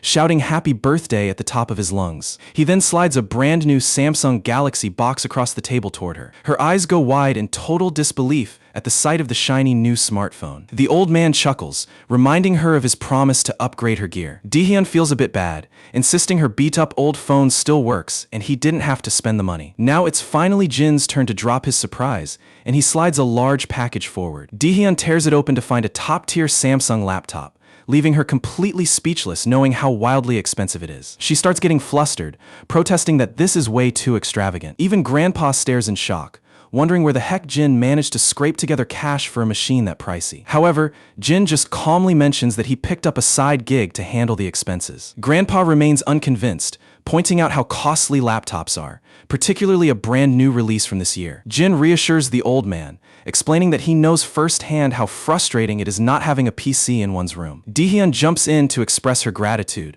promising her brother that she'll make the most of the laptop. Once the sweet moment wraps up, Grandpa moves on to slice the birthday cake. Jin shares a warm smile with Daehyun, only for his phone to interrupt the mood. The caller ID shows Seoha Cha. He steps into his bedroom to pick up the call privately. Seoha tells him she's currently taking a short break from work and just wanted to hear how things were going. She inquires whether Daehyun was enjoying her special day. Jin lets her know that the party is in full swing right now and extends his thanks for all her help. Seoha downplays her efforts, explaining she merely dropped in for a visit and was genuinely happy to meet such a sweet girl. Then she switches topics, asking about his schedule for the next day. When Jin mentions he needs to attend security training after missing it for a bit, She quickly brings up his injuries and questions his decision. He reassures her that he won't push himself hard enough to reopen his injuries. She then presses further, asking if he has any free time the day after. Jin casually reveals that his training schedule covers that day too. Annoyed by his non-stop rejection, she snarks back,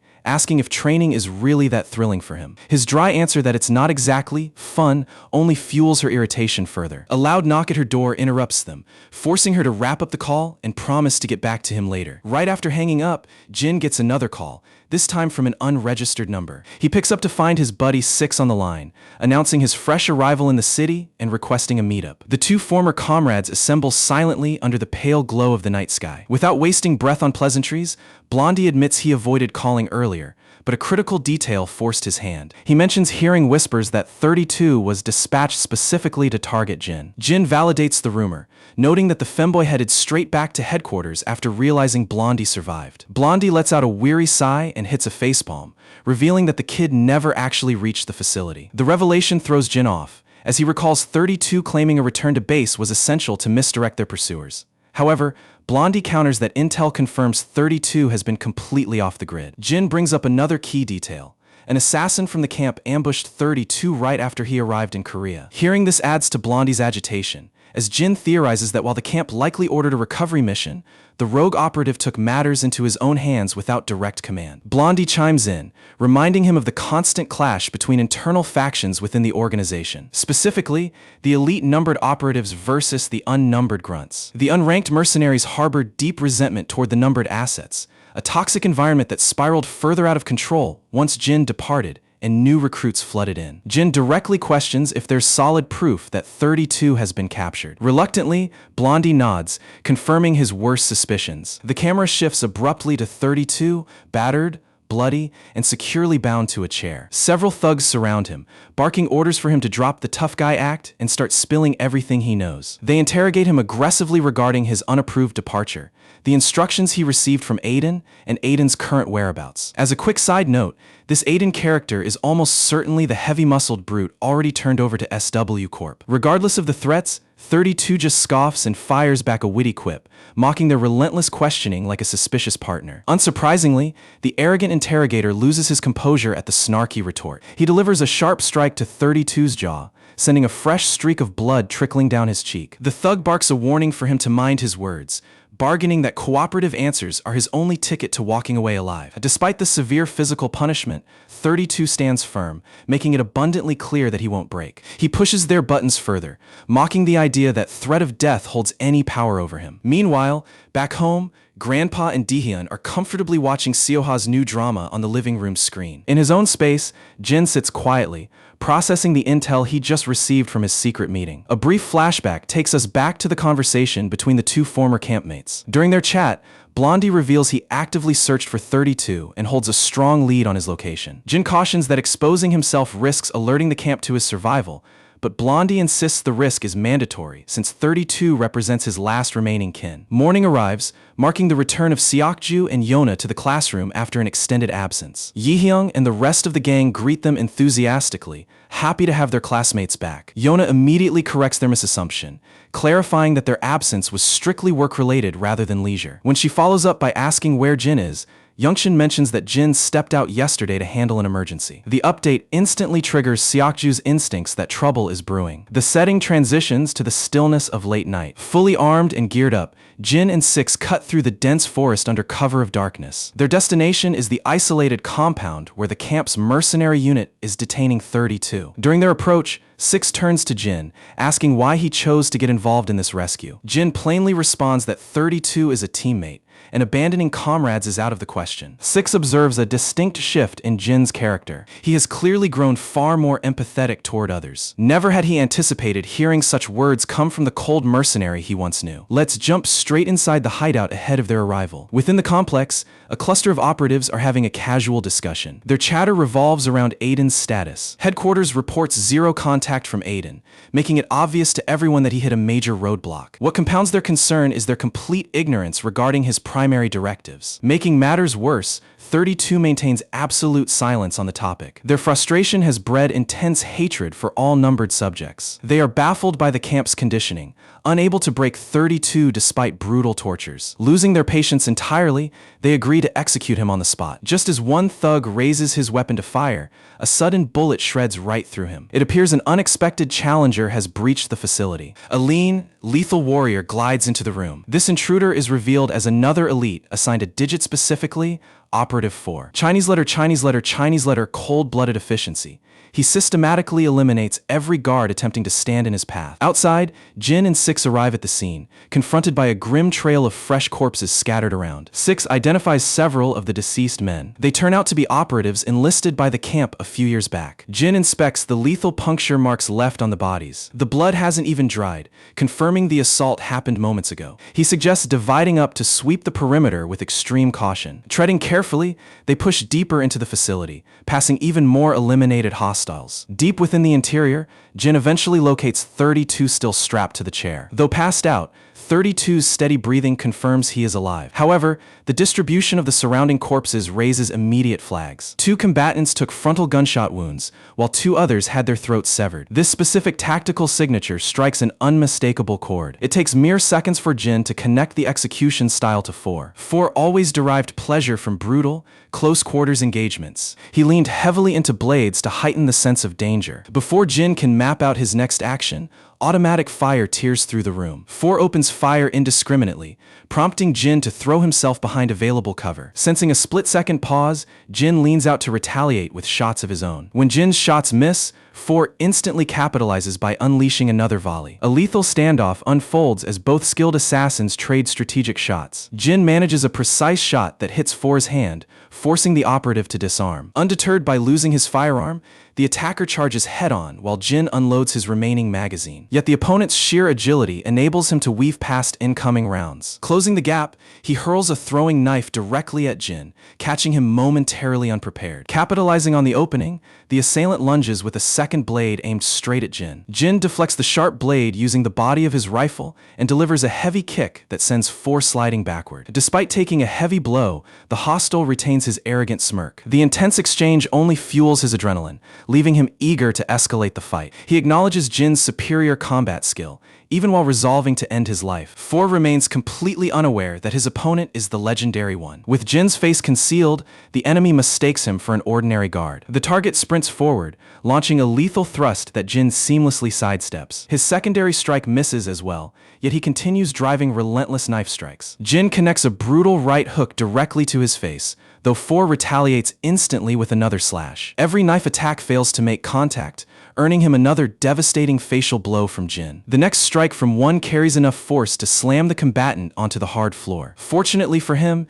he lands adjacent to his dropped weapon, instantly opening fire upon recovery. Jin reacts instantly, retrieving his firearm and locking his sights squarely back on 4. Both men stand frozen in a standoff, targeting each other. At this point, 4 clearly realizes his opponent possesses elite combat skills. Recognizing that an operative of this caliber would be unforgettable, he grows obsessed with uncovering the identity beneath the mask. When the truth finally clicks in his head, the sudden realization only fuels his zeal to defeat Jin. His reckless enthusiasm costs him dearly when a surprise round pierces his right arm. The sniper who provided cover turned out to be Six, firing from the window ledge. Realizing he is outnumbered 2-1, 4 acknowledges the tactical need to retreat. He shatters the window glass, leaping out to execute a quick getaway. By the time Jin reaches the exit, the target is driving away in a Jeep Wrangler. Left behind, the pair must decipher why 4 attacked this specific base. Judging by the total massacre inside, he clearly wasn't aligned with the mercenaries stationed there. Jin shifts his priority to 32,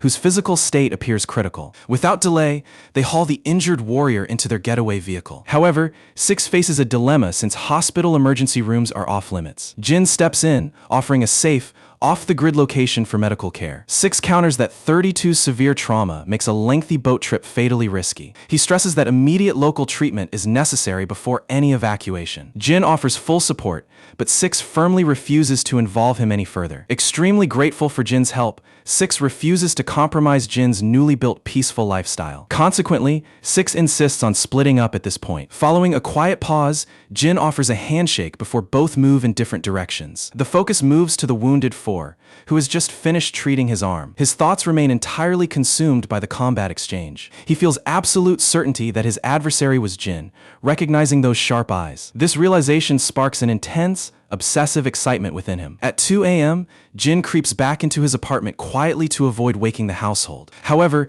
he finds his sister wide awake waiting. She notes that Grandpa stayed up waiting for hours before finally resting. She lightheartedly shares how deeply Grandpa worried, feeling a noticeable void during Jin's absence. She expresses hope that Jin successfully resolved whatever business kept him away. Before turning in, she directs him to a fresh sandwich she prepared. Finishing the snack, Jin finally heads to his room to rest. Before he can shut his eyes, another incoming call cuts through the silence. Seoha Cha's name pops up on the screen. She offers a quick apology for the late-night interruption before raising an inquiry. She requests a face-to-face meeting the following day to discuss an important matter, provided his schedule allows it. She even offers to swing by his training facility to keep it brief. Jin ultimately consents to the meeting. When morning comes, he steps out to rendezvous with her. Sliding into her Mini Cooper, he is met with her curious question about whether he bilayed on his scheduled session. She playfully wonders if he fabricated his training routines altogether. Jin clears the air, clarifying that he simply took a short break to resolve personal affairs. Relieved by his response,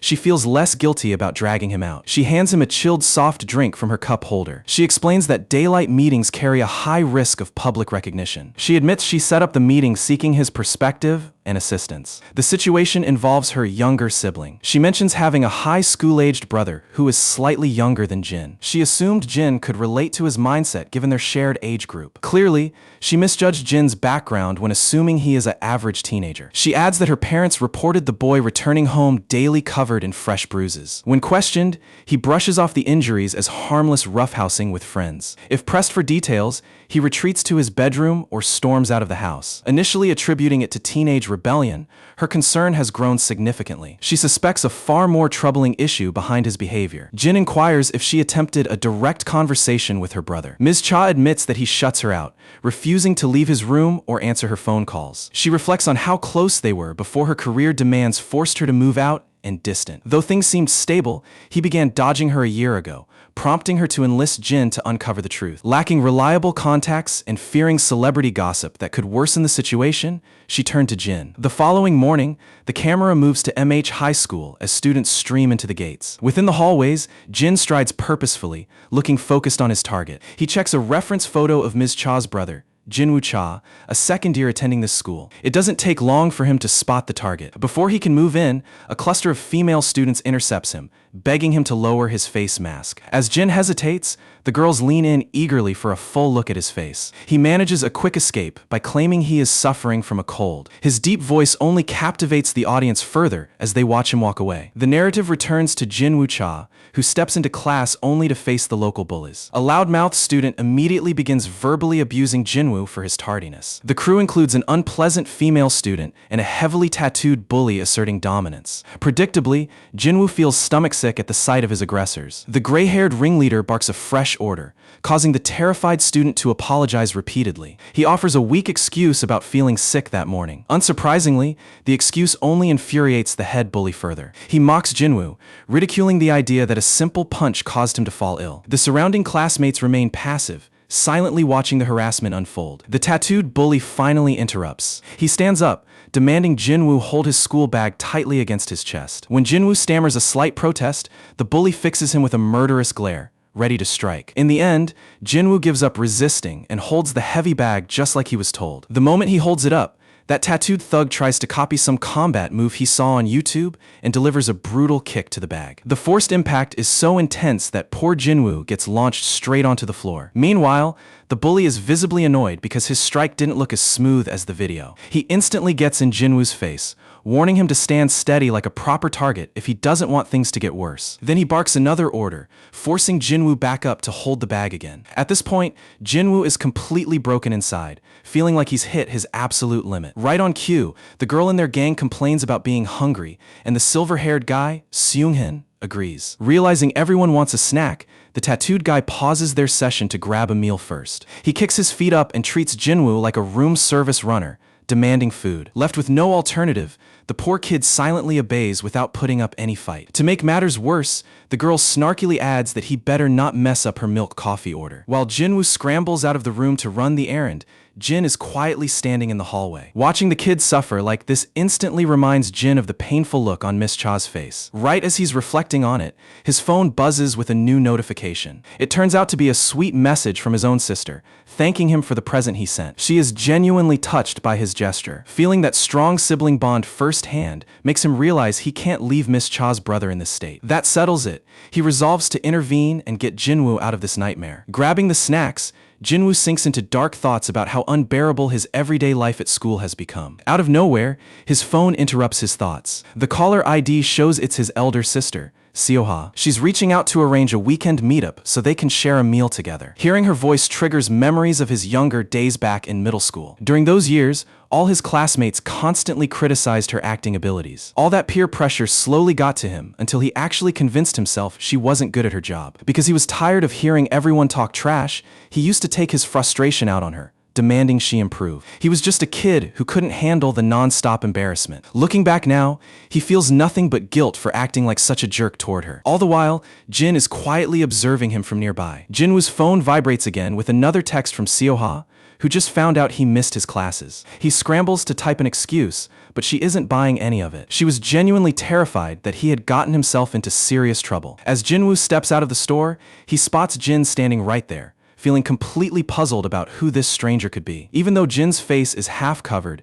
his striking look is unmistakable. Lost in thought, Jinwoo stumbles over his own feet and crashes down in an awkward mess. Unexpectedly, Jin leans down and starts gathering the scattered items for him. Grateful for the hand, Jinwoo offers a snack, which Jin accepts without any hesitation. When Jin pulls down his mask to take a bite, Jinwoo is utterly stunned by how ridiculous his visual unlocked stats are. Honestly, Jin's charm is so broken that even guys catch feelings just looking at him. The two of them sit down side by side and strike up a casual chat. During the conversation, Jin casually mentions he's in his 3rd year. Hearing that, Jinwoo naturally assumes Jin is a senior from his own school. Jin sets the record straight right away, clarifying that they aren't schoolmates. This leaves Jinwoo completely baffled because Jin is clearly rocking his school's exact uniform. Jin makes up a quick cover story, claiming he's just stopping by the campus for a short visit. Of course, we know what's actually going on. He put on that stolen uniform specifically to sneak past security into the building. Right then, a ping on Jinwoo's phone brings him crashing back to reality.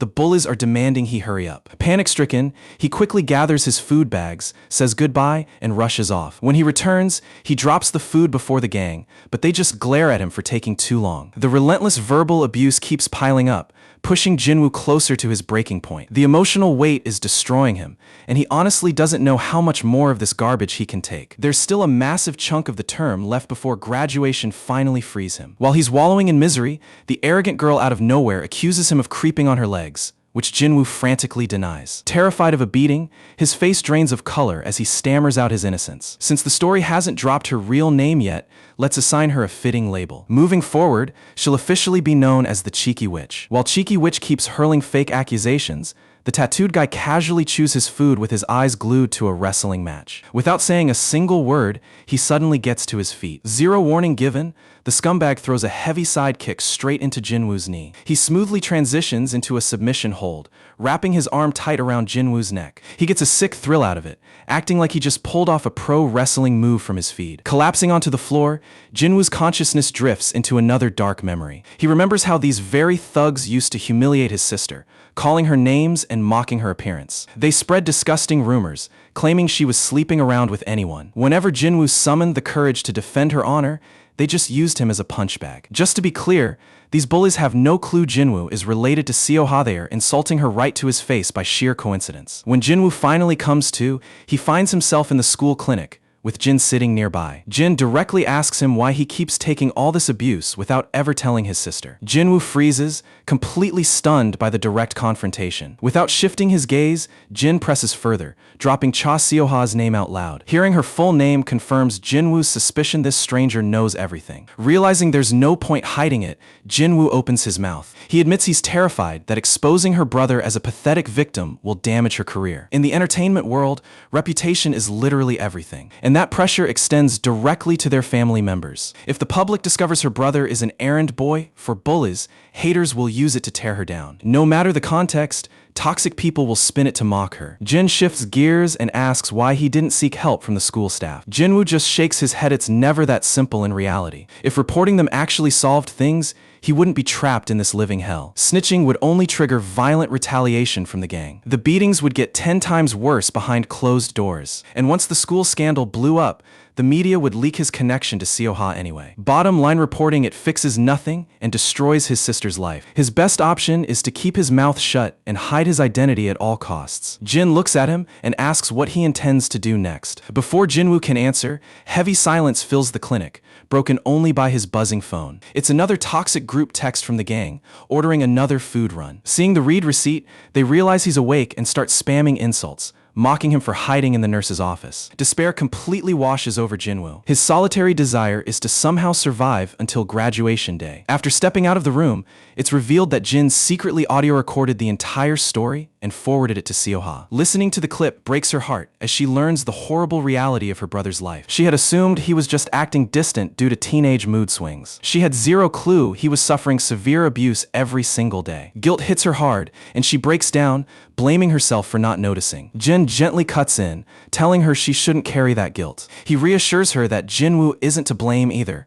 The Bullies are. With that final piece of advice, Jin ends the phone call. Thinking back to his own sister strengthens Jin's resolve to fix the strained relationship between Seoha and Jinwoo. He pulls his mask up over his face and steps out to take care of business. Cut to the classroom, where all eyes are locked onto Jinwoo in hostility. The clique corners him with cocky smirks, barking at him to explain why he dared to come back. However, Jin doesn't utter a single word in reply. He decides to communicate exclusively through violence. A single brutal punch connects, leaving the first bully seeing stars. When a second thug foolishly rushes in, Jin swats him aside, sending him crashing into desks. That finally gets the tattooed leader's attention, forcing him to look away from his mobile screen. The remaining cronies swarm Jin, but he systematically flattens every single one of them. Cheeky Witch and her companion freeze in absolute shock. They are witnessing a total beatdown they never thought was possible. Jin stands effortlessly in the center of the room, surrounded by knocked-out bodies. The tattooed leader pockets his phone and slowly rises to his feet. Though clueless about Jin's identity,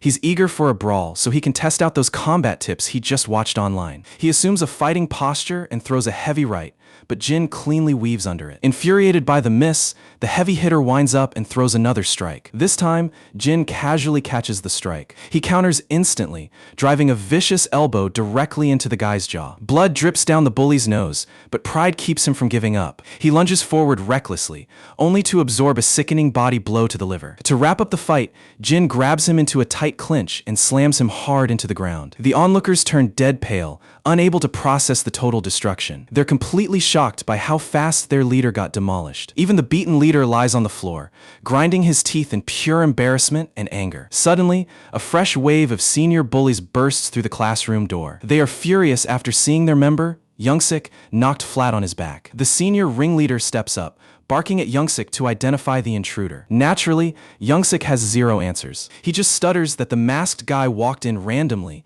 and started wiping everyone out. The leader turns toward Jin, aggressively demanding his name and motive. Jin maintains cold, total silence. The lack of response completely sets the leader off. He takes it as disrespect, feeling like Jin is treating him like a nobody. Determined to break his cool, he decides to tear off Jin's mask by force. The whole backup squad rushes in simultaneously. However, Jin operates at a completely different speed. The first attacker takes a crushing elbow to the chin. The next idiot gets slapped so hard his head spins. Youngsik forces himself off the floor, stumbling back to his feet. He screams at his group to surround Jin and overwhelm him with numbers. They foolishly charge forward, believing pure numbers will save them. Of course, we already know who's about to end up in the ER. Cut back to Jinwoo, slowly dragging his feet down the hallway in low spirits. He can't stop thinking about the handsome stranger he met at the convenience store. He wonders why that mystery guy helped him, only to vanish right after. Still, his own miserable situation quickly takes back priority. He feels completely trapped,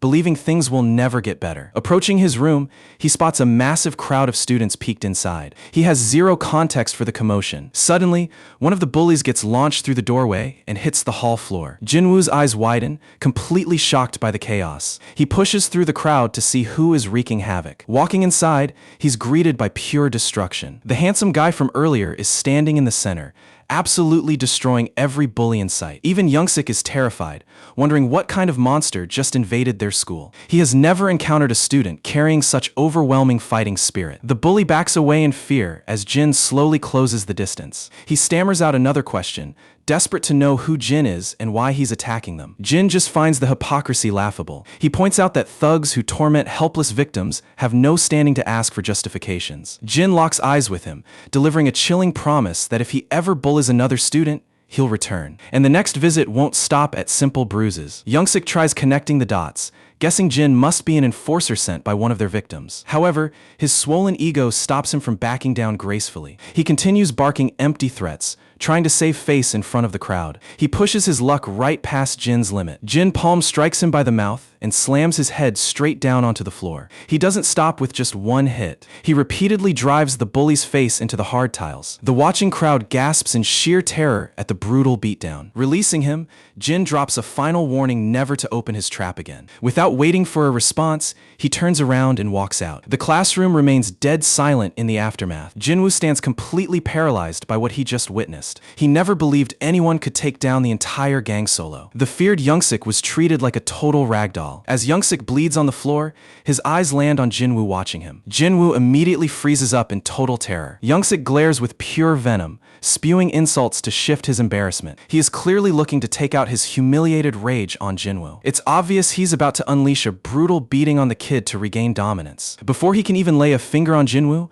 Jin bursts back in, snatches Youngsik by the hair, and hurls him across a row of desks. To make sure the lesson sticks forever, Jin grabs his pinky finger and snaps it instantly. While the onlookers watch in horror, Jin asks the screaming bully if he failed to hear the first warning. He demands a direct answer right now. Does he still have the urge to act like a tough guy? Sobbing through the pain, Youngsik whimpers out a desperate apology, swearing he'll never bully anyone ever again. Jin gives him a cold glare, unbothered by his tears. He cold-heartedly reminds him that if he breaks his word, Jin will return to finish the job. Leaving him broken on the floor, Jin turns and heads back out. Passing Jinwoo, he quietly mentions that this beatdown was just payment for the snack. Sometime later, Jinwoo gets on the phone with Seoha and fills her in on everything. He tries to calm her down, claiming a minor issue came up but was resolved. Meanwhile, Cheeky Witch gossips with her group about how all the injured bullies were rushed to the hospital, with Youngsik suffering severe injuries. They're still entirely clueless about the attacker's identity. Word is spreading that the mysterious fighter wasn't even enrolled at their school,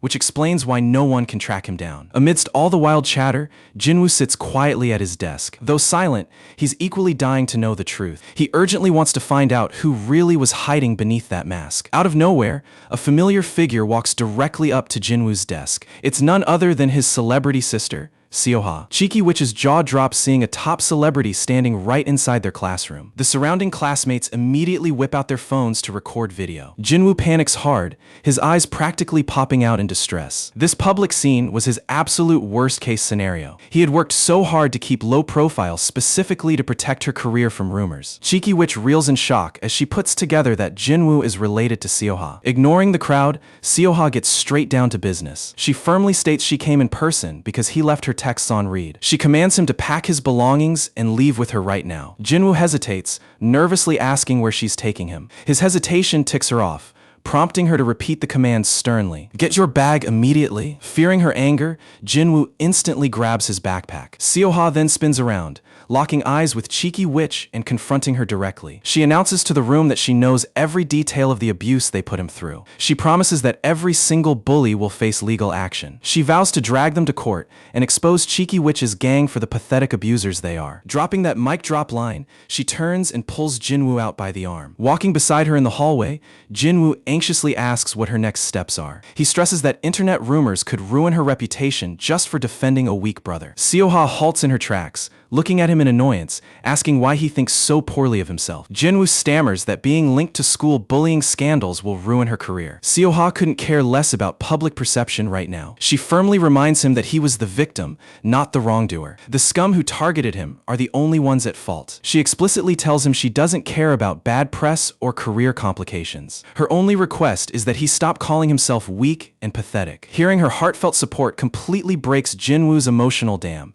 causing tears to stream down. Looking past the hall crowd, Seoha catches sight of Jin watching them from afar. Seeing that the siblings are reconciled, Jin gives a faint nod and disappears silently. The following morning, Jin shows up at his actual school, taking his seat casually. His classmates instantly swarm his desk, begging him to arrange another gaming session with the celebrity Seoha. While the conversation flows, the camera cuts over to Seokju and Yona. Seokju randomly predicts that during their trip to the States, Jin was probably tied up escorting Seoha around. As it turns out, Yona had already figured that out. However, learning that detail really rubs Yona the wrong way. Honestly, it's pretty obvious she's harboring a massive crush on Jin. We then flash back to an earlier moment when Yona catches up with her cousin Jai. Jai is in her element as usual, teasing Yona with mischievous little comments. She drops a juicy rumor, claiming Yona managed to bag a boyfriend during her time in the States. And to top it off, Jai insists this mystery guy is heading straight to Korea. Back in the present, Yona is visibly annoyed just replaying all of this in her head. She's radiating so much irritation that even Seokju can clearly read her vibe. Out of nowhere, she snaps up from her seat, strides toward everyone,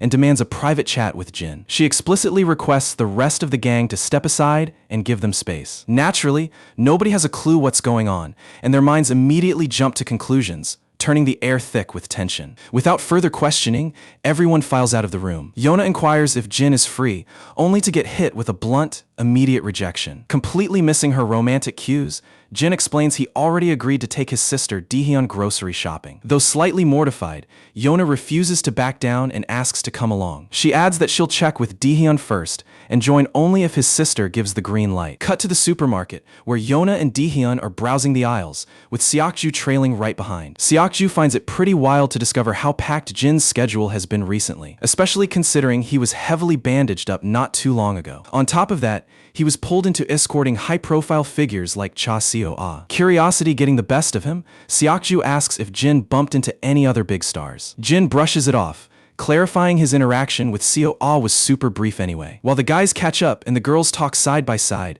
Yona finds herself completely blocked from having a moment alone with Jin. Right on cue, Dehyun interrupts by asking Yona to join them for dinner at their apartment that evening. Yona jumps at the opportunity, thrilled for any chance to stay close to the family. Dehyun boasts that Jin is secretly an incredible chef, so they can just dump the cooking duties on him. Fast forward to the apartment, where a massive feast is already laid out on the table. The dish selection looks absolutely gourmet, leaving both Yona and Seokju staring in complete awe. Dehyun beams with pride, soaking in their reaction to her brother's hidden talents. At this point, Yona just can't contain her wonder. She straight up asks who gave Jin high-level culinary lessons. Jin nonchalantly replies that he literally just followed along with YouTube tutorials. Despite the slight underlying awkwardness, the group enjoys a solid evening sharing food and casual banter. By the end of the meal, Yona is so stuffed she can barely remain upright. Spotting Jin clearing the plates, she immediately jumps up to claim dishwashing duty. Dehyun attempts to step in, but Yona is dead set on her mission, for reasons we all know. This dish station is literally her last golden window to get Jin by himself. While she's fumbling with her apron's strings, Jin catches her off guard by reaching in to tie it for her. The sudden close contact sends her heart into overdrive. She stammers out a thank you while blushing intensely. Jin then settles in right beside her to share the cleanup task. Watching them from afar, Seokju can't help but feel relieved for Yona. She was finally getting the private moment she worked so hard for. The focus then transitions over to headquarters at SW Corporation. Gathered inside a high-level briefing room are all the elite bodyguards of SW Corp. Their chief breaks down today's high-stakes mission, protecting their VIP guest, Lewins Bailey. As the third heir of the powerhouse Bailey Group, he's arrived to finalize major business ties between the two empires. Since Yona is fronting the negotiations, every single guard on deck is assigned to escort detail. The boss singles out Seokju and Jin, warning them to stay razor-focused since they'll be glued to Miss Yona's side. Shortly after, as Yona walks with her security detail, that loud-mouthed playboy approaches from down the hall. Without missing a beat, he lunges forward and wraps her in an unprompted, overly tight hug. Completely mortified, Yona instantly pushes back to create distance. She hates the forced intimacy, especially knowing Jin is watching and might misread the situation. Lewins mocks her reaction, arrogantly deciding she's just acting shy because of the public setting. He snidely questions why she even gives a damn about the opinions of hired bodyguards. In his eyes, guards are paid to turn a blind eye and shut their mouths no matter what their bosses do. Refusing to waste another second arguing, Yona cuts him off and nudges the party toward their designated room. Cut to the corporate lounge, where Yona and Lewins are seated directly across from each other. Over lunch, Lewins drops all subtlety and asks if she's given serious thought to his engagement proposal. He arrogantly pitches it as a deal she'd be insane to pass up. Yona attempts to derail the pushy topic, insisting they review business matters first. Lewins doubles down, reminding her he didn't fly across the globe just to be brushed off. It's crystal clear he's getting agitated by her sidestepping tactics. Yona stands her ground,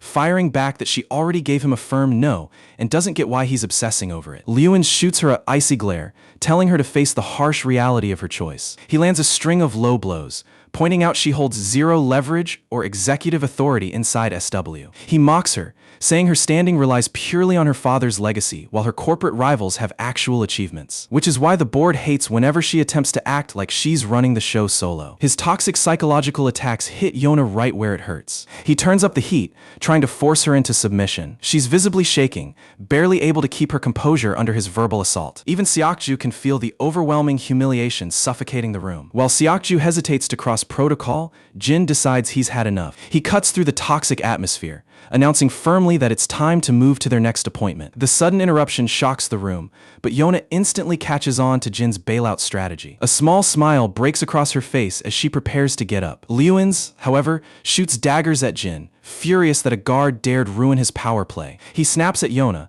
demanding if SW Corp trains their security staff to be this insolent. Yona instantly takes the bullet, claiming she instructed Jin to keep them strictly on schedule. She coldly adds that keeping to the itinerary is paramount for high-level meetings. Lewin scowls for a few long seconds before smoothing back his mask of control. He orders her to clear out her escort detail so they can finish their chat uninterrupted. Reluctantly, Yona signals Jin and Seokju to step into the hallway. Seeing them hesitate, she nods reassurances that she can manage the situation from here. Accepting her decision, Jin and Seokju exit the private dining room. Lewin snaps his fingers, instructing his personal goons to clear out too. Just like that, the two are left isolated in total silence. It doesn't take long for Lewins to connect the dots and realize Jin is the reason she rejected him. Yona instantly bristles, defending herself a bit too defensively. Her explosive reaction gives Lewins all the confirmation he ever needed. He scoffs, warning her that he's hardly blind to the romantic signals in the room. He arrogantly declares he couldn't care less if she plays house with a hired servant. She can run around all she wants,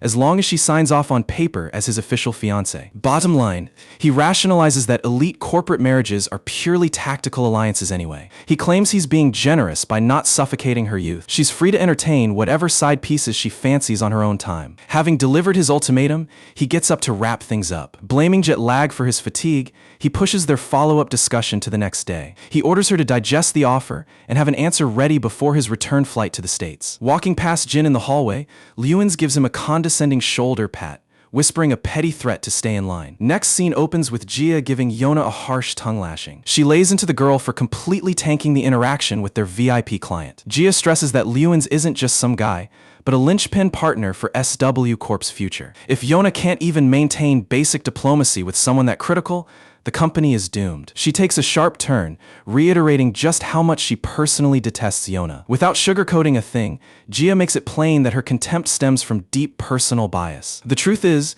Jia bled and clawed her way to every single rank inside SW Corp. She was forced to go head-to-head with her own father, who fought aggressively for absolute power. She constantly had to dodge backstabbing moves from her brothers and greedy family members. She's been fighting in the corporate trenches since she was Yona's age just to secure her throne. Yona, meanwhile, had the golden corporate spoon handed to her. She basically waltzed into prestige purely because of her father's inheritance. Their grandfather shielded Yona early on, wrapping her in protection against corporate sharks. He oversaw every detail to mold them into impenetrable executives who could withstand cutthroat rivals. Yona was given high-level assets to build real leverage and establish her own branch inside the company. If she crumbles under pressure, the hundreds of employees relying on her will get crushed. Which is why Jia demands she own up and start carrying her weight. Scene switches to Lewins grilling his head bodyguard regarding Jin. The guard reports that the kid is Yu Yijin, a 19-year-old high school classmate of Yona's interning at SW Corp. Naturally, Learning he got intimidated by a high school trainee sends Lewins into a quiet rage. He actually questions if his intelligence team handed him fake details. The operative stands firm, noting time constraints prevented a deep dive background sweep. However, the basic identity checks are 100% verified. Lewins is absolutely boiling under the surface. He can't accept that Yona used a random schoolboy bodyguard to mess up his high-stakes meeting. Cut back to the main VIP boardroom at SW, where Yona, Lewins, and corporate executives are wrapping up. Security is stationed around the perimeter, with Jin standing tall among the bodyguards. The formal presentations officially draw to a close. Lewins addresses Yona, stating he wants to check out a specific location now that work is done. Before Yona can process his cryptic request, the scene jumps over to Gia complaining under her breath. Turns out Lewins dragged her over to stage a live display, proving SW Corp's bodyguards are complete frauds. When Gia walks into the training facility, Yona and Lewins are having an intense stare-down like two rap battle fighters. The atmosphere is practically buzzing with violent hostility. Lewins openly labeled SW's force useless, and Yona is demanding an immediate apology. That arrogant fool doubles down on his insult. He sneers that Yona is protected by two high school kids,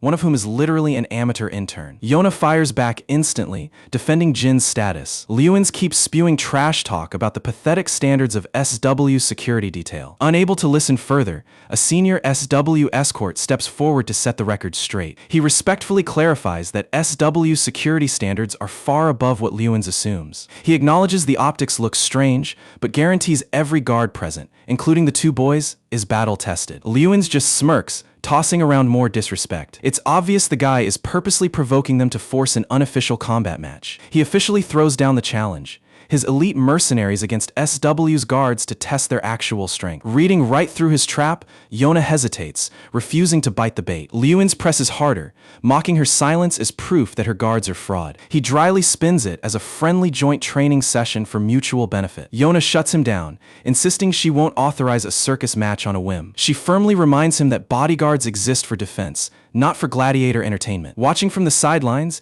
Gia nods in approval at Yona's calculated response. Seokju can barely hide his smug smile. Lewins, backed into a corner, completely runs out of logical excuses. Desperate for leverage, he targets Jin, blaming him for starting the whole conflict. He taunts Jin directly, mocking him for cowering behind the woman he's hired to defend. He sneers that even for a basic intern, hiding like a coward is embarrassing. Knowing Jin, cheap mind games don't work on him, so he keeps his mouth shut. Frustrated, Lewins insults the entire SW security unit, labeling them weak frauds who shame their company. Unsurprisingly, the rest of the SW team doesn't share Jin's zen-like patience. They immediately take the bait, cracking their knuckles and demanding a match. However, Team 2's veteran lead steps in with total chill, handling it like a true professional. He bluntly states their contract is for VIP defense, not street fights. Taking unnecessary damage in a dummy fight compromises their primary mission. Right at that moment, Gia raises her voice, stealing the spotlight. Exercising her executive authority,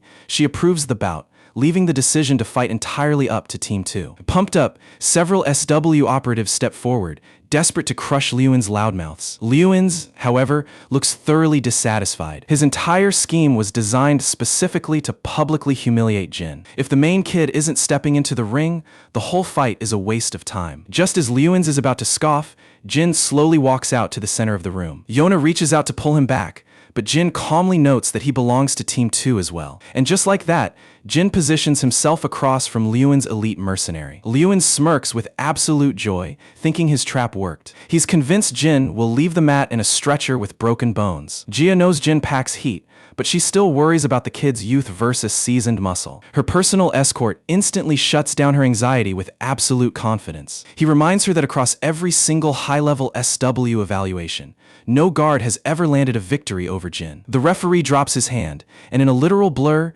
Jin vanishes, flying in with a ferocious knee strike that instantly knocks the guy unconscious. Lewin's arrogant grin instantly vanishes, leaving his jaw hanging on the floor. Seokju and the SW squad are loving every second of watching these pompous trash get folded. Even Gia lets out a low smirk, realizing her concern was entirely unnecessary. An SW guard prepares to take the arena for round 2. However, Jin stays rooted to the mat. He isn't finished clearing the room. He looks Lewin straight in the eyes, telling him to send out the next victim. This utter disrespect absolutely infuriates Lewins. He can't process how a teenage trainee dares to summon his elite guards like dogs. Boiling with rage, he signals his top heavy hitter into the ring. The mercenary promises Lewins that this round won't end in humiliation. Round 2 kicks off. The massive fighter rushes Jin, only to take a brutal right hook straight to the jaw. Jin seamlessly transitions, driving a heavy elbow right into his skull. Shaking off the blood, the opponent charges back in, only to get cracked across the face again. A final lethal knee to the head shuts his lights off permanently. It's another catastrophic blow to Lewin's fragile ego. Standing over the body,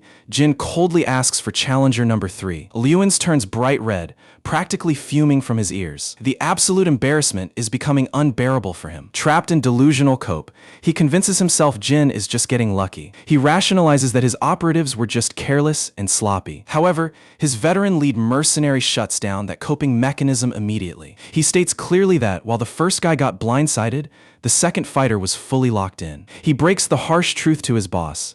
The high schooler is simply an absolute monster. Lewin screams internally, refusing to accept that a teenager wiped out 2 of his prized bodyguards. His lead guard just shrugs, facing reality. No matter how hard he copes, facts remain facts. The third fighter enters the ring, fully alert and on high guard. Even Seokju notes that this fighter seems to have analyzed Jin's rhythm. The instant the guy throws a straight jab, Jin seamlessly slips steps to the left. The mercenary unleashes a barrage of strikes, but Jin dodges every single attempt with surgical precision. Left, right, bobbing and weaving with zero wasted motion. Spotting a microfraction of an opening, Jin fires back with lethal intent. The fighter attempts a counter, but Jin snaps his head into a grip and hurls him across the floor like absolute garbage. Clamping down in a tight headlock, Jin squeezes the life out of his lungs. Within seconds, the mercenary taps out, completely broken. Even Lewin's remaining guards stare in terrified awe at the masterpiece display. Without even breaking a sweat, Jin looks up and calls for victim number 4. Lewins grinds his teeth so hard they might shatter. With his ego completely decimated, he's on the verge of a total meltdown. His lead guard whispers that they should cut their losses, knowing none of their present men can defeat this monster. Driven by pure pride, Lewin stubbornly refuses to throw in the towel. Instead, he orders his top senior bodyguard to enter the slaughterhouse. Over on the side, Jia's guard assumes Lewins will finally swallow his pride and call it off. Jia scoffs, knowing fragile male pride will drive them straight back into the meat grinder. Yona can clearly see that Lewins has completely lost his mind over this one thought. Still, her personal guard points out that taking Jin down wouldn't be easy even if they threw more guys at him. Besides, even if Lewins somehow pulled off a win, it wouldn't really carry any glory. Nobody was going to give them props for defeating a guy who had already flattened 3 of their fighters back to back. At the end of the day, their entire scheme was just to make a fool out of Jin in front of SW Corp. Since the whole thing blew up in their faces, they really had 0 options left except to throw in the towel. The opposing side finally backs down, bringing an end to the fight. The guards from SW Corp break out into loud cheers and laughter,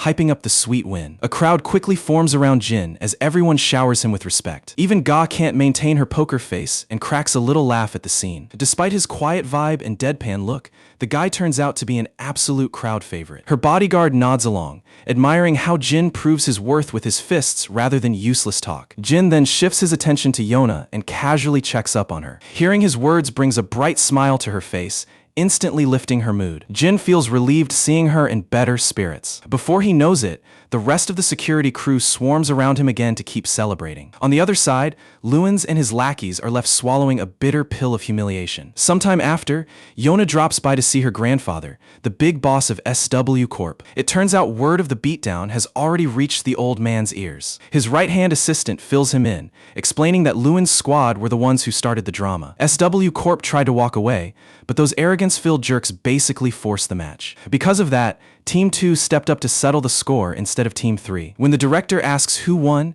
Yona proudly announces that Jin wiped the floor with all of them solo. That news brings a satisfied smirk to the director's face. Cut to the next scene, where Lewins is attempting to poach Jin for his own team. He offers Jin a full-time position right off the bat. No low-level trainee nonsense. He claims he'll give him way better perks than whatever SW Corp is offering. However, Jin shuts him down instantly without blinking. Lewins pushes further, insisting he'll personally back him up. He says no matter what SW Corp pays him, he's ready to double or even triple that paycheck on the spot. Jin gives him another stone-cold no. Lewins tries to play mind games, warning Jin that goldmine chances like this won't knock twice. Seeing Jin's utter disinterest, Lewins realizes it's a dead end and drops the topic. Shifting gears, he drops a stern warning for Jin to keep his distance from Yona. He reminds him that a low-level bodyguard has no business being close to a girl of her status. Jin doesn't care about his elitist nonsense. He plainly states that he's just fulfilling his duties as her protector. Lewins offers to pay him off right there if money is all he cares about, as long as he disappears from Yona's life. At this point, Jin has completely lost patience for this conversation. He tells Lewins that if he's done blabbering, he's taking his leave. With that, Jin walks off, leaving the salty brat fuming because Jin didn't give him a single second of respect. Frustrated, Lewins turns around and starts railing on his own guards for making him look like an idiot. His lead bodyguard speaks up, pointing out that Jin was simply in a whole different league. He admits even he wouldn't stand a chance against him in a brawl. He adds that the guys they brought along were literally top-tier fighters from the Bailey group. Even if the first opponent was caught off guard, it doesn't make sense how easily Jin swept the rest. Jin may look like a young kid, but his combat skills are terrifying. The guard goes on to explain that raw fighting isn't the only metric for a proper bodyguard. If pure combat was all it took, martial arts champions would be running security everywhere. Protecting a client requires tactical awareness way beyond just throwing punches. Lewins grudgingly accepts the point. Moving past that, he asks if their main operation is still track. The guard confirms everything is on schedule, and their VIP guests will land tomorrow as expected. Lewins gets an evil grin, eagerly anticipating what's to come. He's convinced he's about to grab the ultimate leverage over his big brother. We don't fully know who this brother is yet, but Lewins clearly has major bad blood and wants to ruin him completely. Next, we cut to Yona meeting up with Lewins once more. After exchanging fake pleasantries about business, Lewins cuts straight to the chase. He presses her for her final choice regarding the marriage deal, since today was the deadline. Yona counters by reminding him that the original deal was for her to answer before his flight to the US. Since his departure got pushed to tomorrow, she intends to hold off on her decision until then. Surprisingly, the arrogant guy buys it and agrees without a fuss. In reality, Yona just can't stand his presence and is counting down the hours until he leaves. Out of nowhere, Lewins brings up Jin, commenting on the bodyguard's insane aura and charisma. He teases her, saying he totally gets why Yona seems so hooked on him. Hearing that hit a nerve, and Yona's face turns completely crimson from embarrassment. She gets visibly irritated, shocked that he would drop such a trashy personal comment. Lewins just smiles,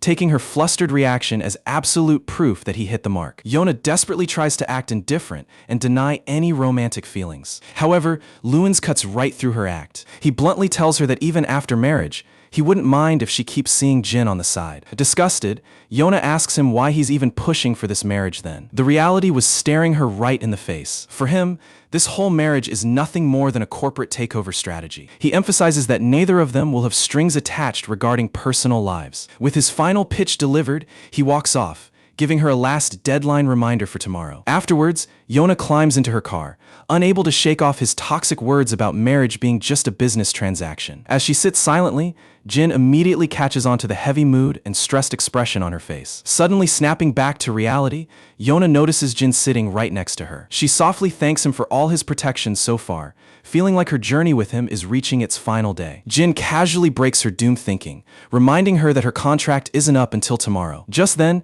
Jin catches sight of a shady dude walking on the pavement with a spider tattoo plastered across his face. The visual jolts Jin instantly, putting him into full battle readiness. He squints, double-checking the assassin's features. He abruptly commands Seok-ju to pull over right here so he can deal with some urgent matter. Seok-ju obliges, seeing how the rest of the day's itinerary was clear anyway. Jin leaps out of the car and sprints down the sidewalk, his brain spinning with questions about the spider-tattooed killer. He can't wrap his head around why an elite hitman would show up in this district. Meanwhile, the tattooed assassin locks his gaze onto JS Hotel up ahead, the exact place where Lewins is lodged. Inside the hotel, Lewins' expected contact finally makes his entry. The guy looks like a total geek, clutching a flash drive packed with classified intel. Lewins gets hyped, knowing this evidence will let him crush his big brother once and for all. The informant, however, is sweating bullets standing around these armed gang figures. He nervously demands his cash payment so he can hand over the file and get out. Lewins agrees to pay,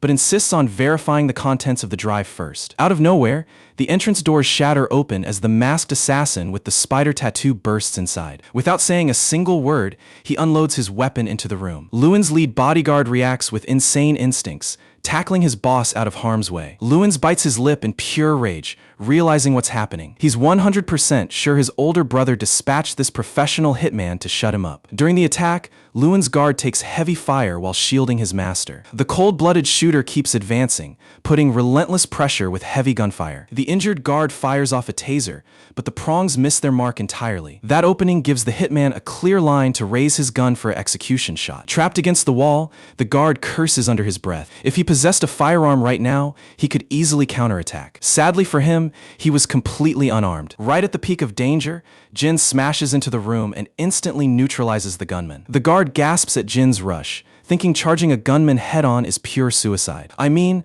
the guy on the other side is packing lethal heat. However, our main character isn't some average pushover. He disarms the shooter in a split second and flips the gun right back into his face. The hitman doesn't even flinch. He whips out a combat knife and lunges right at Jin anyway. Jin doesn't waste time thinking. He puts a round clean through the hitman's leg, dropping him onto the floor screaming in agony. The absolute speed and icy composure Jin displayed blew everyone's minds. Both Lewins and his guard are left staring with their mouths wide open, completely shell-shocked. Shortly after, news of the chaotic hotel shootout reaches the head director of SW Corp. Jin explains he trailed the guy because he spotted a familiar hitman emblem from his mercenary past. And it turned out Lewins was the specific mark of that hit. What complicates things is that Lewins was actively scheming to sabotage the Bailey family's second son. An insider had leaked top-secret dirt to Lewins, which he intended to use as blackmail material against his rival brother. Given the venomous rivalry between the brothers, it's pretty clear who ordered the hit. Still,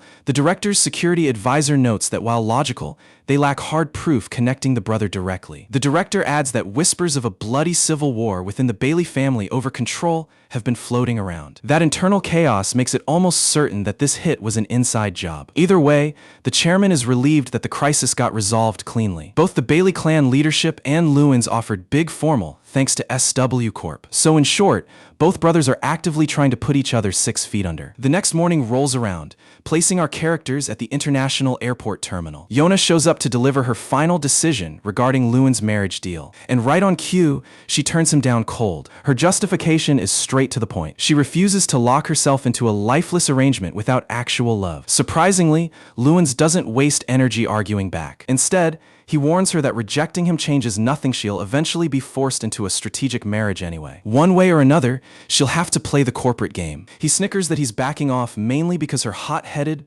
boyfriend bailaid him out yesterday. Yona explodes into a blushing mess again, screaming that Jin is strictly her bodyguard. Let me be totally honest with you guys. While Yona is head over heels, Jin is an absolute cold Sigma whose brain lacks romance software. Lewins easily reads the room and figures out Yona is suffering from a massive one-sided crush. Either way, keeping his word, he agrees to stay out of her hair. Before walking to his gate, he turns to Jin for one final question. He drops the recruitment pitch one last time. Jin gives him the exact same cold silence and rejection. Arrogant as ever, Lewins doesn't even drop a basic thank you for Jin saving his life. He rationalizes it by claiming Jin was just completing his assigned job duties. He throws in that the door is open if Jin ever wants a massive upgrade in pay. Before departing, Lewin's guard bows respectfully to Jin, admitting they owe him their lives. And just like that, this dramatic corporate arc reaches its final chapter. Sometime later, Daein catches sight of Seokju standing near the car. Before she can wave, Seokju frantically signals her to shut up. He doesn't want her ruining the quiet moment Jin and Yona are sharing. Yona approaches Jin to offer her sincere thanks for keeping her safe through everything. She reveals how stunned she was about yesterday's attack, noting that his heroics gave SW Corp huge leverage against Lewins. Jin brushes off the praise, plainly stating he was merely fulfilling his duty. He deflects credit, adding he wasn't acting alone. The whole team 3 put in serious work to pull this off. Yona smiles and agrees, genuinely appreciating his humbleness. Even though she's smiling, a heavy thought continues to linger in the back of her mind. She keeps replaying Lewin's words about how she'll eventually succumb to a forced corporate marriage. Turning to Jin, she asks what goals or dreams he holds for his own life. Unsurprisingly, our simple protagonist hasn't wasted time overthinking life goals. She rephrases, asking how he envisions his ideal day-to-day life moving forward. The word triggers a sudden flashback to Jin's dark mercenary past, a time when every single sunrise was a bloody fight to stay alive, isolated from loved ones. So he gives a heartfelt, simple answer: he just wants to live peacefully with his family. He lives in the present moment, so stressing over distant tomorrows isn't his style. His down-to-earth perspective gives Yona a fresh clarity on her own situation. Later that night, Yona drops by Ga's office for a serious conversation. Ga is grinding through paperwork despite the crazy late hours. Without wasting time, Ga bluntly tells Yona to spit out whatever she came to say. Taking a deep breath, Yona confesses she has zero intention of inheriting corporate leadership. Running this massive empire is simply not her path. Just like Ga warned earlier, Yona admits she lacks the ruthless talent to manage the business. And truth be told, she doesn't even possess the passion for corporate power. So if the succession rights land on her shoulders, she wants Ga to take full control instead. She can't cast away her family title because of her father's legacy, but she wants Ga to act as the true leader. Ga scoffs at the proposal, calling out how completely unrealistic such an arrangement is. Yona readily owns up to her own youthful naivety. She knows real life might not conform to her ideal wishes. She admits she might sound foolish, but she just needed to get her true feelings out in the open. And to pull off any of this, she desperately needs Ga's backing. Ga counters, asking why she should lift a finger to help her out. Yona points out that taking over executive control is actually a dream deal for Ga. It gives Ga the ultimate trump card when battling her own brother for corporate dominance. Having laid all her cards on the table, Yona walks out of the office. Right after, she dials Jin's number, asking him to come hang out with her. Meanwhile, across the neon-lit city streets, we shift scenes over to Mr. Cha's nightclub domain. Inside his VIP lounge, Cha is sitting back, casually thinking about Jin. He's debating whether to ring Jin up for some drinks, food, and quality brotherly chill time. Right then, his second-in-command rushes in with news that Boss Gilsoo has unexpectedly arrived. The name instantly freezes Cha in shock right as the legendary figure steps through the doorway. And looking at his intense expression, it's obvious this isn't a social visit. Cut to another part of town, focusing on that fat mobster who recently took a beating from Jin and Cha. Since his actual name is irrelevant, we'll just keep calling him Fat Sucker. He turns red with fury when his informants reveal that Gilsoo dropped by Cha's club. His crime partner is lounging right next to him. We'll nickname this slick dude Vampire. Vampire wonders out loud why Gilsoo is back, considering he was supposed to be operating in Russia. Fat Sucker doesn't have a single answer either. But one thing is certain, Gilsoo's presence spells massive trouble for everyone. And the thought of Gilsoo teaming up with Cha is Fat Sucker's worst nightmare. Since Cha used to be Gilsoo's subordinate back in the day, an alliance is highly likely. Still, Fatty points out that their mindsets are night and day. Cha has elite skills, but he's content lying low without chasing big territory. Gilsoo, on the flip side, is a greedy monster who will cross any line for power. We jump back to the private lounge with Cha and Gilsoo. Gilsoo chuckles, mentioning how bizarre it is hearing rumors that Cha has retired to a peaceful life. He asks why a monster of Cha's caliber would choose to hide away in obscurity. Cha simply shrugs it off, admitting he's just gotten lazy in his old age. He jokes that aging has drained whatever drive he used to have. Gilsoo frowns at the excuse, pointing out that he's the older one between them. Getting straight to business, Gilsoo officially proposes a partnership with Cha. He boasts that if their forces unite, the entire underworld would fall under their control. However, Cha respectfully turns down the offer. He claims he lacks the vision required for such a massive takeover. He explains that raw muscle power isn't enough to run a nation's shadows. Taking over requires high-level political backing and elite business intellect. And Cha freely admits he possesses neither of those traits. Reiterating his point, he's just too relaxed to chase ambition. He's content letting the younger generation fight it out. A bit later, Cha and his crew escort Gilsoo out as the mob boss drives away in a hurry. Cha's assistant asks what Gilsoo was truly seeking from this visit. Cha simply responds that Gilsoo was scouting for business assets. Whatever dark scheme he's cooking, the assistant reaches one clear conclusion. Their gang needs to stay miles away from whatever chaos Gilsoo is planning. Cut to Gilsoo driving down the highway. He's absolutely furious that Cha shot down his offer so casually. Without missing a beat, he places a phone call and sets up an alternative deal. However, he attaches a major condition to this agreement. And right now, no one knows what evil clause he just negotiated. The scene shifts to Jin's apartment, where Yona enters his room carrying a meal. As she walks in, she catches Jin shirtless, casually grinding out heavy pull-ups. And predictably, she gets completely mesmerized staring at his physique. She blushes, asking aloud if all guys can pull off exercises so effortlessly. Her comment instantly triggers a memory of Jin's hardcore mercenary training routines alongside his battle brothers. So he casually nods, telling her that it's standard procedure for guys. It seems our guy forgets that battle-tested elite mercenaries aren't the same as average teenagers gaming in dark bedrooms. Just as they're talking, his smartphone suddenly starts buzzing. Turns out, it was Dusik Cha hitting him up for a midnight noodle run. A bit later, the two catch up outside and grab a table to grab a quick bite. Cha mentions picking up rumors about Jin training alongside the SW bodyguards, but our boy just gives a calm, indifferent reply. Cha presses on,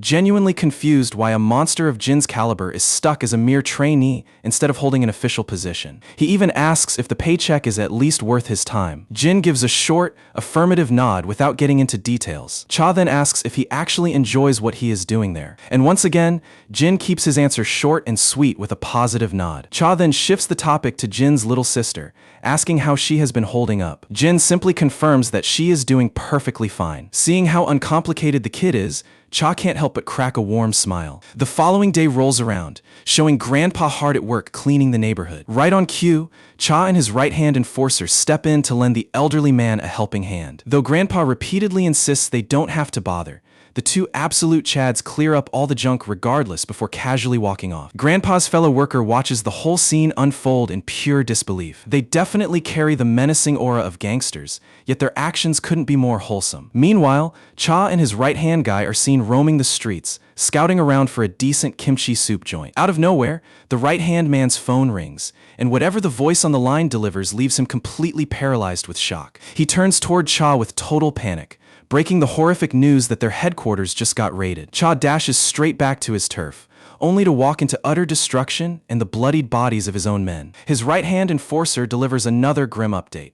The CCTV footage has been wiped clean, which makes it painfully obvious that the attackers planned this ambush down to the finest detail. 6 crew members took severe beatings, 5 are completely out cold, and only 1 has barely regained consciousness. Yet the only thing the poor guy can recall is that just 2 individuals wiped the entire place out. A dark realization hits Cha, and he instantly pieces together who orchestrating this raid. And it takes only a heartbeat for his right-hand guy to catch on to the exact same conclusion. Right at that precise second, Cha's phone begins buzzing. Sure enough, it's none other than Gilsu on the line. Gilsu puts on a fake innocent act, pretending he merely caught wind of the attack on Cha's place. Cha immediately smells foul play, knowing there's no way Gilsu could have learned about this so fast. Gilsu casually brushes it off, boasting that even though he was out of the country, his deep network still scoops up info in real time. He then shamelessly asks if Cha has any clues about who could have pulled this off. Cha grinds his teeth, keeping his cards close while trying to verify his suspicions. Gilsu wraps up with fake concern,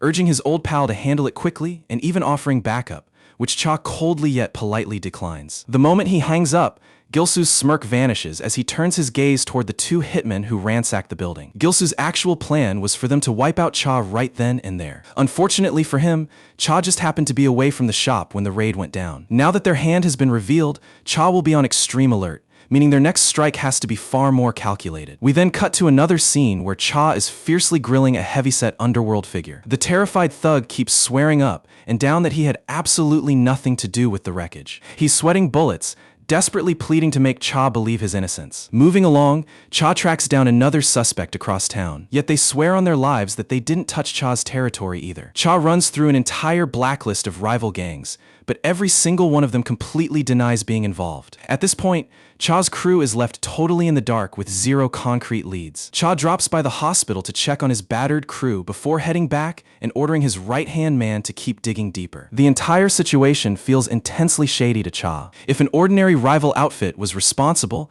his network would have dragged their name to the surface by now. Instead, the streets are dead silent, like the entire underworld has been gagged. The focus then shifts over to Jin's apartment, where our protagonist is casually scrolling through his phone. His buddy Yihyung is actively roasting him over how trash his gameplay was at the arcade. Yona is on the call too, stepping in to defend Jin by insisting he wasn't actually that terrible. Out of the blue, Jin's sister rings him up, asking if he has plans to meet with Dusik Cha anytime soon. Because if he's heading over, she has a package she wants handed to him. Grandpa had told her all about how Dusik and his partner constantly step up to help him around the neighborhood. They always pop up to carry the heavy loads and clear out the trash cash without asking for anything. They even make sure the old man gets extra drinks and daily essentials. To return the favor, she cooked a wholesome homemade meal to show her appreciation. Seeing all the love and effort his sister poured into the cooking, Jin gladly takes on the delivery mission. Later that evening, Jin shows up at Cha's door, handing over the food and explaining that his sister prepared it specifically for him. Cha accepts the package and peers inside,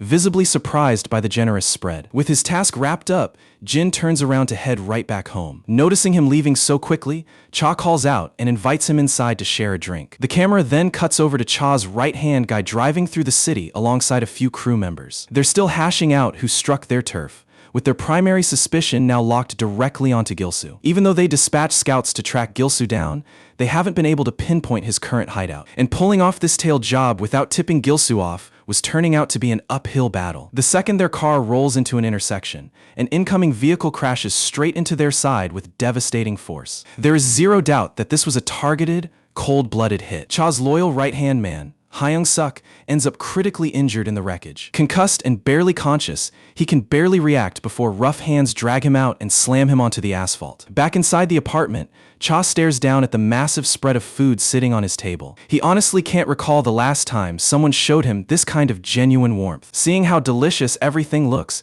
he assumes Jin's mother must be a master in the kitchen. Jin sets the record straight, clarifying that every single dish was made by his little sister. That detail catches Cha completely off guard. The thought of a young girl taking care of all these household duties alone feels deeply unsettling to him. He can't wrap his head around why a kid is shouldering responsibilities meant for grown parents. Jin explains that their parents vanished from their lives when they were still very young. Left on her own, his sister started cooking out of pure necessity, eventually turning it into a genuine passion. The whole picture finally clicks for Cha. Even so, his heart aches with sympathy for what the two kids had to endure. Breaking the heavy silence, Cha tries to lighten the mood by offering Jin a cold beverage. Yet the moment he swings his fridge open, it's packed wall-to-wall with booze. Definitely not the kind of drink you serve to a 19-year-old. Jin gets ready to take off, but before he can step out the doorway, Cha's phone blasts an incoming call. The second Cha hears what's on the line, his face turns pale with fury and despair. Hyung-suk has vanished without a trace. Jin clocks the sudden shift in Cha's energy instantly,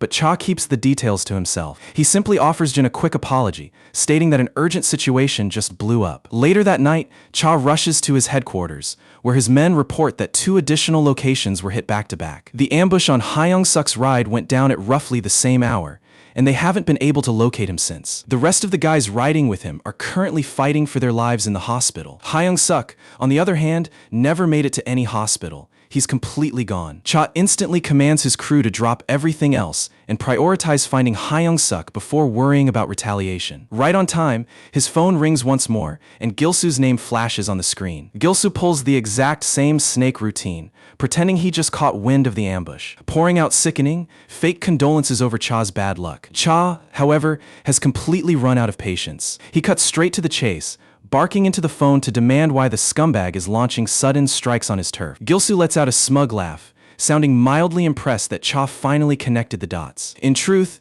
Cha had him pegged as the prime culprit from square one. There was no chance every rival gang would stay dead quiet unless an absolute heavyweight was calling the shots. With the truth out in the open, Cha demands that Gilsu drop the sickening facade. Cha knows down to his bones what this whole vendetta is really about. It all boils down to Cha refusing to partner up with him back in the day. Gilsu doesn't even bother denying it. Instead, he brings up how Cha had the audacity to leak the dirty secrets of the powerful politicians he used to serve. In Gilsu's twisted view, that was the dumbest move Cha could have ever made. By crossing people in absolute power, Cha slapped a massive bounty on his own head. Now those very VIPs want him erased, and they won't stop until he's 6 feet under. After all, if they don't make a bloody example out of him, other dogs will start turning on their masters. Gilsu brings the phone close enough for Cha to hear Hyung-suk's gut-wrenching screams echoing through the background. Those monsters are electrocuting him, torturing the poor guy without an ounce of mercy. They nabbed him for putting tails on Gilsu, and now they're breaking his body to put him back in his place. Gilsu brags that his bosses at the top are thrilled with how this is playing out. They even promised a massive bonus for wiping out anyone tied to Cha,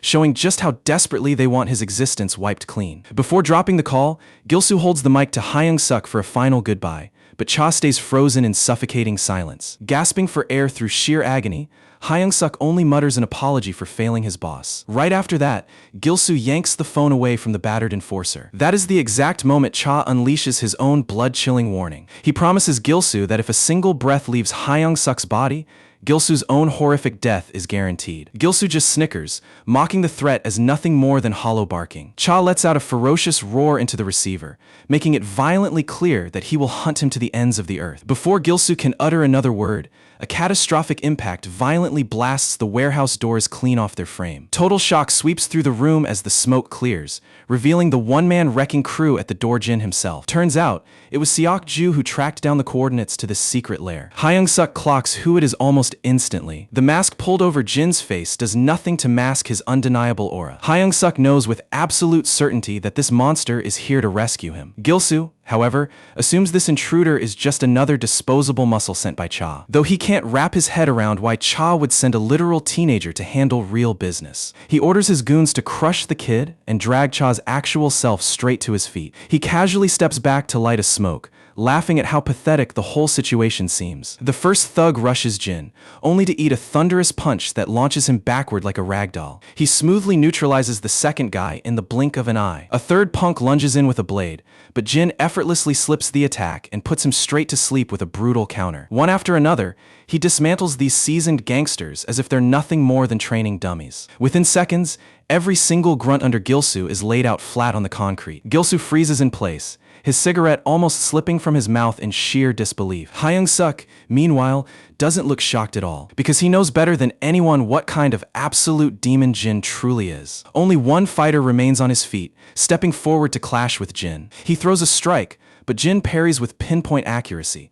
cracking a low kick into his knee before snapping another right at his jaw. The guy manages to shield his face just in time and swings low to sweep Jin off balance. Jin snaps back with a heavy strike directly to the thug's skull, sending him reeling backwards. Playing dirty, the sneak draws a hidden blade and manages to score a shallow slice across Jin's thigh. Watching from the side, Gil-soo is completely losing his cool. Seeing his top-tier enforcer, Anatole, getting dominated by a kid makes his blood boil. The fact that Anatole had to pull a weapon just to survive proved how ridiculously outmatched he was. Jin buries a vicious kick right into Anatole's gut, grabs his knife arm, and snaps his wrist to strip the weapon away. One final, devastating strike to the skull sends Anatole crashing to the floor, out cold. Another goon foolishly makes a run at Jin, only to get instantly sliced up by our boy's ruthless counter. Jin carves through his guard with a flurry of precise slashes, tearing open deep gashes along his arm. Gil-soo panics completely, shouting to know who this kid is, since Chan never had a monster like this on his payroll. Completely brushing them off, Jin walks over to Hyung-suk,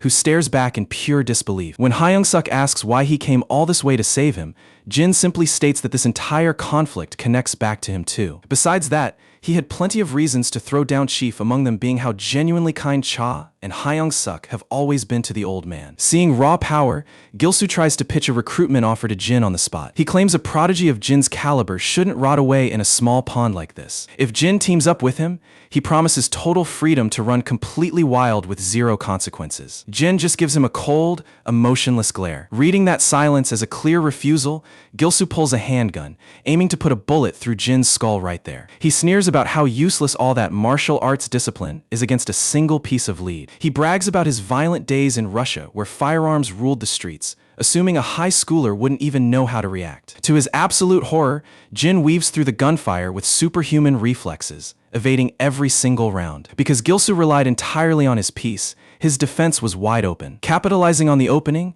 Jin hurls a dagger that impales Gil-soo directly through the chest. Jin instantly closes the gap, shoving the blade even deeper into his ribs. Though Jin rarely talks trash, he can't resist mocking Gil-soo's pathetic excuse for marksmanship. He points out that no real shooter tries to track a moving target with a sloppy, one-handed grip, which makes it painfully obvious Gil-soo has never actually pulled a trigger in a real life-or-death shootout. Gil-soo's mind completely shatters. The reality that an underworld boss like him is about to get executed by a high school kid is unbearable. His pride simply refuses to take this loss. Mustering every drop of adrenaline left, he shoves Jin away and rips the blade straight out of his own chest. Reverting to raw brawling, he throws a desperate punch, but Jin slips it like water and cracks him with a bone-shattering counter. Driven by pure ego, Gil-soo keeps swinging, only to absorb a one-sided, relentless beatdown. Finally, Jin puts an end to the brawl by driving a devastating flying knee straight through Gilsu's face. The entire time, Hyung-suk sits in the corner as the only witness to this absolute massacre. He stares in speechless awe, struggling to process the impossible violence he just witnessed. A single teenager dismantled an elite underworld syndicate solo, a truly legendary feat. Cha and his crew finally burst through the entrance, only to discover the entire war is already finished. The only person standing in the room is Jin, standing victorious over a sea of knocked-out thugs. That's when everything clicks into place inside Cha's head. The anonymous tip containing the hideout's location had to have been sent by Jin all along. Cha genuinely bows his head to thank Jin for saving his brother. True to character, our boy doesn't say a single word and casually walks past them into the night. Cha turns back to Gilsu, who is broken and barely holding onto consciousness. Even with his bones crushed, the stubborn bastard still manages a bloody grin. He spits out that there's no way in hell a monster of Jin's level takes orders from a soft boss like Cha. Cha asks why his former senior had to push things to this bloody extreme, but Gilsu strongly cuts him off. To him, not a single move he made was uncalled for, because in the underworld, violence is the only language that matters. His mission was to take back the throne as the top boss, and putting Cha in the ground was the only way to do it. He completely despises the soft, righteous path Cha chose to walk. He's disgusted by the idea of a ruthless mobster suddenly turning soft and preaching about honor. A quick flashback rolls back the clock. Gilsu had once overheard his own crew whispering that ever since Cha left, everyone wished they worked under Cha instead, because Cha's leadership and loyalty blew Gilsu's ruthless greed completely out of the water. Back in the present, Gilsu mocks Cha for valuing morals and honor over brutal domination. He ridicules the notion of treating subordinates with respect instead of fear. He tells Cha that if he wants to play saint, he should quit the mob and flip burgers at McDonald's serving fries with a giant fake grin. At this point, Cha has heard more than enough. He states that the real fake gangster here is Gilsu himself, because no matter what happens, a true man never betrays the brothers who bleed for him. A hollow snake like Gilsu, however, is too blind to ever understand loyalty. Cha's enforcers march forward with weapons raised, ready to put an end to this. Realizing Cha isn't giving him an honorable one-on-one duel, Gilsu starts panicking for real. He screams at Cha for disrespecting an elder by using numbers, to which Cha bluntly responds that his honor is his own concern. Those were the final words ringing in Gilsu's ears right before a baseball bat cracked down, putting him out for good. Later on, Jin slips silently back into his apartment, trying his best not to wake anyone. His sister spots him instantly anyway, grilling him on where he has been running around all night. She scolds him for spending way too much time at the arcade and constantly dragging himself home late. She warns him not to get hooked on those games, while our boy just responds with a quiet, wholesome smile. Right after that, Daein checks in to see if Jin managed to drop off the meal for Mr. Cha as planned. Even though she knows he doesn't hold a grudge against those guys, she still reminds him to be nice to them. Hearing that, a faint smile crosses Jin's face once more. And to be fair, taking down their worst enemies was pretty much the best hospitality he could offer. The story then shifts gears and takes us back to an old memory. We see a younger Hyung-suk being handed a bit of cash by his senior. The cash was meant to cover his grandma's medical bills, yet Hyung-suk feels totally guilty about taking it. Cha insists that family health comes before pride every single time, which finally convinces a reluctant Hyung-suk to accept the help. His grandmother unfortunately doesn't make it, but that financial support at least ensures her final days are peaceful. Sometime later, Hyung-suk is shocked to discover that Cha went completely broke giving him that cash and has been crashing at a local sauna ever since. The harsh reality hits him instantly. Cha literally ruined his own living situation just to save his senior's grandma. He rushes straight to the sauna, and the moment he spots Cha, he completely breaks down in tears. Fast forward back to the hospital in the present day, Hyung-suk opens his eyes to find Cha sitting right by his side, just as you'd expect. Cha beats himself up over how close Hyung-suk came to dying, but Hyung-suk refuses to let him shoulder any of the blame. Truth is, he was fully prepared to go down fighting for him. He tells Cha that they're practically family at this point, and he knows Cha would have jumped in front of a bullet for him too. While processing everything, Hyung-suk suddenly thinks back to the absolute demon Jin turned into during the brawl. The guy isn't just a beast with his bare hands.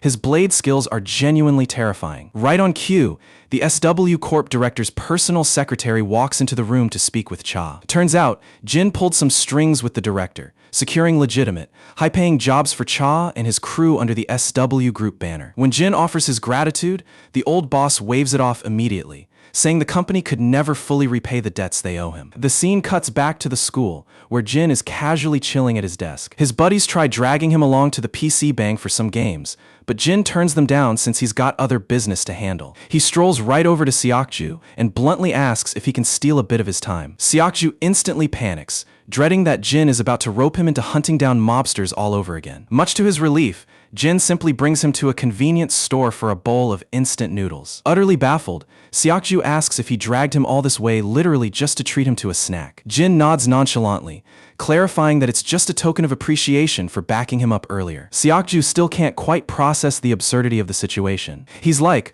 all that serious build-up just for a cheap meal. Jin simply doubles down without skipping a beat. Seokju still scratches his head over why the grand thank you meal had to be boxed ramen and a triangle rice ball. Jin deadpans that it's not only wallet-friendly, but also loaded with proper nutrition. With zero comeback left, Seokju just shrugs and digs in. He feels a bit foolish for getting his heart rate up when Jin asked for his time so solemnly. Turns out, there was genuinely nothing life-threatening on the agenda for once. Out of nowhere, two girls walk over and hit them up for their digits. Seokju gets visibly annoyed by the sudden intrusion. Meanwhile, Jin straight up asks if they mean his mobile phone number, sounding way too literal. His bizarrely robotic question instantly makes the girls feel a bit weirded out. They clarify that they just want his contact, only for Jin to bluntly question what they even plan to do with it. His total lack of social awareness makes things painfully awkward, leaving even Seokju cringing on the side. Seokju jumps in to save the mood, apologizing for Jin and making up an excuse about him living overseas with zero idea how flirting works. Completely weirded out by the whole exchange,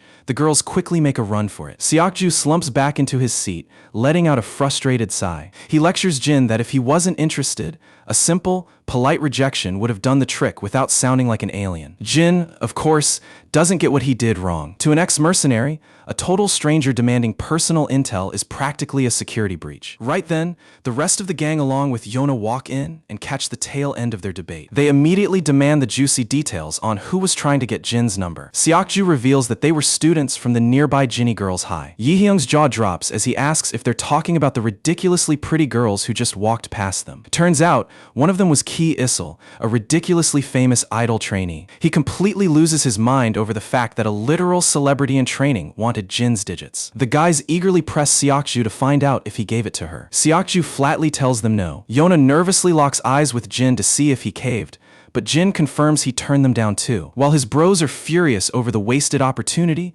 Yona lets out a quiet sigh of relief. The three salty friends head out grumbling, leaving Yona behind with Jin and Seokju. She casually asks Jin if he has any plans after class tomorrow. Jin mentions that he was planning to get permission from school to attend Team 2's bodyguard drills instead. Seokju instantly chimes in, pointing out that there are 0 afternoon sessions scheduled, so Jin is 100% free. With his excuse dismantled, Jin simply agrees to hang out with her. Later on, Daein links up with Yihyung's group, and the topic immediately shifts back to the Jinny High girls. Daein is just as dumbfounded when she hears that both Seokju and Jin completely rejected their advances. Meanwhile, we cut over to the girls from Jinny Girls High. Ki Issel is still seething from the rejection, thoroughly humiliated in front of her crew. Her friends try to comfort her, guessing that Jin was probably just shy and froze up because it was his first time being approached. Her ego takes a massive hit, and she simply cannot stomach being shot down so easily. The following afternoon, Yihyung and his squad are strolling down the street. Yihyung openly whines about being jealous of Jin's visuals, wishing he had even half of that riz with girls. Out of nowhere, their wildest dream comes alive as Ki Issel calls out to them. The three boys freeze, frantically looking around thinking she must be talking to someone behind them. Once it clicks that her eyes are locked on them, they awkwardly point at themselves and ask if she really means them. Ki Issel gives them a warm nod confirming it. Barely keeping their composure, the boys fix their posture and politely ask what this is about. She casually invites them to tag along with her and her friends to a coin karaoke room. The boys' jaws hit the floor, and they double check if their ears are working properly. Ki Issel flashes a cute smile, mentioning that she's got 2 girlfriends waiting with her. The boys are on cloud 9, thinking this is their ultimate shot at landing girlfriend material. However, we all know the sneaky motive behind her invite. She noticed them hanging out with Jin and Seokju earlier, figuring that reeling these 3 in is the easiest way to lure Jin along. Much to her absolute shock, the boys straight up shut down her offer. They explain that their ranked promotion promo series is tonight, and gaming priorities come first. Ki Issel stands there completely frozen in disbelief. She can't comprehend how a literal idol trainee got dumped for video game. The scene moves over to SW Corp headquarters, where the director personally expresses his gratitude to Jin. Thanks to Jin's intervention, SW Corp managed to lock down massive, highly profitable contracts with Lewin's enterprises. The director wants to hand him a fat reward, but Jin calmly insists it's totally unnecessary. In his eyes, he was merely carrying out his duties as an SW bodyguard. The director is used to Jin's humility, but argues that the company made way too much money to let him walk away empty-handed. Jin reminds him that he's just a trainee on the squad, and the entire security team did the heavy lifting. He claims he simply stepped in at the final second to clean things up. So if anyone deserves a bonus, it should go to the entire squad. The director smiles, saying a huge team bonus is already sorted, but he specifically wants to reward Jin on an individual level. Between saving Yona and protecting Ga, no matter how much Jin plays it down, the director refuses to ignore his massive contributions. Even so, Jin firmly sticks to his refusal. The director respects his stance, but gently reminds him of how life-changing this money could be for his family. He assures him it's not under-the-table cash, just fully legitimate compensation. He tells Jin to take his time, sleep on it, and give him a final answer later. With that, Jin bows and exits the office. Watching him go, the director remembers an intel report about Jin wiring a massive sum of money back to the village where he used to operate as a mercenary. Jin made sure to keep the transaction totally under the radar. He had quietly donated billions of won purely for rebuilding the local area. A figure that massive means he gave away virtually everything he bled for on the battlefield. The secretary can't fathom throwing away life-risking earnings like that, but the director points out that Jin was never motivated by greed. Out in the hallway, Jin bumps into Jae, who already caught wind of his private meeting with the boss. Knowing exactly what the meeting was about, she urges him to grab the reward with both hands since SW made crazy profits off his back. Jin casually drops the bomb that he already turned it down. Naturally, his nonchalant reply leaves Jae completely flabbergasted. She practically shrieks, demanding to know who on earth walks away from a fortune like that. She opens her mouth to argue, but catches herself, knowing full well how impossible it is to change his mind. She begs him not to waste this goldmine,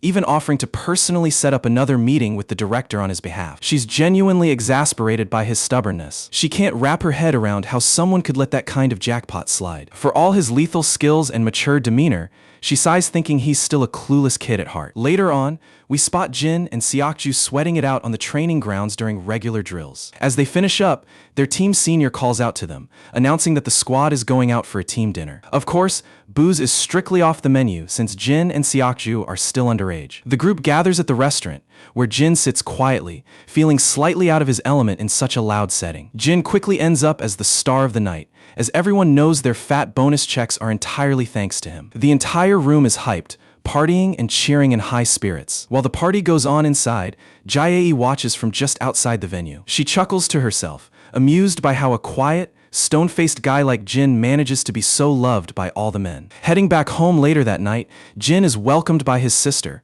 who asks if he's eaten yet. Jin nods, mentioning that he just got back from dinner with his coworkers. He looks around and notices that their grandfather still hasn't returned from his shift. Dayan explains that Grandpa had some extra work to take care of and would be a bit delayed. Just then, the bell chimes and Dayan rushes to unlock the door, expecting their grandpa. Both siblings are horrified to see him hunched over, clutching his back in agony. Turns out, he threw out his back while trying to carry heavy luggage for one of the apartment residents. The two quickly prop up their frail grandpa and carefully guide him into bed. They also set up an electric heating pad against his strained back to soothe the muscle. Jin tells Dayan to go get some rest while he stays behind to watch over Grandpa. Grandpa softly apologizes for making them worry over something so small. Looking at his grandfather suffering in bed, the director's words about the bonus money echo in Jin's mind. For the first time, he truly sees why having that financial safety net matters. He gently asks Grandpa if working these physical shifts is getting too hard on his aging body. Grandpa doesn't sugarcoat it and honestly admits that it takes a toll on him. Jin follows up by asking if he'd rather just retire and quit working. Grandpa chuckles and insists things aren't bad enough to make him throw in the towel. He reasons that every single job out there comes with its own hardships. He feels grateful that he's still healthy enough to earn an honest living at his age. Curious,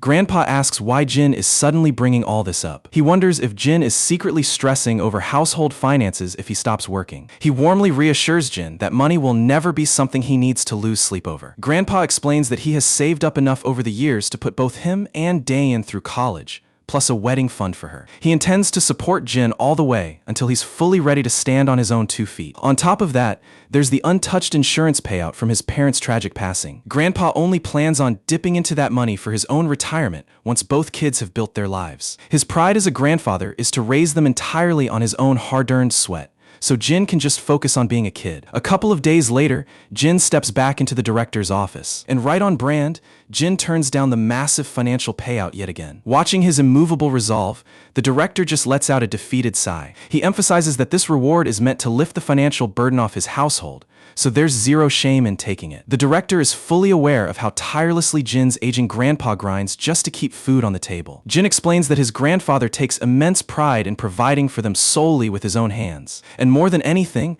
Jin wants to honor his grandfather's dignity. The director gives a small, respectful nod, admitting that Jin is truly blessed with an incredible grandfather. Hearing that praise, a genuine, warm smile appears on Jin's face. It's the first time the director has ever seen the stone-cold mercenary smile like a normal kid, leaving him completely stunned. As Jin heads down the corridor, a well-dressed man and his female companion lock their eyes on him. The man gets suspicious, wondering why a random high school kid is walking out of the president's private office. His assistant quickly promises that she'll dig up all the intel on him. A little later, Jae receives an unexpected piece of news. Her older brother, Young-ho, has arrived at headquarters. Her assistant reports that Young-ho abruptly ditched his travel itinerary and dropped by unannounced. He is already inside having a closed-door meeting with the director. Jae's expression darkens the moment she hears the news. Her mind immediately flashes back to the proposal Yona had brought to the table earlier, where Yona offered to hand over her corporate shares so Jae would have enough leverage when going up against her brother. Meanwhile,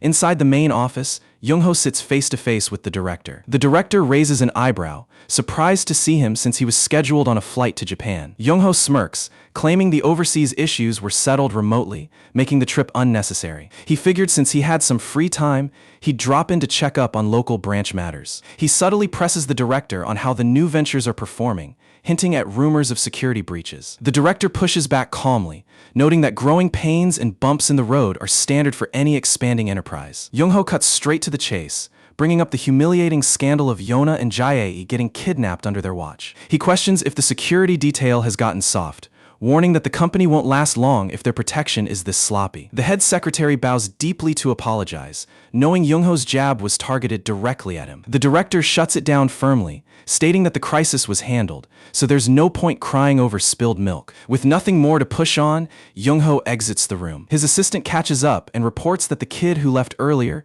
is just a fresh trainee in the bodyguard division. That explanation doesn't sit right with Young-ho at all. He scoffs, baffled as to why a low-level trainee gets private one-on-one time with the chairman. The assistant adds that Jin shares classes with Yona and Seokju, and that SW owes him massive credit for rescuing Yona during the kidnapping incident. Even so, Young-ho is irritated that the director treats a high schooler with the same weight as elite SW bodyguards. To him, Jin is just some puny kid playing dress-up. His assistant pushes back gently, noting that the kid's combat record is anything but ordinary. She mentions that he also played a massive role in pulling off Jae's recent rescue. On top of that, he thwarted the Bailey Group's hit on Lewins, which handed SW all the leverage to secure massive profits in subsequent deals. Hearing the full track record, Young-ho begrudgingly admits that the kid might actually have some real talent. His assistant then drops one more spicy piece of intel. She whispers that Yona seems to have caught genuine feelings for him. This hits Young-ho like a flashbang, and his face instantly turns icy cold. Cut over to the training grounds,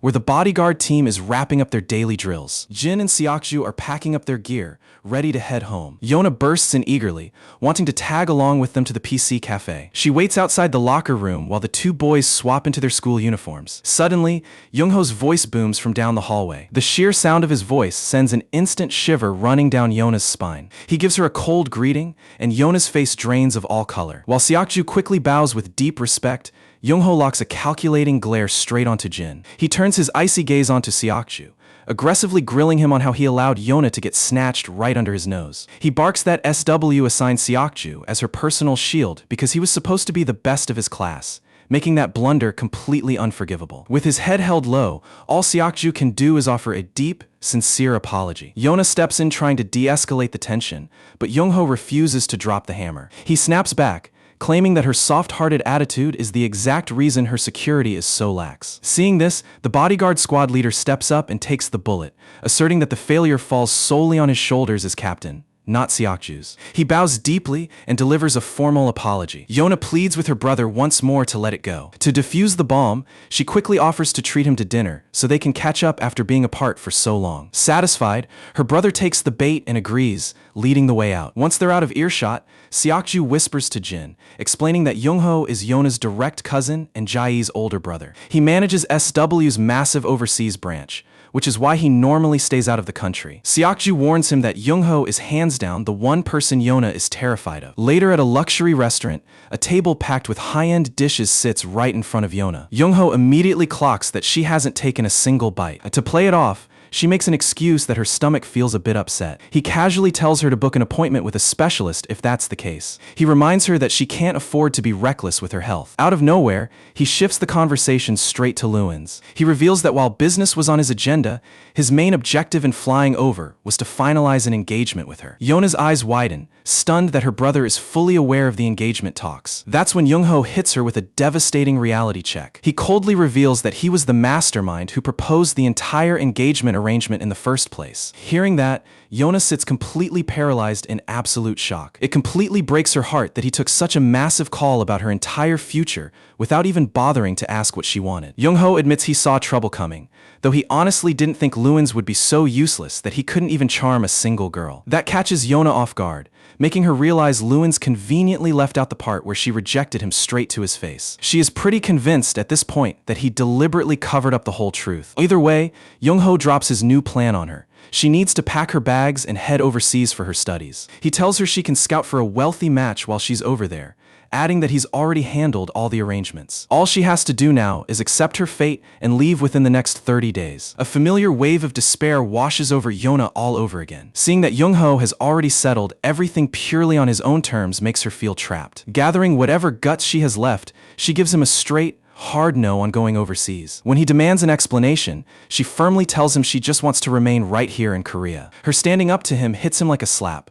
mostly because she has never dared to defy an order of his before. Without missing a beat, he fires back, asking if this sudden rebellion is all because of that trainee bodyguard. Naturally, Yona stares back in complete shock. Youngho, on the other hand, acts like it was the most obvious thing in the world. He points out that the guard tagging along with her is her own age, warning her that fooling around with someone useless will only ruin her future. To him, Jin brings absolutely zero status to the table, meaning she has no business catching feelings for a guy like that. Hearing him say that sends a sudden wave of panic straight through Yona. This arrogant guy acts like he owns her whole life, dictating every move as if he were her dad. She bitterly wonders why he seems far more invested in a cousin's life than in his own actual sister. Right on cue, Gia strolls into the room. She dismisses Yona, claiming she wants to have a little one-on-one chat with her brother. Seeing no point in arguing, Yona gladly gives up her seat and lets Gia take over. Youngho is clearly pissed about the interruption, but Gia isn't the type to back down from a little attitude. She casually shoots back that she just dropped by to share a relaxing cup of tea with her dear brother. Her brother cuts straight through the pleasantries,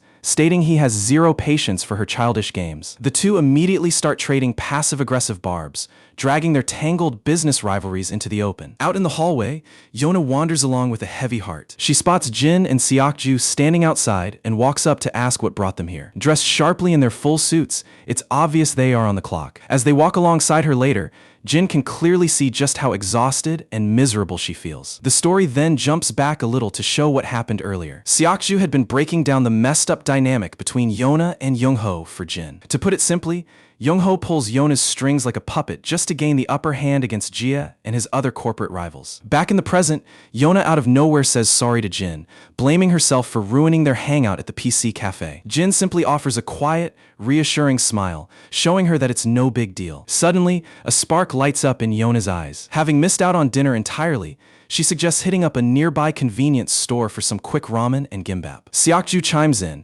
reminding her that she literally just had a meal with Youngho. With a cheeky grin, she makes up an excuse, saying her stomach was acting up during that dinner, which is why she hadn't managed to swallow a single bite back then. Thanks to her stubborn charm, they finally pull over at a convenience store. Yona is genuinely thrilled to be there, and Jin seems just as ready to dig into some good snacks. While they're sharing a lighthearted meal, Youngho's female assistant is lurking in the background, watching every move. She dials Young-ho right away to report Yona's location, making sure to highlight that she's hanging out with that bodyguard again. Young-ho sternly instructs her to tighten the surveillance and keep tabs on everything around her. This guy is an absolute control freak who plays people like chess pieces. His schemes run so deep that he has no intention of letting Yona out of his clutches, no matter how desperately she struggles. The very next morning, Yona is blindsided when an unfamiliar squad of bodyguards shows up out of nowhere, declaring they are taking over her protection. One of Yona's regular guards pushes back, asking how they think they can just stroll in without following official clearance. The head of this new unit steps forward to take control of the situation. Introducing himself as Shin Young-ho,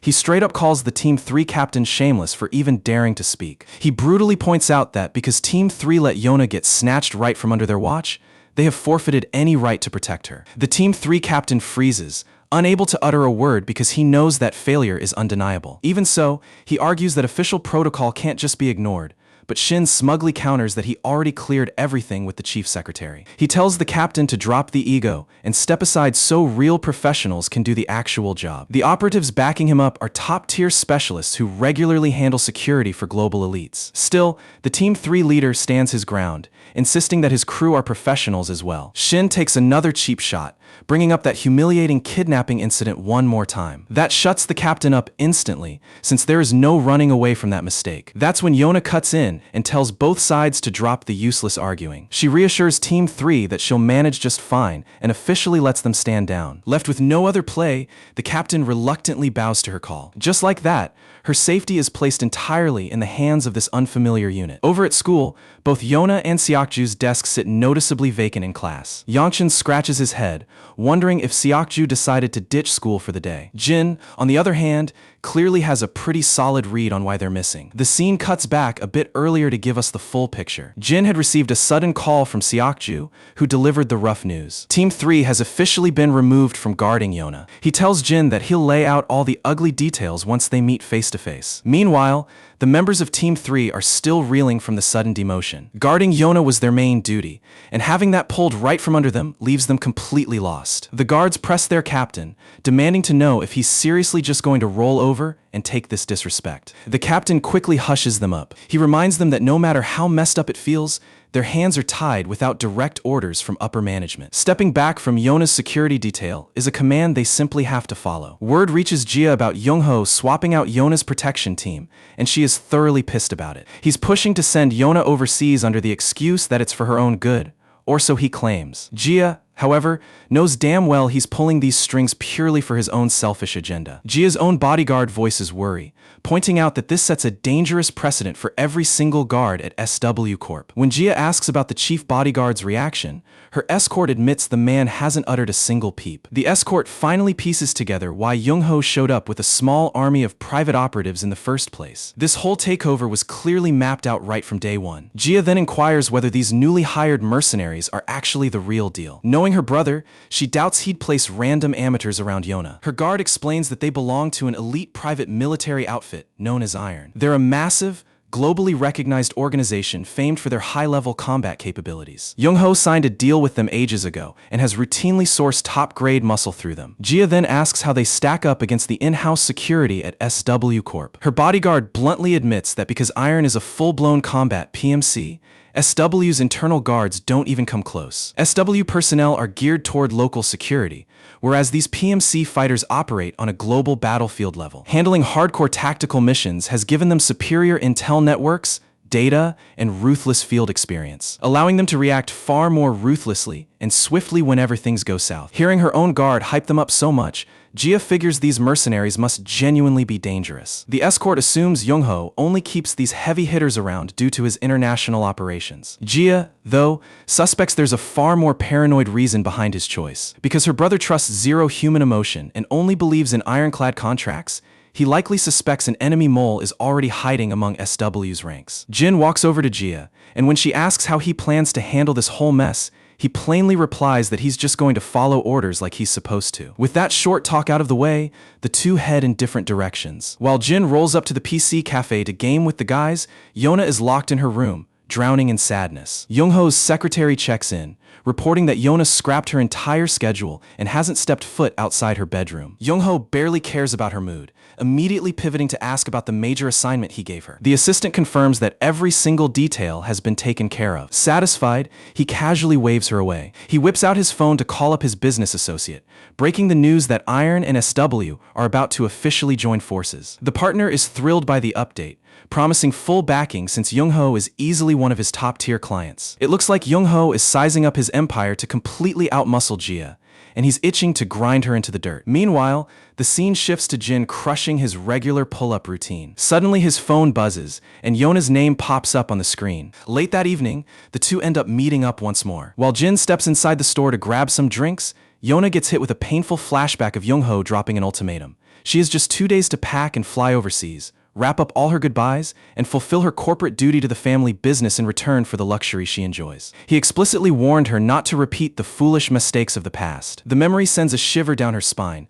though she had no choice but to nod along back then. Jin walks back out carrying milkshakes for both of them. She feels bad for ringing him up in the middle of the night, but Jin shrugs it off, saying he was up working out anyway. Yona is surprised to hear about his private training grind, finally getting why he dominates every single drill. She then brings up how they were all meant to hang out at the PC cafe earlier. She asks if the rest of the gang is mad at her for flaking out. Jin tells her nobody was mad, they were just wondering why she couldn't make it. Yona genuinely regrets missing out, especially since she was hyped to show off how much she'd improved. She leans in and lets Jin in on a little secret. Ever since Yi-hyung roasted her for being terrible at gaming, she had been quietly grinding matches at home. Knowing he's the only one trusted with this info, Jin decides to keep his lips sealed. For a brief moment, they just enjoy each other's company, laughing and letting their guards down. Before long, Young-ho's secretary cuts in to remind Yona that it's getting dangerously late. Reluctantly, Yona gets ready to head out. Right before walking away, she drops the bombshell on Jin that she's leaving the country soon,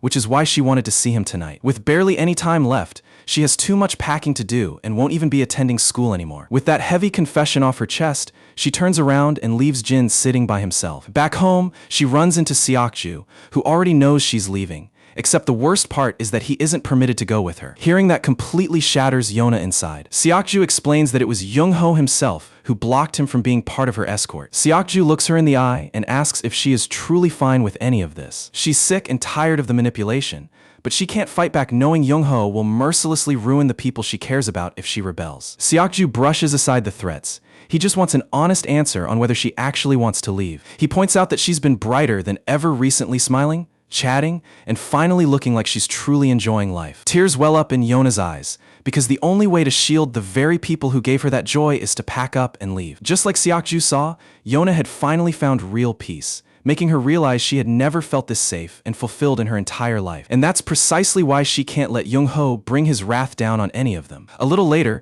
we see Young-ho meeting face-to-face with the director. He briefs the director on his decision to ship Yona off overseas for her education. From the looks of it, though, the director is completely displeased with this move. As Young-ho walks out of the office, he bumps into Jin in the corridor, instantly making his face sour with disgust. He can't resist tossing a petty insult at Jin as he brushes past. But Jin is bulletproof to cheap words, so he just keeps walking without blinking an eye. Turns out, Jin had been summoned to the director's office himself. Knowing Jin saw Yona yesterday, the director asks him for an honest take on how she seemed. Jin candidly answers that she looked utterly isolated and desperately in need of a real family. The director sighs, explaining that SW carries the weight of thousands of lives, which constantly ties their hands to the nation's political and financial stability. If SW collapses, countless innocent people go down with the ship. As the head of this empire, he has to bury his personal feelings and family ties just to make cold, calculated calls for the firm. He worries that showing favoritism to one person could trigger a collapse that drags the entire corporation under. Even so,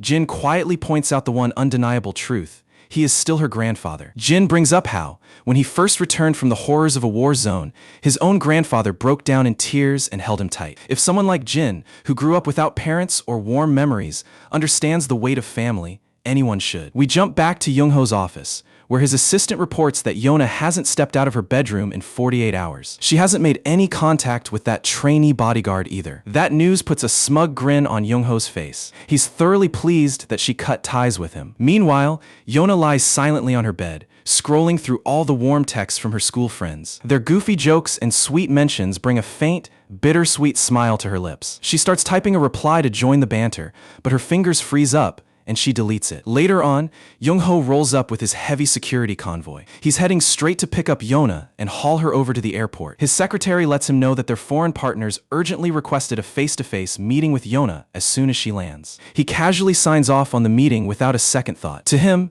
Yona is nothing more than prime bait to lock down power in a booming overseas market and tie SW to international elites through marriage. All that's left is for him to pick the highest bidder. Once that alliance goes through, Young-ho is positive he'll wipe out all corporate competition and claim SW as his personal throne. When they pull up to Yona's place, the mercenaries immediately start tossing her bags into the trunk. Right at that exact second, Jin walks into the scene. One of the heavy guards instantly steps in his path, shooting him a death glare. Yona shouts out, demanding to know why they are getting in Jin's way. The guards completely ignore her protest and coldly order her into the vehicle. They tell her traffic is terrible and they need to roll out immediately to make the flight. Sitting inside the car, that scum Young-ho glares at her with eyes so venomous it chills her to the bone. Right then, Jin calls out over the noise, asking Yona what she truly wants to do. He asks for one plain, honest answer from her. His words hit her like lightning, forcing her to look inside and ask what her heart really desires. Young-ho snaps, demanding to know who gave Jin permission to butt in and waste their precious time when they have a flight to catch. Jin doesn't even grant him a response. Young-ho barks at him a second time, losing his patience. Ignoring the noise, Jin looks straight at Yona again, telling her not to give a damn about what everyone else wants from her. He just needs her to speak her own mind. Warm memories of hanging out with Jin and laughing with all her new school friends flood her thoughts. Her heart fills with courage, and because she wants to keep living those moments, she finally screams that she wants to stay. Jin simply nods, locking in her decision. Young-ho completely loses his temper, ordering Yona into the car while shouting at his secretary to deal with this annoying punk. The secretary snaps her fingers, and the hired muscle swarms straight toward Jin. But Jin smoothly catches the incoming punch of the massive brute and effortlessly sends him crashing face first into the dirt. A fresh wave of these clowns rushes him all at once, but Jin effortlessly dismantles them one after another. The surrounding guards are left completely speechless watching the insane level of combat skill Jin is putting on display. Even Young-ho begins losing color in his face as reality sets in. Completely overwhelmed by the chaotic turn of events, a panicked Yona demands to know what on earth Jin thinks he is doing. Jin calmly reassures her that he is merely doing his job and keeping her safe. Yet Yona remains terrified of the fallout, fully aware that Young-ho is not the type to let an insult like this slide. She knows how deeply Jin treasures his family, and she is terrified that a petty Young-ho might target them for revenge. Reading the distress written all over her face, Jin instantly catches on and tells her not to stress, as he has everything under control. Looking utterly ghastly, Young-ho snaps at Jin, screaming at him for behaving like a mad dog off its leash. Jin just maintains his cool professionalism, politely reminding him that he is simply fulfilling his contract as Yona's protector. Young-ho rubs his temples in utter frustration before ordering his goons to drag this insolent brat out of his presence. As the goons move in to jump Jin, Team 3 suddenly steps into the fray, forming a defensive wall to back Jin and Yona up. Young-ho completely loses his temper, barking at the leader of Team 3 to explain what the hell they think they are pulling. The squad leader coldly answers that they are just following their orders, and their prime directive is guarding Yona no matter what. Since this squad is attempting to drag Yona away against her will, Team 3 has no choice but to shut them down. Young-ho mocks their reckless choice,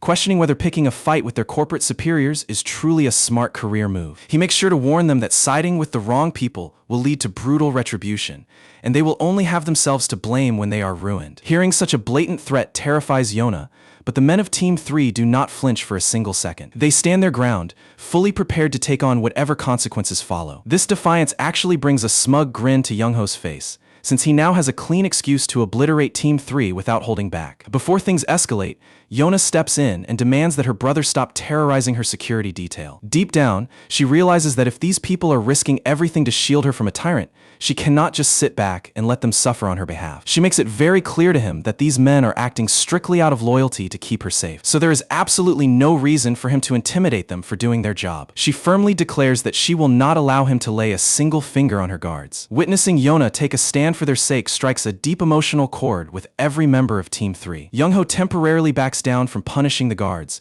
but aggressively urges her to quit stalling so they don't miss their scheduled flight. Yona fires back instantly, flat out refusing his forced plan to send her overseas. Turning his wrath directly on her, her brother unleashes a chilling threat that triggers her past trauma, causing her to instinctively shrink back in fear. Right on cue, Jin steps directly into her line of sight, standing as an impenetrable wall between her and her nightmare. In that very moment, something clicks inside Yona's mind. She realizes she is entirely done cowering before a man who isn't even related to her by blood. Planting her feet, she resolves to shatter her psychological chains and shut this arrogant jerk down once and for all. She openly proclaims that he no longer has any say in dictating how she should live her life. Enraged by her backbone, an arrogant Young-ho sneers and asks if she is truly capable of owning up to the consequences of her stupidity. Yona stands tall, asserting that she is fully prepared to handle whatever comes next entirely on her own, so he can keep his nose out of it. His blood boils even further at the sheer audacity of a supposedly worthless little girl daring to stand up to him. Yona turns her back to walk away,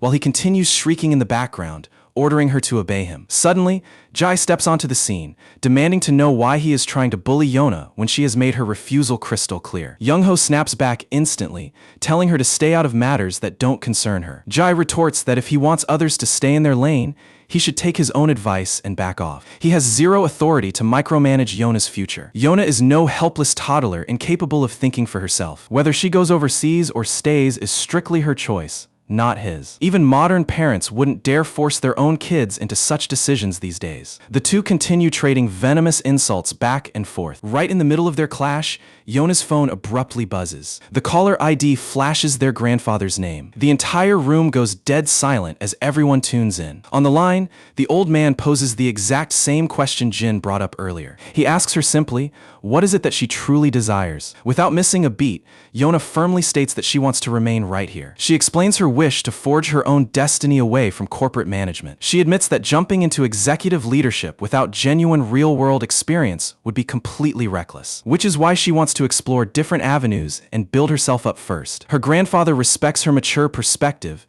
and formally grants her complete freedom to choose her own destiny. Tears of relief instantly swell up in Yona's eyes. Meanwhile, that slimy snake Young-ho is left completely dumbfounded, unable to process how his scheme just blew up. His own phone then rings with orders from the chairman, commanding him to never meddle in Yona's affairs again. The patriarch makes it clear that he will personally look after her future from now on. Young-ho is warned to mind his own business and focus solely on keeping his own life in order. Though seething with rage, Young-ho has no leverage left and is forced to back down. Throwing one final hateful glare at Yona, he signals his henchmen to retreat. A massive wave of relief finally washes over Yona. This moment marks her absolute triumph over years of oppression. After an eternity of living in fear, she has finally fought back and shattered her chains. She is finally ready to pursue the life she always dreamed of living. Meanwhile, the scene shifts to the director, who looks thoroughly drained from the drama. It seems playing the protective grandfather is far more exhausting than running a massive empire. We then cut to a bitter Young-ho informing his shadowy partner about the setback, emphasizing that they need to tread much more carefully now. His partner takes the news in stride, reassuring him that waiting for the right moment is no problem at all. He promises full cooperation, ready to adapt to whatever approach Young-ho prefers. Stewing in his private office, Young-ho bitterly reflects on how he supposedly looked after Yona when the rest of the family discarded her, only for her to repay him with complete betrayal. What drives him even crazier is how his sister Jae randomly decided to stick her nose in and wreck his entire setup. Jae had never bothered getting involved in Yona's life in the past. If anything, she openly resented Yona. So what possessed her to step up out of nowhere? His secretary steps in with some crucial intel that explains the shift. Apparently, Yona and Jae have grown surprisingly close recently. Staff members have frequently spotted Yona visiting Jae's place. Hearing this drives Young-ho into a blind fury. The mere thought that Yona managed to win over Jae is utterly infuriating to him. To deal with this growing headache, he places another call to his partner, officially requesting their dirty work services. The shady executive is only too eager to unleash his assets and handle the problem. Young-ho lays out the specific target causing him trouble, which turns out to be his very own sister. His partner locks in the request and gets straight to work setting up the hit. Once the call drops,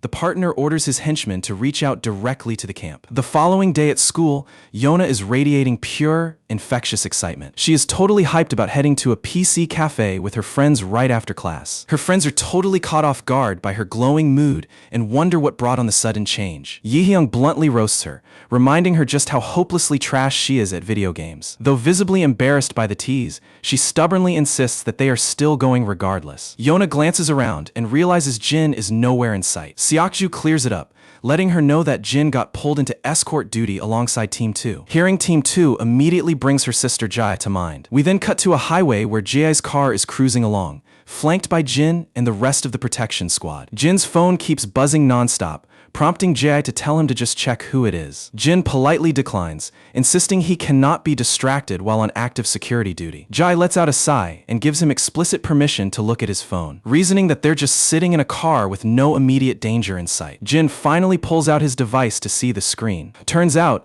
it's just a text from Daehyun. A subtle smile crosses his lips, which Jai immediately picks up on. She correctly guesses that the text must be from someone in his family. She follows up by asking if he has free time after work tomorrow, offering to treat him to dinner. However, Jin lets her know he's already booked to hang out with his friends. That's when Jai drops the bait, casually mentioning that Major Kang will be joining them at the table. Naturally, hearing Major Kang's name changes everything, and Jin quickly flips his answer and accepts. Later that evening, we see Jin back in the quiet of his apartment. He grabs his old burner flip phone, pops the battery in, and dials up his ally, Six. Six immediately brings Jin up to speed on the fresh intel he gathered. They were already aware that the camp was taking marching orders from a shadow sponsor, and judging by the questions asked by the team that captured 32, it seems those guys were actively probing the camp's operations. Jin wonders what their angle could possibly be. Six adds that the captors assumed 32 was moving under Mad Dog's direct orders.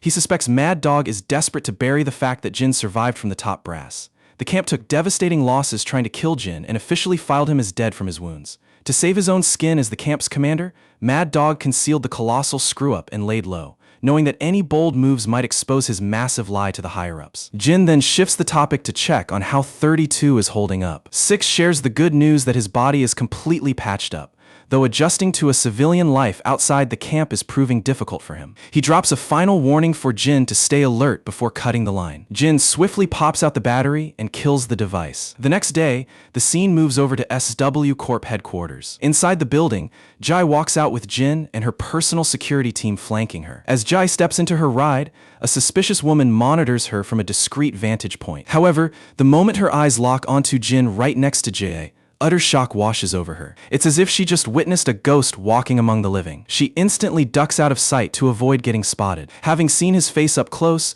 there isn't a shred of doubt in her mind. That man is one. The camera cuts back to the camp, where Mad Dog's line begins to buzz. He picks up the receiver. On the other end is Five, the operative who was staking out Jai. Currently assigned to assassinate Jai, she checks in to deliver a status report. She confirms visual contact on the mark, but reports that the job hasn't been executed yet. Mad Dog barks back, demanding to know why she is calling before the hit is done, which breaks their standard protocol. She drops a bomb in response, stating that she has critical intel on Jin. Before spilling the details, she presses Mad Dog to recount exactly how Jin died. Mad Dog dishes out the same rehearsed cover story, claiming Jin went down in a massive facility explosion. When she presses whether he personally verified the body, he answers yes without blinking an eye. Even so, her sudden, pointed questions put him on high alert. Five brushes it off, claiming she is just bitter that she didn't get the honor of killing Jin herself. She brings up how 6 and 32 allegedly died in action recently, thinning the herd of surviving numbered operatives. Tracing everything back, she realizes all their current misery originates from one. Her burning hatred for him flares right back up. Mad Dog coldly shrugs off her emotional baggage, calling it pointless noise. He commands her to lock in on her primary contract, rather than wasting breath on personal vengeance. Beneath his calm orders, however, cold sweat begins to form. Originally, only Iron doubted Jin's demise, but now even field operatives are starting to smell a rat. If this snowballs, his massive deception will be completely blown. He needs one wiped off the face of the earth immediately. Hanging up the line, Five replays the conversation in her head. His shaky response when Jin's name came up gave him away completely. The man was undeniably rattled. It is glaringly obvious that he's covering something up, locking in her suspicions. And if the bodyguard she laid eyes on truly is one, then he has transformed into a completely different person. The setting shifts over to the JS Hotel, where Major Kang and Jin link up for their dinner with Jai. After casual pleasantries, Kang jokes about how Jin must be doing at SW Corp, only for Jai to pipe up and declare that Jin isn't just surviving, he is absolutely killing it. His squad mates have practically fallen in love with him. Hearing such glowing praise puts a proud smile on Kang's face. He laughs, pointing out that Jin has always had a magnetic charisma, not just with women, but with the guys as well. Jai notices that Kang is bursting with life whenever Jin is around. Earlier, when it was just the two of them, the man could barely muster a basic chat. Now, he looks like a completely unlocked, cheerful guy. Her curiosity piqued. Jai asks how their paths originally crossed. Kang freezes for a second, caught completely flat-footed by the prompt. Covering smoothly, he explains that during an overseas military deployment 3 years back in April,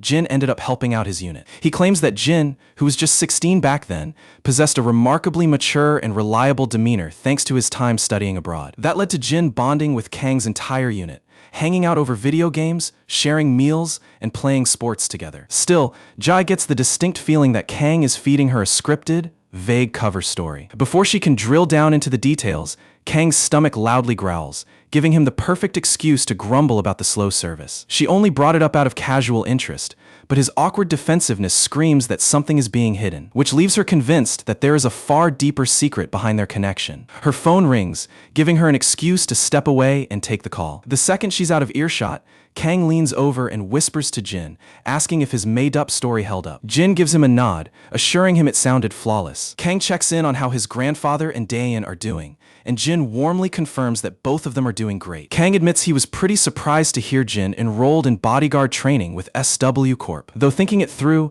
the gig actually fits his skill set like a glove. He asks whether Jin intends to turn this into a permanent career once he finishes school. As typical for Jin, he hasn't bothered overthinking his future that far ahead. He's simply not the type to lose sleep planning life way in advance. Going by everything Jai praised about his performance, Kang figures things are flowing smoothly regardless. When Jai walks back to the table, she picks up on the effortless bond shared between the two. Seeing how relaxed and happy Kang looks in Jin's company brings a soft smile to her face. She realizes their bond runs far deeper than mere acquaintances, feeling more like actual family. She even wonders if sitting at their table is intruding on their brotherly reunion. Later that night, as Jin navigates the city streets alone, his sharp senses catch a suspicious presence lurking in the crowd. He keeps moving at a casual pace, playing dumb so as not to alert his tail. Unbeknownst to casual onlookers, the shadow tracking his footsteps is none other than Five. The moment they cross paths, she whips out a concealed blade and slashes straight for his neck. Jin's god-tier reflexes trigger instantly,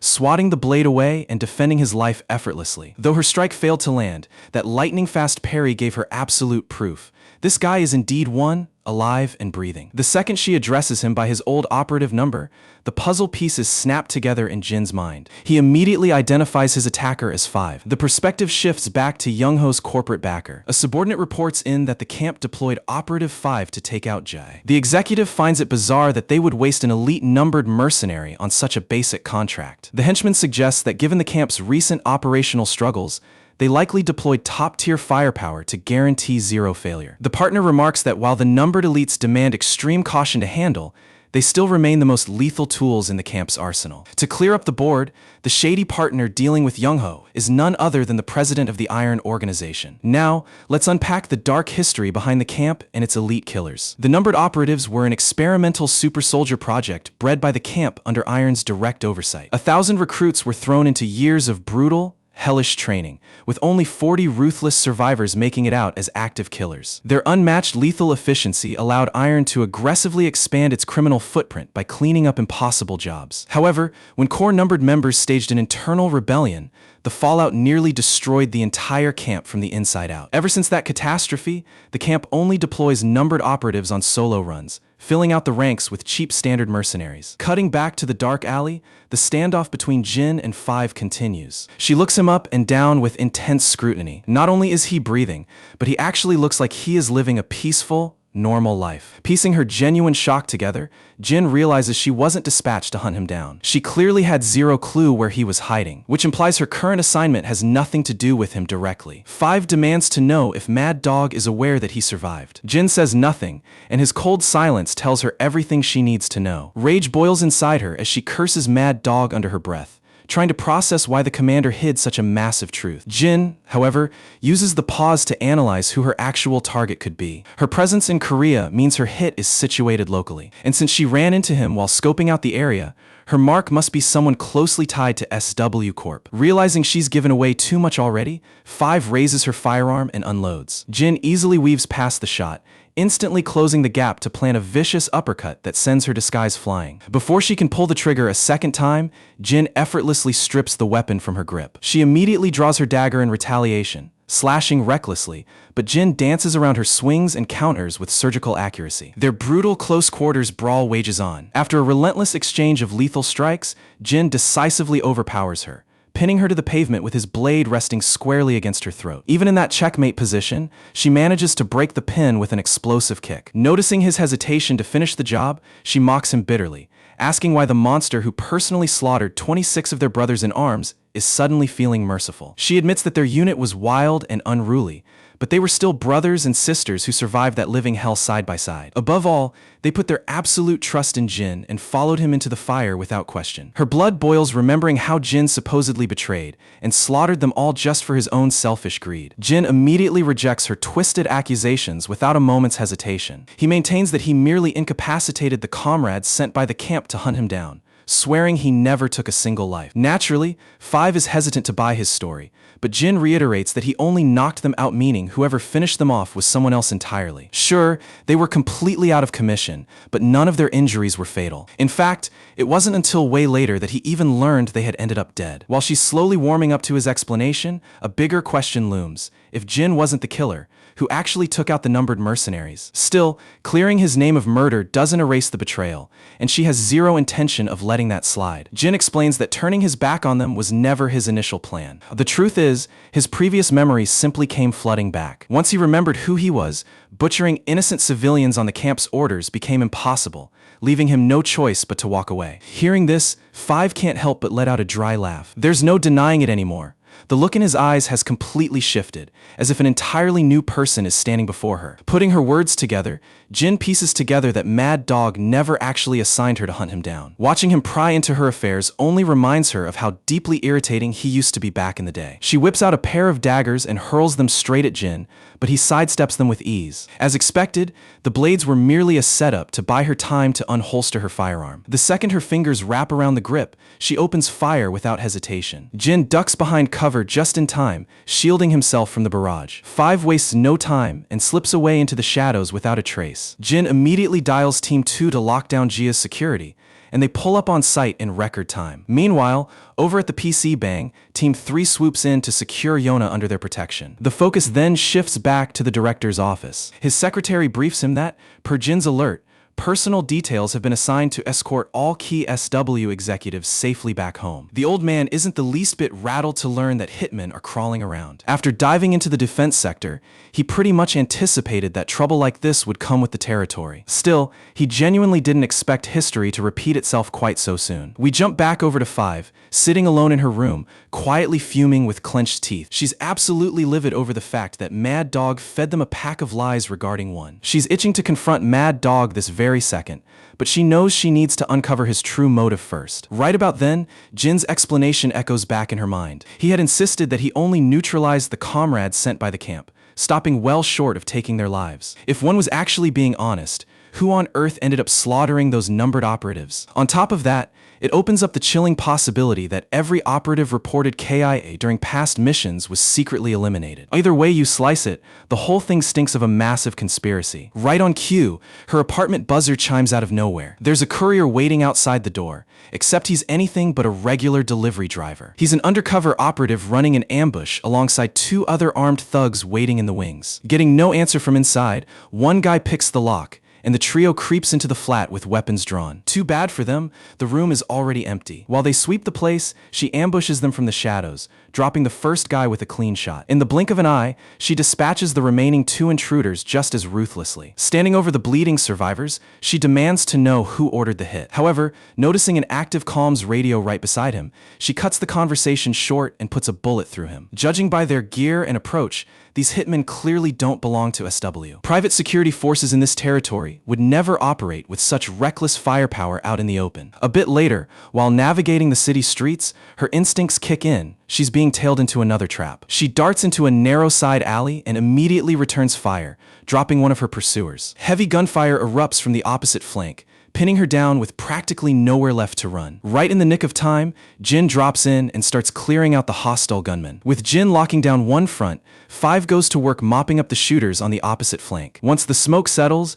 Jin and 5 find themselves standing face to face once more. The scene shifts over to Young-ho's associate. For context, this so-called business partner happens to be the head of a syndicate known as Iron. His subordinate steps in to deliver bad news. The strike team they deployed has gone completely radio silent. The boss lets out a disappointed sigh, frustrated that a golden chance to bag a numbered mercenary just slipped through his fingers. After all, reliable intel on an operative's exact whereabouts doesn't come around very often. His henchman reassures him that every trail has been scrubbed clean, meaning 5's ambush can never be linked back to their outfit. We jump back to Jin and 5 in the alley. He asks her who on earth those gunmen gunning for her were. She keeps quiet on the matter, mostly because the list of people wanting her head is practically endless. Instead, she flips the script, demanding to know why he even bothered stepping in to save her. When Jin hesitates to give an answer, she switches tracks. She directly asks if he's recovered his past memories. He comes clean, confirming that the bulk of his past has indeed come back to him. She drops the grim news that 32 recently lost his life. And to make matters worse,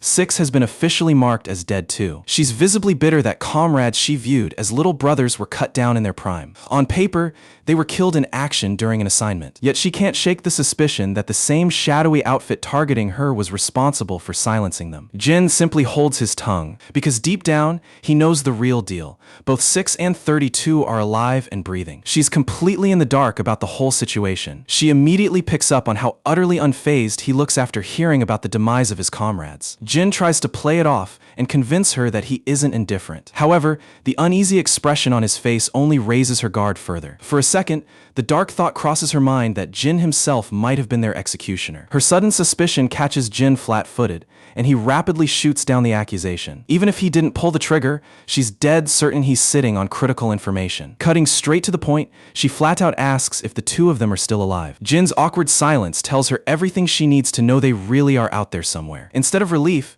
she's mostly irritated, knowing those two fools are playing hide-and-seek only to inevitably get caught again. Jin promises her that as long as they keep their heads down, nobody will ever track them down. 5 isn't buying the optimism for a second. She reminds him that the camp ruthlessly purges deserters, and the crackdown has only gotten tenfold harsher ever since Jin went AWOL. They're actively hunting every rogue agent to set a terrifying example. Jin calms her down again, explaining that the camp doesn't have the bandwidth to waste resources probing into those two. He reveals that Mad Dog dispatched 6 to assassinate him, but the two staged a fake showdown to make it seem like 6 died by Jin's hand. Since Mad Dog can't risk anyone finding out Jin is alive, he wouldn't dare dig deeper into 6's supposed demise. She then presses him on where 32 fits into all of this. Jin explains that 32 tracked 6 down, and right now, the two are staying safely together. 5 cracks a faint smirk, mildly impressed that those two knuckleheads actually pulled off their escape. With that cleared up, she finally reveals the identity of her original mark. Her intended target is none other than Jai. Having shared the intel,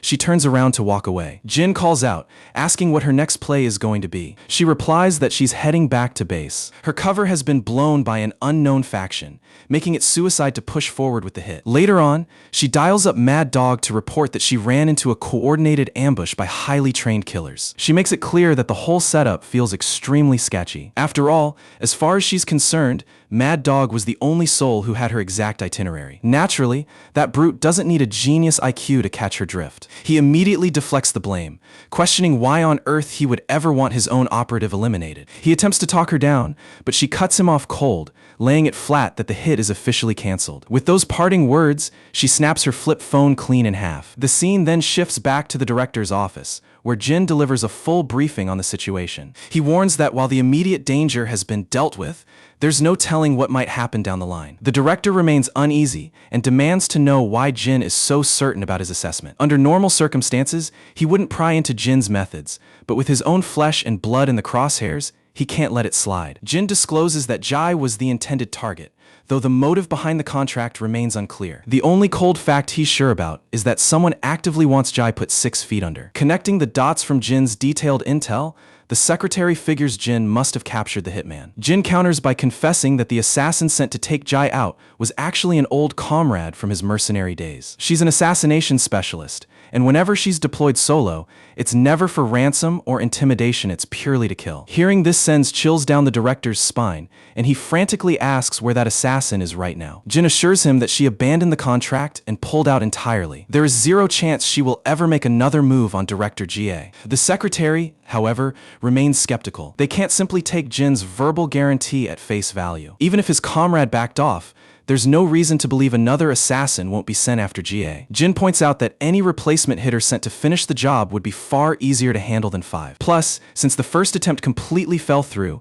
the odds of an immediate follow-up strike are slim. The director doesn't quite know what to think. While he was well aware of Jin's lethal mercenary background, he's realizing just how much dark history remains hidden. Jin then clarifies that his mercenary career only made up the 5 years right before he relocated to Korea. This only sparks the director's curiosity about what kind of life Jin led prior to those 5 years. The scene shifts into a flashback of Jin's past, right after a mercenary outfit discovered him following a brutal plane crash. Against all odds, young Jin was the sole survivor pulled from the wreckage. They dragged him back to their camp with one single purpose: to mold him through their ruthless training. Doubts were raised about whether a mere child could survive the brutal regime, given that grown veterans routinely dropped dead from it. While Jin is resting, an arrogant soldier yanks him up by his collar and tosses him out into the dirt. Their plan is to throw him into the harshest hell imaginable, even if the training ends up breaking him for good. In their minds, they own him simply because they pulled him from the crash site. Without their intervention, he would have rotted away as just another casualty. They mockingly tell Jin that if luck is on his side,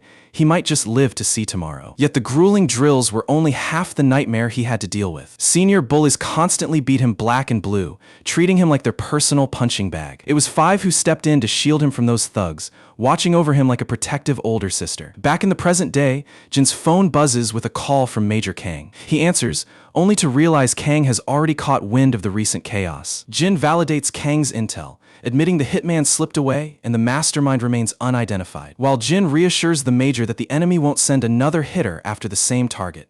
Tracking down the puppet master won't be easy. Kang seems far more concerned about Jin's own state of mind, checking in to see if he's holding up all right. Jin brushes it off saying he's fine, but Kang isn't entirely convinced. After all, one of Jin's former brothers-in-arms had just shown up to execute his current boss. Kang knows for a fact that crossing paths with someone from his bloody past must have been a bitter pill for Jin to swallow. Kang offers his full support, telling Jin never to hesitate if he ever needs backup. Jin breaks into a warm smile at the gesture, genuinely thanking his senior. Kang waves off the gratitude. He simply reminds Jin to stay out of harm's way and never shoulder every crisis on his own. While standing out on the street, his sister spots him completely lost in his own thoughts. She calls him out, asking why on earth he's daydreaming in the middle of the road. Our boy just stands there looking completely blank and clueless. His sister starts nagging him, demanding he cough up whatever's eating away at his brain. Jin tries to brush it aside, insisting that everything is totally fine. Much like Kang, she sees right through his poker face. She suddenly guesses whether Yona is the reason behind his stress,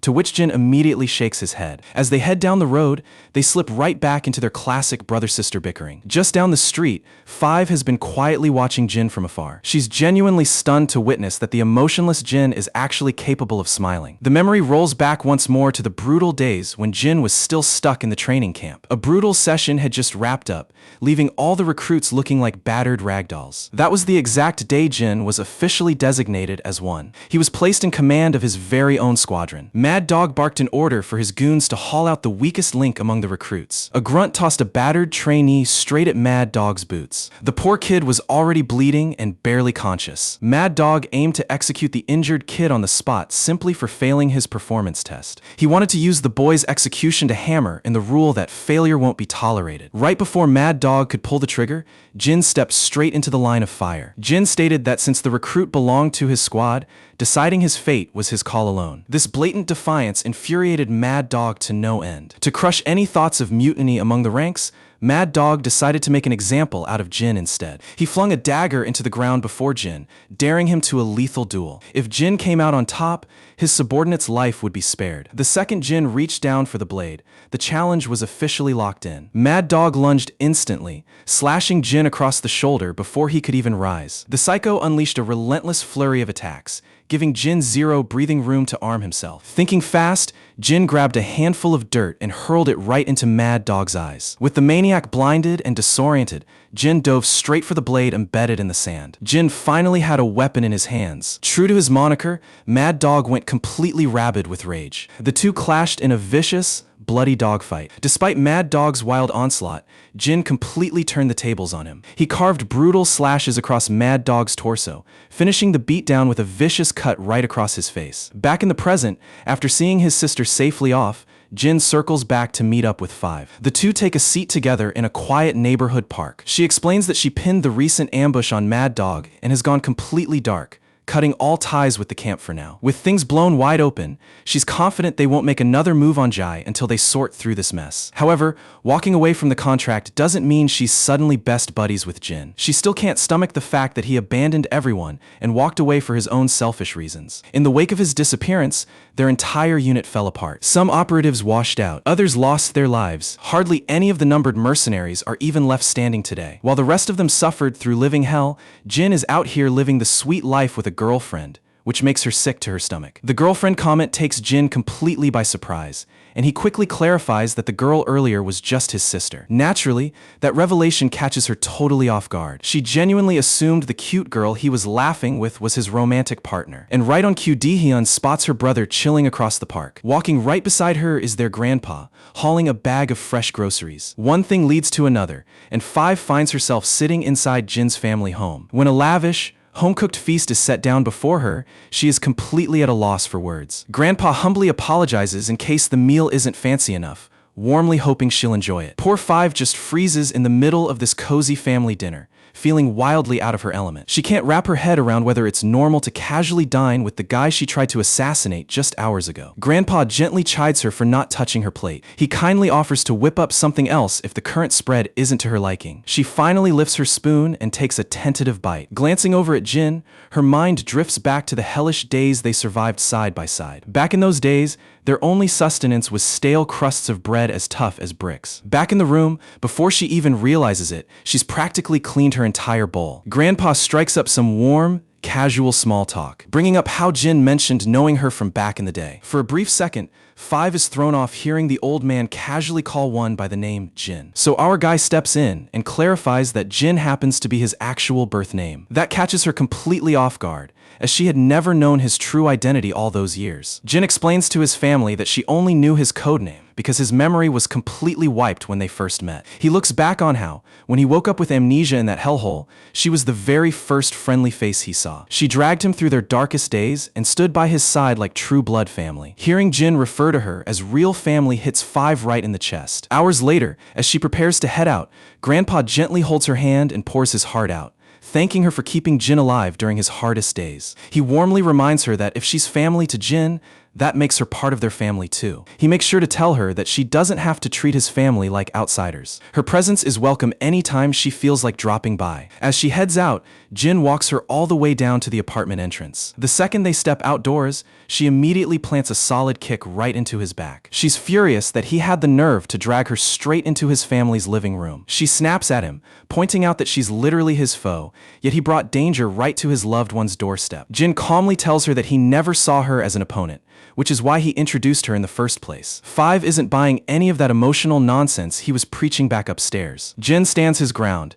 insisting that every single word he spoke was genuine. She pushes further, asking if he honestly views her as kin. Jin explains that even without a blood relation, every single numbered operative has always been family in his eyes. Surviving life or death missions side by side and watching each other's backs is all the proof he needs. He pulls out the dedicated flip phone he uses to reach Six and holds it out to her. He insists that she keep it with her. All she needs to do is power it on every week at 9 p.m. sharp, and she'll be connected directly with both 6 and 32. She grabs the device, but naturally follows it up with an entirely unnecessary slug straight to his jaw. That shot was just her way of saying she hasn't let him off the hook for walking away from the camp and keeping secrets. She strolls away into the distance, leaving Jin collapsed on his knees on the pavement. Unluckily for Jin, Cha and Hyung-suk caught the entire embarrassing spectacle. Both of them are sweating bullets after seeing the monster get folded like that. They immediately agree that it's best for their health to act like they saw nothing. Bringing it up would only make things painfully awkward for Jin. Turns out,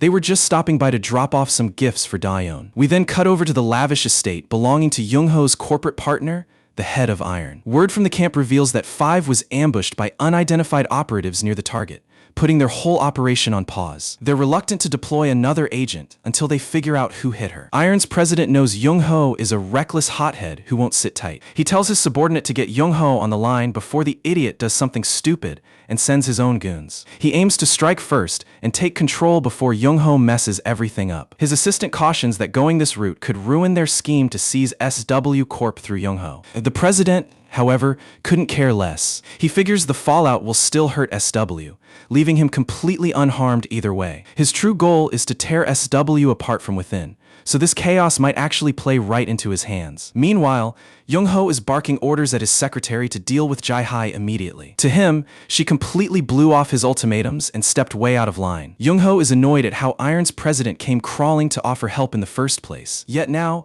when it's time to deliver, they're dragging their feet on the mission. He's aware they think he's toothless without Iron's muscle, but he's determined to show them otherwise. He refuses to stay dependent on Iron or let anyone dictate terms to him. His plan is to eliminate Jae-hai with his own hands and claim the SW throne for himself. Turns out, the head of Iron read him like an open book. He foresaw that Young-ho would pull a solo stunt, and the fool is doing precisely that. The scene shifts over to Jin meeting up with Major Kang. Kang dropped by to catch Jin one last time before returning to his unit. He asks what ended up happening with Jin's old ally. Jin simply tells him that she returned home. Kang breathes a sigh of relief, knowing that Jae-hai is finally out of immediate danger. Jin reassures him, promising that she won't ever target director Jae-hai in the future. Kang, however, waves it off with a bit of irritation. He didn't make the trip just to talk about work or bodyguard duties. He purely wanted to see Jin in person before shipping out. Having done that, he prepares to head out. Before walking away, he questions whether Jin still remembers why he came back to this country in the first place. Jin gives him a firm nod. Kang advises him to hold on to that purpose and actually enjoy life like a normal teenager. And with those parting words, Kang takes his leave. We then cut to Jae-hai riding inside her luxury Bentley. Jin is right there with her, quietly handling his bodyguard duties. She mentions that Major Kang headed out earlier that morning. Jin confirms it, mentioning that he crossed paths with him earlier. The pieces click for Jae-hai on why Kang was up and out at the crack of dawn. He literally woke up early just to say goodbye to Jin. She reflects on how Kang guarded her non-stop during the days Jin was away. She feels a bit down that their dynamic is always locked behind formal work instead of casual time together. A brief flashback shows Jin in a private conversation with her head bodyguard. They go over the reality that Jae-hai was marked for a lethal hit. They agreed to keep her in the dark, knowing she'd be terrified if she learned she nearly got murdered. Facing an active assassin is an entirely different level of trauma compared to regular threats or extortion. While she might put on a brave face and keep working, her mental state would completely shatter. Back in the car, Jae-hai abruptly turns and asks Jin why he's skipping school today. The sudden question catches Jin flat-footed, leaving him scrambling for an excuse. So he shrugs and simply mumbles that he just didn't feel like attending. She chuckles at his honesty, finding it hilariously typical for a high schooler. We then shift focus to 6 and 32 at their hideout. 6 is staring down at his screen, where he oddly has a picture of Jae-hai saved. With the scheduled time arriving, 32 promptly dials up Jin's flip phone. He's completely stunned when 5 picks up and talks back instead. Both men instantly lose their minds, hysterically screaming into the receiver to ask how she got that line. They immediately jump to the worst conclusion, terrified that she might have murdered one. 5 cuts him off with cold authority, ordering 32 to hand the device straight to 6. The poor guy gets completely shut down, whimpering like a scolded kid. Thoroughly humiliated, he hands the receiver across. Taking the call, 6 asks if she actually crossed paths with Jin. She confirms it, playfully remarking that he looks remarkably lively for a guy who was reported dead. 6 explains that they reached out specifically to speak with Jin, so she needs to pass the device back to him. We then cut to Jin's classmates dropping by to see his sister. It turns out Jin has taken a sudden trip abroad. His sister explains that he went to meet up with some old acquaintances. Yona asks how many days he expects to be away. Da-yeon isn't entirely sure, so she vaguely estimates it'll just be a couple of days. Yona lets out a heavy, disappointed sigh. She won't see him for days, and the guy never even bothers to answer his calls. The camera shifts to Jin stepping off his flight. Walking out of the terminal, he notices 32 and 6 standing by to collect him. Back at their safe house, 6 gets Jin up to speed on all their findings. 32 had been thoroughly investigating everything surrounding Jae-hai. During his snooping, he stumbled upon an alarming development. An insider from SW was actively hunting for a hitman. When 32 went undercover to accept the contract, he uncovered the horrifying truth. The client wanted the woman in the target dossier assassinated, and that target was none other than Jae-hai. Jin demands to know who put up the money. 6 slides over surveillance photos showing Young-ho's personal secretary. Yet that's only scratching the surface. Digging one layer deeper exposed the true architect of the hit. It was Shin Young-ho, Jae-hai's very own biological brother. 6 notes they still lack ironclad evidence tying Young-ho directly to the order, but 5 is on the ground right now securing the proof. The secretary who brokered the contract is currently holed up in the hotel right across the street. Having extracted the necessary data, 32 radios,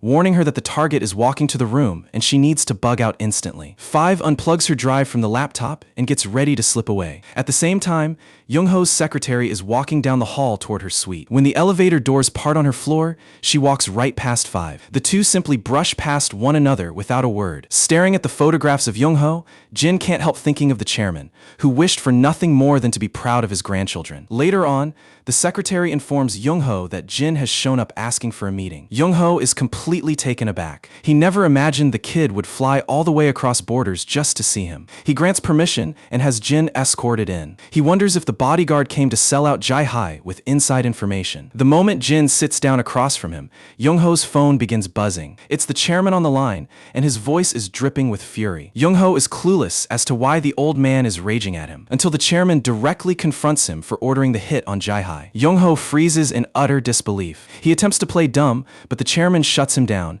confirming he has hard evidence, not guesses. He demands that Young-ho drop everything and fly back to Korea this instant. Young-ho, however, completely snaps in rage. He screams that everything he built was by his own sweat, and if the old man tries to strip it away, he'll fight back with all his might. He warns that an open war will crash SW's stock and destroy the company. He laughs off the supposed evidence, claiming it won't ever stand up in a legal battle. He threatens that if his name is dragged through the mud, he'll bring the entire corporation down with him. Spitting out his defiance, he slams the phone down, refusing to ever set foot in Korea again. Right on cue, Jin's phone rings with an incoming call from the chairman. The chairman gives Jin the green light to drag Young-ho back by force, promising that private transport is already being arranged. The moment the order drops, Jin rises silently to his feet, and Young-ho suddenly realizes Jin was sent here specifically to bag him. Young-ho bursts into deranged laughter, mocking the idea that the old man thought a mere kid could handle someone like him. Without wasting a breath,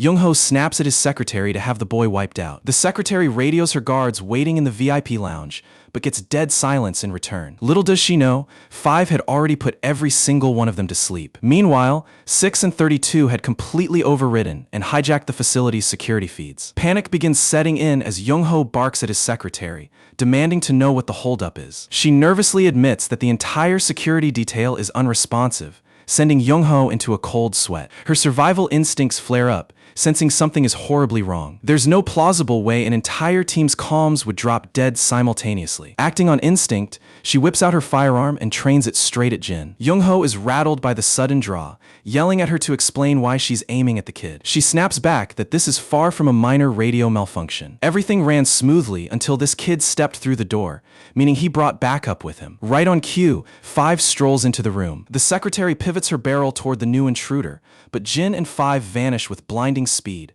leaving her bullet tearing through thin air. Before she can even process it, 5 is already at her blind spot, disarming the pistol with a swift strike. It suddenly dawns on her that this was the exact woman she brushed shoulders with outside the elevator. While her brain is still connecting the dots, a sharp backhand cracks across her cheek. She recovers her footing quickly and throws a retaliatory strike. 5 effortlessly swats the blow aside, driving a vicious elbow into her face before sinking a knee into her ribs, dropping the secretary like a sack of rocks. Terrified, Young-ho pulls out his own weapon, waving it at 5 while screaming that he's never going back to Korea alive. He barks out frantic threats, but not a single word slows down Jin, who marches toward him with dead eyes. With every step Jin closes, Young-ho's composure shatters even more. He stares in absolute horror as the boy closes the gap like an unstoppable force. Jin explodes forward, planting a crushing fist square into Young-ho's face and burying him into the floor. That single blow leaves Young-ho broken, bloodied, and completely out of the fight. 5 dryly points out the ridiculous hypocrisy of their strict, no firearm rules, while pathetic cowards like Young-ho get to wave guns around whenever they please. 6 and 32 step in, confirming that every single trace and digital footprint has been wiped from both properties. His mission wrapped up cleanly, Jin gets ready to make the return trip home. A few days later, Young-ho's father is down on both knees, groveling before the chairman for mercy. He piles the blame onto himself, crying that he failed miserably as a parent. The chairman, however, sits there with a cold, unyielding glare. He states flatly that Young-ho crossed lines that no apology could ever undo. Desperate, the man begs his own father to show some shred of leniency. He argues that while Young-ho is his blood, so is Jae-hai, and claims he was already planning to discipline his son himself. He insists he isn't defending the scumbag, but merely owning up to his failure to keep him in line. The chairman brushes off the pathetic excuse entirely. He remarks that no father can completely control an adult child anyway. Besides, Young-ho had flown the coop and operated on his own long ago. Yet the father keeps up the sobbing routine, drowning in fake crocodile tears. Behind that crying face, he couldn't care less about Jae-hai's safety. Back on the home front, Jin safely arrives back from his international mission. His sister and grandpa are ecstatic to have him walking through the front door. While Yona nags him to go shower immediately, his grandfather is already setting up a warm meal. Basking in the warmth of his home, Jin naturally contrasts his loving family with the broken mess between the chairman and his treacherous grandson. It makes him deeply grateful for having people who genuinely cherish him. Sometime later, Jae-hai meets with her father, who aggressively pushes her to break off her engagement to Major Kang. She pushes back, reminding him of the original business reasons behind the match. Her father counters that SW Corp no longer relies on the Kang family's military pull to break into defense contracts. He claims that even though their defense wing is brand new, they've already cleared the hardest barriers on their own. Jae-hai cautions that arbitrarily shattering an alliance like this could spark serious fallout. Her father smugly replies that he has already calculated every possible angle. She eyes him suspiciously, piecing together that this sudden shift is tied directly to Young-ho's fall. She confronts him straight up about the whispers regarding her brother's unexpected resignation. Knowing Young-ho's ambition, she refuses to believe he stepped down voluntarily and demands the truth. To avoid airing out the assassination plot, her father vaguely remarks that Young-ho crossed an unforgivable line and paid the price. Jae-hai keeps resisting the breakup, which only makes her father lose his temper. He stresses that regardless of Young-ho's crimes, his sudden absence creates a massive leadership void. And in his eyes, extreme decisions are required right now to safeguard the company. He turns and walks away, declaring that he will personally handle the cancellation arrangements. As he walks down the hall, his internal monologue reveals just how ruthless and greedy he truly is. He's secretly thrilled that his own son got purged, since it clears out a major rival for the top seat. With Young-ho gone, all he has to do is keep Jae-hai under his thumb, and the entire empire will be his uncontested. Back in her office, Jae-hai is deeply conflicted over the demand to end her betrothal. She thinks back on her moments with Kang, reflecting on how protective and warm-hearted he always was. Her head guard reminds her that their schedule is tight, and they need to roll out for the next meeting. Ignoring the schedule, she instructs him to track down Young-ho's exact whereabouts in total secrecy. Cruising down the highway, her mind remains entirely fixated on the engagement dilemma. She attempts to rationalize it as nothing more than a strategic corporate transaction. Yet deep inside, cutting ties with Kang leaves a heavy ache in her chest. Turning to Jin, she asks for his honest impressions of Major Kang. Jin confesses he doesn't know him on a deeply personal level, but judges him to be an exceptionally solid man. In truth, Kang stands as the single person Jin trusts above anyone else. Jae-hai is visibly stunned by that confession. For an emotionless stone like Jin to voice that level of faith, Kang had to be one in a million. Throwing all her stress to the wind, Jae-hai impulsively announces she's ditching work for the day, catching her security completely off guard. We jump over to the military base, where Jin's old squadmates are shocked to see him walk onto the grounds. Their jaws drop even further upon discovering he's currently assigned as bodyguard to Major Kang's stunning fiancée. They immediately drool over her looks, weeping over their own miserable dating luck. They can't fathom how a stiff like Kang scored such a goddess while they remain hopelessly single. We then cut to Kang and Jae-hai sharing a quiet moment alone in the mess hall. Kang is thrilled to see her, though he gently asks what prompted her sudden surprise visit. She smiles and plays it cool, teasing that since he dropped by her workplace, it was only fair she return the favor. A visibly nervous Kang tries to play it cool, saying he's totally okay with everything and was merely caught off guard. Still, he can't ignore the strange vibe she's giving off, so he asks if there's something heavy on her mind. That question stops Gia right in her tracks. She starts second-guessing herself, wondering if her face gave something away. She's well aware that Kang is mostly in the dark about the whole situation, yet she can clearly tell that self-doubt is starting to eat away at him. He opens up about not having deep pockets or control over his family's estate, assuming she probably already knows his financial limits. He reminds her that at the end of the day, he's just a simple soldier rather than some slick corporate executive. He admits he might not match her sharp talents, but he swears that come what may, he'll back her up even if her own bloodline abandons her. Touched by his honesty, Gia expresses her gratitude. She pulls in a slow breath and finally drops what she really came to say. She bluntly asks him to call off their engagement, and while the poor man was ready to fight the world for her, this was the absolute last thing he saw coming. Once the conversation wraps up, she steps on the gas and drives away. Her thoughts are completely clouded with pure anxiety. The heartbroken, stunned look on Kang's face just keeps haunting her. Yet Kang had taken it like a champ, not even pushing for an explanation just to save her from any extra awkwardness. He trusts her completely and figures she must have a solid justification for doing this. To make things smoother, Kang steps up and plans to shoulder the entire blame, pretending the breakup was entirely his idea. He's worried her social standing will take a massive hit if people find out she pulled the plug. Thus, he takes charge of the narrative, ready to openly declare that he initiated the split. Back in the present, Gia feels a massive weight lift off her chest, genuinely glad the whole engagement drama is done. In her eyes, a genuinely good soul like Major Kang has no business getting dragged into her toxic corporate politics. She deliberately made the move first just to block her father from pulling some underhanded scheme to end it himself. Even so, she refuses to let Kang become the scapegoat. She rings up her dad and drops the news that she has officially pulled the plug on the marriage. Sitting right beside her in the car, Jin is completely floored by the announcement. Her father gets irritated that she took the initiative, since his original plan was to frame Kang and pin all the liability onto him. He rants about how someone leading such a massive corporate empire could make such amateur blunders. Yet shielding Kang from taking the fall was the whole reason she made the call in the first place. Her father demands to know exactly when this conversation with Kang took place. She casually replies that she just met Kang face to face and is currently driving back. On hearing that, her father instantly puts on a mask of fake sympathy. He feigns pity, remarking on how agonizing it must have been for her to deliver the news in person. He ends the call right after, leaving Gia disgusted by his sheer hypocrisy. Her instincts tell her that there's definitely something shady cooking behind the scenes. She wastes no time instructing her bodyguard to immediately forward all files on Manager Choi over to Jin. She then leans toward Jin and whispers instructions that remain hidden from us. The scene shifts to her enraged father,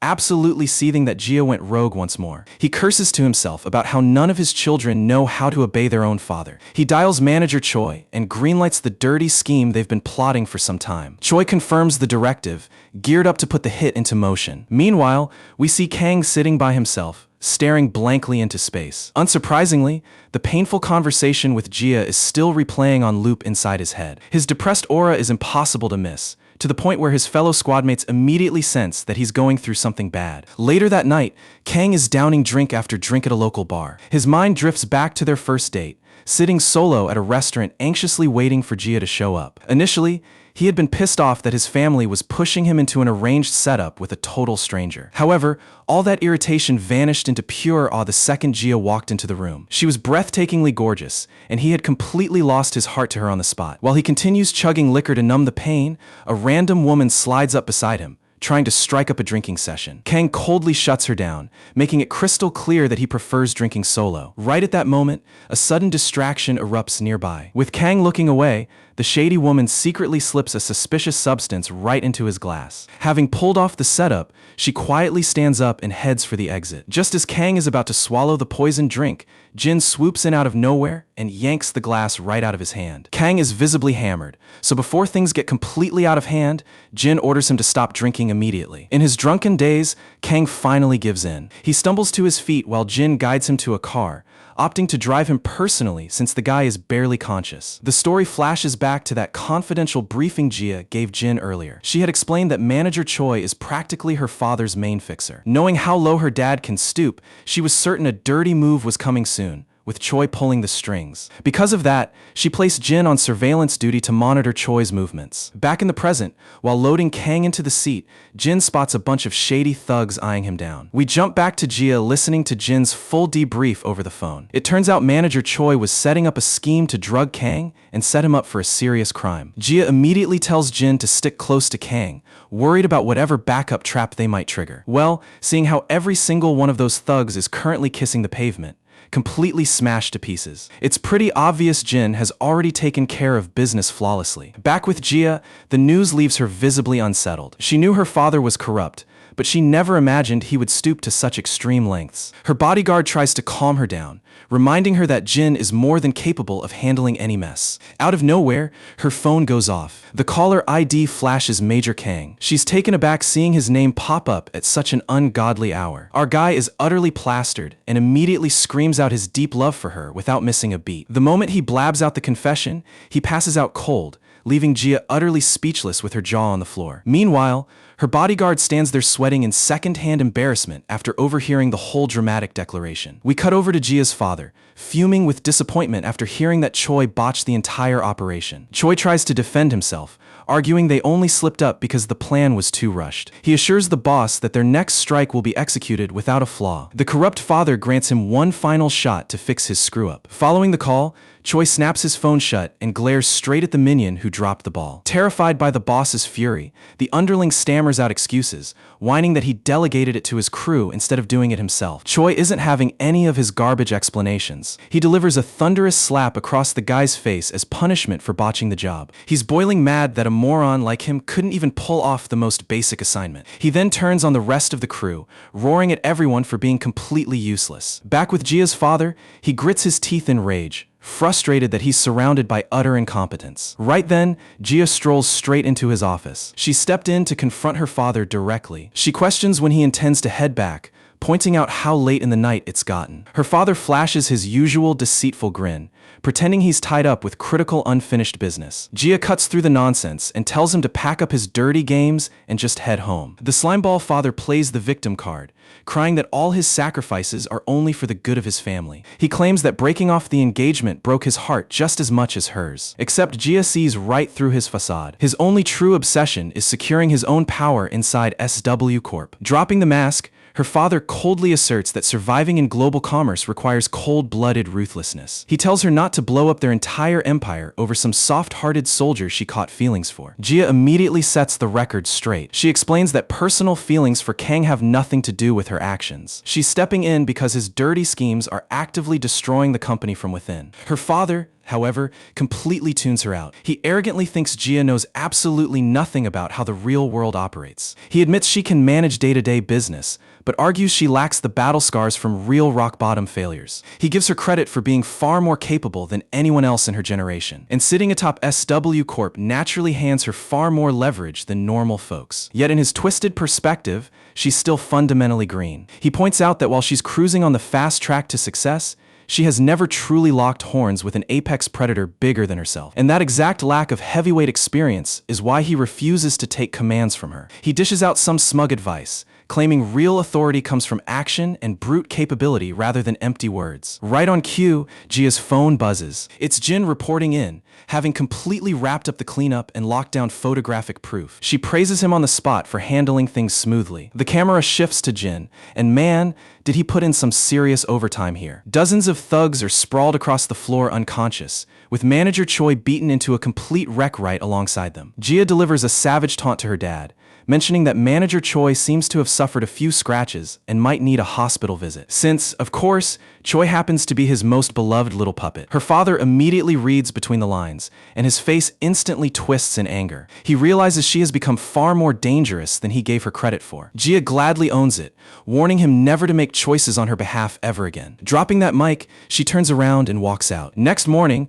we find Kang slowly coming to his senses. He's completely clueless about how he got home, but vaguely remembers seeing Jin, guessing the guy must have driven him back. Just then, the front doorbell chimes. Standing outside is none other than Gia. The moment she looks at him, she jokes about how well-rested he appears. Having pulled an all-nighter with corporate warfare, she mentions she's starving. She casually asks him out to grab breakfast together. Out of nowhere, the narrative flashes back into Jin's dark past. Some brutal thug ambushes Jin, beating him senseless. He keeps landing blows, trying to rob every single supply Jin had gathered. Jin snaps back with a vicious counterkick and follows through by cleanly snapping the guy's arm in half. Mad Dog observes the entire fight from the shadows, visibly pleased by Jin's killer instinct. Under the law of the jungle where the strong prey on the weak, Jin was finally evolving. Even so, Mad Dog drops one crucial piece of survival wisdom. Never drop your guard, no matter what. Jin snaps awake from that cold flashback. Next up, we see Jin walking to school side by side with his sister. Jin looks totally drained, with massive dark circles screaming that he hasn't slept in days. Later during class, his friends chat about hitting some street food stalls after school and invite Jin to join them. Jin, however, remains completely spaced out and uneasy. Cold sweat is visibly dripping down his face. Yona touches his forehead to check his temperature, but Jin's combat reflexes kick and he grabs her wrist way too hard, accidentally hurting her in the process. Realizing what he did, he instantly lets go and says sorry. Yona's worry skyrockets because his body is literally burning up like an oven. Sensing a bad fever, his crew tells him to skip class and go rest at home. Before he takes off, his friends load him up with his favorite treats, hoping good food will speed up his recovery. Next, we cut to SW Corp's training facility, where the team is going through their regular conditioning drills. While taking a break, the guards notice Jin looking unusually battered and exhausted. They immediately bring it up with their instructor. One look at Jin tells the senior that the kid is running on fumes, so he gives him permission to leave early. Stubborn as always, Jin claims he's totally good to keep going. As the hours roll by, Jin gears up for his security detail with Gia. Inside the car, Gia mentions that word has reached her about him running a fever. True to form, Jin shrugs it off, insisting there's nothing wrong. Gia takes one good look at him and knows he's completely out of it. Ignoring all his protests, Gia drags him straight to the SW Corp Medical Center. Once examined, the doctors reveal his temperature has spiked to a dangerous 104 degrees. Gia is completely horrified, knowing a 104-degree fever is life-threatening territory. After getting him treated, they drive him back to his place. Gia lays down the law, ordering him strictly to stay in bed and do zero work. She zooms off right after, leaving Jin standing in front of his door holding a whole bag of meds. The second Jin walks through the front door, his grandfather and Dayan rush over, panicking after hearing about his condition. He quickly calms them down, explaining that he already saw the doctor and just needs proper sleep and medication. They immediately urge him to jump straight into bed. Jin spots a pile of fresh fruit on the table, and Dayan points out that Grandpa ran out and bought it the second he heard Jin was down. His granddad tells him to eat plenty, so his strength comes back fast. Jin finally heads inside his bedroom to crash. An hour passes without a peep from Jin after he went in to change. Growing concerned, Dayan walks up to knock, only to realize the door is already ajar. Peeking inside, she sees her brother completely out cold across the mattress. Dayan gently pulls the door shut, making sure not to wake him while he recovers. Later that night, we see Jin hanging out with Mr. Cha. Apparently, even Cha heard the gossip about Jin battling a severe illness. Jin downplays the whole thing as a minor cold, completely ignoring the fact that his fever hit 104 degrees. Jin claims it barely slows him down, but Cha warns him against pushing his body to the limit. Jin argues that he isn't even overexerting himself. He believes as long as his mind stays sharp, his physical agility won't drop an inch. Realizing there's no winning an argument with this stubborn idiot, Cha simply throws in the towel. Later on, while cruising in the car with Hyung-suk,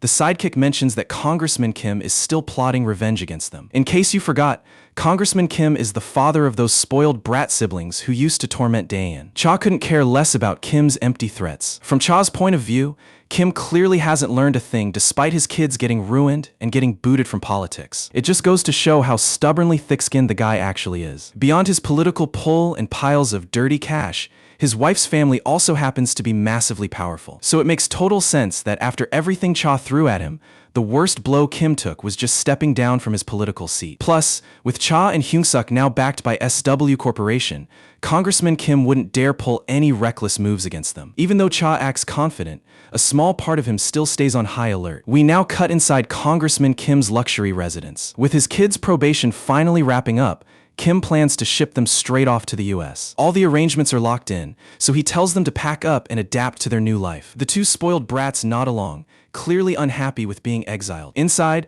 that spiteful girl is grinding her teeth in hatred, utterly convinced Daein is the sole cause of their ruin. Their dad reminds them they just need to lay low overseas for a couple of years until the storm passes. Or if they end up liking it, they can just remain there permanently. Having said his piece, he dismisses them. The second the kids leave, the toxic mother starts screaming at her equally rotten husband, furious that their children are being forced to flee the country. The husband snaps back that he pulled every string possible, but the higher powers are still demanding severe action. Naturally, that obnoxious woman refuses to accept reality, whining about why he's throwing in the towel so easily. That's when Kim turns chillingly cold, asserting that he hasn't surrendered one bit. He's simply waiting in the tall grass for the perfect strike. Later on, we catch Jin chatting on the phone with his sister. Daein is out picking up groceries and asks if he's craving anything special for dinner. Jin drops his usual indifferent answer, leaving Daein to just pick up whatever she feels like. With that quick chat done, she ends the call. Right after hanging up,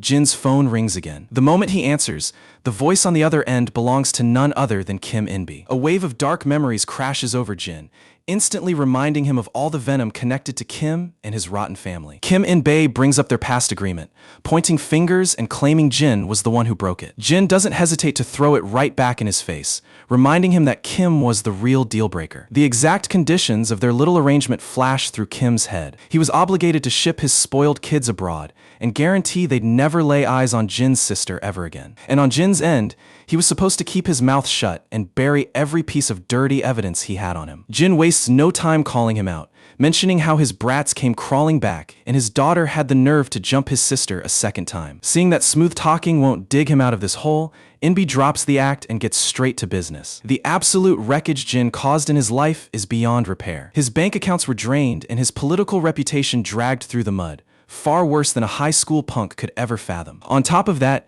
his kids suffered permanent consequences from this whole disaster. It completely burns In-bi up inside that the kid behind his downfall is still strolling the streets without a single scratch. So he drops a blatant threat, vowing to show Jin firsthand just how merciless the real world can be. A bit later, the scene shifts to Cha, who's ready to spark up a smoke until he catches sight of Jin's grandpa heading his way. Cha hurriedly stashes what he was holding out of sight and puts on his best polite face to greet the elder. The kind old man cheerfully checks if Cha has had a proper meal, warmly offering to whip up a plate for him too. Caught totally off guard by the warmth, Cha nervously stammers that there's really no need to trouble himself. Once the wholesome chat wraps up and grandpa walks off, Cha finally thinks he can enjoy his smoke in peace. Turns out, fate had zero plans of letting him have that cigarette today. Out of nowhere, two thugs on a heavy motorcycle roar into the street, charging straight toward the old man. The scumbag on the back seat is clutching a steel pipe, fully geared up to crack the old man's skull open. Before these lowlifes can even swing, Cha intercepts them with a brutal strike that sends both riders flying off the seat. They slam violently into the tarmac, while their bike goes screeching across the road. All this while,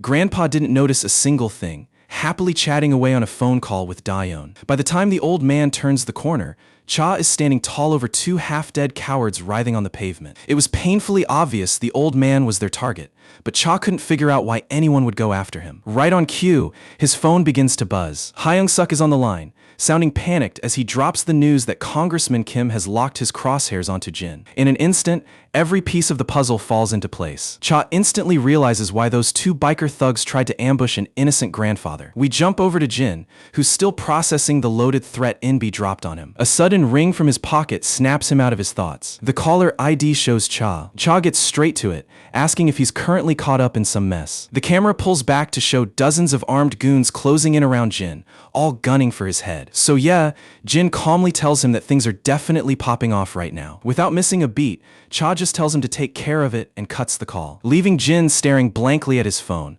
wondering what kind of useless pep talk that was supposed to be. Cha turns to Hyung-suk and orders him to assign 3 guards each to protect Jin's sister and his grandfather. Hyung-suk questions if that's a bit of an overkill, because as far as he knows, the hit is solely on Jin. That's when Cha hits him with the cold, hard truth. 2 bastards literally just tried to put a pipe through the old man's skull. There's zero room to second guess or waste another second. Hyung-suk sprints into motion to lock down security around the little girl and the grandfather. Meanwhile, Cha takes out his phone and directly dials up Congressman Kim In-bi. Cha is in no mood to play nice or exchange polite greetings. He gets right in his face over the call, barking to know what the hell this scumbag is playing at. Naturally, In-bi plays dumb, forcing Cha to spell out the exact hit he just put on Jin. In-bi just chuckles, arrogantly brushing it off as taking out the trash and eliminating a headache. That sends Cha's temper through the roof. He demands an explanation as to why Inbi is gunning for Jin when the kid shouldn't even be dragged into this mess. Inbi spits back that his entire household is in ruins,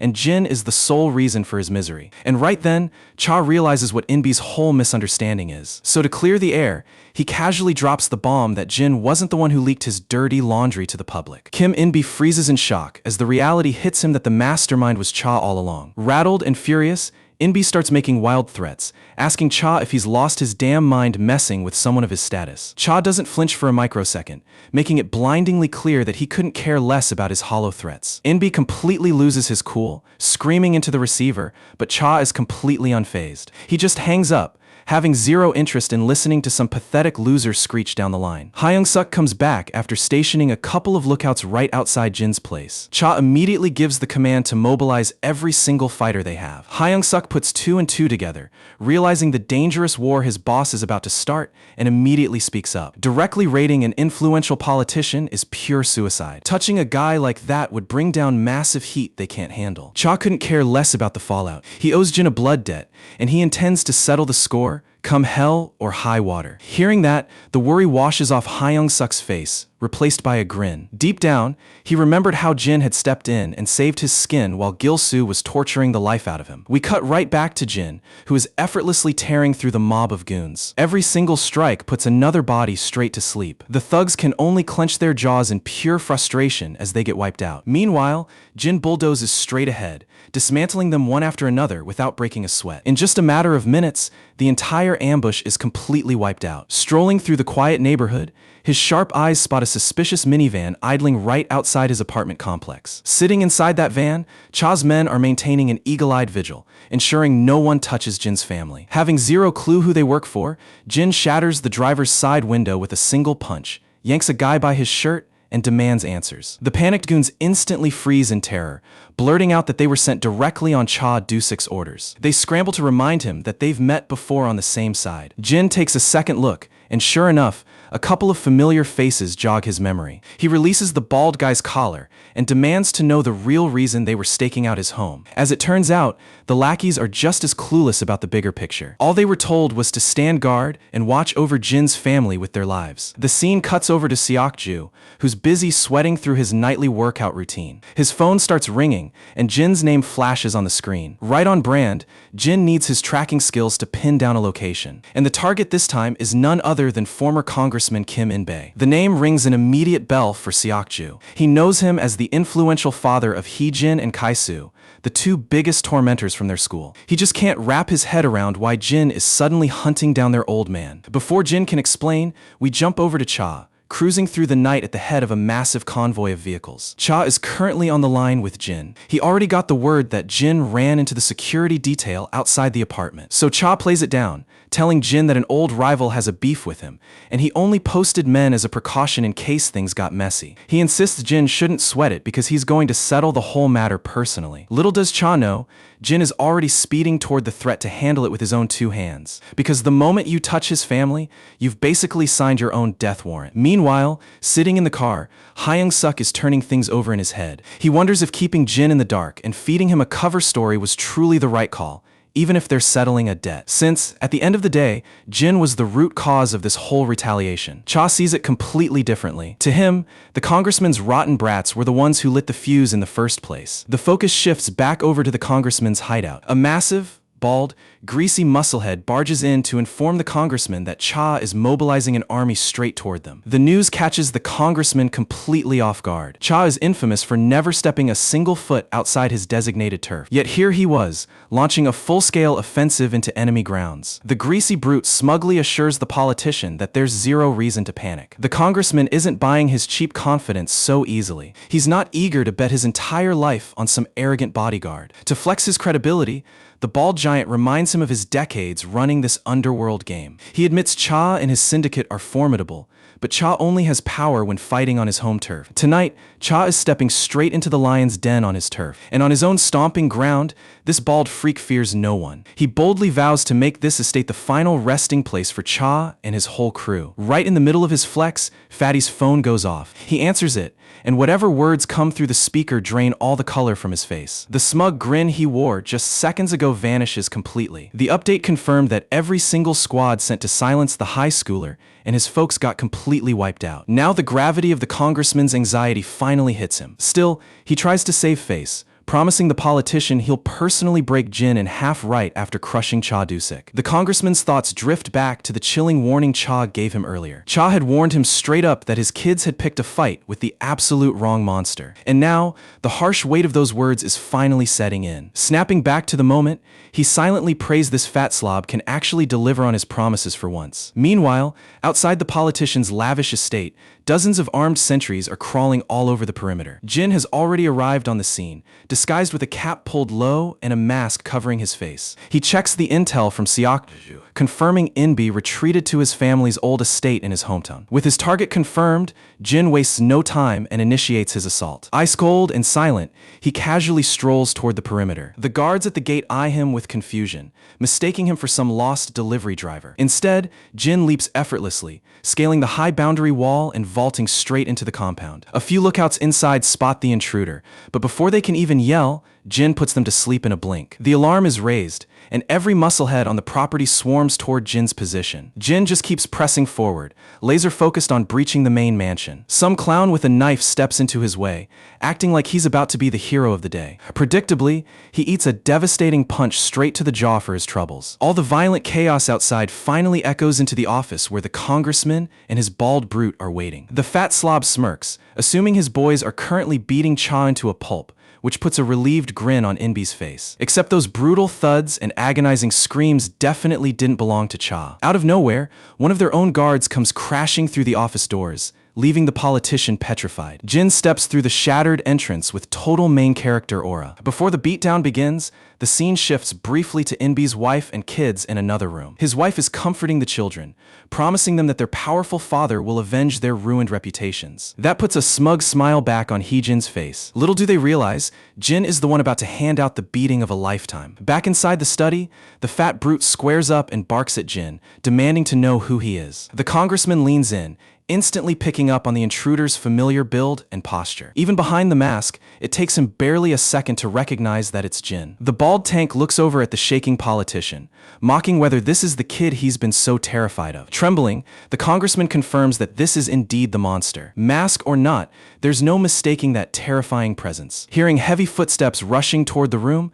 Jin explodes into motion to wrap things up fast. The fat enforcer steps up as a human shield in front of the congressman. He throws a massive haymaker, but Jin simply ducks under the swing and counters with a vicious blow to his gut. The hit barely budges the heavyweight, and he fires right back with another punch. After trading a rapid flurry of strikes, both fighters create some distance to reset. The bald brute grins with twisted excitement, realizing this kid can actually throw down. Jin, however, couldn't care less about having a fun fight. His eyes remain locked on the trembling politician cowering behind his muscle. Jin charges in again, landing a bone-rattling strike right on Fatty. Fatty tries to retaliate, but Jin easily slips the punch and shatters a crushing strike into his ribs. The onslaught doesn't stop until Jin plants a vicious shot straight to his face, utterly crushing his nose. Jin follows it up with a sharp kick that knocks the enforcer's guard wide open. The congressman is having an absolute mental breakdown watching this. The idea that a legendary crime boss who ruled the district for a decade can't even touch a high schooler is blowing his mind. Fatty is finding out the hard way that this kid's combat sense is on a completely different dimension. With zero hesitation behind every lethal movement,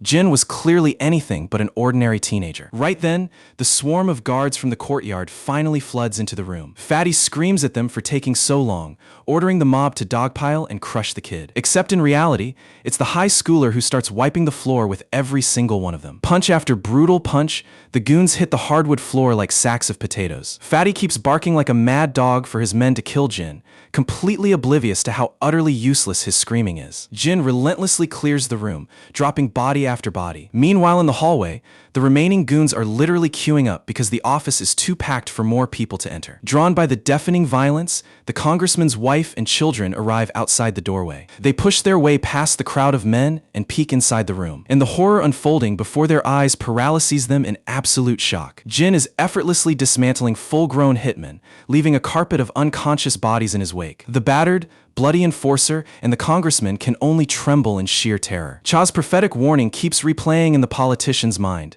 that his brats had picked a fight with a demon. Targeting Jin's family was the equivalent of stepping on John Wick's puppy, and Inbi is learning that lethal lesson the hardest way possible. He's finally realizing that Cha wasn't exaggerating in the slightest. Watching Jin slaughter an entire syndicate with zero mercy leaves Hee-jin and Kaisu completely frozen. Kaisu in particular is petrified to his core. He knew the guy was a crazy fighter, but he had no idea Jin was a walking army. Fatty is also struggling to process the nightmare unfolding right in front of him. Yet no amount of disbelief could change the brutal reality on the floor. The enforcer realizes that Jin's strikes aren't wild brawler swings. Every single movement is calculated, surgical, and executed with cold precision. He also figures out that Jin's entrance wasn't some reckless rush. It was a deliberate tactical setup. The narrow doorway acts as a natural choke point, allowing Jin to pick them off one by one without being surrounded. Desperate and humiliated, the fat coward decides to resort to underhanded tactics. He unsheathes a hidden dagger, attempting to blindside Jin with a lethal strike. Too bad for him,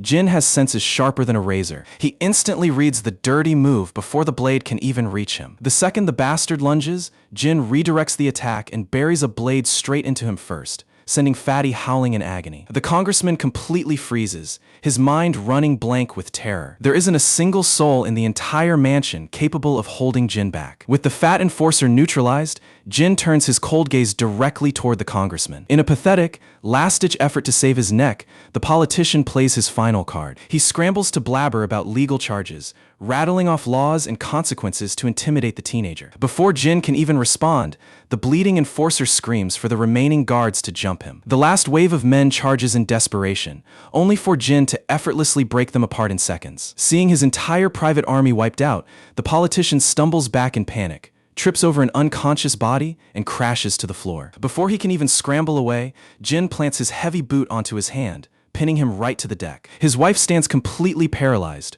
watching the terrifying scene with wide eyes. Jin only came for one thing, to make this corrupt bastard pay full price for crossing the line. Before he can finish the job, heavy footsteps announce the arrival of Cha and his entire syndicate. For a second, even Cha is stunned looking at the absolute sea of battered bodies filling the estate. Scanning through the wreckage, his gaze immediately locks onto a familiar figure standing tall. The moment he recognizes Jin, a wide grin spreads across his face. The fact that the front gate was totally unguarded makes total sense now Jin had already soloed the entire front line. Cha then strolls over to mockingly greet the congressman, who's currently whimpering on the floor like a beaten dog. The pathetic sight forces a scoff right out of Cha. The politician's wife starts shrieking at Cha, accusing him of turning his back on his own allies. Cha doesn't spare her a single glance, treating her screaming like background static. His eyes remain locked purely on Jin, especially the terrifying coldness burning inside the kid's gaze. The vibe around them has completely shifted, making it crystal clear that Jin isn't planning on cutting anyone even the slightest bit of slack tonight. Before Cha gets the chance to utter a single syllable,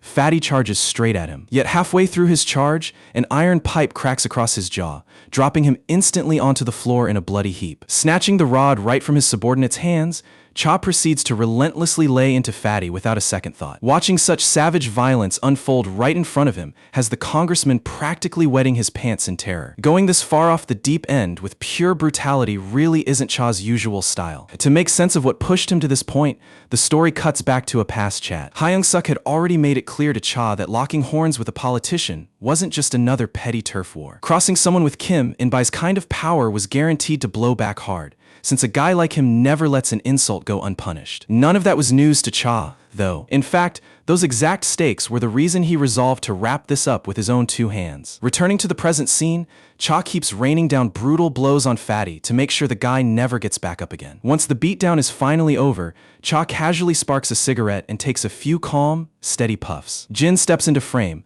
visibly questioning why Cha is acting with such uncharacteristic ferocity. Cha just brushes off the concern and tells Jin to keep his nose out of this mess. Jin pushes right back, pointing out that none of this beef had anything to do with Cha in the first place. Cha, on the other hand, sees things quite differently. He maintains that his bad blood with the politician runs deep, and a showdown between them had been brewing for ages. The current situation just handed him the ideal excuse to settle the score. He guarantees Jin that once this night is over, Kim In-bai won't ever possess the power to threaten him or his family again. Leaving it at that, Cha brushes past Jin to finish this dispute entirely on his own terms. He stoops down right in the politician's face, but before he can even drop his demands, the desperate man attempts a last-ditch bribe by pitching a massive proposition. He swears he can hook Cha up with hidden real estate, mountains of untraceable cash, and an empire far larger than he could ever dream of. Naturally, Cha doesn't buy into the pitch for a single second. He's seen this corrupt official peddle worthless fairy tales plenty of times before. There isn't a shred of faith left in anything coming out of the guy's mouth. Rising to his feet, Cha tightens his white-knuckle grip on the iron pipe, fully intending to cave the politician's skull in. Just as he raises his arm to strike, a sudden shout cuts right through the tension. Chief Go Sung-in, the personal right hand to SW Corporation's director, steps onto the floor. His unexpected arrival leaves both Cha and the politician completely stunned in disbelief. The congressman's wife immediately begins screaming for rescue, thinking the chief came to protect them from the home invaders, but Go walks straight past her hysteria and approaches Jin directly. Speaking only to Jin, he confirms that the director is already on top of the entire mess and guarantees a repeat incident will never occur. Out of respect for the chairman's wishes, he politely asks Jin to pack it in and head back home. Knowing when to close the book, Jin simply pivots on his heel and walks away. Heejin and Kisu are left shivering in complete silence, utterly traumatized by the carnage that just played out before them. The politician, meanwhile, is hopelessly struggling to wrap his head around what's happening. He can't fathom why an elite corporate fixer like Chief Go would personally show up for a random teenager. Chief Go bluntly clarifies that he's acting strictly on direct instructions from the top boss. The head of SW Corporation is running the entire show from the shadows. Hearing that truth hits the politician with far more terror than any physical beating he faced all night. As Jin makes his way back later that night,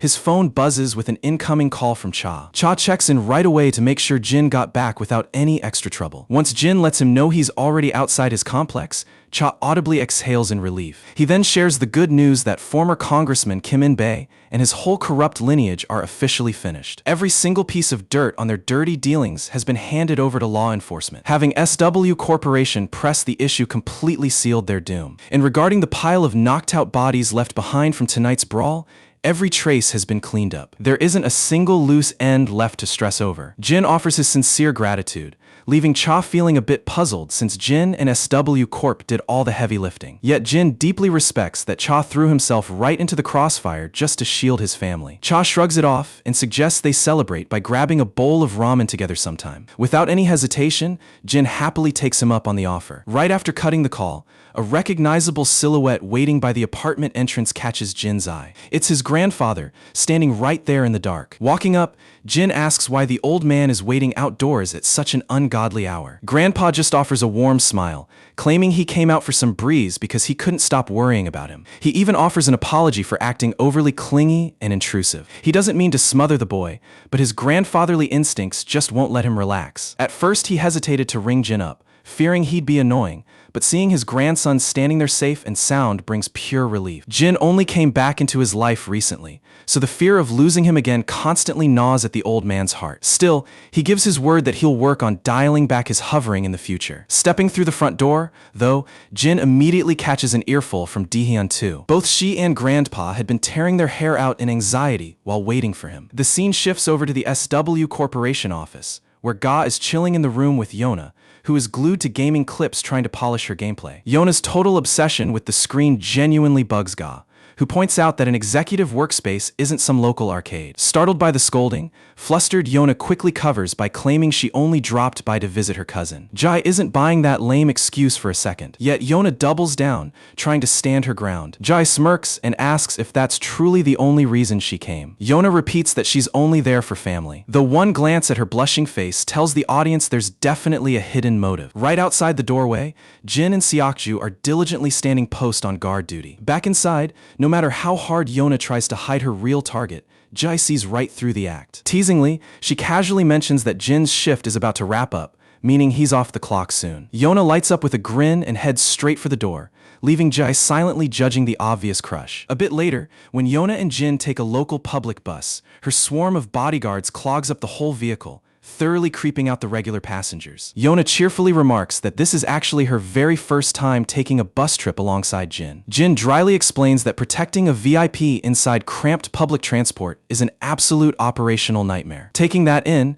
Yona playfully suggests that she might just start commuting by subway from now on. Jin shuts that down immediately, warning her that underground subways are an even bigger security hazard. Yona gets totally giddy, taking his warning as proof that he genuinely cares for her safety. Though deep down, we all know Jin is purely thinking about his paycheck and bodyguard protocols. The view cuts over to the military facility, where 5 strides through armed guards patrolling the perimeter. She observes that, exactly as the grapevine claimed, the security presence is noticeably thinner than usual. This strange void leaves her wondering if some serious internal chaos actually went down. While walking, memories flash through her head of her cozy stay at Jin's place and how he warmly referred to her as family. Out of nowhere, an arrogant guard blocks her lane. She decks the fool flat with a single punch and marches right into Mad Dog's quarters. Scanning the room, she clocks 4 standing by, and to her utter shock, 2 is chilling right there as well. 5 clearly isn't excited to see his face, yet 2 welcomes her with a playful, friendly greeting. When she demands to know why he's lurking around, he claims they both came for the exact same purpose. He's connected the dots that one is breathing, and he bets she's keeping that exact secret. Naturally, she plays dumb and mockingly questions if that could even be true. 2 presses her, asking if she genuinely has no clue. Without blinking, she denies having any intel regarding Jin whatsoever. That's when 4 chimes in to break his silence. He swears that he crossed paths with Jin in person. More than that, the 2 of them actually threw down in combat. Even though Jin had his identity masked, 4 is positive that his opponent was none other than 1. There is simply no mistaking one's distinct combat style. On the inside, 5 breathes a quiet sigh of relief that 4 never got a clear look at his face. Playing her part, she turns a sharp eye on Mad Dog, demanding to know if his reports of Jin's death were a total lie. Mad Dog finds himself backed into an impossible corner. Though he sticks to his story that 1 is gone, his nervous expression completely gives him away. On top of that, his denial only drives 4 absolutely ballistic with rage. It feels like the commander is outright gaslighting 4 over something he saw with his own 2 eyes. 2 cuts through the shouting match and directly asks Mad Dog if he'll bet his life on 1 being dead. Hesitantly,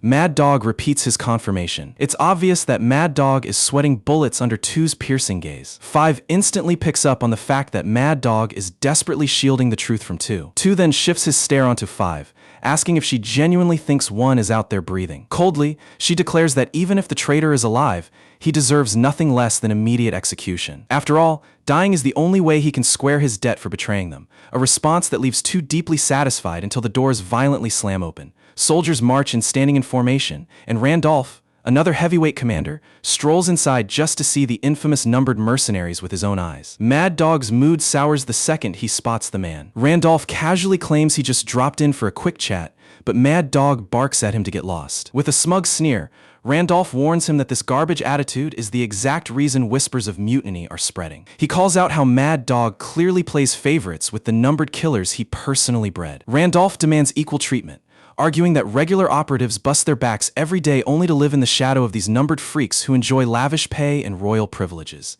even adding that Mad Dog doesn't possess the tactical brain to properly unleash their true lethality anyway. Losing his last bit of patience, Mad Dog screams at Randolph to get the hell out. Randolph gets up, but instead of walking out, he unholsters his sidearm and presses the muzzle straight against 2's skull. He threatens 2 never to set foot on this base again, claiming the compound has outgrown relics like him. Far from terrified, 2 just breaks into a chilling grin. That casual disrespect makes Randolph boil with pure humiliation. Before the commander can even blink, 2 moves with blistering velocity, disarming him in an instant and flipping the barrel right between his eyes. Without even a microsecond of hesitation, he pulls the trigger and drops him dead on the spot. The sudden execution freezes Mad Dog completely in place. Randolph's bodyguards instantly raise their weapons to retaliate. Yet before they can squeeze off a round, 4 blitzes the entire squad in the blink of an eye. Guards outside sprint toward the noise, only to be instantly riddled with lead the moment they cross the doorway. 2 casually turns to Mad Dog and asks if he should wipe out the rest of the facility while he's at it. Panicked, Mad Dog instantly shuts that down,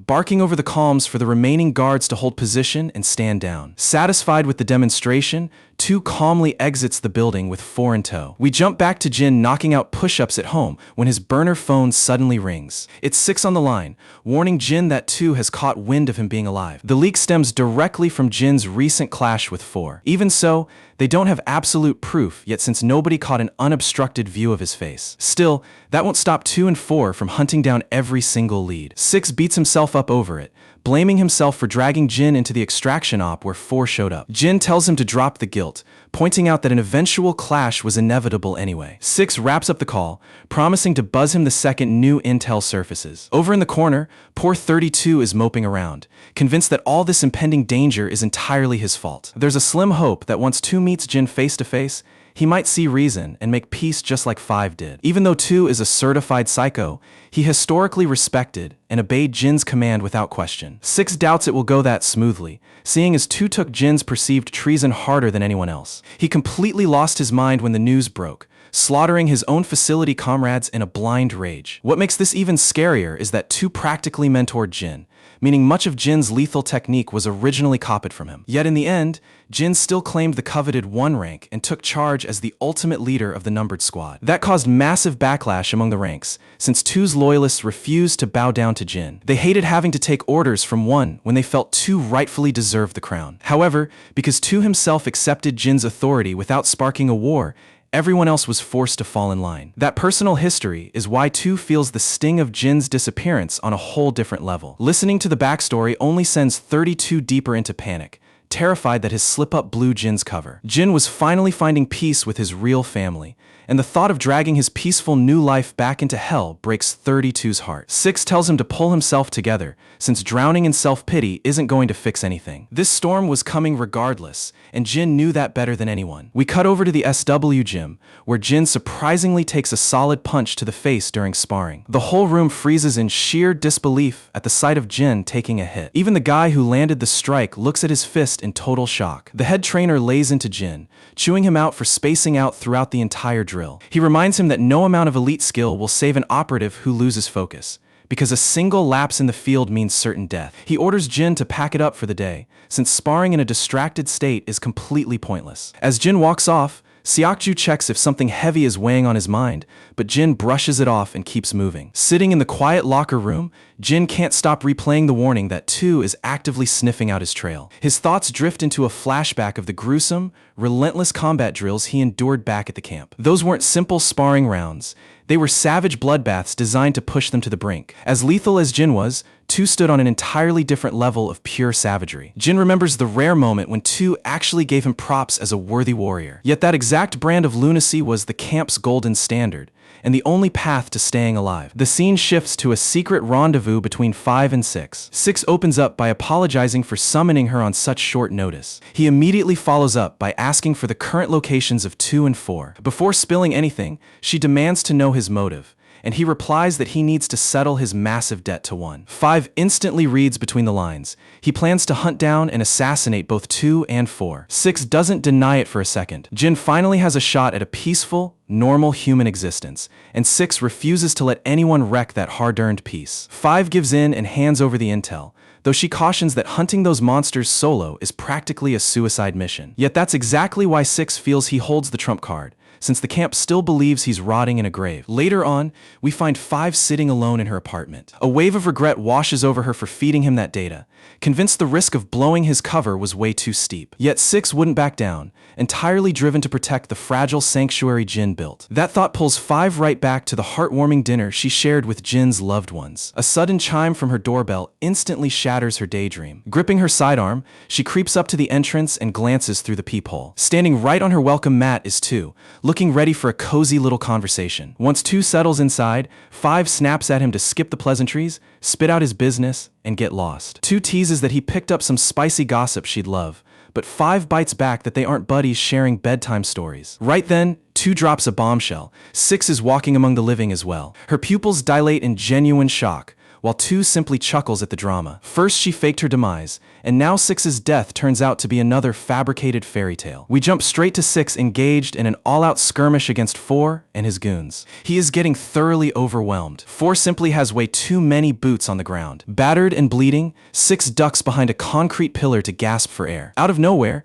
a massive heavyweight charges in and locks him into a suffocating bear hug. 6 reacts on instinct, shattering the thug's nose with a vicious counterstrike before slipping out of the deadly grapple. That giant mountain of a man is actually another codenamed operative specifically, Number 8. This whole setup leaves 6 completely baffled. He can't wrap his head around why 8 would ever team up with 4. The scene shifts back to a flashback. We see 2 towering over a bloody Jin, mocking him relentlessly for being such an absolute pushover in combat. Even though Jin can barely keep his balance, he refuses to back down and charges right back at him. Unfortunately, his stubbornness only gets him another brutal beatdown. Jin snaps awake in a cold sweat, pulled straight out of the nightmare. Dawn is just about breaking outside. He walks out of his bedroom only to bump right into his grandfather. Catching Jin up so early, the old man wonders if his own rustling around woke the kid up. Jin immediately tells him that wasn't the case at all. Noticing his grandpa is heading out to work, Jin decides to tag along and accompany him to the bus stop. His grandfather asks if he'd rather get some more rest,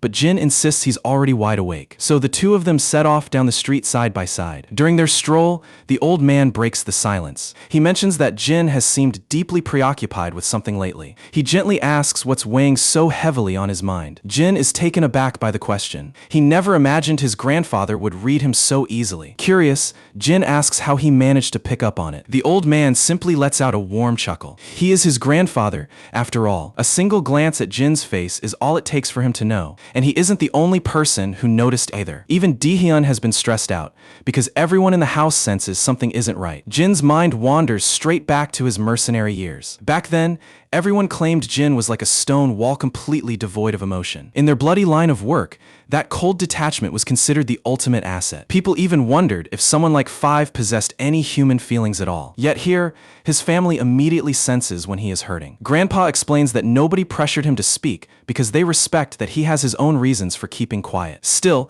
whenever he feels ready to lean on someone, Grandpa reminds him that his door is always open. A subtle smile forms across Jin's face, something truly rare for a guy like him. For the first time, he actually promises that he'll reach out if things get out of hand. Meanwhile, we see 5 dealing with 2, who has just casually shown up uninvited. She questions why on earth he's suddenly so focused on number 6. His obsession had always been tracking down 1, so pivoting to 6 out of the blue makes zero sense. The psycho claims that every piece of this puzzle is tied together. He is dead certain that 6's reappearance is proof that 1 is breathing somewhere out there. Right after getting intel on 1 from Mad Dog, 6 conveniently blew his own cover, despite being presumed dead for years. Deep down, she's frustrated that 6 slipped up so carelessly, while 2 finds the whole blunder wildly entertaining. The timing is just way too perfect for 6 to pop up. The second one was confirmed alive. To him, this chain of events is ironclad proof that our protagonist is very much active. Still, 5 has no idea why this soulless freak is grilling her or why he's even sharing this information. He's fully aware of how tight she was with 1 and 6,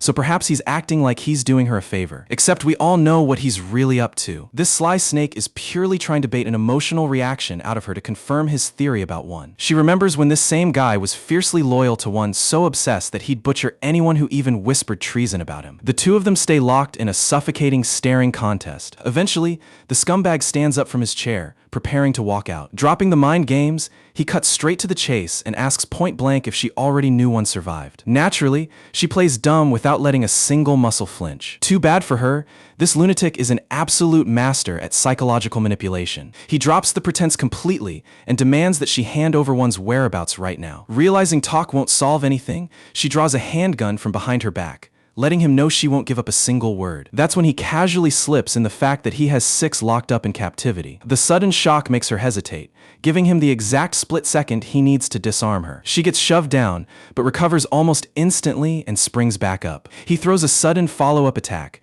which she barely deflects with her forearms. He doesn't let up, unleashing a barrage of vicious strikes. She looks for an opening to fight back, but he reads her movement, grabbing her arm and trapping her in a painful hold. Still, she isn't an elite operative for nothing. She forces her way out of the grip and instantly creates some breathing room. The guy gives her some credit for the moves, Not that she poses a real threat to him, but it's enough to keep him entertained. He decides to wrap up the scrap for now and settle things another time. She is thoroughly sick of his smug arrogance. Before she can curse him out, she spots a sniper's laser trained directly on her. Sure enough, the shooter on the roof is his backup, keeping her pinned down. It's an unsubtle reminder: give up one's hideout or take a bullet right here. We jump over to another location where that brute 8 is slugging it out with 6. Even covered in cuts and bruises, 6 keeps a cocky smirk plastered on his face just to tick the guy off. And it's working, because the giant looks like he's about to lose his temper completely. 4 is standing on the sidelines taking in the action, quietly respecting 6's resilience. Unfortunately,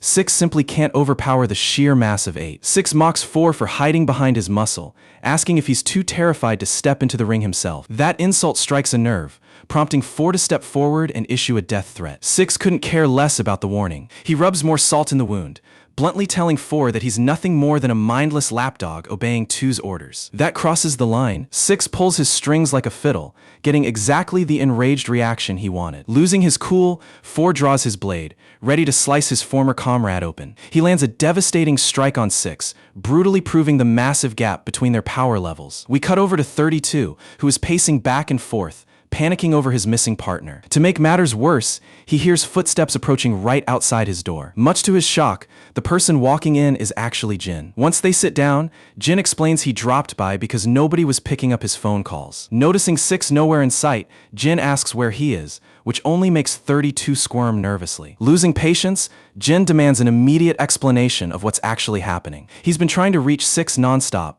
but the guy went completely radio silent ever since 2 resurfaced. Looking at 32's pale face, it's obvious the worst has already happened. 32 confesses that he hasn't been able to get a hold of him either. He's been missing for nearly 3 full days now. They were scheduled to pack up and leave yesterday, but he couldn't bring himself to abandon his friend. Right on cue, 32's phone begins to buzz. He snatches it up in a heartbeat, praying it's 6 on the other end. Instead, it's 5 delivering the grim update.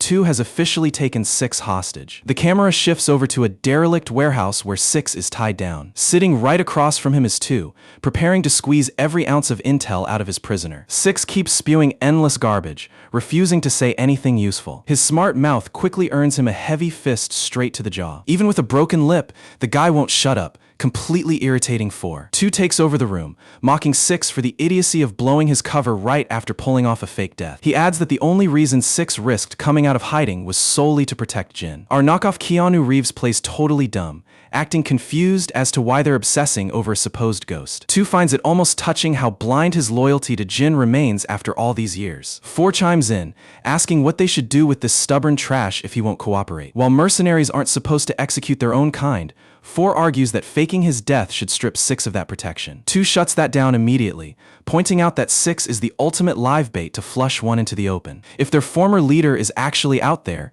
he won't be able to resist coming to save his comrade. And right on cue, Jin and 5 are already driving toward the location. 5 warns him that this is an obvious ambush, but Jin refuses to turn around. 32 agrees with her, pointing out that 6 would never want Jin walking into a slaughterhouse for his sake. 6 took that risk willingly to clear his debt to Jin, knowing full well he might die in the process. If Jin gets killed trying to save him, 6 would never be able to live with the guilt. So 5 practically begs him to pull the plug while they still can. Jin takes a moment to process everything and makes up his mind. He sets his weapon aside and chooses to walk straight into the lion's den alone. His allies are completely floored by the reckless move. Back in the warehouse, the tension snaps as Jin casually strolls through the main entrance without a trace of fear. The entire room freezes in pure disbelief, especially 6, who had been enduring the torture just to keep Jin safe. 2, however, can barely hide his delight at seeing living proof that one survived. He notes that while Jin has filled out over the years, that stone-cold gaze hasn't changed a bit. Jin gets straight to the point,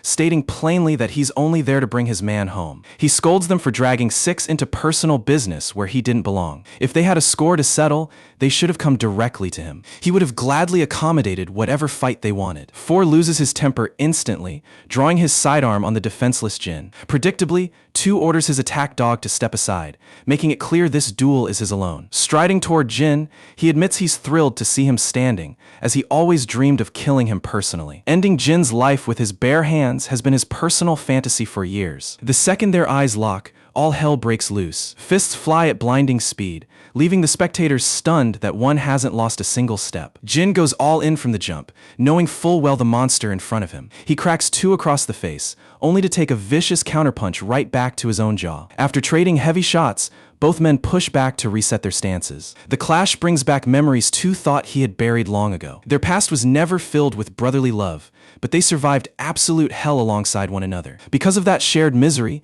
they shared a sacred pact never to betray their own squad. Yet out of the entire unit, Jin was the very person who shattered that trust and walked away. To two, a squad leader turning his back on his men makes Jin the ultimate piece of scum. Driven by pure vengeance, two charges in again, reigniting their savage brawl. Cranking things up, our boy lands a thunderous strike dead center on his opponent's face. He follows through with a brutal flying knee, sending two crashing to the floor. The overwhelming display of pure combat dominance leaves the entire room speechless. Two scrambles back to his feet immediately to save whatever pride he has left. Four is having an existential crisis watching Jin fight like the absolute beast he always was. Even two has to admit that Jin clearly hasn't let his skills rust during his 5 years off the grid. He unsheathes his combat dagger, deciding it's time to make this fight lethal. The two engage once more, trading vicious slashes and dodging lethal counters by hairbreadths. Jin completely outclasses him, disarming his strikes with precise cuts to his hands before carving deep slices across his entire torso. He paints the floor with the man's blood,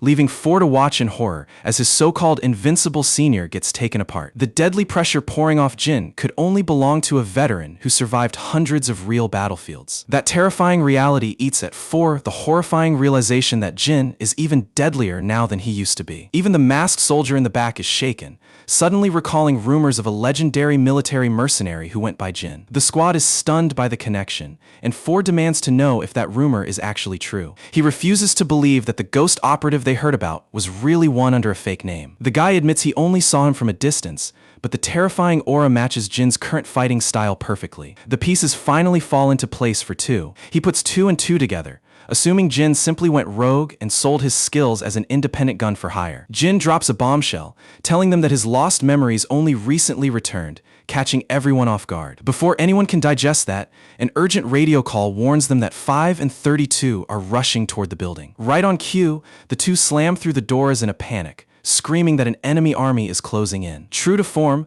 the hot-headed Four pulls his gun again, completely missing the bigger threat. Seconds later, their scout confirms that heavily armed troops have completely encircled the perimeter. They count at least 50 heavily equipped operatives marching on them. The strike team is barely 300 meters out from breaching the compound. Four and his men immediately pop open weapon crates, racking rifles and gearing up for war. Jin grabs an assault rifle, with the giant and the rest of the crew following suit. It looks like the rival-numbered mercenaries have no choice but to fight side by side against a mutual foe. Behind the raid is Mad Dog, barking orders over the radio to execute every last operative inside and erase their existence. For the first time in years, the mercenaries drop their blood feuds and form a unified front. Jin naturally assumes command, barking out battle tactics just like he used to back in the day. Every single mercenary reacts instantly to his hand signals. 5 watches the perimeter closely, calling out enemy movements as they advance. As the strike force edges closer, the crew holds their fire, patiently waiting for the kill zone to fill. The instant the targets cross the threshold,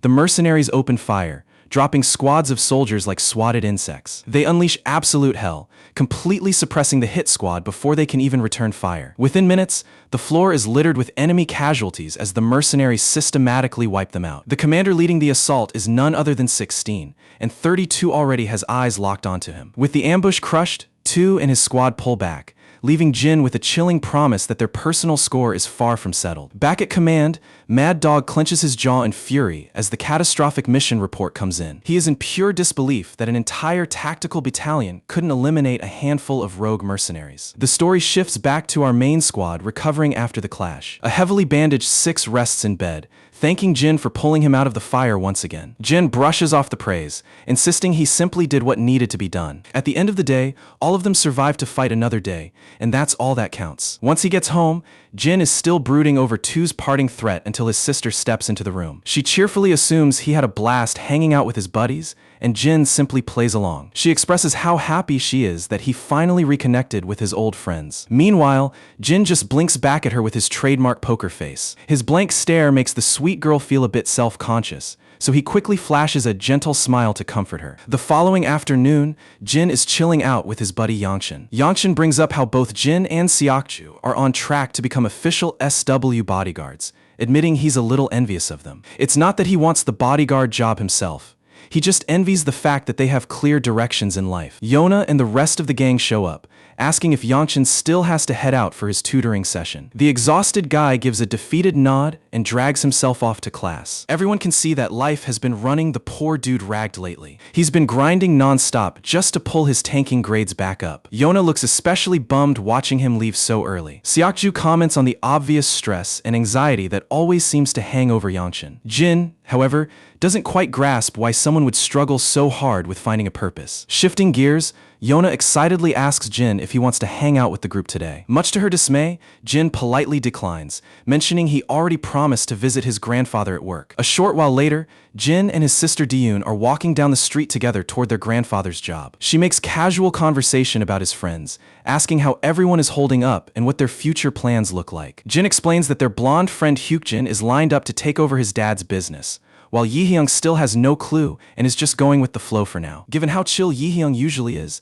Dahyun isn't really caught off guard by his lack of ambition, but discovering that his grandfather runs an entire car manufacturing empire leaves her completely stunned, meaning the guy is literally a third-generation chaebol heir. He actually happens to be the youngest kid in a massive corporate dynasty. Naturally, poor Diyun struggles to wrap her head around this reality, especially since Yihyung spent all his time rocking bargain bin tracksuits and beat-up uniforms. Jin steps in to steer the chat, asking her what she actually wants to do with her life going forward. Her main goal is to land work the moment she finishes school, though she hasn't picked a specific career path yet. The only strict requirement she has is that the position needs to bring in serious cash. Her ultimate goal is to let Grandpa finally rest, considering the poor old man has been breaking his back for their family for as long as she can recall. She once brought up the topic with him directly, but he simply gave her an earful. He completely refuses to let her pick a soul-crushing job purely for a paycheck, instead of following her true passion. That was the first time she'd ever seen him truly furious with her, leaving her entirely conflicted about whether she should even search for employment. Jin gently reassures her, telling her to pursue her heart's desire without rushing, since time is on her side. As the older brother, he makes it clear that he will carry whatever burden is necessary to support them. Diyun beams with joy at his comforting words. Right at that moment, they catch sight of their grandfather nearby, and the sweet girl immediately runs straight toward him. Shortly after, the kids prepare to head out. Watching Grandpa wave goodbye to them, his coworker notes how well-mannered the kids are, particularly in an era where younger generations rarely show genuine respect to their elders. Even though dedicating his life to these kids was noble, the coworker reminds him that he must eventually let them spread their wings and live their own lives. He advises the old man to prepare himself for the inevitable day when the kids build their own futures and move on. On his walk back home after a brutal workday, Grandpa keeps replaying Mr. Choi's words in his head. Unlike stubborn traditional parents, he already acknowledges that parting ways is part of life, particularly with Diyun on the verge of turning 18. Yet, he feels no lingering dread over it. He simply cherishes every fleeting moment he gets to spend under the same roof with them. As he steps through the front door, Jin is right there to welcome him back. Once greetings are exchanged, Grandpa genuinely asks Jin about what he envisions for his own future and personal dreams. Without missing a single beat, Jin lays out his answer. His primary ambition is simply to maintain the quiet, steady routine he currently has. Come what may, his only real aspiration is to stay right beside his family, exactly as they are today. The story then pivots over to Mad Dog's compound. Thick smoke hangs in the air, with lifeless bodies littered across the entire facility. This complete bloodbath was orchestrated by none other than Tu and his ruthless team. However, Mad Dog slipped through their fingers alive, leaving Tu thoroughly irritated. We then cut to a high-ranking syndicate boss, receiving word that the numbered operatives completely annihilated Mad Dog's entire hideout. Every single soul inside was executed except for Mad Dog, who barely managed to scramble away. Why did the numbered squad raid the compound in the first place? Because Mad Dog had secretly made a move to execute them all beforehand. Unfortunately for him, his preemptive strike exploded right in his face. The crime boss finds it bitterly amusing that the very hounds Mad Dog trained are now ripping him to shreds. He orders his subordinate to leak this news to every enemy who holds a vendetta against Mad Dog. His assistant reveals that word has already been circulated, giving the boss a satisfied chuckle. The boss then instructs his crew to act as if Mad Dog doesn't even exist anymore. They can't afford to let a dying stray derail their ongoing operation. Just a quick refresher. this influential figure is the actual mastermind pulling the strings behind Forrest. We then flash straight to Mad Dog, frantically gunning down waves of hostiles in every direction. As he swaps out an empty mag for a fresh one, an enemy operative tries to catch him off guard. Mad Dog pounces on the flanker instantly, smashing him with a bone-crushing strike. He finishes the job by putting a round straight through the guy's skull, terminating him on the spot. He survived the ambush, but it's painfully obvious he's too battered to sustain prolonged combat. He despises how low he's fallen, scrambling through the dirt like a hunted dog just to survive another hour. In his mind, one is exclusively responsible for reducing his life to this living hell. Everything started unraveling the moment one decided to stab them in the back. Fast forward a bit, and we find Jin knocking out his standard set of push-ups. A sudden buzz from his phone breaks his workout flow. It's Yona texting, asking to meet up outside at the convenience store right across from his place. With no real excuse to refuse, Jin heads down to meet her later that night. Seokju and the executive protection detail are already stationed nearby, keeping close eyes on Yona's perimeter. As Jin approaches, Yona quickly offers apologies for dragging him out at such an ungodly hour. To make up for it, she's already gathered a mountain of Jin's favorite munchies. Grabbing a snack, Jin straightforwardly asks why she wanted to meet up so urgently. Yona claims there's no major reason besides just wanting to catch a glimpse of him, though everyone watching knows the real deal. She's practically head over heels for a stoic aura god like him. Even Seokju, standing in the background, can tell she's totally smitten and catching serious feelings. She mentions how everyone in their circle is stressing over future paths, noting that Youngshin in particular seems completely adrift. He completely abandoned his gaming cafe visits just to lock in on exam prep. It's kind of tragic since he dropped esports just when he was actually making real headway toward going pro. Steering back to him, Yona asks what Jin intends to do regarding his own line of work. Does he plan on wearing the SW corporate suit permanently? Unsurprisingly, Jin admits he's totally undecided. Hearing his hesitation, Seokju and the senior bodyguard instantly freak out,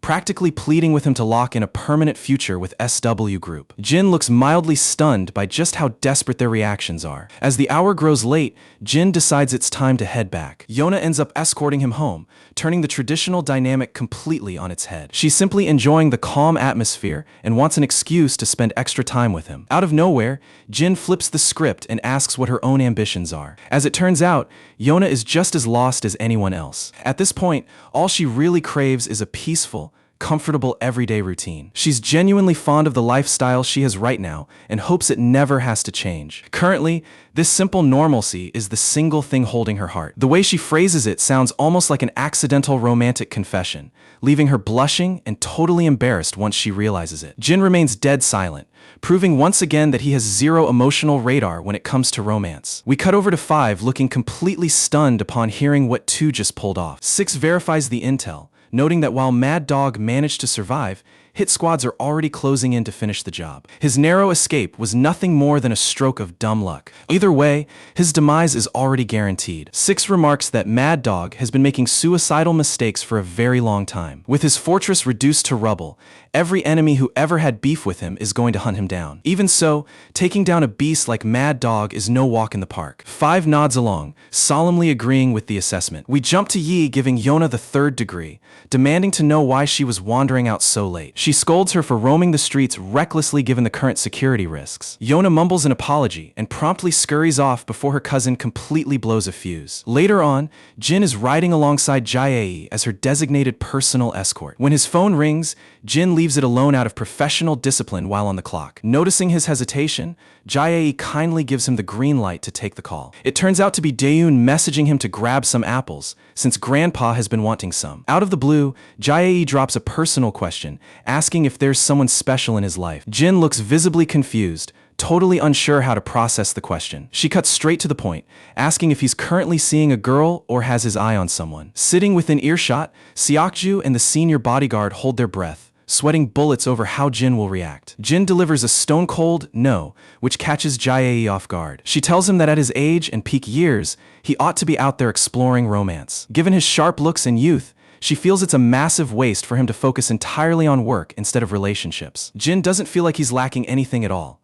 Having survived a bloody childhood on the battlefield, this peaceful, boring life is everything he ever dreamed of. Once off the clock, Jin meets up with his sister at a local market to pick out fresh apples. Carrying their groceries, the two begin strolling back home. Along the way, Dahyun brings up that Yihyung is putting together a private hangout spot and plans to invite everyone over once it's finished. She's quite proud that he kept it a secret from everyone else and only shared it with her. All of a sudden, Jin locks up after catching a glimpse of a shady figure standing in the darkness. The silhouette is unmistakably recognizable. It turns out to be two, and Jin's composure instantly shatters into pure panic. This is arguably the most rattled we have ever seen our protagonist. He urgently orders Dahyun to run straight home without stopping. Picking up on the sheer terror in his expression, she realizes something is terribly wrong and rushes off. Jin then gives a subtle nod toward the stalker, who slowly begins stepping forward. Crossing paths in the middle of the road, the two deadly killers stand eye to eye. The guy mocks Jin for playing house and pretending to live a cute,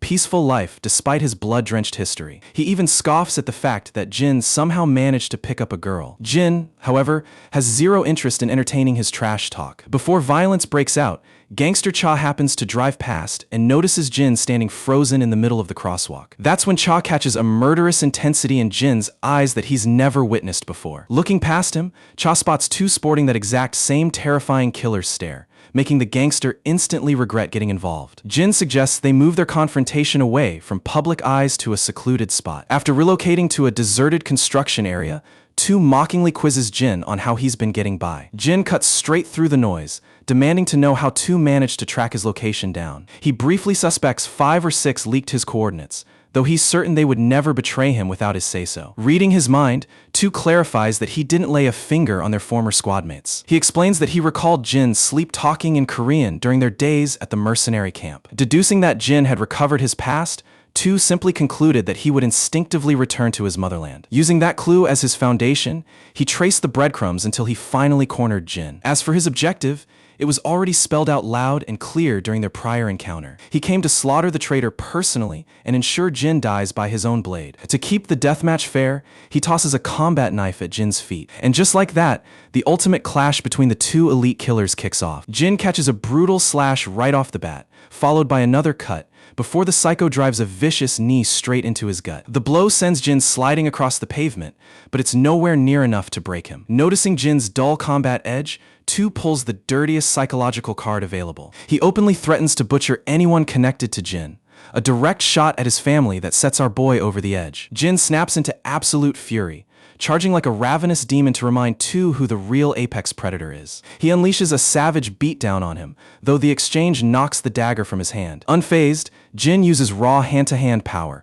ramming a devastating shoulder strike that forces Tu to drop his blade too. Tu counters with a brutal headbutt, sending Jin staggering backward onto the concrete. The psycho pounces on the grounded Jin, who barely wriggles free before catching a heavy boot. Both men pull apart, panting heavily as they reset their stances. Mid-clash, Tu screams in outrage, demanding to know how Jin had the nerve to slaughter their own comrades in the past. He shouts that even if those guys were scumbags, they survived hell side by side under Jin's direct leadership. This triggers a memory where Jin confessed to 5 that he never actually laid a blade on their squad. Yet in Jin's mind, their blood is permanently on his hands. He holds himself responsible for leading the strike team into that trap, which got every single one of them wiped out. To him, that failure is no different than pulling the trigger himself. Snapping back to reality, Tu aims a firearm straight at Jin's skull, ready to execute him. Staring down the barrel of death, Jin doesn't even blink. Instead of begging, he calmly asks Tu for one single condition. He is ready to accept his own execution,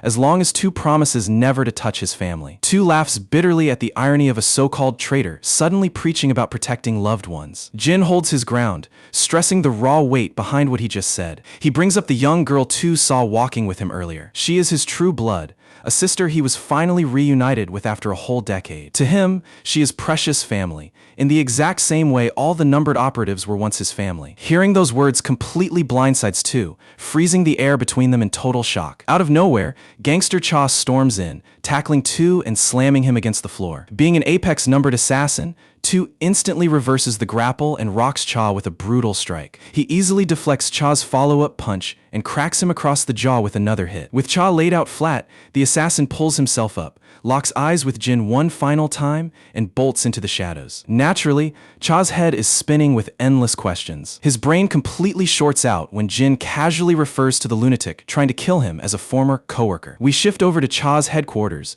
where the crime boss sits in silence, still trying to digest what just went down. He can't fathom how anyone could label a guy who had a gun pressed to their forehead as a mere work colleague. It leaves Cha genuinely disturbed, wondering what kind of twisted, horrifying life Jin must have survived. In a quick flashback, Cha tries prying for answers, but Jin simply thanks him for stepping in at the right time. Cha nods in return as Jin walks off into the dark, leaving the mobster buried under a pile of mysteries. Because to Cha, Jin always looked like an ordinary high school kid who cared about nothing more than his family. In the dead of night, Dahyun hears the door open and immediately rushes over to check on her brother. She had been sitting by the door worried out of her mind after being ordered to flee earlier. Her panic instantly skyrockets when she sees his school blazer soaked in bloodstains. When pressed about what happened, Jin nonchalantly shrugs it off as a little disagreement with a friend. She stands there completely baffled, wondering what kind of psycho friend beats someone bloody like that. Hearing movement, Grandpa gets up to check, but Dahyun quickly shoves Jin into his room so the old man doesn't stress over his injuries. Sitting in the quiet of his room,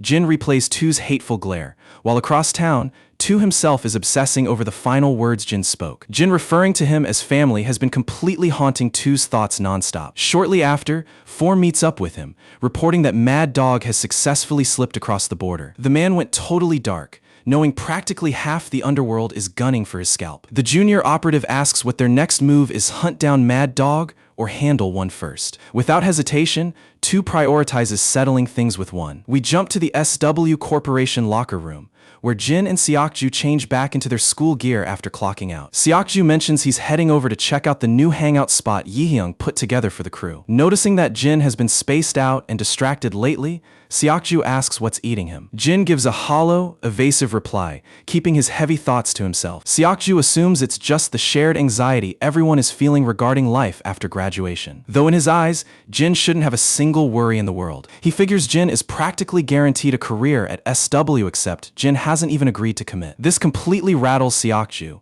who urges him to accept the position since the entire executive team adores him. He warns Jin that the head of security is going to be utterly crushed if he turns the offer down. Shortly after, the boys take to the streets, navigating their way toward Yihyung's coordinates. When the group finally pulls up, they spot Youngshin standing outside looking completely lost, staring at the entrance like he showed up at the wrong address. Naturally, they decide to just walk in and check it out, and the moment they step through the door, Youngshin's jaw drops while Seokju looks equally stunned. Meanwhile, Jin is just standing there with his usual poker face, giving away absolutely zero emotion. Turns out Yona and Hyukjin had beat them to the punch and were already chilling inside. As it happens, Yihyung went all out and built an entire private gaming lounge just so the gang could hang out together. On top of that, he crammed the room with practically every junk food and beverage you could ever crave. He literally dropped stacks on top tier, beast mode gaming rigs just to rob Yona of any excuse when she inevitably loses and blames lag. Everything from the keyboards down to the headsets was straight up pro-grade gear. Seeing all this insane luxury right in front of him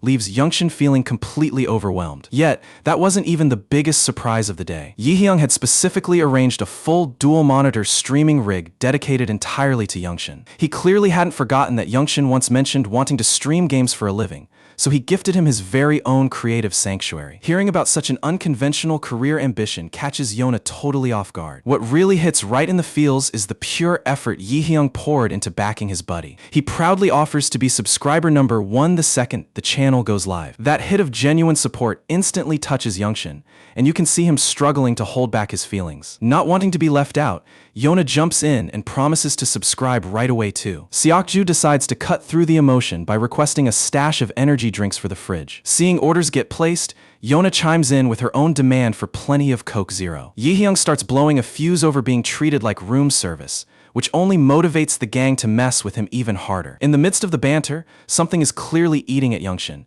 because he suddenly announces he's leaving, catching everyone completely off guard. Come next morning, lunch is almost finished and Yona spots an empty seat where Youngshin was supposed to be. None of them can figure out what's bothering him, except for the gloomy vibe he's been carrying around lately. True to form, Yihyung is stressed out of his mind about his buddy, though his hands are pretty much tied. He fires off a message right away, unaware that Youngshin is currently wrapped up in a deep conversation with his mom. As it turns out, his mother had fallen ill, and he had skipped classes entirely just to nurse her back to health. Her temperature wasn't dangerously high, but Youngshin was terrified it could take a turn for the worse. Besides, she had never once shut down her shop over a minor ache, which convinced him this was far from ordinary. His mom eventually caves and admits she feels terrible, though she just shrugs it off as her body showing its age. Youngshin, however, knows better. This was the crushing toll of countless years of relentless labor spent raising him alone. She scolds him for ditching his regular classes today and insists he still drags himself to cram school no matter what. When she presses him about how his academics are holding up,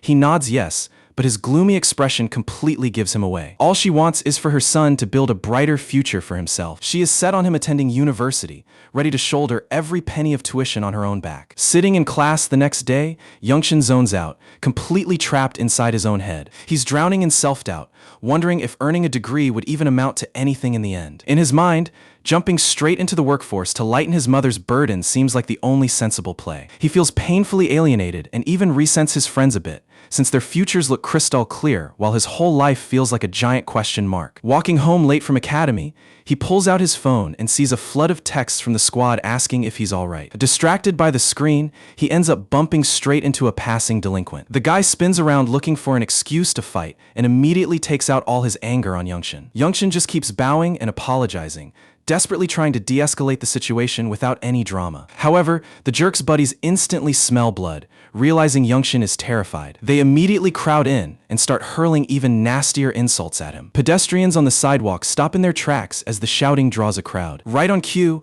our boys pull up, and Yihyung storms in looking ready to murder someone, barking to know what the hell is happening. Reading the room instantly, Yihyung deliberately shoulder checks the punk and snaps at him for getting in his way. It is a flawless Uno reverse card, and the bully crumbles instantly. Realizing he's hopelessly outmatched, the punk backs down and walks off. Yihyung immediately pivots to Youngshin, tearing into him for picking fights and worrying everyone sick. The squad is genuinely mad he left them on read all day, forcing Youngshin to finally come clean. They bring up his mom's sickness, mentioning they only found out because they swung by her snack shop earlier. Youngshin is stunned, since she swore to him she would keep the shop shut today. He had no idea his stubborn mother dragged herself out to open the store despite running a fever. Changing the topic, Yihyung asks why he vanished from the gaming studio yesterday without saying a proper goodbye. He blames himself, worried that his overwhelming energy and teasing had crossed the line. He gives a heartfelt apology just in case he acted too loud and overbearing. Youngshin immediately shuts that down and tells him he couldn't be more wrong. Deep down,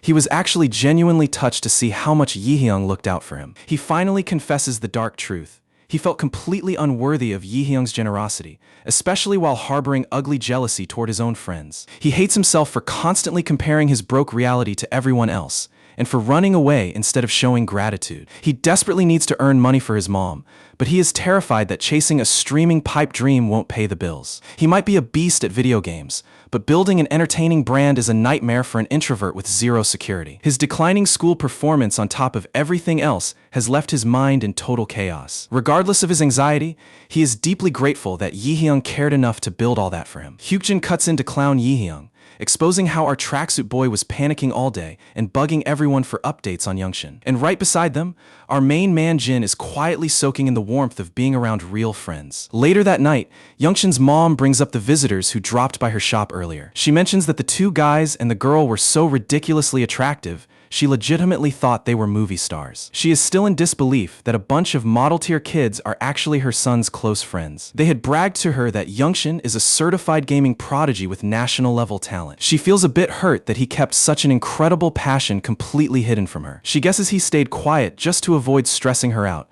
and Youngshin doesn't argue. Considering she gave up her entire youth for him, he felt it was his duty to put her first. His mom melts at his devotion, telling him to stop carrying the world on his shoulders and just follow his passion. Youngshin flips the question on her, asking if sweating in a snack shop all day was ever her true dream. Of course not, but her ultimate dream was to raise a good, honorable son, and she knows in her heart she succeeded. Her only remaining goal in life is to watch him chase what genuinely brings him joy. She assures him that she'd be thrilled if he took a real shot at this gaming career. The following day at the secret gaming lounge, Dahyun and Jin wrap up a fun hangout and head out while the crew waves goodbye. The moment the door closes, Youngshin blurts out his shock after discovering Jin isn't signing with SW Corp. The rest of the group is just as floored by the revelation. Yona looks visibly ticked off, and it's not hard to see why. She hates how casually he brushed it off, and the older bodyguards are genuinely bummed to hear it. Seokju was convinced Jin would sign with SW just out of loyalty to their brotherhood, so discovering it wasn't even on his radar stings. The scene shifts to Jin strolling home next to Dahyun. His caring sister gently checks in on his future, hoping he finds a career path that actually sparks his passion. Right on cue, we get a dark glimpse into Jin's past, a brutal hellscape of violence that no kid should ever have had to survive. Dehyun's voice suddenly pulls him straight out of his dark memories. She asks if he has any other job options in mind. Jin simply tells her no, leaving her completely baffled. We cut over to the corporate boss getting a rundown from his right-hand man regarding President Andrea's incoming trip to Korea. In short, the foreign VIP is landing specifically to pit Forrest and SW against each other and see who has the superior muscle. His subordinate notes that the entire corporate security sector is in an absolute panic over the news. If Andrea locks in a deal with SW, it will practically cement SW's dominance across the market. The mere fact that he is evaluating SW personally proves how much stock he puts into their capabilities. This spells disaster for the rival boss and his corporate empire. The Boré family, his longtime heavyweight client, would almost certainly jump ship to SW. The boss is seething, unable to wrap his head around why Andrea would have the nerve to entertain SW. Determined not to lose ground, he commands his aide to get Forrest on the line so he can see their elite operatives in action for himself. Meanwhile, over at SW headquarters, a high-priority briefing is underway with all elite bodyguards gathered in the room. The main agenda is preparing for the imminent arrival of Andrea Boré, the patriarch of the influential Boré dynasty. His primary focus will be an exclusive inspection of SW's arms manufacturing facilities. This tour represents a massive milestone for SW's defense subsidiaries. A green light from Boré would unlock colossal international arms export deals for the company. Even with Boré bringing his personal security detail, SW is taking zero chances and assigning their own guards to guarantee absolute lockdown. Andrea Boré isn't the real headache here. It's his spoiled family members. The commander makes it clear that protecting these high-value VIPs is non-negotiable. The Boré siblings recently developed an obsession with Korea, so they tagged along for an unannounced private trip. Since they're moving completely off-grid, keeping them completely safe from shadows is priority number one. A few days later, we see the SW director personally welcoming his high-profile guest, Andrea Boré. The two powerhouses share a firm, respectful handshake. Meanwhile, Gia and her detail are tasked with keeping the Boré heirs comfortable and contained. The Boré brother and sister want to roam the city, but Gia immediately shuts that idea down. She refuses to let them wander around aimlessly without SW's protective net watching their backs. They keep pushing back, swearing up and down that they'll keep a low profile and stay out of trouble. They point out that they already hired a local guide to show them the best spots in town. Besides, they brought their own armed detail to handle any threat. Gia isn't buying it for a second, but she can't exactly disrespect her high society clients directly. The Boré daughter leans over and murmurs something to her brother, who gives a subtle nod of approval. He singles out Jin across the room, demanding that he accompany them as their escort. The guards are baffled why she picked a rookie like Jin, but the mystery solves itself the moment she starts blushing red. Gia clocks the girl's shy look instantly and connects the dots. Even so, she doesn't raise any objections. At the very least, having Jin in the mix means she'll get reliable updates if things go sideways. Shortly after, the Boré heirs are cruising the streets with Jin riding along. The girl is practically itching to break the ice and finally builds the courage to introduce herself as Sophia, asking for his name. Our boy maintains complete professionalism and answers with absolute respect. Sophia keeps the momentum going, asking if he has any cool local hangout spots to recommend. Jin shuts her down with a deadpan nope. That instant, robotic rejection leaves her visibly embarrassed, since he didn't even pretend to think about it. Unfazed, Jin explains that having spent most of his life overseas, he is practically a tourist here himself. Seeing that lead go nowhere, her brother steps in and decides they will just stick to their initial itinerary. Just like his sibling, the brother starts eyeing Jin with genuine curiosity. He finds it remarkable that a kid Sophia's age is already working as an elite personal bodyguard. Sophia is 20, but Jin casually mentions he hasn't even hit 20 yet. He's only 19. It sounds wild that a powerhouse like SW would hire and entrust critical missions to a teenager. Jin shrugs it off modestly, claiming SW was just being generous by giving him an opportunity. The brother, however, isn't buying that humble act. A megacorporation like SW doesn't hand out elite protection contracts to charity cases. By this point, it is crystal clear to the brother that his sister is crushing hard on Jin. They finally pull up to their stop, and while strolling through the area, Sophia steals a glance back, accidentally locking eyes with Jin for a heartbeat. She whips her head around in pure embarrassment, while Jin stands there oblivious as a statue. A moment later, Sophia's eyes sparkle the second she spots a cotton candy stand. She grabs a pair and happily hands one over to Jin. Jin freezes, unsure if taking candy on duty is professional, but after a subtle nod from her brother, he takes it, making Sophia beam. Once his shift wraps and he returns to base, Gia immediately puts him under the spotlight, asking if he enjoyed his little date. The smirk on Gia's face makes it glaringly obvious that she knows the VIP girl is crushing on him. Deep down, she can't help but pity Yona for suddenly having a whole new rival to worry about. Jin, however, takes the question completely literally and replays the whole day in his head. Remembering how cheerful Sophia seemed, he delivers a completely straight-faced report that the client had a pleasant outing. He explains he was stressed she'd find the tour boring, but everything worked out thanks to her personal security squad handling all her preferences. Gia just groans in frustration, realizing Jin is entirely blind to romantic signals. Then again, knowing how dense he is, she decides to just let it slide. She mentions that Sophia's father personally reached out to thank SW for giving his daughter such an unforgettable day. Initially, Gia couldn't understand why a billionaire would be so emotional over a simple city stroll. That was until she learned that Sophia lives with deep-seated trauma that keeps her completely walled off. The girl suffers severe anxiety whenever she steps outside, even during private family trips. So watching her walk freely and laugh in public today was practically a miracle. Naturally, Gia credits Jin for cracking her shell, but Jin refuses to take any praise. He insists the credit belongs solely to the staff's meticulous planning and safety measures. Gia is completely drained by his emotional blindness, but she decides not to waste her breath. Instead, she orders him to repeat the exact same bodyguard duty tomorrow. Walking down the hall, Jin spots Sophia's brother leaning against the wall, watching him with an approving smile. It turns out the guy was waiting around to ask him for a personal favor. He proposes that Jin drop the stiff bodyguard act and be a bit more casual around Sophia over the next couple days. Jin respectfully declines, stating that dropping his guard while on active protection goes against his protocol. Seeing Jin miss the point, the brother spells it out. He wants Jin to treat her like a real friend rather than an assignment. Sophia never opens up like this to strangers, which proves how much she genuinely trusts Jin. As it turns out, Sophia had survived a horrific kidnapping in her past. Despite all the Boré family's immense influence and firepower,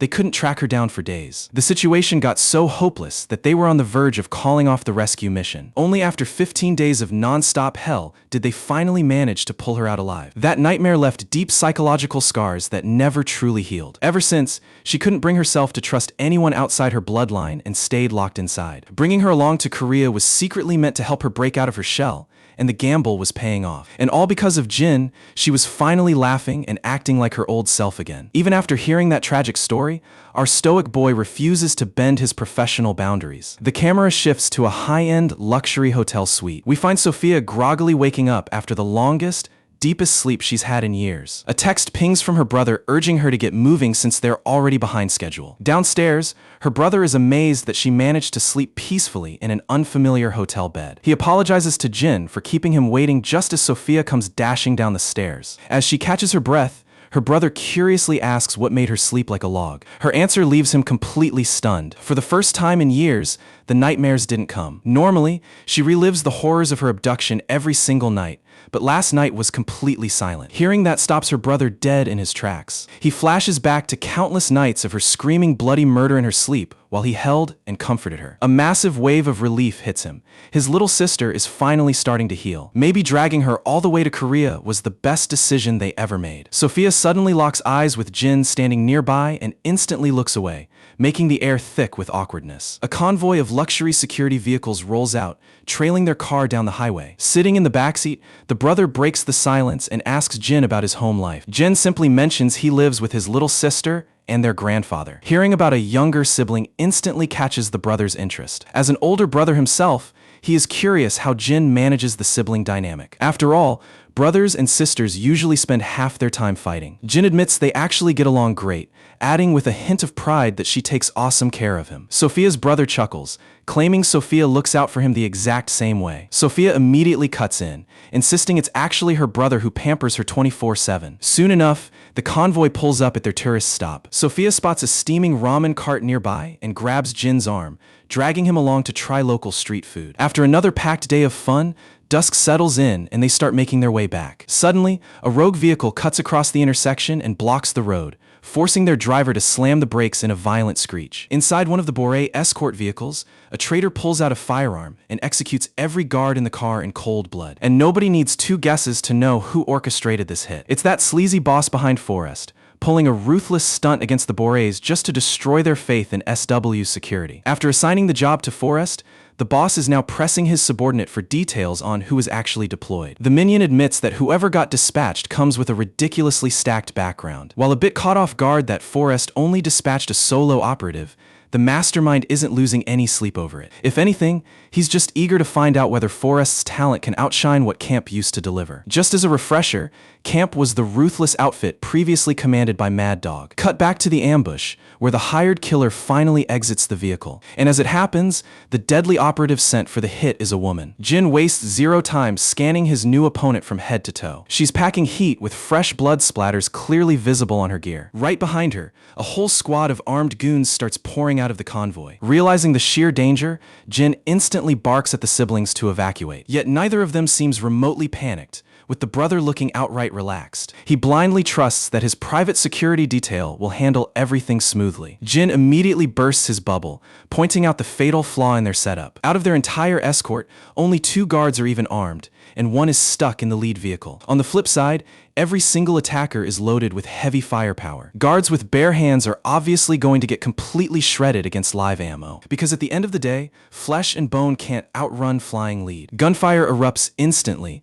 and the helpless escorts are brutally wiped out at point-blank range. Jin springs into motion, dragging the VIP siblings out of the targeted vehicle. Spotting her marks making a run for it, the enemy leader lines up her sights. Thankfully, Jin yanks the pair into a nearby alleyway a split second before the trigger is pulled. Refusing to let them slip, she dives in after them with a detachment of troops. As they race through the shadowy alleys, Jin quickly realizes they can't keep outrunning them for long. With no better option, he decides to hang back and serve as a distraction. The pair freaks out and tries to protest, but Jin refuses to back down. Fulfilling his protective mission is his absolute priority. Seeing that iron resolve suddenly triggers the brothers' memory of Jin's earlier words about professional duty. They reluctantly keep running, with Sophia constantly glancing back in sheer concern. Moments later, the pursuing squad turns the corner and locks eyes with Jin. A mercenary tries calling for reinforcements on his comms, but Jin neutralizes him before he can finish the sentence. Right on cue, another enemy squad storms in. Snatching the dropped weapon from the floor,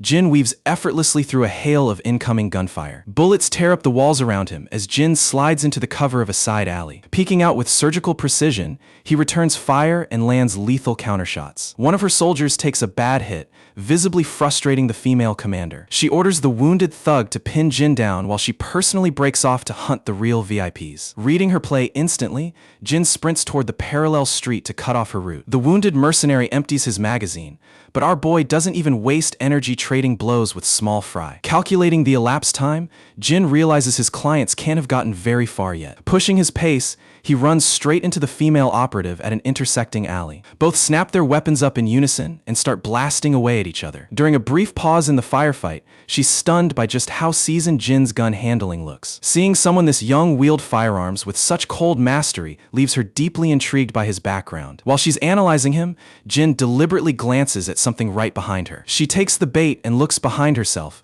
only to find an empty alley. And by the time she turns back, the trap has already snapped shut. She fell for the oldest trick in the book. Jin capitalizes on that tiny distraction and slams her straight into the dirt. He immediately strips her weapon away, dragging the fight into pure hand-to-hand combat. And as we all know, trying to box Jin in close quarters is basically suicide. Still, this female assassin is far from an easy pushover. She manages to catch him off guard with a vicious kick straight to the midsection. Her arrogant smirk fades the instant Jin locks her wrist, twisting it violently until she shrieks in agony. She throws a desperate counterstrike, but Jin slips away smoothly to reset the gap. Both combatants simultaneously spot the firearm resting on the asphalt between them. Knowing whoever grabs it wins the duel, both lunge for the gun at full throttle. She edges ahead by a fraction of a second and immediately opens fire. Jin ducks effortlessly into an adjacent corner, slipping out of her sightline entirely. Boiling with rage, she kicks herself for treating this teenager like an ordinary target. She had assumed he was just some green rookie SW dragged in,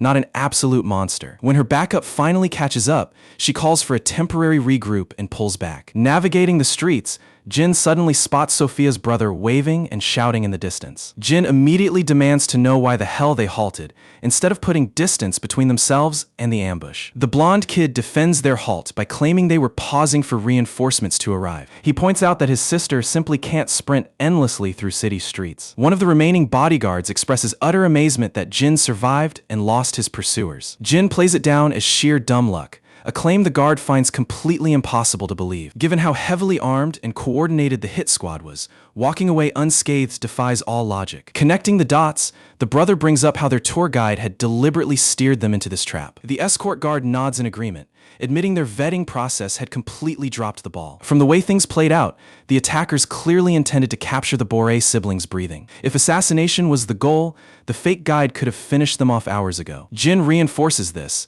noting the imposter had plenty of clean opportunities to end their lives earlier. The guard is once again left in awe that a mere high schooler could deduce all this in the middle of active combat. Shifting gears, Jin asks how soon their support units will arrive. The guard claims it's going to be roughly 20 more minutes. Right then, a wave of intense suspicion washes over Jin regarding this particular guard. Right on schedule, the assassin commander and her strike team flank their position once more. At this point, the whole picture snaps together instantly in Jin's head. Moving like lightning, Jin jams a razor-sharp blade flush against the guard's neck. The siblings panic in utter confusion while the traitor feigns innocence, asking why Jin is attacking an ally. Our boy offers zero verbal replies, choosing instead to dig the blade in deeper until crimson starts dripping. When the frantic siblings scream for answers, Jin coldly lays out his deduction. This district is a labyrinth of winding back streets and towering buildings, yet the enemy locked onto their precise location with impossible speed. The only conceivable reason is an insider constantly feeding real-time coordinates to the killers. The escort desperately protests,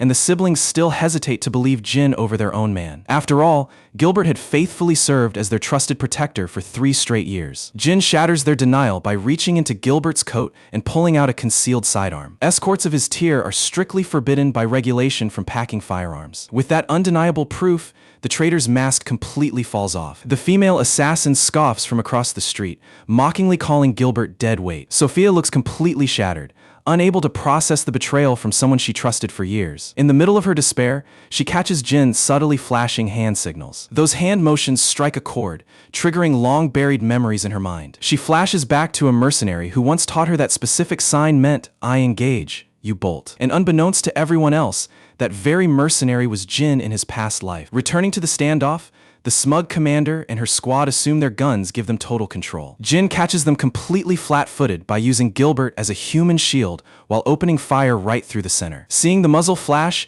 the leader dives for cover, leaving her grunts to absorb the lead. Trusting the signal implicitly, Sophia grabs her brother and bolts down the passage. Our protagonist lays down continuous suppressing fire, pinning the enemy leader behind concrete. She seethes at how aggressively and fearlessly this kid is pushing the offensive. Out of the corner of his eye, Jin catches a downed goon bringing a barrel to bear on him. Both pull their triggers at the exact same heartbeat. The goon takes a round straight through his shooting hand, while Gilbert's body absorbs the stray return fire for Jin. With his human shield thoroughly riddled with lead, Jin discards the body and sprints toward the building. The realization hits her hard.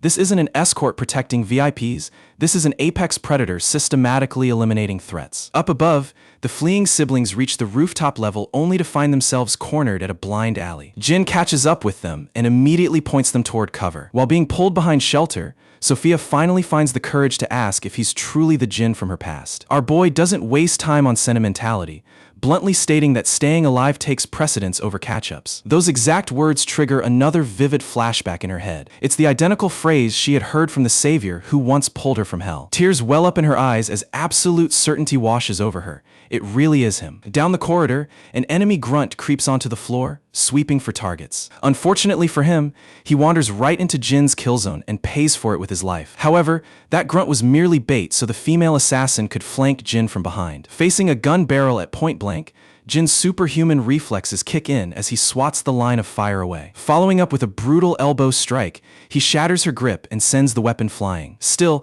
this woman isn't going down without pulling every dirty trick in her arsenal. Drawing a concealed combat blade, she slashes forward and catches Jin's arm with a shallow cut. Pressing her brief advantage, she lunges forward aggressively, determined to overwhelm him. Before she can celebrate, Jin flicks his own throwing spike and delivers a gruesome puncture wound. It's the exact same specialized spike he used to silence Gilbert moments earlier. Even wounded, she charges in recklessly, but her reaction time is nowhere near Jin's league. Slipping past her flurry without breaking a sweat, Jin counters with a slash that carves her cheek open. Locking down her knife hand, Jin proceeds to deliver a relentless barrage of heavy strikes. No matter how desperately she fights back, she simply lacks the strength and skill to turn the tables. Her pride refuses to accept that a mere kid is totally dismantling her. For a seasoned operative who survived brutal trials in that hellish training forest, getting overwhelmed by a teenager is the ultimate humiliation. As panic sets in, her form falls apart, allowing Jin to shatter her nose with a laser-focused punch. Just as they disengage, Siren's wail and backup sweeps the perimeter, forcing the assassin to cut her losses and flee. The following morning at their luxury hotel suite, Sophia's brother sincerely thanks Jin for saving their lives. True to form, Jin brushes off the praise, repeating that he was merely fulfilling his assignment. The blonde brother had heard that line before, but he finally comprehends the immense weight Jin attaches to professional duty. He mentions that Gilbert had taken a massive bribe because he was crushed under crippling financial desperation. Above all, he feels immense guilt for dragging Sophia through yet another nightmare scenario. Even as a grown man, he was terrified, so he can only imagine how deeply it rattled his younger sister. Following the ambush, the family scraps the rest of their itinerary to head straight back home. The brother then brings up the mysterious operative who originally rescued Sophia during her past kidnapping. He admits they spent years searching for that savior, but found zero leads. However, after witnessing his combat habits yesterday, they strongly suspect Jin is that very same savior. Jin pauses for a beat before casually playing it off as a simple misunderstanding. Recognizing Jin's desire to keep his secrets,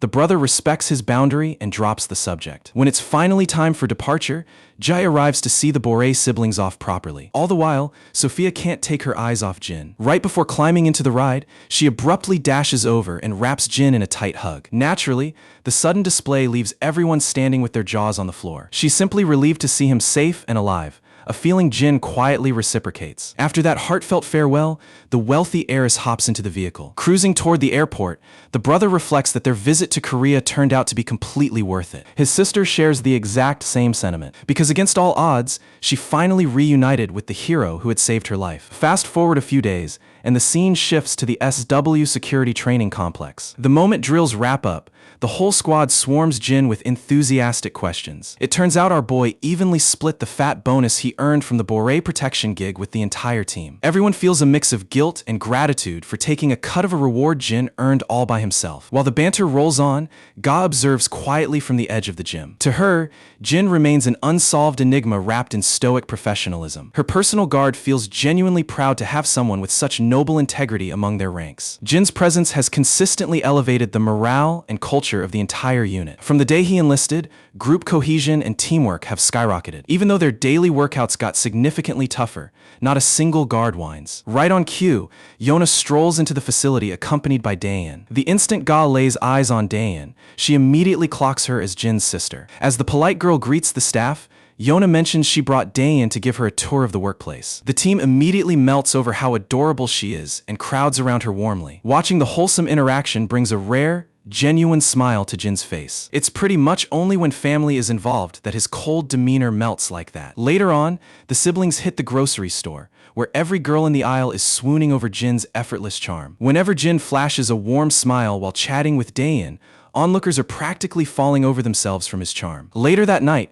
Jin goes through his intense daily workout routine in his apartment. Mid-workout, he reflects on his recent call with Operative 6. Turns out 2 has been furiously tracking Mad Dog for revenge, but the target has vanished completely off the grid. With their final lead running cold, 2 and his unit are currently stuck at a dead end. Even when 6 and 32 launched their own independent sweeps, they came up empty-handed. Jin flashes back to the brutal reprimand he once received from Mad Dog for defying field commands. He was ordered to slaughter everyone on site, but Jin pushed back because the targets were defenseless civilians, not enemy combatants. He prioritized securing the mission objective rather than executing helpless non-combatants. Yet Mad Dog relentlessly berated him, treating any disobedience as an unforgivable offense. Jin barely walked away from the psycho's fury, receiving a chilling final ultimatum. Any future act of defiance would be met with immediate execution. Looking back, Jin has always despised the man's sadistic, bloodthirsty worldview. Right then, Yona brings in a plate of fresh fruit, completely unaware of what she's about to walk into. Flustered by his bare torso at first, her blush instantly turns to sheer horror as she spots the horrifying network of scars on his skin, causing the fruit plate to slip and shatter. To make matters heavier, Grandpa walks in right behind her and turns deathly pale at the sight of his grandson's mutilated back. As Jin scrambles to pull his shirt back on, both of them demand answers. How on earth did his body end up covered in so much trauma? The question instantly pulls Jin right back into the bloody horrors of his battlefield past. Fortunately, he gets spared from having to invent a fake war story. Grandpa immediately connects the scars to his past plane crash, and Jin quietly lets him believe that cover story. Staring at those gruesome marks, his family's hearts break imagining the agony he survived. A few days later, Jin and Daein are strolling home together after class. Unknown to them, a sinister figure is tracking their every step. Mad Dog himself, hungry for one's head. Rewinding slightly to school, the usual friend squad is chilling together. Yihyung proposes hitting up their regular gaming hangout for some casual matches. However,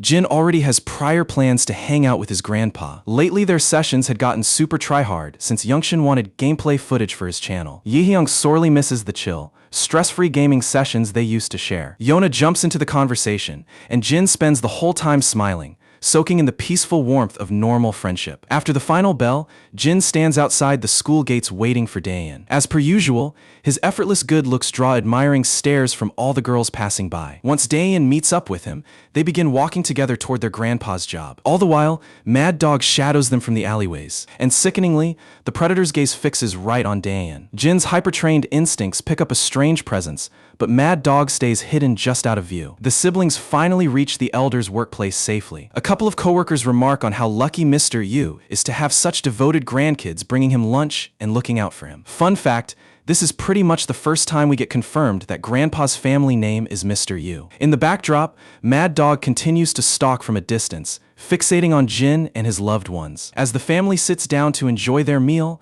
the psycho watches their every move from across the street. Jin's sixth sense screams at him once again that eyes are locked on them. Even though Mad Dog slips away before being spotted, Jin's guard remains completely raised. The viewpoint then shifts over to Mad Dog's thoughts. He reminisces about the old days when a young Jin was barely clawing his way through the brutal Hellcamp training. Yet no matter how cruel the torture got, the kid refused to break, which had thoroughly fascinated the psychotic commander. Word reached him that Jin was steadily climbing his way to the top of the hierarchy. Things reached a stage where the rest of the recruits naturally started rallying around the guy. Remembering all of this makes Mad Dog's blood boil, unable to accept that a lethal weapon like Jin broke free from his grasp. The scene shifts over to the apartment, where Jin and Daehyun are chilling over some late-night food. Grabbing a bite is honestly just their way of finding an excuse to bond and catch up. A bit later, Jin steps into his room, grabs his old flip phone from a drawer, and promptly receives an incoming call at 9 sharp. It turns out to be 6 on the line, sharing intel regarding Mad Dog's recent movements. According to his sources,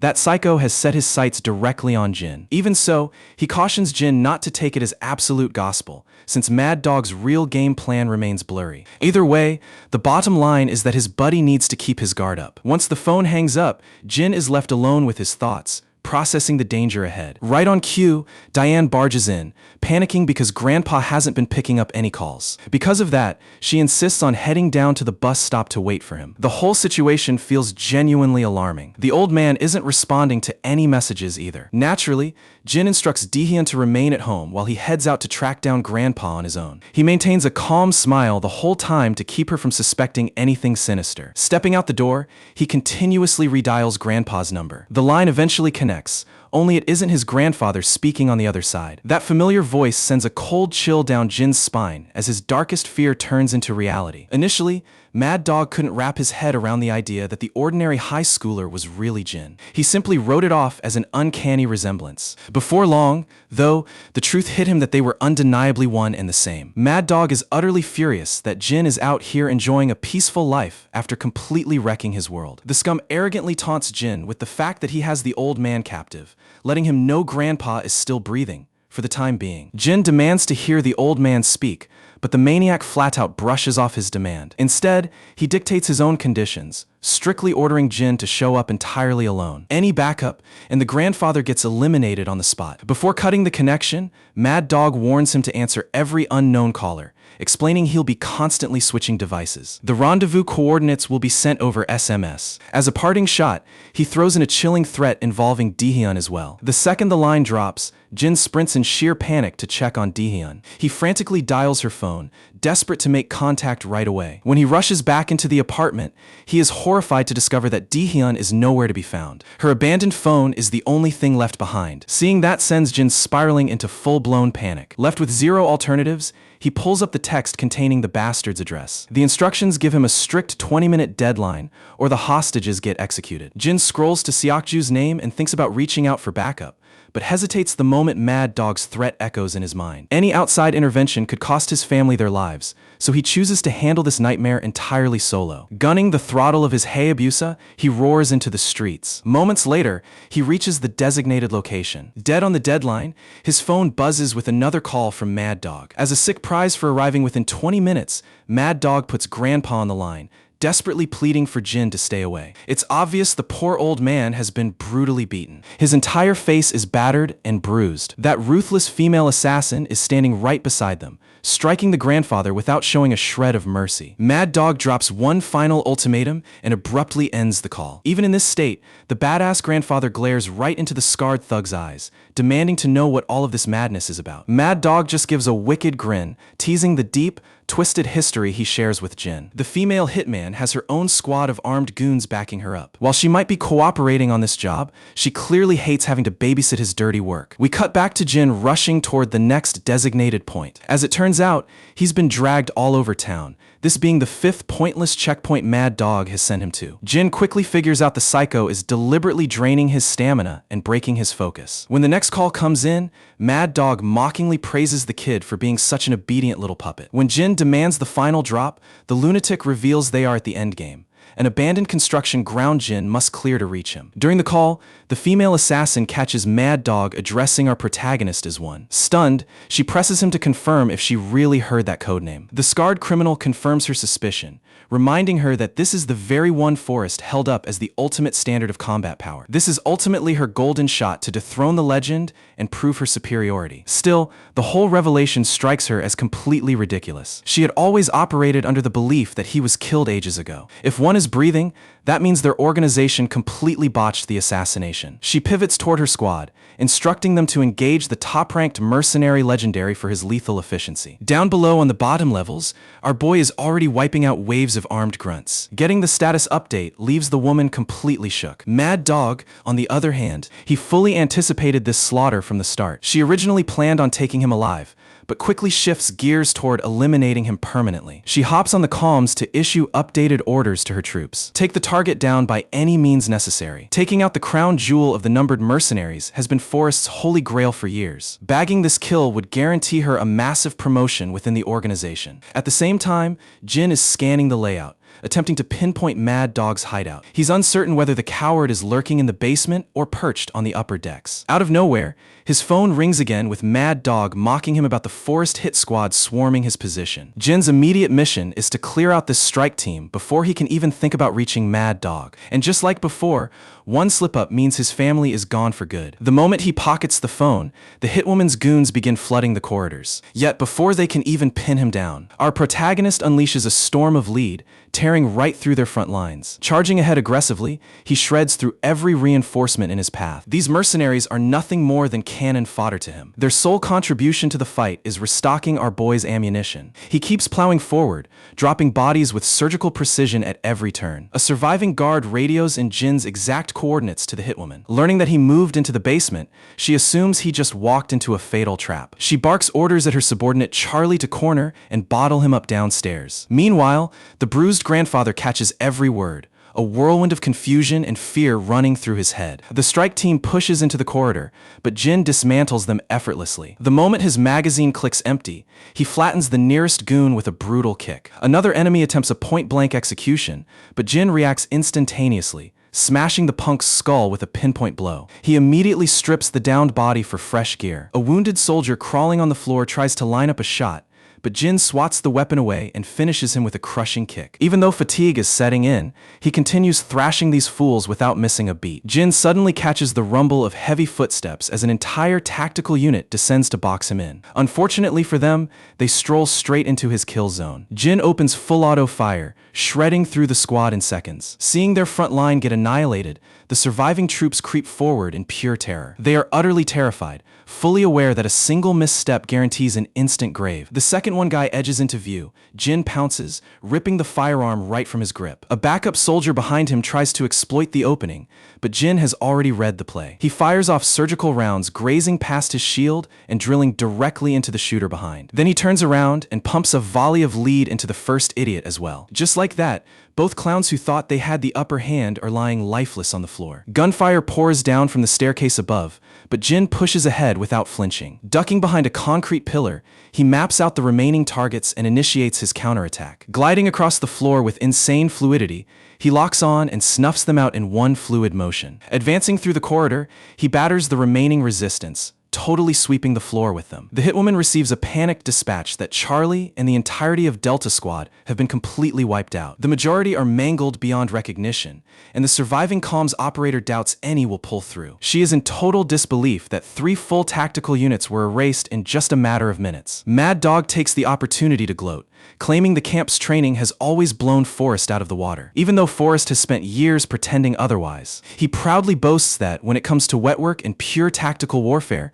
camp operatives are simply unmatched. Forrest, by comparison, merely trains operatives for standard tactical operations. Mad Dog gets a twisted kick out of seeing one single numbered operative completely dismantle an army of soldiers. Disrespected and furious, the woman finds it absurd that this idiot is hyping up the very monster coming to slit his throat. The hulking psycho simply laughs it off. The woman, however, has set her sights on handling one with her own bare hands. She orders the rest of her men to stand down and hold perimeter. She genuinely believes her skills alone are enough to take him out. The camera shifts back to Jin, advancing through the shadows with razor-sharp vigilance. The moment she walks down the stairwell, an explosive duel ignites between the 2 deadly killers. Jin manages to severely wound her hand, though his own body is already battered and bruised from the gauntlet. Stepping into the light, she introduces herself under her Forest codename, Anna. She mentions hearing endless legends about Jin from former recruits trained at that camp. Supposedly the apex predator among the numbered mercenaries, but in her eyes, just a pathetic traitor who turned on his brothers. Jin couldn't care less about her speech and pulls the trigger. Forcing her to break her stance, he breaks into a rapid dash. Right then, a sudden wave of recognition hits the woman. Jin's movement and combat rhythm mirror the exact bodyguard she faced on an earlier job. She creeps forward carefully while Jin continuously peppers her cover with round after round. It finally dawns on her that the so-called bodyguard who humiliated her back then wasn't some random hire. It was one all along. She taunts him, asking if he recalls her vow to return and settle the score. With this dream matchup laid out in front of her, she has no intention of letting him walk away. She immediately lobs a flashbang in his direction. Jin scrambles to clear the blast radius, but the blinding explosion still dazes him. Taking full advantage of his disorientation, the woman sprays a hail of bullets at him. Jin flings his jacket into her line of sight as a decoy and snaps a shot toward her exposed flank. The woman narrowly twists away to evade the gunfire. Our boy scrambles back a few paces, desperate to catch his breath under the relentless assault. Yet she refuses to give him a single second to recover. She whips out a second stun grenade and tosses it over. Jin gets caught in the blast once more as she hammers his position with non-stop gunfire. He takes critical damage, several rounds ripping directly into his hands. Even so, he miraculously manages to land clean counterstrikes. He closes the distance in a flash and slams her hard against the floor. She scrambles to regain control, but Jin instantly disarms her. He then drives his combat dagger straight into her thigh. He slices across her arms,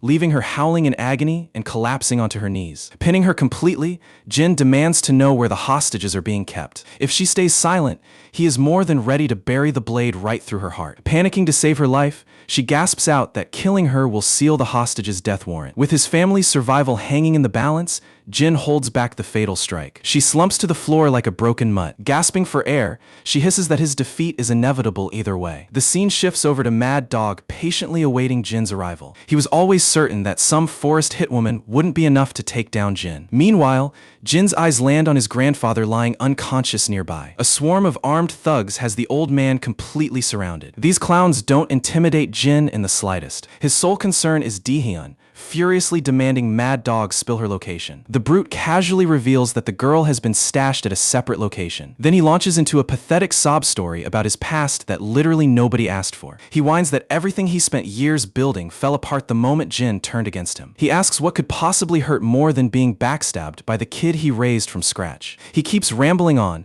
but Jin couldn't care less about his trauma and just demands his family back. Naturally, Mad Dog loses his temper seeing Jin brush off his grand monologue. He snarls that asking nicely isn't going to get anyone set free. The entire point of dragging them here was to force Jin to watch his loved ones get executed before his eyes. He wants Jin to drown in the absolute worst agony imaginable, the exact hell he had to endure. He puts all the blame on Jin for turning him from a kingpin into a hunted dog while the kid got to live in comfort. There was no way in hell Mad Dog was going to let him enjoy that peaceful fantasy. Just as the scumbag prepares to fire, a sudden burst of gunfire rings out, shredding every enemy standing near Jin. The unexpected shooter is none other than Tu, storming the scene with his full unit. Before Mad Dog can even process what happened, a sniper's laser is painted directly onto his skull. Tu openly voices his utter disgust at how low Mad Dog has sunk. He mocks him for stooping so low as to team up with Forrest and kidnap civilians. He then looks at Jin, shaking his head in disappointment that our boy left hostile targets breathing. For, on the other hand,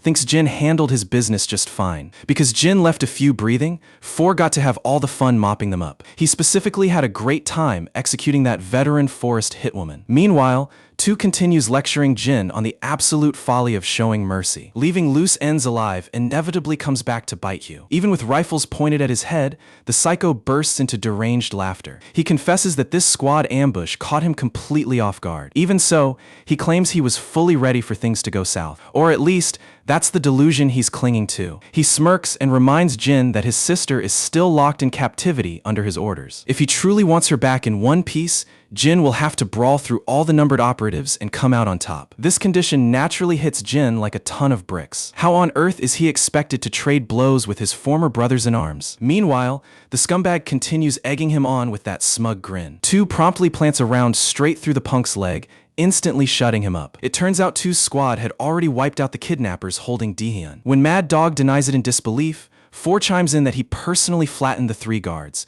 noting they fought like amateurs rather than elite forest killers. Their hulking squadmate pins Mad Dog to the floor with his heavy boot, reassuring Jin that his sister is safe inside the black van out front. Jin can barely process the whirlwind of chaos, but the reality quickly sets in. Tu adds that they stumbled across Dehyun purely because they raided the spot where they expected Mad Dog to hide, meaning running into Jin in the middle of this mess was purely accidental. The fellow numbered operatives place supportive hands on Jin's shoulders, making it clear they hold zero bad blood. Hauling Mad Dog away in chains, the squad clears out, leaving Jin alone to take it all in. The following morning at SW Corporation, the director receives a full debrief on the chaos surrounding Jin and his relatives. By the time the SW cleanup crew hit the site, only pools of dried blood remained. Every single corpse had already been scrubbed from the area. Regarding Jin's family, his sister came out completely unharmed, while Grandpa only suffered minor contusions and a small cut inside his mouth. His sister had been rendered unconscious early on,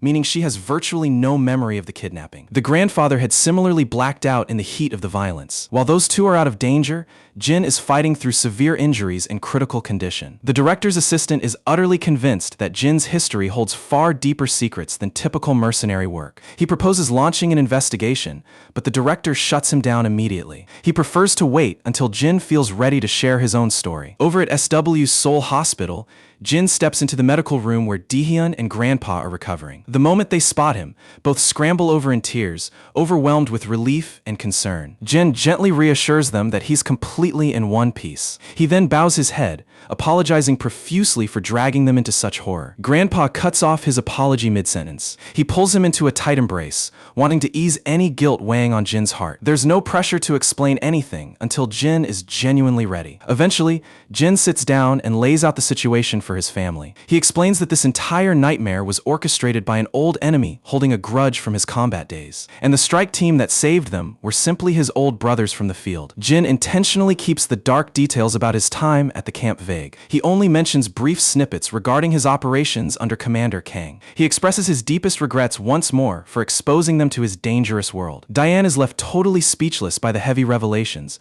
while Grandpa accepts it with gentle understanding, proud that Jin found the strength to trust them. room. While Jin is heading down the hospital hallway, the director catches up to him and drops the great news that he's officially cleared to go home today. Once they're outside, Jin makes sure to thank SW for all the backup, but the old man casually waves it off, admitting most of the mess was already sorted out before he even arrived. His role was basically just scrubbing away the remaining evidence. Changing the subject, the old guy asks whether Jin finally laid out the whole truth to his family. Jin admits that he did. He spared them the gory details, only confessing that he used to work as a mercenary. Because right now, keeping them in the dark as much as possible is the safest bet. This gets the director curious about the rest of the secrets our boy is keeping locked away. That caught Jin completely off guard. He assumed the director had already dug up his entire background from before his mercenary life started. The director reassures him he'd only want to hear the story if Jin genuinely feels okay sharing it. Naturally, Jin gives him a polite no. Meanwhile, the scene shifts over to Tu and his squad. They've spent hours grilling Mad Dog,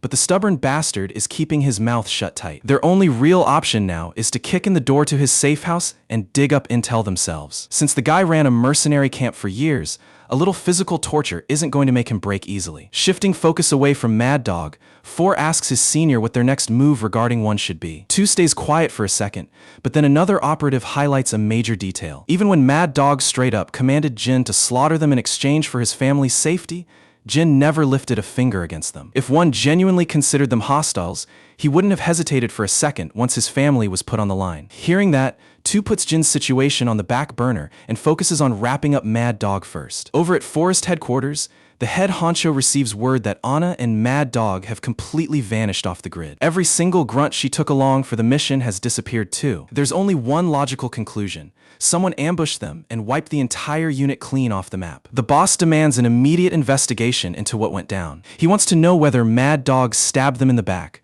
or if a third party just made the fatal mistake of crossing Forest. Meanwhile, we jump back to Jin and his family. Right outside their building, Jin pauses and sends his family up first, promising to catch up in a minute. As soon as they're out of sight, he meets up with 6 and 5, who rushed over after hearing about the incident. Jin calms their nerves, explaining that 2 stepped in to lend a hand, so the situation is fully handled. His comrades are completely stunned that of all the people on Earth, 2 was the one who backed him up. It sounds totally unbelievable, yet here we are. 6 brings up the chat she had with 2 the last time their paths crossed. She had laid it out plainly that Jin didn't kill the other numbered agents. He had only taken them out of the fight. Yet 2 hadn't shown a single flicker of emotion after hearing the truth. She honestly still can't read what the guy is actually thinking. 6 voices her concern for Jin's family, pointing out that their identity is exposed now. Jin counters that if the squad had any intention of using his relatives as leverage, they wouldn't have bothered saving them in the first place. He's confident that whenever they want smoke,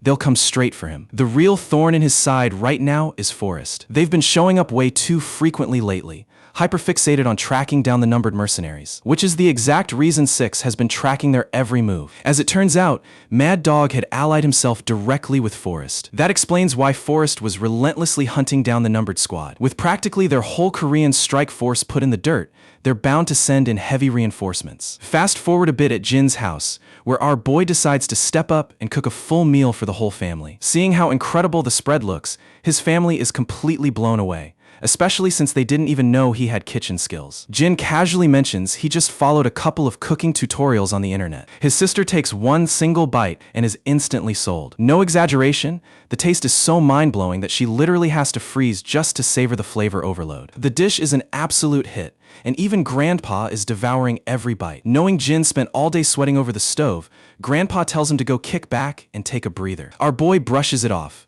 preferring to stick around and enjoy some quality time with everyone. Meanwhile, Dion makes it known that she expects this kind of 5-star treatment on the regular, knowing she's already addicted to his cooking. Jin happily agrees to whip up whatever she craves whenever she wants. Right about here, the story flashes back slightly to Jin's earlier discussion with his allies. They warned him to keep his guard up and monitor every move Forest makes. 6 warned that Forest will inevitably connect the dots on who took out their squad, and their retaliation won't be pretty. Back in the present, Jin realizes things are about to get chaotic, and keeping his family safe in the middle of it won't be easy. Next, we cut over to a dimly lit mansion where Mad Dog is tied to a chair. 2 looms directly over him, pressing the scumbag to spill every detail he knows. Mad Dog sneers that they're wasting their breath, swearing he won't let a single drop of info slip. 2 coldly points out that by keeping quiet, the guy is only dragging out his own agony. It'd be far smarter for him to cough up the truth and catch a quick, painless death. Knowing damn well he isn't walking out of that room alive regardless of what he says, Mad Dog decides to be as difficult as humanly possible. 2 keeps pressuring him to give up just the one answer he's looking for, warning him that refusing will make his demise pure torture. Curious, Mad Dog finally asks what specific detail 2 is so desperate to hear. Our cold-blooded operative drops his question, demanding to know who really butchered the numbered mercenaries the day 1 deserted. Mad Dog predictably doubles down on his old lie, trying to sell the narrative that 1 betrayed the unit and butchered everyone himself. Clearly, that fake story doesn't fly with 2, so he demands the truth one more time. Unshaken, Mad Dog sticks to his story and repeats the exact same claim. He even mocks how astonishing it is that the numbered agents built such strong camaraderie, especially when they were raised in an environment that actively broke their spirits and banned personal bonds. Mad Dog never gave a damn about friendship or loyalty. His sole obsession was sharpening their combat instincts and molding them into flawless living weapons. In the end, he admits he genuinely doesn't know who delivered the fatal blows to those fallen mercenaries. He insists that's the absolute extent of his knowledge, regardless of how useless it seems. However, he confirms for a fact that 1 wasn't the killer. He only knocked out the operators who made that final radio transmission. 2 slowly presses the barrel of his weapon forward, preparing to give his former commander the most agonizing exit possible. With his last breaths approaching, Mad Dog genuinely asks why all of them place such blind faith in 1. 2 simply throws his own words back in his face, saying it's precisely because they are broken. Mad Dog's thoughts flash back through the rare moments he spent with the numbered kids he raised. And just like that, he gets put down for good. He was an absolute monster, but seeing his end still leaves a slightly bitter taste. Just as the deed is done, 6 and the others pull up. They immediately question why they executed him so quickly instead of squeezing more intelligence out of him. 2 doesn't even bother offering an explanation. Instead, he snaps back, asking what they're even doing showing their faces there. They reveal they came strictly out of concern for Jin. Now that Forrest is mobilizing, 1 is stressed out of his mind trying to shield his loved ones. Forrest won't let the loss of an entire strike team slide, and if they trace 1 back to Jin's civilian identity, his family will have targets on their backs. 4, however,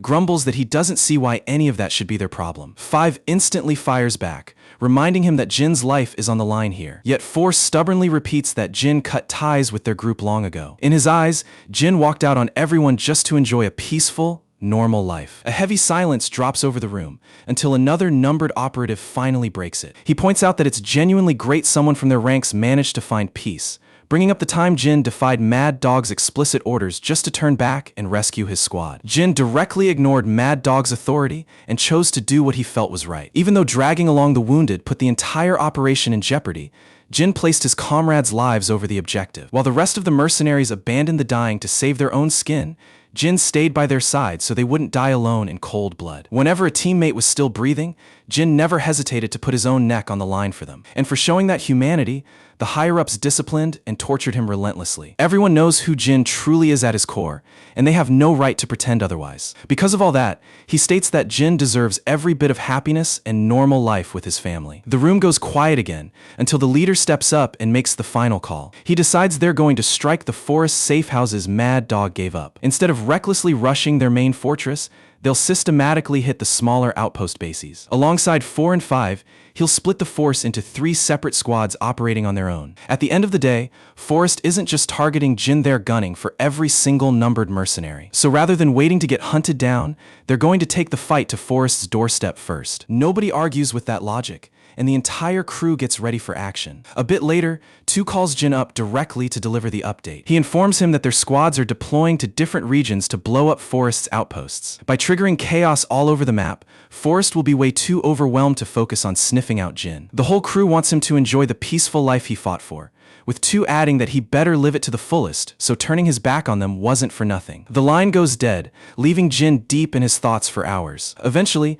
he shakes it off and dives back into his daily workout. Right as he takes a breather, his sister walks in. She comes over for a heart-to-heart, wanting to say thanks to the squad members who rescued her. She asks Jin to make sure his friends receive her heartfelt appreciation. Because she was knocked out during the abduction, all she really recalls is someone breaking into the house. When she finally woke up, she found herself gagged, tied hand and foot, and completely blindfolded. Shortly after, chaos erupted outside, and someone came in to untie her restraints. Even with the blindfold still on, that person quietly promised she was being returned safely to her brother. The tone was blunt and icy, but strangely comforting rather than scary. They kept her eyes covered to protect their identities, but handled her with pure respect the entire trip back. Escorting her to the vehicle, their touch was gentle and reassuring, not aggressive. During the drive, they carefully watched out for her balance, driving smoothly so she wouldn't get jostled around. That gentleness made it crystal clear to her that they were Jin's trusted companions, which brought her immense relief. Jin is momentarily stunned by her words,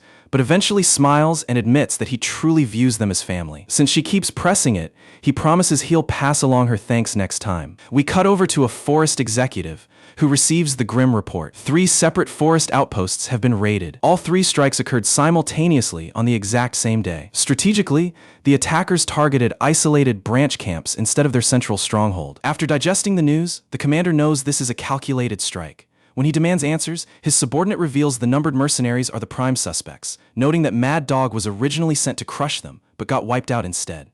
These coordinated attacks are clearly a direct warning against partnering with Mad Dog. The boss now realizes his squad, Anna, and Mad Dog were all eliminated by the numbered unit, so he orders his men to hold their ground and avoid picking a fight with them for the time being. A few days later, we catch Jin casually strolling to school. A group of girls randomly walk up asking for his phone number, but Jin politely shoots them down since he isn't about giving his personal details to complete strangers. While the girls are crowding around him, Yona is catching the whole spectacle from across the yard. His buddies are standing nearby too, fuming with jealousy over his effortless riz. Yona can practically feel Yihyung radiating pure envy, but he immediately flips the script on her, asking if it doesn't sting watching Jin get swarmed by girls. Flustered by the call-out, she plays dumb and snaps back asking why on earth she'd care, but her friends see right through the act and tell her to quit lying to herself. Whenever Jin isn't hanging out at the cafe or their secret spot, she's visibly grumpy and moping around. The second Jin steps into the room, she's instantly cheerful and glowing. Yona completely short-circuits, her face turning bright red from embarrassment. They keep roasting her, debating whether she's faking ignorance or genuinely too dense to realize her own feelings. Fed up, she pouts, spins on her heel, and storms away in a huff. At this point, it's obvious she's way too painfully shy to handle romance. Throughout class, Yona can't focus on anything because that morning chat is still living rent-free in her head. Lost in her thoughts, she sneaks a quick glance over at Jin. When our boy looks back and makes eye contact, she immediately panics and whips her head in the other direction. Later on, we see Jin and Seokju going through intense sparring drills in the SW training facility. Meanwhile, Yona is chilling in the office with her cousin Jai. She casually asks her older cousin about how her love life is going, curious if everything is smooth sailing with her fiancé. It looks like Jai isn't really in the mood to dive into that topic, so Yona lets it drop. Jai calls her out, knowing she's only hanging around the office killing time until Jin wraps up training, but Yona vehemently denies it, claiming she came purely to visit her cousin. Her cousin sees right through the blatant lie. Changing topics, she asks Yona if she's enjoying her freedom away from all the corporate stress. It's obvious our girl loves this peaceful lifestyle, and Jai is genuinely happy to see her thriving. Speaking of normal teenage stuff, the older cousin drops a bomb, asking if Yona has finally confessed her feelings to Jin. The question hits Yona like a truck, leaving her completely flustered. Jai warns the naive girl that Jin is crazy popular, so girls throwing themselves at him is going to be a regular occurrence. She even points out that half the female staff inside SW secretly swoon over him. Not to mention Sophia, who showed up recently. She has her eyes set firmly on him too. Yep, exactly. The heiress to the powerful Beret family wants to claim Jin entirely for herself. And if Jai's keeping it real, there's probably a whole line of girls waiting for their shot with him. That reality sounds like an absolute horror movie to Yona, completely freezing her in panic. Jai also brings up how Jin once mentioned he doesn't have the right to love someone, which might imply he's already hung up on someone from his past. So looking at it that way, Jai thinks it's a blessing Yona held her tongue, since an instant rejection seems almost guaranteed. Granted, she admits she might just be reading too deeply into what Jin meant. Even so,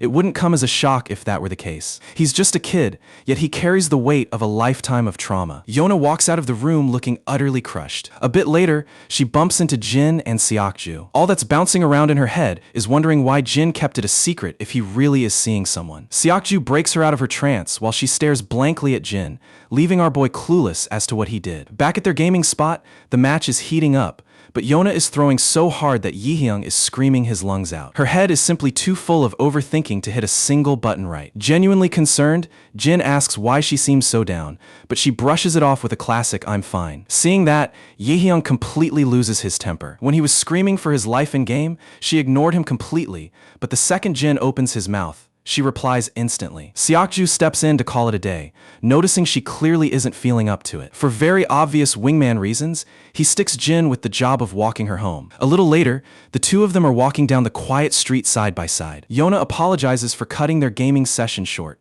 especially since they rarely get downtime together. Jin reassures her that it doesn't bother him at all. Meanwhile, Yona is having an internal war over whether she should cross the line and ask about his personal life. Finally, she swallows her nervousness and asks straight out if he's dating anyone. At first, Jin looks puzzled, but when she clarifies the question, he gives a straightforward answer. Nope, he isn't seeing a single soul. That one simple sentence is all the therapy she needed. Her mood does a complete 180. She's so over the moon that she excitedly drags him to buy triangle kimbap and cup ramen. Meanwhile, from the shadows, eyes are tracking Jin's every step, and it turns out to be Tu and his squad watching from afar. They dig up the fact that Yona is literally the granddaughter of SW's chairman. And what is SW? It's South Korea's absolute powerhouse conglomerate, and they've even expanded heavily into military defense contracting. It looks like the squad is downright envious of the sweet setup Jin has going on. Our boy is living way too comfortable of a civilian life for those hardened killers to process. Next up,